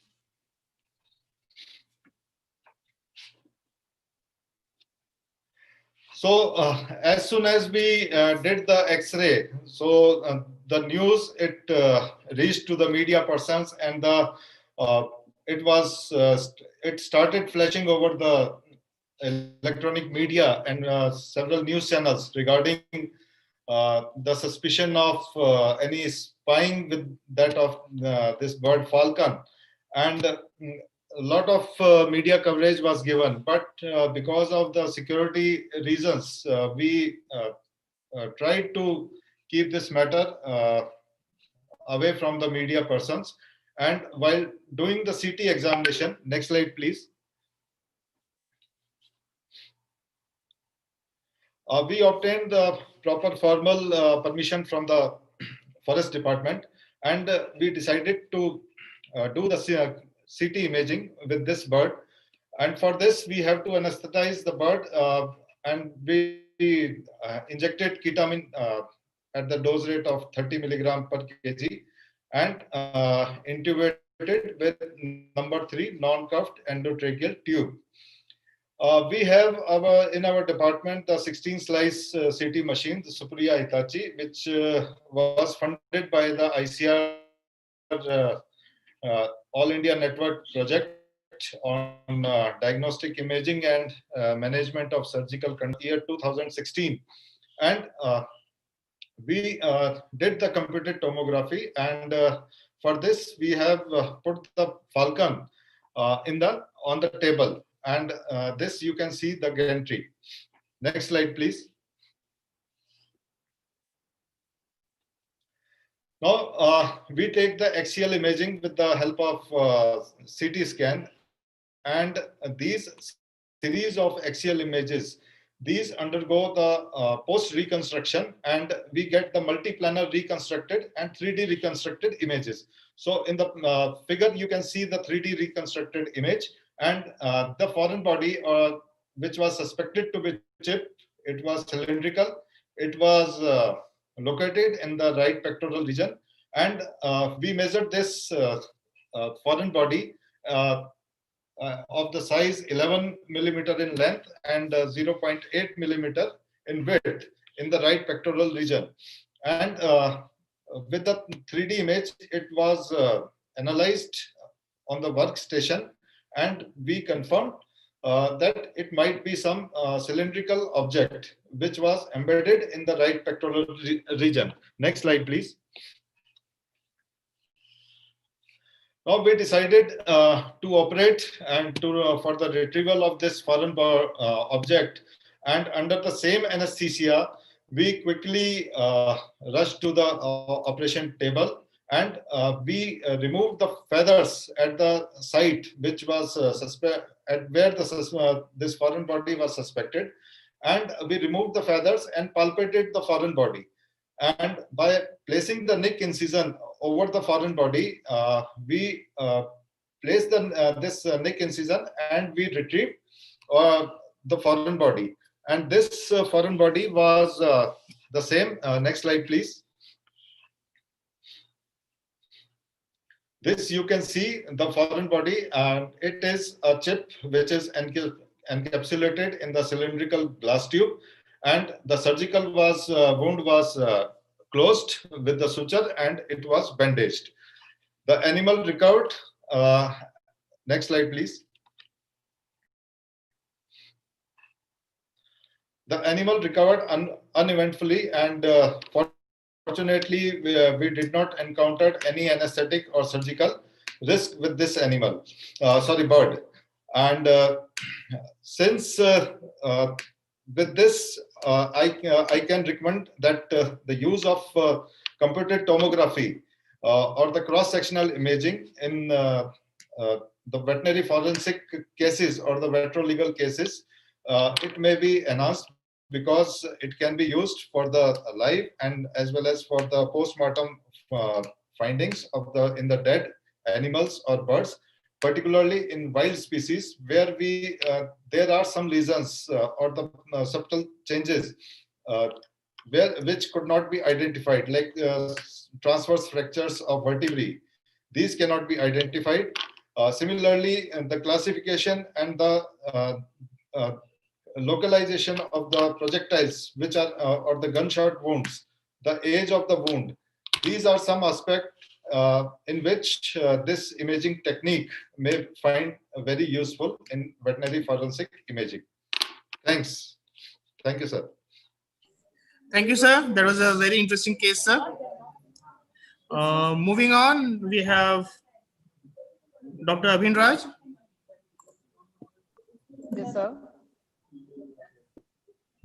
Hello, sir.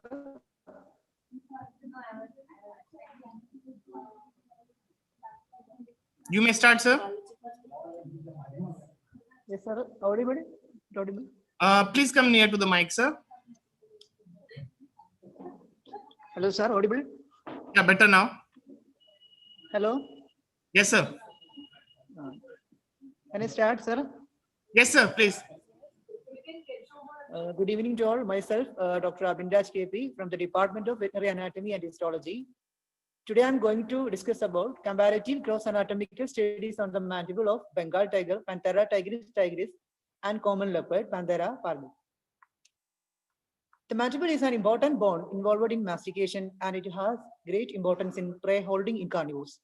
Size and orientation of temporal muscle and different levels of mechanical stress influence the form of mandible, which varies considerably across families. The size and shape of mandible were powerful predictors of feeding habits in mammalian carnivores. The study was conducted on 2 mandibles of Bengal tiger and common leopard. The morphology was studied and compared. Next slide, please.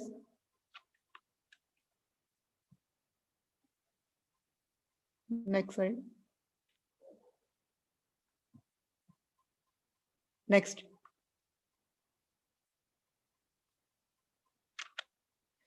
The mandibles were consisted of left and right halves.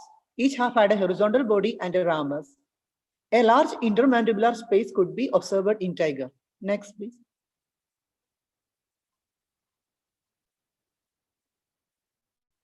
Next.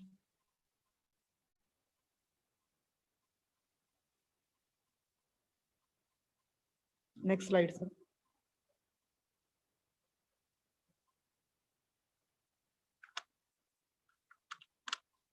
The right and left halves united at their anterior ends and formed the mandibular symphysis. The symphyseal fusion indicates the adaptation for increasing the efficiency of transfer of transversely oriented occlusal forces. Next slide.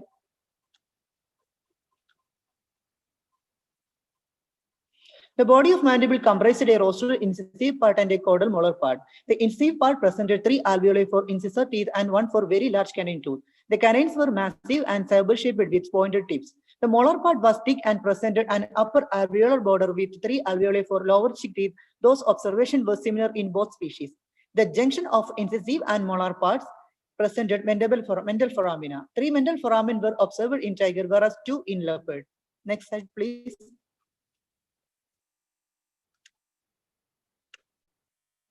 The ramus of the mandible was consisted of 3 borders and 2 surfaces.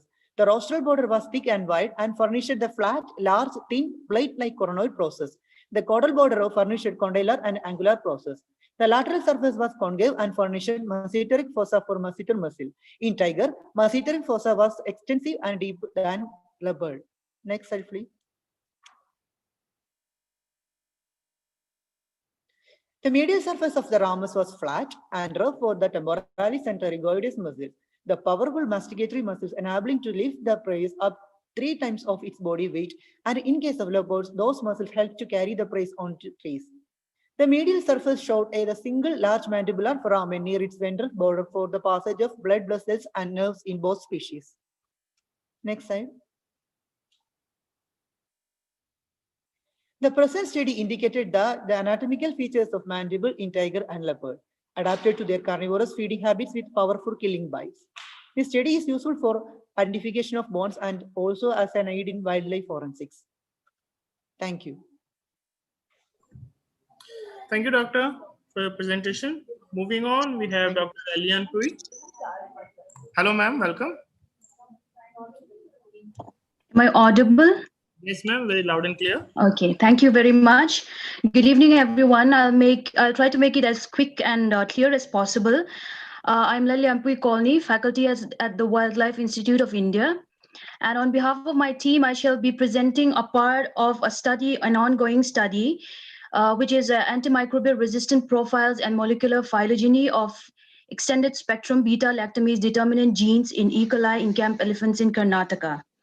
Next slide, please. Okay, first, let me delve right into two main things here, because I want to make it clear why we are using the camp elephants as a surrogate for this study. Now, my first question is why AMR? I want to make clear why we have taken AMR and why camp elephants.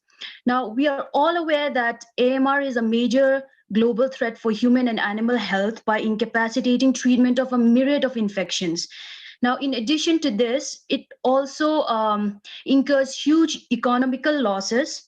And although there's a substantial record of AMR studies in domestic animals, studies in wildlife do remain scarce, especially in India.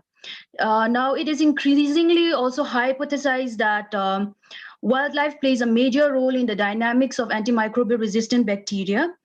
And owing to the ability of the transfer, like the horizontal genes transfer in antimicrobial resistant bacteria, camp elephants serve as a perfect surrogate for human domestic and wildlife system. Now, how? First, the close association between camp elephants and their mahouts. And second, the interaction between camp elephants and the visitors that come from all over the place, not only in India, but all over the world. Now, third, the subsequent interaction of camp elephants with the free-ranging wildlife. Because most times these camp elephants are also allowed to roam inside the forest. All these establishes opportunities for cyclical transfer of antimicrobial resistance between these three main entities. Also, in most camp, the mahouts and their elephants share the same water source, which mostly come from a nearby water body. And there are strong evidences and studies that have suggested that water is the main media of transmission for antimicrobial resistance. I would also like to point out that not only is it extremely crucial to fill the knowledge gap of AMR in free-ranging wildlife, but also for the welfare and well-being of the camp elephants and mahouts, whom both play, we all know that they both play an extremely important role in conservation through their role in conflict resolution, in capture operations, and in wildlife research as well. AMR is thereby a huge ecological problem, and hence the present study. Next slide, please. Now, the location, as mentioned in the title, is Karnataka, India. Elephant rectal swabs were collected and were processed by standard bacteriological methods for isolation and identification of E. coli. Now, the pure isolates were isolated and processed for antimicrobial susceptibility tests. Phenotypic testing was done on Mueller-Huntington agar following the CSLI guidelines. And isolates showing resistance were subjected to double-disc synergy tests. Now, the potential ESBL producers were then isolated and then subjected to PCR detection of the ESBL producing genes. And after that, the positive samples were subjected to the sequencing and phylogenetic analysis. Next slide, please. Now, the phenotypic result shows that there was 66% of the isolates showed intermediate resistance to ceftriaxone. 37.303% showed intermediate resistance to ciprofloxacin, and to gentamicin 18.51, and 11.11% showed complete resistance to both ampicillin and amoxicillin. And among these samples, 23.08% were multi-drug resistant. Now, after this, like I said before, after the double-disc synergy test, those potential ESBL producers were subjected to PCR for detection of ESBL producing genes. And of this, 7.69% of the isolates were found positive for BLA-CTXM gene, and 3.85% were found positive for BLA-TEM gene. Next slide, please. And those positive samples were subjected to phylogenetic analysis and sequence alignment, and revealed homology with reference sequences of E. coli D1A3 and RS60 for BLA-CTXM15 and BLA-TEM respectively, which were isolated from domestic pigs. Next slide, please. Now, this study highlights the possibility of spread of AMR into these three participating entities: human captive elephant and free-ranging animals, which we have taken as a surrogate for the human, domestic, and environment. Okay, and elucidates that any of these entities may be responsible as a medium for cycling of AMR between human captive elephants and the environment. Now, the possible routes of exchange of AMR bacteria between human camp elephants and free-ranging wildlife. As we all know, studies have shown that horizontal gene transfer is very much possible. And like I have mentioned before, water is has been recorded as the main medium of transmission. Feces could be one, and other means of interactions are possible as well. Now, in conclusion, I would like to state that it is most crucial to implement the One Health approach in the study and spread of emergence of antimicrobial resistance to address the potential risk at the human, domestic, and wildlife interface.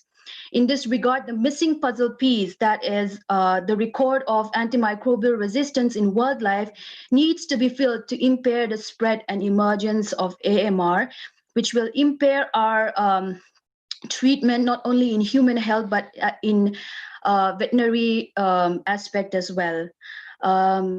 Next slide. Next slide, please. With that, I conclude, and I would like to thank the Karnataka Forest Department, Directed Wildlife Institute of India, and Ministry of Environment and Forest and Climate Change for funding our study, and all the people from the elephant camps of Karnataka that have made this study possible. Thank you very much. Thank you, ma'am, for your wonderful presentation. Have a pleasant evening. Thank you. Bye-bye. Moving on, we have Dr. O.P. Chaudhary, sir. Welcome, sir.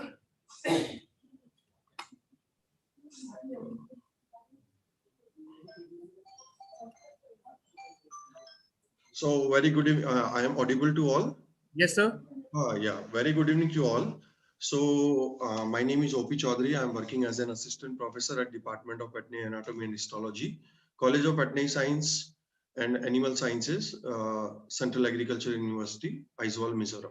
So I am presenting my topic on morphometric and radiographic characteristic of the skull in crested serpent eagle and brown-wood owl. So by this study, we can differentiate the crested serpent eagle with the brown-wood owl, as we have gone through the morphology as well as morphometric study. Change, please. So in the introduction, the crested serpent eagle is a medium-sized bird of prey that is found in the forested habitats across the tropical Asia, and brown-wood owl is a resident breeder in South Asia and is found in from India to India, Bangladesh, Sri Lanka, Indonesia, Taiwan, and South China. There is no previously reported information on the morphometric and radiographic characteristic of these two species, that is crested serpent eagle and brown-wood owl. So by this study, we have to, we are giving the baseline data on the morphometric radiographic aspect of the skull bones, which can be useful for the wildlife forensics as well as the clinicians in the treating surgical and the other clinical disorders. Change, please.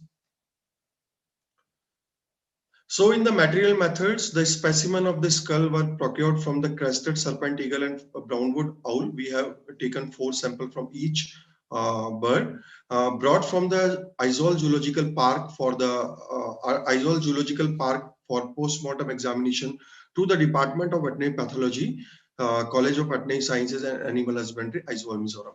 So these skulls were prepared as per the standard maceration technique, and these were cleaned by the 4% hydrogen peroxide, and these skulls were sun-dried for 3 to 4 days.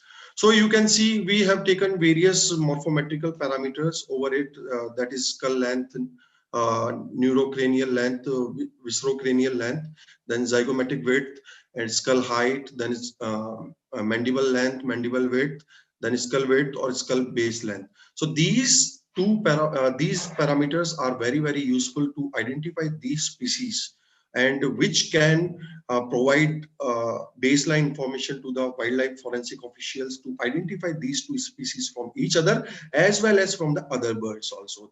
That can be domestic birds or the wild birds. Change, please. So in the results, you can see here, this is the dorsal view of the skull of the crested serpent eagle and the brown-wood owl. So morphologically, the crested serpent eagle and the brown-wood owl, they appeared pyramidal in shape. The skull appeared pyramidal in the shape with a wide rounded base and flat apex. And these bones can be divided into two parts. The whole skull can be divided into two parts as a neurocranium and the viscerocranium. And the neurocranium was composed of single, that is occipital sphenoid and the ethmoid bone, and paired temporal, parietal and the frontal bones. And the viscerocranium, that is second part of the skull, that consisted of the single mandible, vomer and the hyoid bone, and the paired, that is quadrate, lacrimal, nasal, premaxilla, maxilla, then zygomatic, palatine and the pterygoid bone. And these morphological, if we will consider the morphological aspect, so the morphology was or similar to the other domestic and the wild birds. And in between these two species, there was no morphological differences observed. Change, please. Then this is the ventral view of the skull of the crested serpent eagle and the posterior view of the skull of crested serpent eagle and the brown-wood owl. And it is showing various bones, you can see here, along with the, on the posterior aspect, there was foramen magnum. And the foramen magnum was a little bit elongated in case of the crested serpent eagle as compared to the brown-wood owl. So this is also a very differentiating characteristic in between these two species, bird species. Change, please. So this is the dorsal view of the mandible of the crested serpent eagle, and there was no difference in between the mandible of these two species. And also we have not observed any difference from the domestic and other wild birds. And this is the radiograph of the lateral view of the radiograph of the skull of the crested serpent eagle and the brown-wood owl. And it is also showing various bones.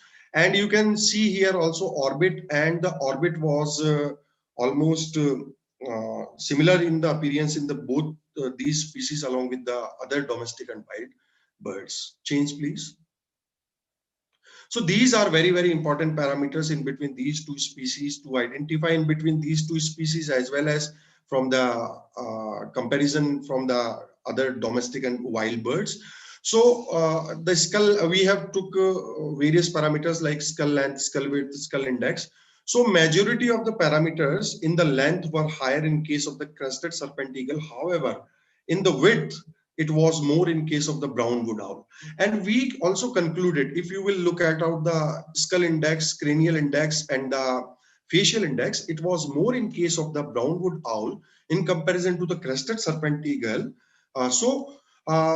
It can conclude that if there will be more skull index or the cranial index or the facial index, so it will indicate that the birds which have higher index will be the low flying ability. So you can see that crested serpent eagle having high flying ability and the brown-wood owl having less flying ability. So these index can indirectly or directly, they will alter the aerodynamics of the flight. Change, please. So in conclusion, it can be concluded from the present study that skull in both the species contain neurocranium and the viscerocranium bones with the absence of the interparietal bones. And there were morphological variation in the shape and components of the skull of both the species in comparison with the other flying birds.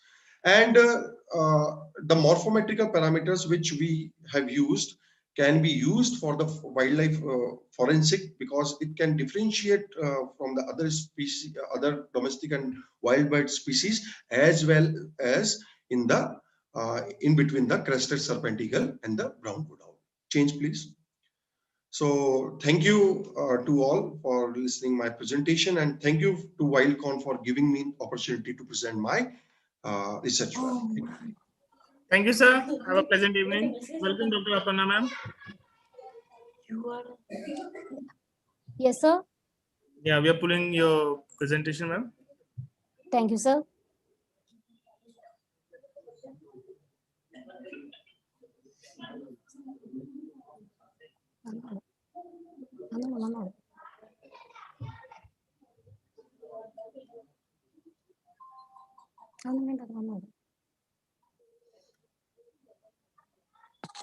Can you hear me, sir?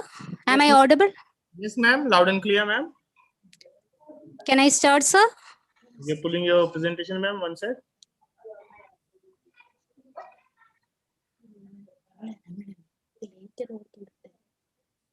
Okay.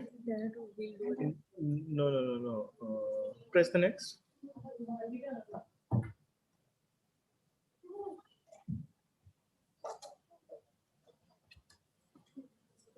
What happened? Nothing. I don't know why this. Give us a moment, ma'am. Yes, sir. Yes, sir.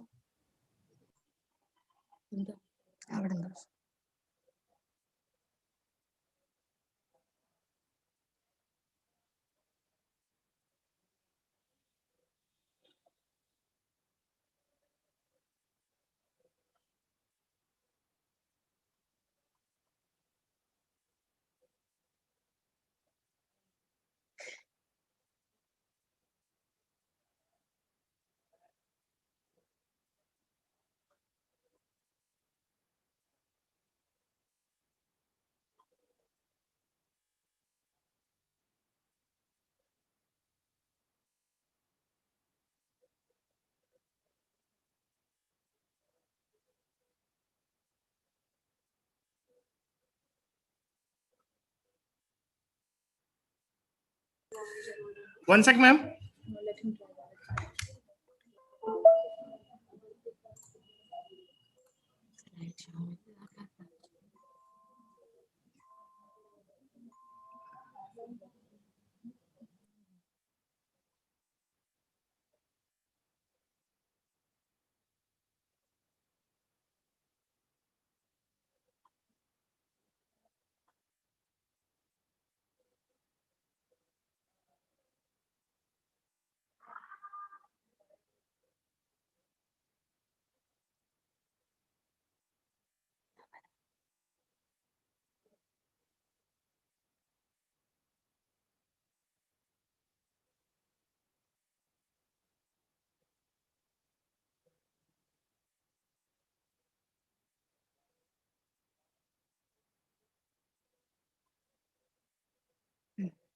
Really? You may start, ma'am. Yes, thank you, sir. Good evening, one and all. Respected chair and delegates, I am Dr. Abarna from Center of Wildlife Sciences, State Institute for Animal Diseases, Kerala. I am presenting on the topic, a study on mortality among captive green anacondas. Next slide, please. Next slide, please. Next slide, please. Introduction. As we all know, cold-blooded animals, particularly reptiles, harbor a wide variety of pathogens. These pathogens may become infectious and fatal during stress and immunosuppression. Such an episode of mortality was reported at the Zoological Garden Thiruvananthapuram during the year 2019 from August to December. Next slide, please. Materials and methods. 4 green anacondas were presented for postmortem at the Center of Wildlife Sciences, Kerala. Detailed postmortem examination was done on all the 4 cases, and based on the postmortem lesions, samples were collected for microscopical examination, bacterial culture, antibiotic sensitivity testing, and histopathological studies. Next slide, please. Results. The results we got from postmortem was ulcerative gastroenteritis, necrotizing enterocolitis, hepatosis, and granulomatous pneumonia, which was later confirmed in the histopathology also. Trophozoites of Entomoeba species were observed on microscopical examination of the intestinal contents, and encysted trophozoites were seen on the histopathology section of the liver. Aeromonas hydrophila was isolated from the heart blood culture. Antibiotic sensitivity testing revealed sensitivity to enrofloxacin, levofloxacin, and ceftriaxone, and resistance to tetracycline. Next slide, please. These are the gross pathology pictures. The classical lesion was necrotizing enterocolitis with diphtheritic membrane formation, as we see in the picture 3, and ulcerative gastritis, which is seen in picture 4. Next slide, please. This is hepatosis. The second picture is of hepatosis with focal hemorrhages in the liver. And the picture 4 shows the hemorrhagic enteritis. And also the picture 4 shows the granulomatous pneumonia, and picture 3 shows the hemorrhagic enteritis. Next slide, please. The trophozoites of Entomoeba species seen in picture 1 and 2 were seen in microscopy of the intestinal contents. The third picture shows the blood agar culture of Aeromonas hydrophila. And the fourth picture shows the cocobacillary gram-negative organisms on gram staining. And the next slide is of antibiotic sensitivity testing. Next slide, please. Discussion. Entomoeba invadens is the most important protozoal parasite associated with high mortality in captive snakes. Aeromonas hydrophila is also incriminated as a cause of ulcerative stomatitis and septicemia in captive snakes. Concomitant infection with Entomoeba invadens and Aeromonas hydrophila were reported earlier by Park et al. In 2019. Based on the results, treatment was advised with metronidazole at the rate of 275 mg per kg and enrofloxacin at the dose rate of 5 mg per kg on the surviving anacondas, and it turned fruitful. We could arrest the episode of mortality and further spread of the disease in the Trivandrum Zoo. Next slide, please. Similar results were observed in the studies of Donaldson et al. 1975 and Park et al. 2019. Next slide, please. Coming to the conclusion, amoebiasis, most probably due to Entomoeba invadens as suggested by the lesions, histopathology, and microscopy, was the primary cause of episode of mortality at Trivandrum Zoo. And the stress and immunosuppression associated with amoebiasis might have flared up the Aeromonas hydrophila and the resulting ulcerative stomatitis and septicemia. Proper sanitation, enclosure disinfection, prophylaxis with metronidazole and suitable antibiotics will help in the control and prevention of spread of the disease. Moreover, early detection using further molecular studies will help in arresting the mortality episodes at an early phase, and thereby we can save the precious lives of our captive anacondas. Thank you all for giving me an opportunity for presentation. Thank you, sir.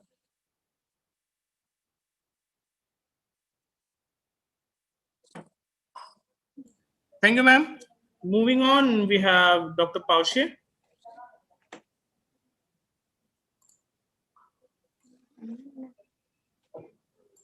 Welcome, Dr. Paushe.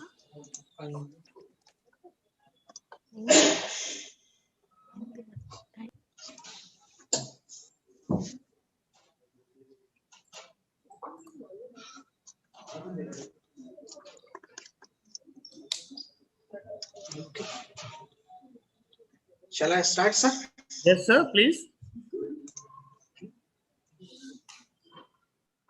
Respected chairman, respected co-chairman, respected reporter, all the participants from India and abroad, a very good evening, good morning to all of you according to your respective timeline. I am Dr. Mayur Paushe, Faculty of Wildlife Research and Training Center, Gorewada, Nagpur, in front of you to present my research on the topic vaginal cytology in a tigress. In captive breeding of tigress, detection of exact time of mating is primary prerequisite. For this purpose, endocrine profiling can be done. However, it is an invasive method and requires tranquilization of animal. For this purpose, we planned a study to collect vaginal swab from a tigress repeatedly over a period of 14 days. Next slide, please. Previous slide, yes. All aseptic precautions were taken before the collection of vaginal swab. Next slide, please. The tigress expressing behavioral symptoms of estrus like rolling on the ground, rubbing the perineal region on the wooden block, off feed, etc. were observed, following which the tigress was restrained in a squeeze cage. Next slide, please. In this picture, you can clearly observe the vagina of a tigress. The upper side opening is an anal opening and downwards opening is a vaginal opening. Next slide. By holding the base of tail, the site of vagina is cleaned with sterile cotton. A sterile swab was inserted into the vagina of a tigress aseptically. After attaining the sufficient depth of swab, the swab was rolled in the vagina. Smear was prepared by rolling 2 strips on the slide. The slide were air dried and further taken for staining. Leishman stain was used for this purpose. Next slide, please. Now, switching over to the vaginal cytology. Next slide. On day 0 of estrus cycle, which was diagnosed based on first appearance of behavioral symptoms of estrus expressed by the tigress. In vaginal cytology, we can observe RBCs. This slide is showing the number of RBCs are present on that day. Next slide. This is also a slide on 0 day, but in this slide, the neutrophils can be easily seen with the blue mark. Next slide. Superficial cells having reduced nucleus to cytoplasm ratio can be observed. The slides were observed under 400x lens. Next slide. On day 2, presence of mucus along with nucleated cells was also observed. Next slide. On day 2, micrometry of superficial cells is also carried out for the further studies. Next slide. In this slide, you can see faintly stained nucleus of cells is observed.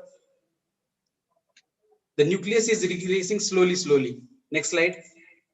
Cornified cells are present and nucleus is totally absent in this slide, which was on day 6. That means the tigress is now ready to accept the male. Next slide. Micrometry of cornified cells was also carried out of superficial cells. Next slide. On day micrometry of cornified cells were present from day 6 to day 14 of estrus cycle. This was confirmed by taking vaginal swab at every alternate day till day 14. Next slide. Appearance of nucleated parabasal cells was observed. This indicates that tigress again returned to diestrus phase of estrus cycle. Next slide. Micrometric observations were carried out in which average size of superficial cell was 16.96 micrometer. Average size of nucleus of superficial cell was 6.46 micrometer. Average size of cornified cell was 17.56 micrometer. Average size of parabasal cell was 15.94 micrometer. And finally, average size of nucleus of parabasal cell was 5.86 micrometer. Next slide. Coming to the conclusion, to the best of our knowledge, after screening the literature, we found this as a first report in the world in which vaginal cytology of a tigress is done at regular interval up to 14 days by non-invasive method without tranquilizing the animal. Vaginal cytology can reveal stage of estrus in a tigress, and it does not need to tranquilize the animal. It is a totally non-invasive method and required conditioning of tigress. Next. Thank you. I would like to thank for giving me this opportunity to present my work. Thank you. Thank you, Dr. Paushe. Have a pleasant evening. Moving on, we have Dr. Kritika Singh. Welcome, ma'am. Thank you so much, sir. Am I audible? Precisely.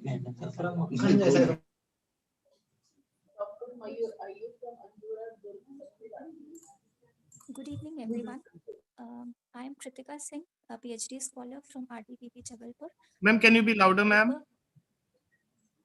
Hello. Yes, ma'am. Is it okay? Yes, sir. You keep Hello? the mic closer to your mouth, ma'am. That will help. Okay, okay, ma'am. Okay, sir, sorry. My name is Kritika Singh. I am research scholar from RDVP Jabalpur. The abstract which I am presenting here is entitled as Role of Blowflies Maggots in Wildlife Forensics. Next, please. For the introduction, wildlife forensic entomology is an important tool to achieve a scientific evidence in the wildlife crime, in which forensic entomology plays an important role. Forensic entomology is a branch of science which applies the life cycle of arthropods for the investigation of criminal matters. As the literature suggests, blowflies are the first species which attacks the carcass. So blowflies has a limit time-bounded life cycle. So if we can pinpoint a particular stage of that blowfly life cycle, we can estimate the post-mortem interval or the elapsed time of death of that particular wild animal. Because when the wildlife wild animal carcass is found in putrefied stage, or if the only the remains of the carcass is present, or the carcass is moved from the crime scene, the forensic entomology plays an important role for the expression or for the collection of the evidences. Next slide, please. So the methodology includes a collection of samples from the various protected and non-protected forest area. Various samples were collected with the proper permission of PCCF Wildlife. Then the samples, the maggots which were collected directly from the carcass were subjected to the morphological identification.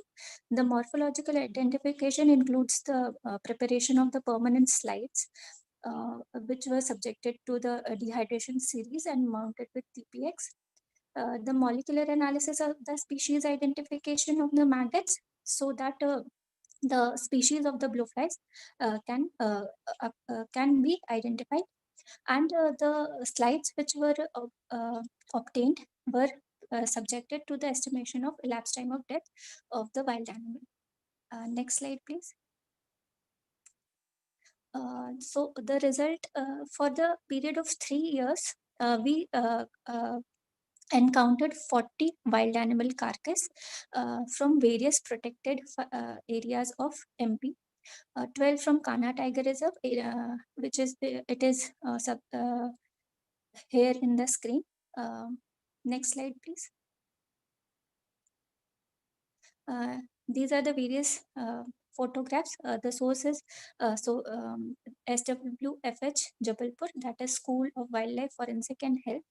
These carcasses were brought to the laboratory for the postmortem investigation. So we have collected the maggots also. Next slide, please. These are the slides which we have prepared for the morphological identification of the developmental stage of the blowflies. There were 5 blowflies which were encountered in this in these 40 carcasses, and the spiracles which are shown here, the third image, figure C, which is shown here, shows there are 3 foldings. That means there are 3 spiracles, which confirms that this is a third instar larva of blowfly. Next slide, please. There are various slides of various species of blowflies. The 5 species which I was talking about were Chrysomia rufifacies, Chrysomia megacephala, Chrysomia nigripes, Hemipyrella, Ligurians, and Lucilia illustris, which are shown in the slide. Next slide, please.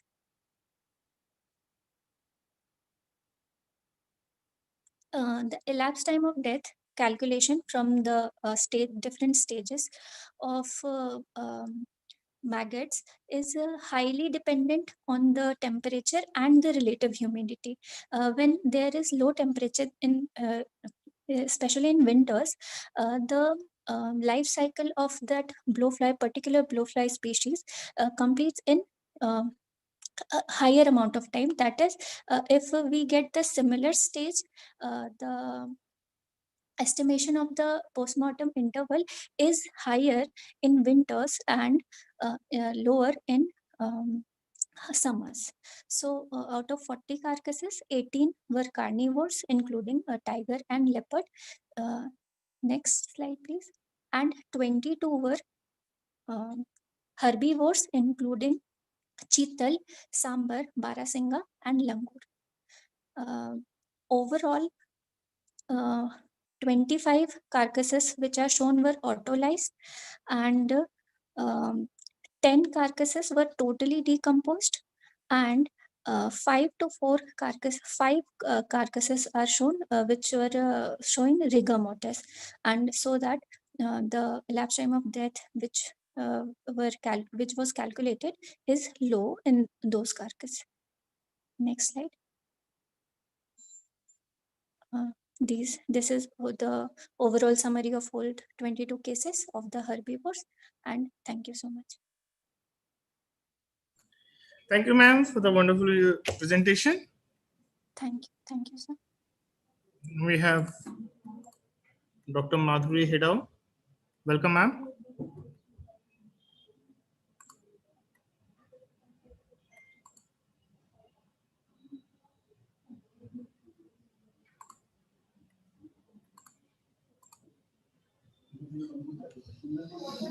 Am I audible, sir? Yes. Shall I start? Yes, ma'am. Okay. So, good evening to one and all. Myself, Dr. Madhuri Hedao from Department of Pathology, Nagpur Veterinary College, Nagpur. And I am here to present on a topic, clinical pathology of hepatorenal dysfunction in a leopard, Panthera pardus. Next slide, please, sir. Sir, next slide, please. Coming to the introduction, leopards are generally found throughout the India, and these have been classified as endangered species of wildlife in India as the population was on decline. Hence, the reason of mortality may be useful in the conservation efforts undertaken.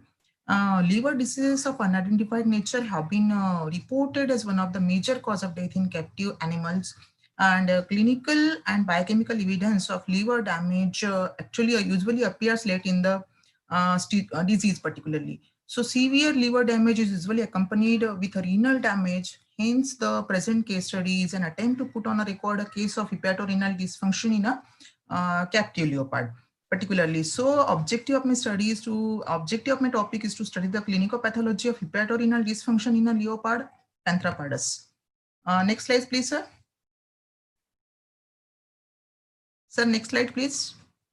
Captive female leopard, approximately 8 years old, was maintained at Gorewada Rescue Center, Nagpur, and a thorough clinical examination of the leopard showed that the animal was anorectic and showed icteric mucous membrane. The blood sample was collected for the biochemical examination, and after that, leopard died suddenly. Hence, necropsy was conducted and representative tissue samples from various organs were fixed in 10% performance line, formalin embedded, cut into 4 to 5 micron sections, and stained with the H&E stain. As the clinical data and grasp findings were suggestive of leptospirosis, initially spleen and kidney samples were collected for the DNA extraction. For detection of the leptospira, the genomic DNA was extracted from the spleen and the kidney samples using particularly this kit. Then 16S rRNA gene was amplified by PCR in a 25 microliter reaction volume. And these are the sequences for this primer particularly. PCR reactions were carried out in thermocycler with 40 cycles of denaturation, and this is a table showing the cyclic condition particularly with 40 cycles of denaturation, and PCR amplification was verified by migration of the PCR products on 1.5% agaragel electrophoresis, and it is visualized using a gel dot unit particularly. Next slide, please, sir. As far as results are concerned, particularly the serum biochemistry profile revealed that the burn, creatinine and potassium levels were high, indicating renal damage. The values for the AST, ALT and total bilirubin were found increased, reflecting hepatic injury, whereas decreased values for the ALP, glucose and calcium showing the damages to other body organs. Next slide, please, sir. During necropsy, external examination revealed yellowish discoloration of the gums and the mucous membranes. Particularly, there was generalized icterus. On evisceration, particularly the tracheal mucosa was yellowish, and lungs showed pneumonic changes. There was severe epicardial and endocardial hemorrhages along with the serous fluid in the pericardial sac. Next slide, please. The liver and the spleen were enlarged, and both kidneys were showing yellowish discoloration of the pelvis along with the hemorrhages. Also, the wall of the urinary bladder was thickened with yellowish discoloration, which is showed in the bottom picture particularly. Next slide, please. Sir, next slide, please. Histopathologically, lung revealed severe edematous changes along with mononuclear cell infiltration. Heart revealed degenerative changes along with hemorrhages in the muscle fibers. Liver revealed severe degenerative changes with fibrous tissues and hemorrhages. Liver showed intimal thickening and partial or total occlusion of a few to majority of the central veins with loosely arranged to dense fibrous connective tissue.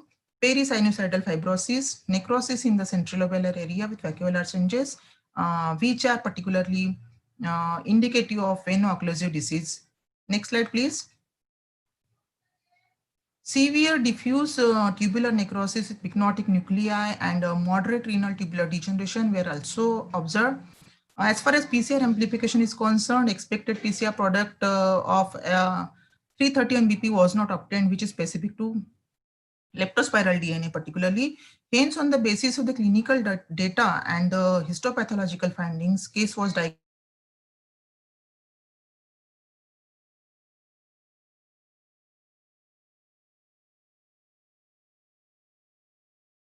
Next slide, please, sir.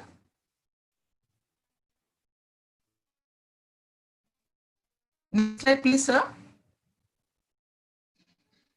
So, on the basis of this, all the clinical data and histopathological findings, I would like to conclude here that hepatorenal dysfunction in a captive leopard characterized by the kidney and the liver alterations was due to the veno-occlusive lesions in the liver particularly. So, thank you very much. Thank you, ma'am. Moving on, we have the last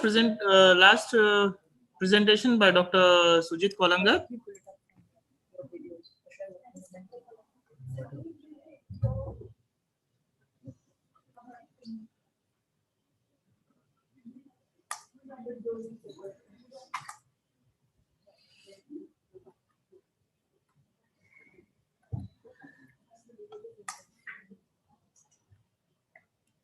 You want to share?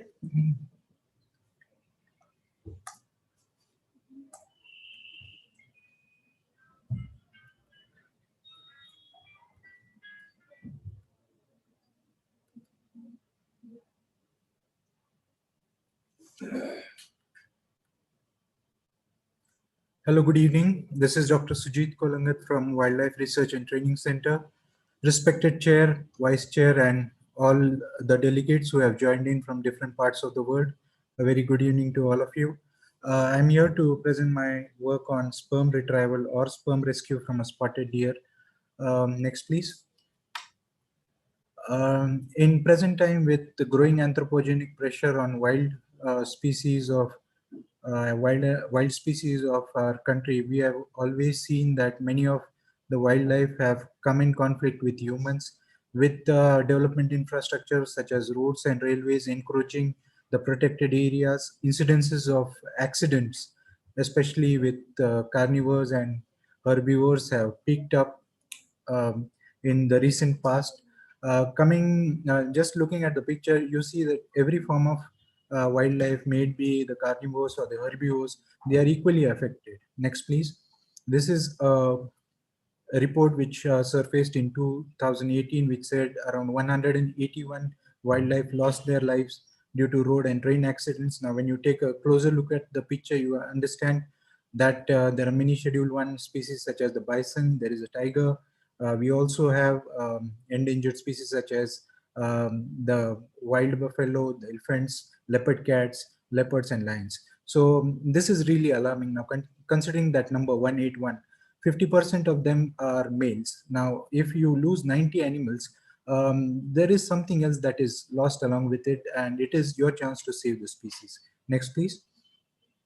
In modern times, when we look at the entire scenario of anthropogenic pressure that is implied on the wildlife, a lot of animals that are lost due to non-infectious cause can be utilized to harvest their gonads and gametes for preservation, so that in future, whenever we have an opportunity to save the species, we can intervene with conservation biotechnology and help in species recovery. Next, please. This was the case that was presented at WRTC. We had a spotted deer x-axis that was sent to WRTC for treatment because of a fracture. Unfortunately, we lost the animal after treatment. What we did was we dissected the scrotum and rescued the testicles. After the rescue of testicles was done, we tried to rescue the sperms from the epidermis, tail of the epidermis, and we succeeded. Next, please.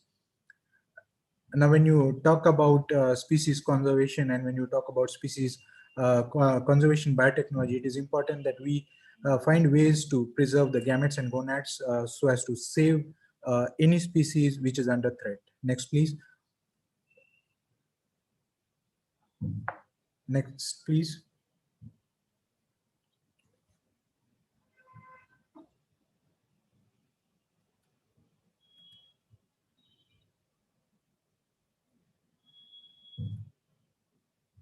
I think we have a problem.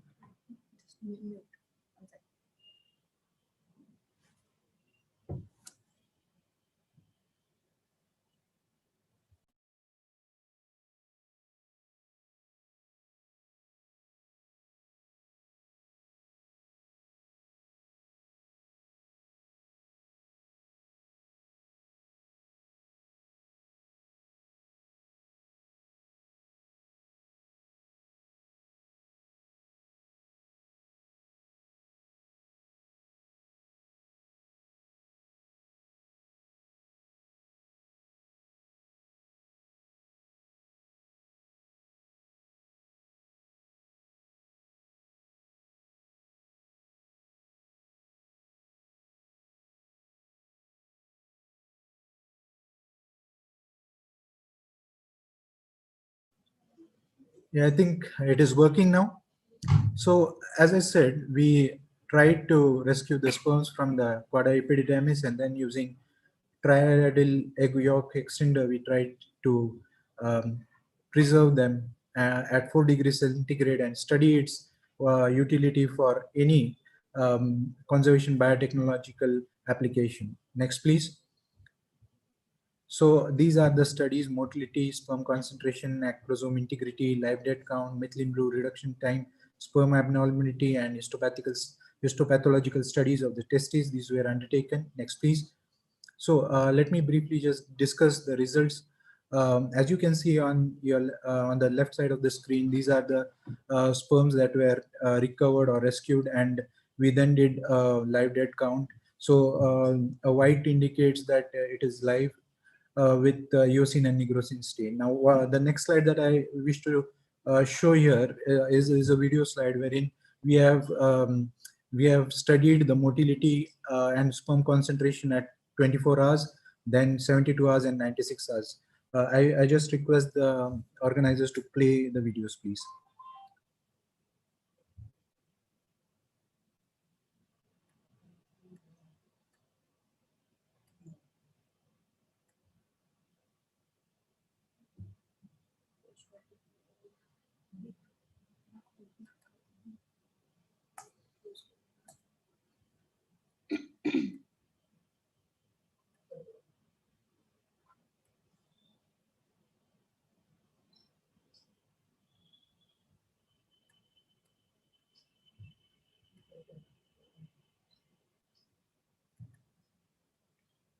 This is at the first 24 hours. What you can see is the dead sperms floating, but the actively swimming sperms are the live ones. Since we don't have a stereo zoom microscope, it's just a light microscope.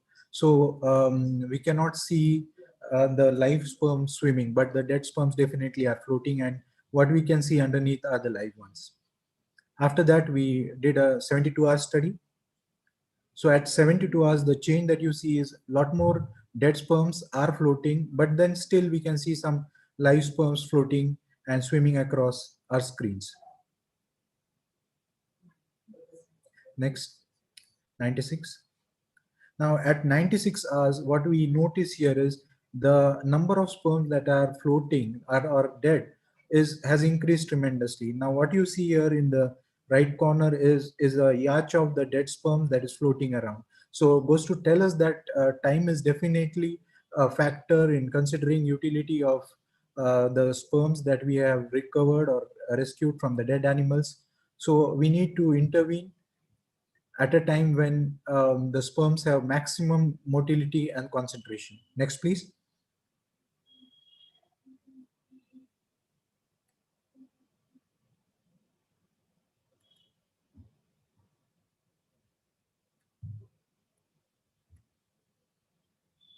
So we also studied what kind of defects are seen in this sperms that were recovered. We could not see many defects in the first 48 hours, but post 72 hours, coil tail defect and proximal droplet defects began to show up. Next, please. So this is the most important part of this presentation.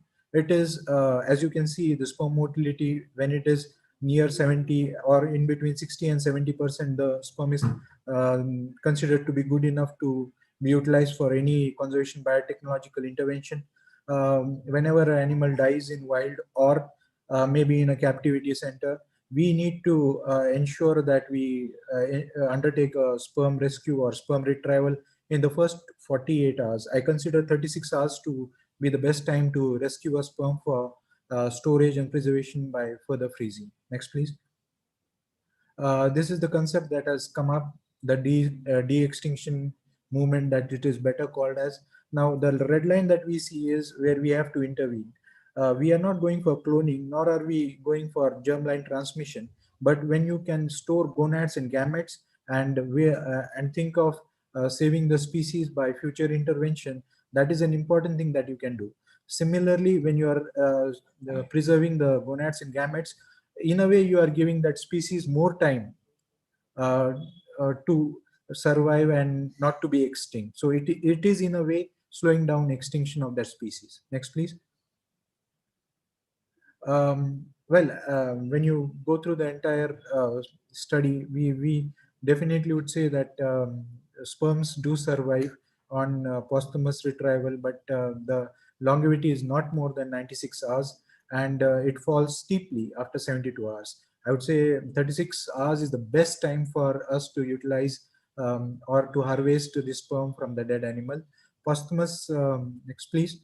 Posthumous sperm retrieval is important tool. If you can retrieve sperms and store them at 4 degrees, or you can ultra freeze them at -196, it can be used for future preservation and utility to make embryos and transfer them, or for that matter it can just be stored until we have a valid and effective solution to preserve species. Next, please. So based on our recommendations, we find that a lot of animals that die in the wild or in captivity, there is a very good opportunity in the first 36 hours to at least ablate the scrotum and preserve the testicles as such at 4 degrees centigrade, or transfer them to a lab which has facilities to rescue or retrieve the sperms and store them for future use. This can be a great help in species conservation, and hence we recommend that in the time to come, all the veterinarians who are engaged in wildlife health management or who are engaged in handling animals in the real wild should consider this as a very important option to save the species. Next, please. These are the references. Next, please.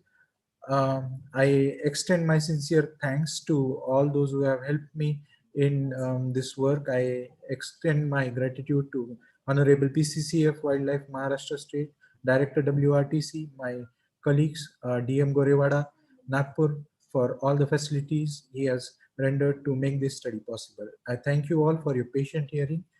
Have a nice evening. Thank you so much.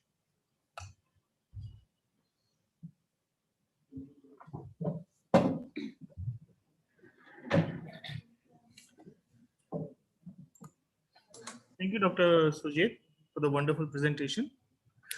This concludes our abstract presentations. And now we have three lead papers lined up, one after another. So let me get our first lead speaker. One sec.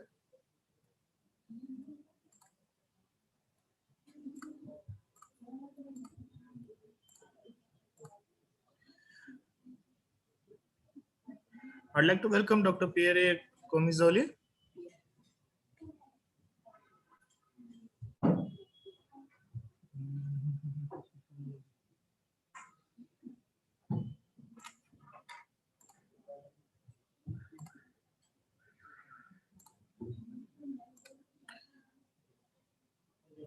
Hello, sir. Welcome. Thank you for joining with us. Okay, can you hear me? Yes, sir. Loud and clear, sir. Excellent. So let me check to the... Okay, can you see the slides? Yes, sir. Excellent. Well, thank you so much. Thank you very much for your invitation. It's been a pleasure to see some very good presentations. Unfortunately, most of them were in the middle of the night for me, but I am very impressed by the quality and the diversity of research that's been done in different areas, and this is very great. And I'm so glad that the previous presenter actually started a little bit to talk about these different techniques that we have also to rescue species. So today, I would like to give you an overview about assisted reproduction in wild animal species. This is going to be maybe repeating a little bit what Dr. Bill Holt said earlier today about some different concepts, but here I'm going to also give you a little bit more examples and give you more details about some of the procedures that we've done recently. Of course, as you know, this is always important to remember that a lot of human activities are leading to natural habitat destruction, overhunting, and loss of species in the wild. And as you can see in the middle of the slide, there is a fair amount, a high proportion in each species that are extremely threatened in their natural habitat. We always have to remember also that it's not only animal species that are threatened, but also plant species and in the natural habitat. And when we talk about biodiversity, it's important also to remember that it's not only the biodiversity that we see at the surface of the planet, but the soil biodiversity is also very important to provide this biodiversity at the surface of the planet. And when we talk about biodiversity, I like also sometimes to think of biodiversity at large. It's not only wild animal species, but it includes also some rare domestic species that we have lost because we are relying only on few commercial species now to produce milk or meat. But heritage breeds or even crops are very important for conservation. So the core of animal conservation, as you can see in the middle of the slide, is really the maintenance of genetic diversity that can be done either in the field, in situ, or ex situ in conservation breeding centers or zoos. So of course, the priority number one is really to protect natural habitat. And this is something that we're not going to talk about today, but that involves also a lot of different disciplines. On the other side, of course, is the understanding of biology of entire species. And here, again, that represents a lot of disciplines that have been already featured in this conference. And that goes from genetic ecology to veterinary medicine. So more specifically about reproductive science, we first want to be able to conduct basic and comparative studies to understand just the basic traits of reproductive biology in different species, because by accumulating that knowledge, we can already, just knowing the natural reproductive biology, we can already implement some kind of conservation actions, either in the field or in captivity. And that goes through the enhancement of natural mating. And of course, that contributes to the maintenance of genetic diversity and the sustainability of animal population. But then the second step, once we know more about the reproductive biology, is to think of assisted reproduction. And tightly related to assisted reproduction is the systematic banking, cryopreservation of sperm, eggs, or embryos, or even ovarian or testicular tissue, and we call that genome resource banking. And with those tools, we can definitely overcome a lot of mating difficulties. We can preserve fertility of animals and populations for a long time. And again, we can enhance the genetic diversity and improve the sustainability, the chances for sustainability in the future for those populations. So when we talk about reproduction, just as an example, just in the mammalian class, there is a high diversity and complexity just for the reproduction. We know that there are about 54 to 5,500 mammal species, but only when you check the literature, only maybe 150 or a little bit of more than that, but only a very small proportion has been very described really precisely in terms of reproduction. So there is still a lot of work to do. But besides that, just with the information that we already have in terms of just mammalian reproduction, there is a high diversity, and the diversity is not only for reproductive traits, but unfortunately also for fertility issues. And interestingly enough, we also know now from experience that there is a high diversity also in species specificities whenever you have to apply hormonal stimulation, or you have to develop in vitro culture media, or even for cryopreservation. So this is a lot of work to do in order to make a difference using those assisted reproductive techniques. And of course, on the top of that, you have a lot of difficulties that are related to the fact that we work on wild animals. And for reproduction, believe it or not, but sometimes, the attention is not necessarily on wildlife reproduction, because people or, foundations or organizations, they tend to think that reproduction is a natural process and doesn't need really to be researched or assisted.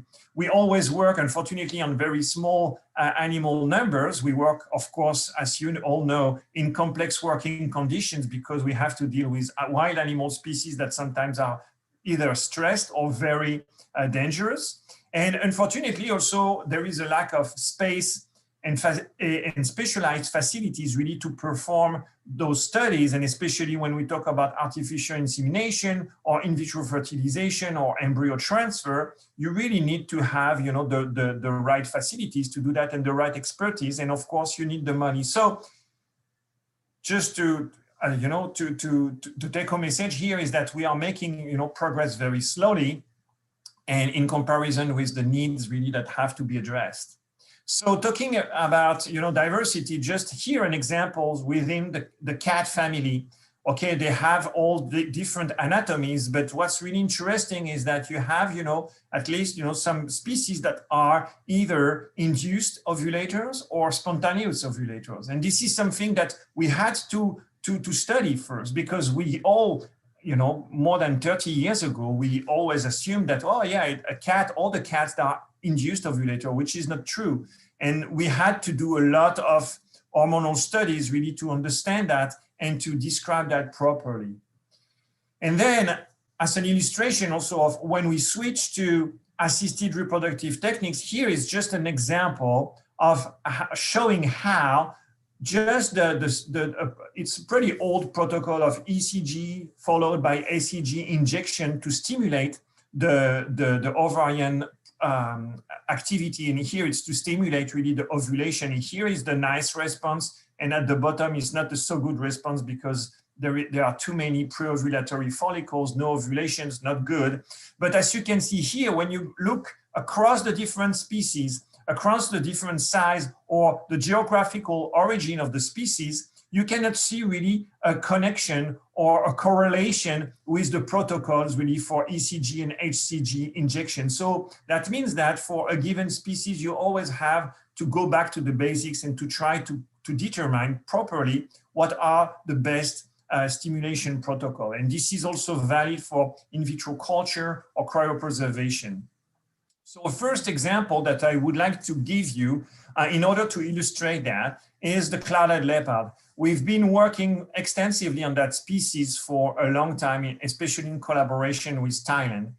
Clouded leopards, they are from Southeast Asia. It's a medium-sized cat, very difficult to observe in the wild. We don't really know how many individuals are left in the wild. So we started a long time ago a captive breeding center in Thailand. And what we know also in terms of the captive population all across the planet, there are not that many animals. In the United States, unfortunately, in North America, we don't have really enough animals right now to ensure the sustainability of population. There is, in general, for the ex situ population, really a lack of genetic diversity, not that many animals, reproduction not good because of the genetic diversity that's pretty poor and the inbreeding issues. Unfortunately, we have some genetically valuable animals that have never reproduced and that are showing kind of aging issues in reproduction. And last but not least, the problem is also when you try to do natural breeding with that species, the male and the female, if they don't get along together, they're going to kill each other. So that's why you really need to have, the best conditions to either provide, to ensure the natural breeding, or then after that to perform assisted reproduction. So here is just a study that started a long time ago, even before I joined the Smithsonian. But it was jointly conducted with Thailand, and showing that the captive breeding conditions have to be optimal for those species, for those animals, really to be not stressed, and to make sure that they have also the right diet and they exhibit the right behavior.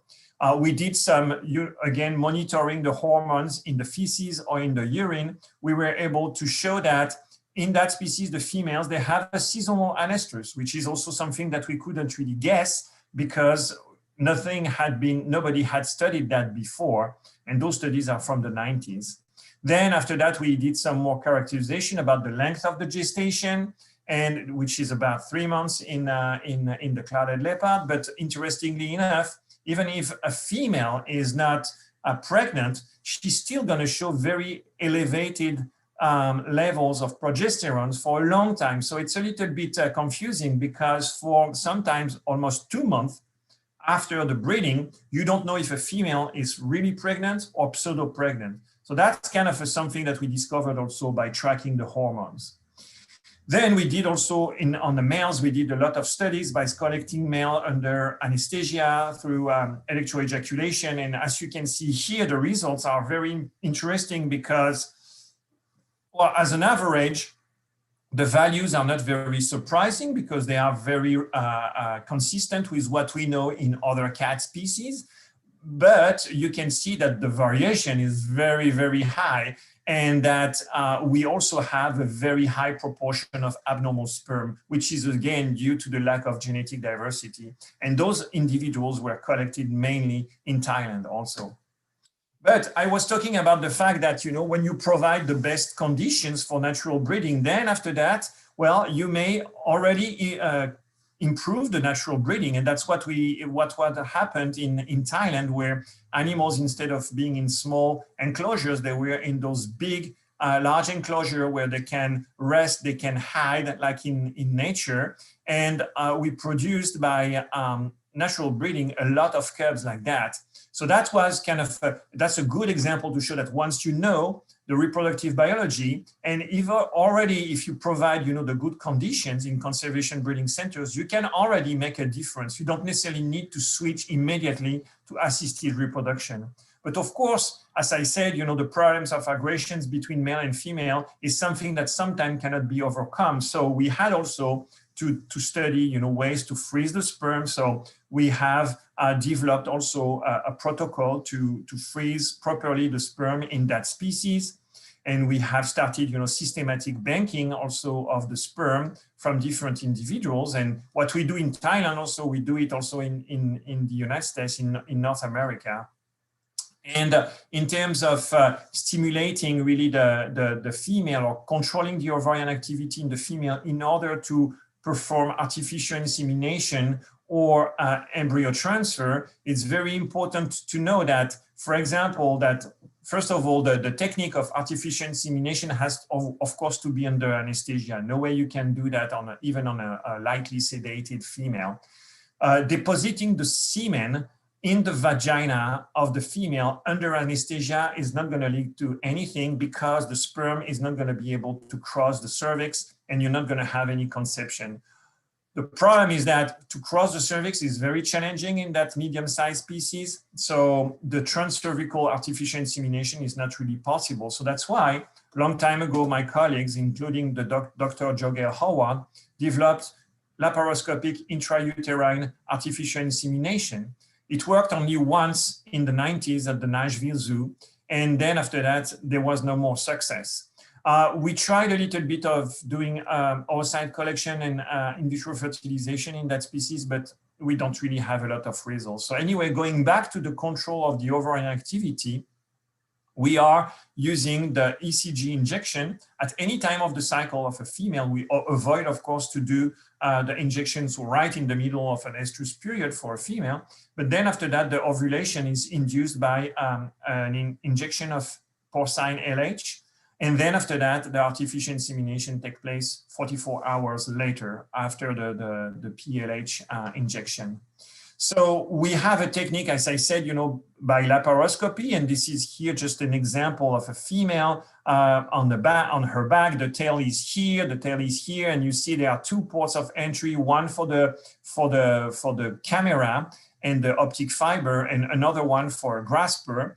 And in the next picture, I can show you that here. So you have the grasper that here. So this is an oviductal artificial insemination, because I said before that my colleagues developed the intrauterine artificial insemination, and that was usually done here in that part of the uterine horn are very long in that species, like in other cats, and the sperm used to be deposited at the cranial part of the uterine horn, but it didn't work really well. So what we developed is this technique of intra-oviductal. So we have to catheterize the entrance of the oviduct and to deposit very small amount of sperm. This is a technique that's been developed and refined in small cat species by Dr. Swanson at the Cincinnati Zoo. It's been very successful with that, but in medium size or larger cat, it has always been more challenging. But here, I show you that we've done that in Thailand,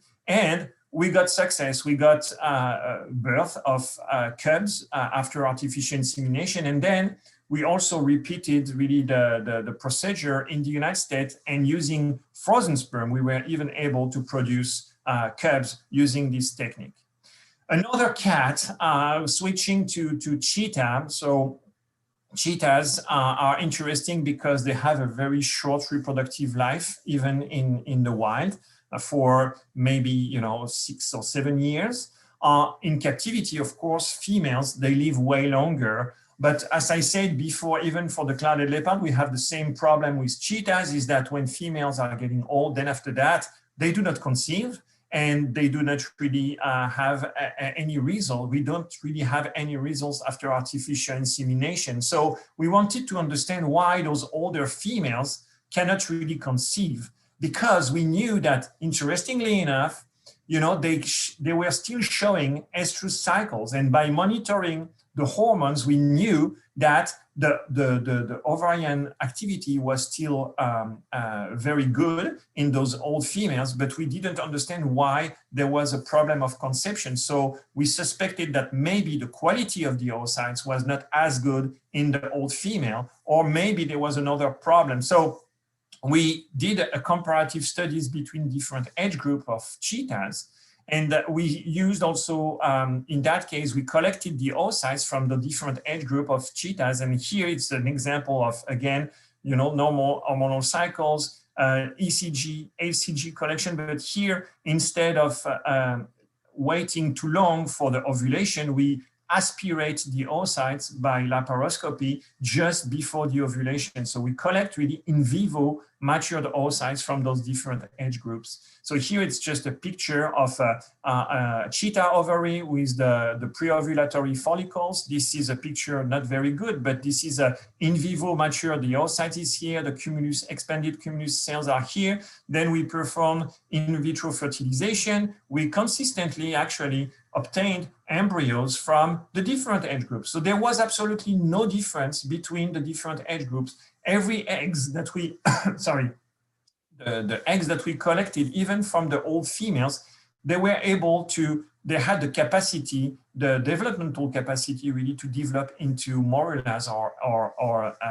blastocysts. So that was kind of a very interesting because it's really different from what we know, for example, in human, when older patients, they start to show a decrease in oocyte quality. But here, all cheetahs, all female cheetahs, they still have the same good oocyte quality even when they are aging. So we did also in parallel other studies because we were suspected that maybe the uterus is not really the best environment also in those old female, then after that to carry a pregnancy. And we discovered that there is a high prevalence of cystic endometrial hyperplasia in older females. And here, this is a normal female, young female with a nice endometrium. And here you can see in older female, those huge cysts that are, of course, you know, preventing, you know, the implantation of the embryo in the normal pregnancy. So we think that the old females, they have these problems of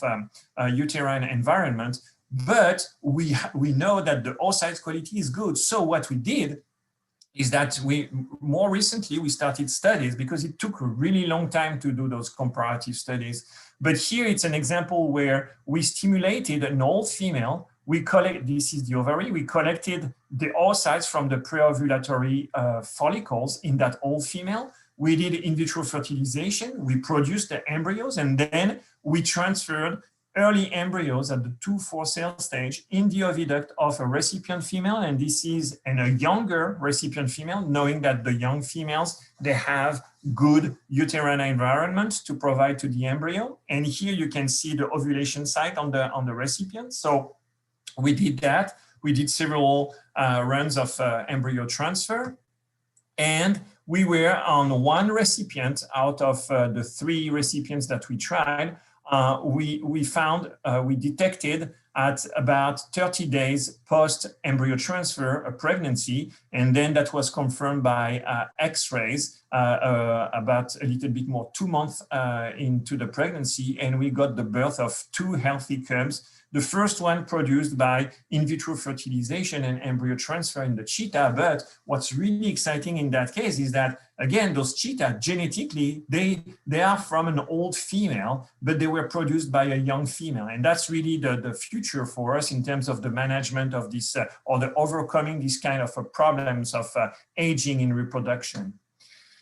Okay, so now I'm switching to something different, also a species from Southeast Asia, and some of those deer, the El's deer, that you do have some also in India. And again, this is a project that we've been conducting with Thailand for a long time. Of course, again, it started really by basic reproductive biology studies, and showing that the El's deer is definitely not like other deer because they have a seasonal reproduction, but it's not during the same, it's not really conditioned by the photoperiod like in other deer species. And it's a little bit, you know, at the opposite of the breeding season of other deer species. So again, we had really to characterize that first. Then, of course, we did some sperm characterization and collections in the El's deer, showing that actually our El's deer, you know, they have a pretty normal, I mean, what those values, again, for in terms of sperm volume,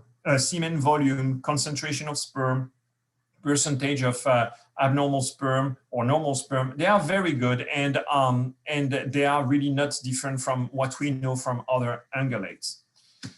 Then, of course, we started, you know, a long time ago to develop a freezing protocol for the semen and to bank the semen systematically, either in Thailand or, again, we do have some animals in North America.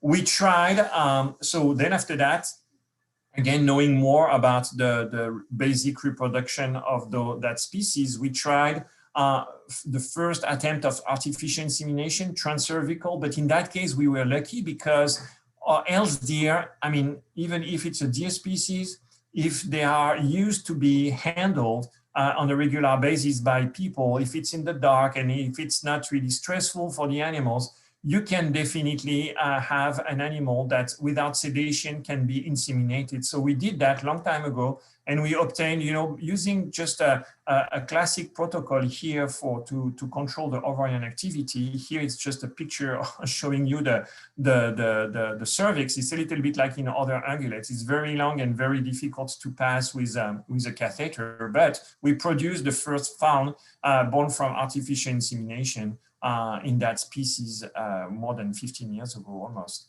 And then in collaboration with Thailand, we developed also oocyte collection, ovum pickup, in vitro fertilization, embryo transfer. This is a little bit the same system here. It's not like in the cheetahs where we recover in vivo matured oocytes. Here we recover only immature oocytes. So then after that, we developed different protocols. I'm not going to give you too many details. I would like, if there are publications, you know, giving you the full detail on that, but in terms of synchronizing the donors, synchronizing the recipients, and this is a lot of work that we've done in collaboration, again, in Thailand at the Zoological Park organization. And we do have, again, a system by laparoscopy. So this is almost using the same tools that we use in cheetahs. Here, this is an immature oocyte that's collected. Then after that, in the same oocyte after in vitro maturation, and then some images of embryos that are produced by in vitro fertilization. We obtained a pretty small, very small proportion of blastocysts. So we decided, in order to maximize our chances, after embryo transfer, we decided, okay, we're going to transfer actually the early stages. Of course, it's more complicated because it has to be transferred into the oviduct instead of into the uterus. But we wanted really to check the developmental capacity of those early embryos. So we developed, again, a technique here it's very difficult actually to do the embryo transfer in the oviduct by laparoscopy because the anatomy of the animal is really different from a cheetah, and it's not really, it's really in the lower abdomen or the dorsal abdomen, and it's the caudal abdomen, sorry, and it's really difficult to reach. So we had to exteriorize, but here you can see the ovary with a nice ovulation site, the catheterization of the oviduct, and we got babies.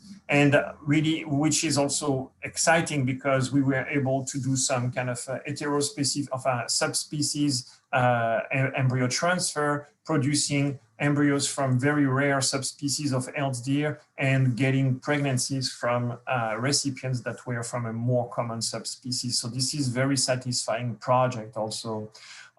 In terms of artificial insemination in Thailand, they've been doing that in a more regular basis. And at some point, they were even able to reintroduce some of the babies that were born from artificial insemination in the wild. So this is a very beginning of a very interesting success story.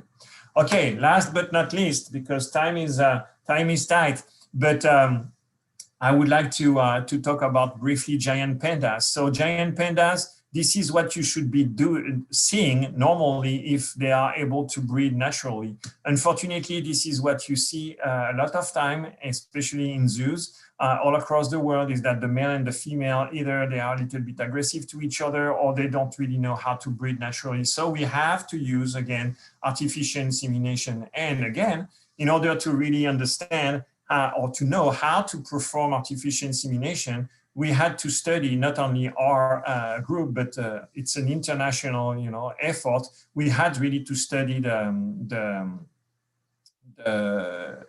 hormonal profiles and to know how to monitor really the hormonal activity, the ovarian activity in the female in order to perform artificial insemination. And that's a very, it took a long time to figure out really what's the optimal timing, because strangely enough, in the panda, collecting sperm, freezing sperm is not really complicated. The sperm is extremely resistant to freezing temperature. And the procedure itself for transcervical insemination in a giant panda is not difficult at all, because the cervix is not too far from the entrance of the vagina. And then after that, to pass the cervix with a catheter for artificial insemination is not difficult at all. But really the timing is really the most important. And our last and most recent result is at the National Zoo in Washington, D.C. this year, where again, we were able to detect the peak of estrogen at the ovulation time in the female. We performed a single artificial insemination shortly after, and Dr. Bill Holt talked about the best timing also for that in his presentation. But this time what we did is that we used only frozen semen. We didn't use any fresh semen like in the previous years. And you can see that we obtained a cub, really healthy, still alive. Here it's a picture of him at 4 weeks old. So this is a nice picture. Of course, it's not at the National Zoo. This is in one of the panda breeding center in China. But the technique of artificial insemination has been very, very successful and very well developed. And now a lot of individuals have been produced through that techniques in captivity, and the overall population in captivity is now big enough to think of reintroduction also of giant panda in the wild. So that's very satisfying. So to conclude, really when we talk about assisted reproduction in wild animals, we think, as I said at the beginning, to integrate that into the population management. But the truth is that we are not at the stage where we can claim that assisted reproduction has been completely integrated into the population management of some species, except maybe the giant panda. And in North America, we do the same with the black-footed ferret, where artificial insemination is really part of the conservation plan. But of course, you know that in other species, there have been a lot of successes also, babies born from assisted reproduction, but unfortunately, we are far from being able to repeat the success really extensively to make sure that we can make a difference and we can integrate that into the population management. So when we think of, okay, what's the future? What's going to happen probably? What should happen in the 21st century? Again, I think the most important is not necessarily to think, right away about assisted reproduction. We need still to keep in mind that we need to accumulate a lot of fundamental knowledge. First of all, in terms of biodiversity, because we are far from knowing, everything about that on our planet. And then reproductive biology, going back to, to the basics and making sure that whatever we find can be integrated into conservation effort. And then after that, we can think of, development of assisted reproduction technique. And the previous speaker talked about the fact that it's very, very important for all the veterinarians, working in zoos or anybody having access to animals, even post-mortem, to really think of storing, collecting and storing for the long-term freezing, for the long-term, genetic material or germplasm like sperm, eggs, or gonadal tissues. And this concept of genome resource banking, and you don't have time to talk about that extensively today, but this is very important to keep in mind. And then, of course, we have to keep in mind the new challenges that we have to face. Working at the intersection of discipline is very important. And here, honestly, when we talk about assisted reproduction, we really need to think of what's being done and what's currently happening in human in vitro fertilization and in human assisted reproductive techniques, where they are far more advanced. They have produced millions of human babies with those techniques, and we need to be inspired by that and to collaborate with those people. So if you want to know a little bit more about all the different studies that I mentioned, I would like you to go to my profile on ResearchGate, because this is where we keep all the papers from our group. Most of the papers are available online. You can also send a request and I will share the reprints. Also, a recent article that I wrote with Dr. Holt about, what's profiling, what are the new horizons in terms of reproductive biology for rare species, and also a good book that we produced in 2019, again with Dr. Holt, about really the different aspects of reproductive science in animal conservation. So please visit my webpage on ResearchGate and get access to those very interesting data. I would like to thank, of course, my group in the United States, but all the work couldn't be done really with international colleagues, especially again, Zoological Park Organization from Thailand, who's been a very strong partner for many decades now. Thank you so much for your attention. And if there is time, I would be happy to take any questions.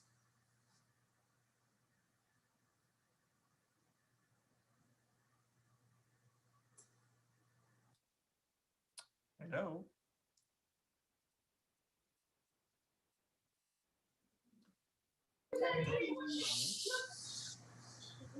Hello, sir. Thank you for the wonderful presentation.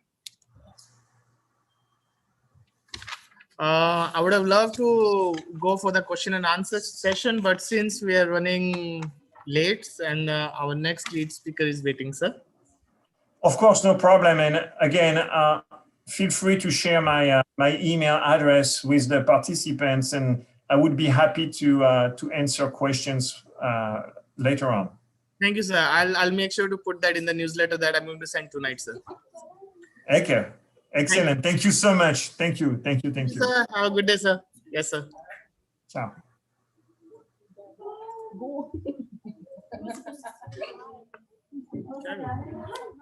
Hello, sir.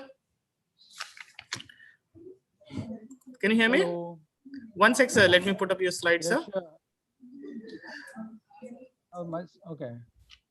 Okay, we would like participants to have a look so that they know a brief about you, sir.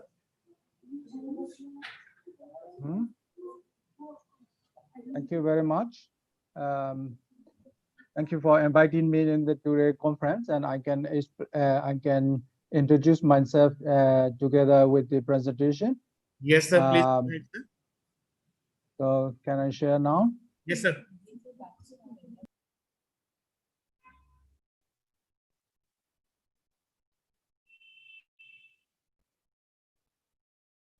Is audible?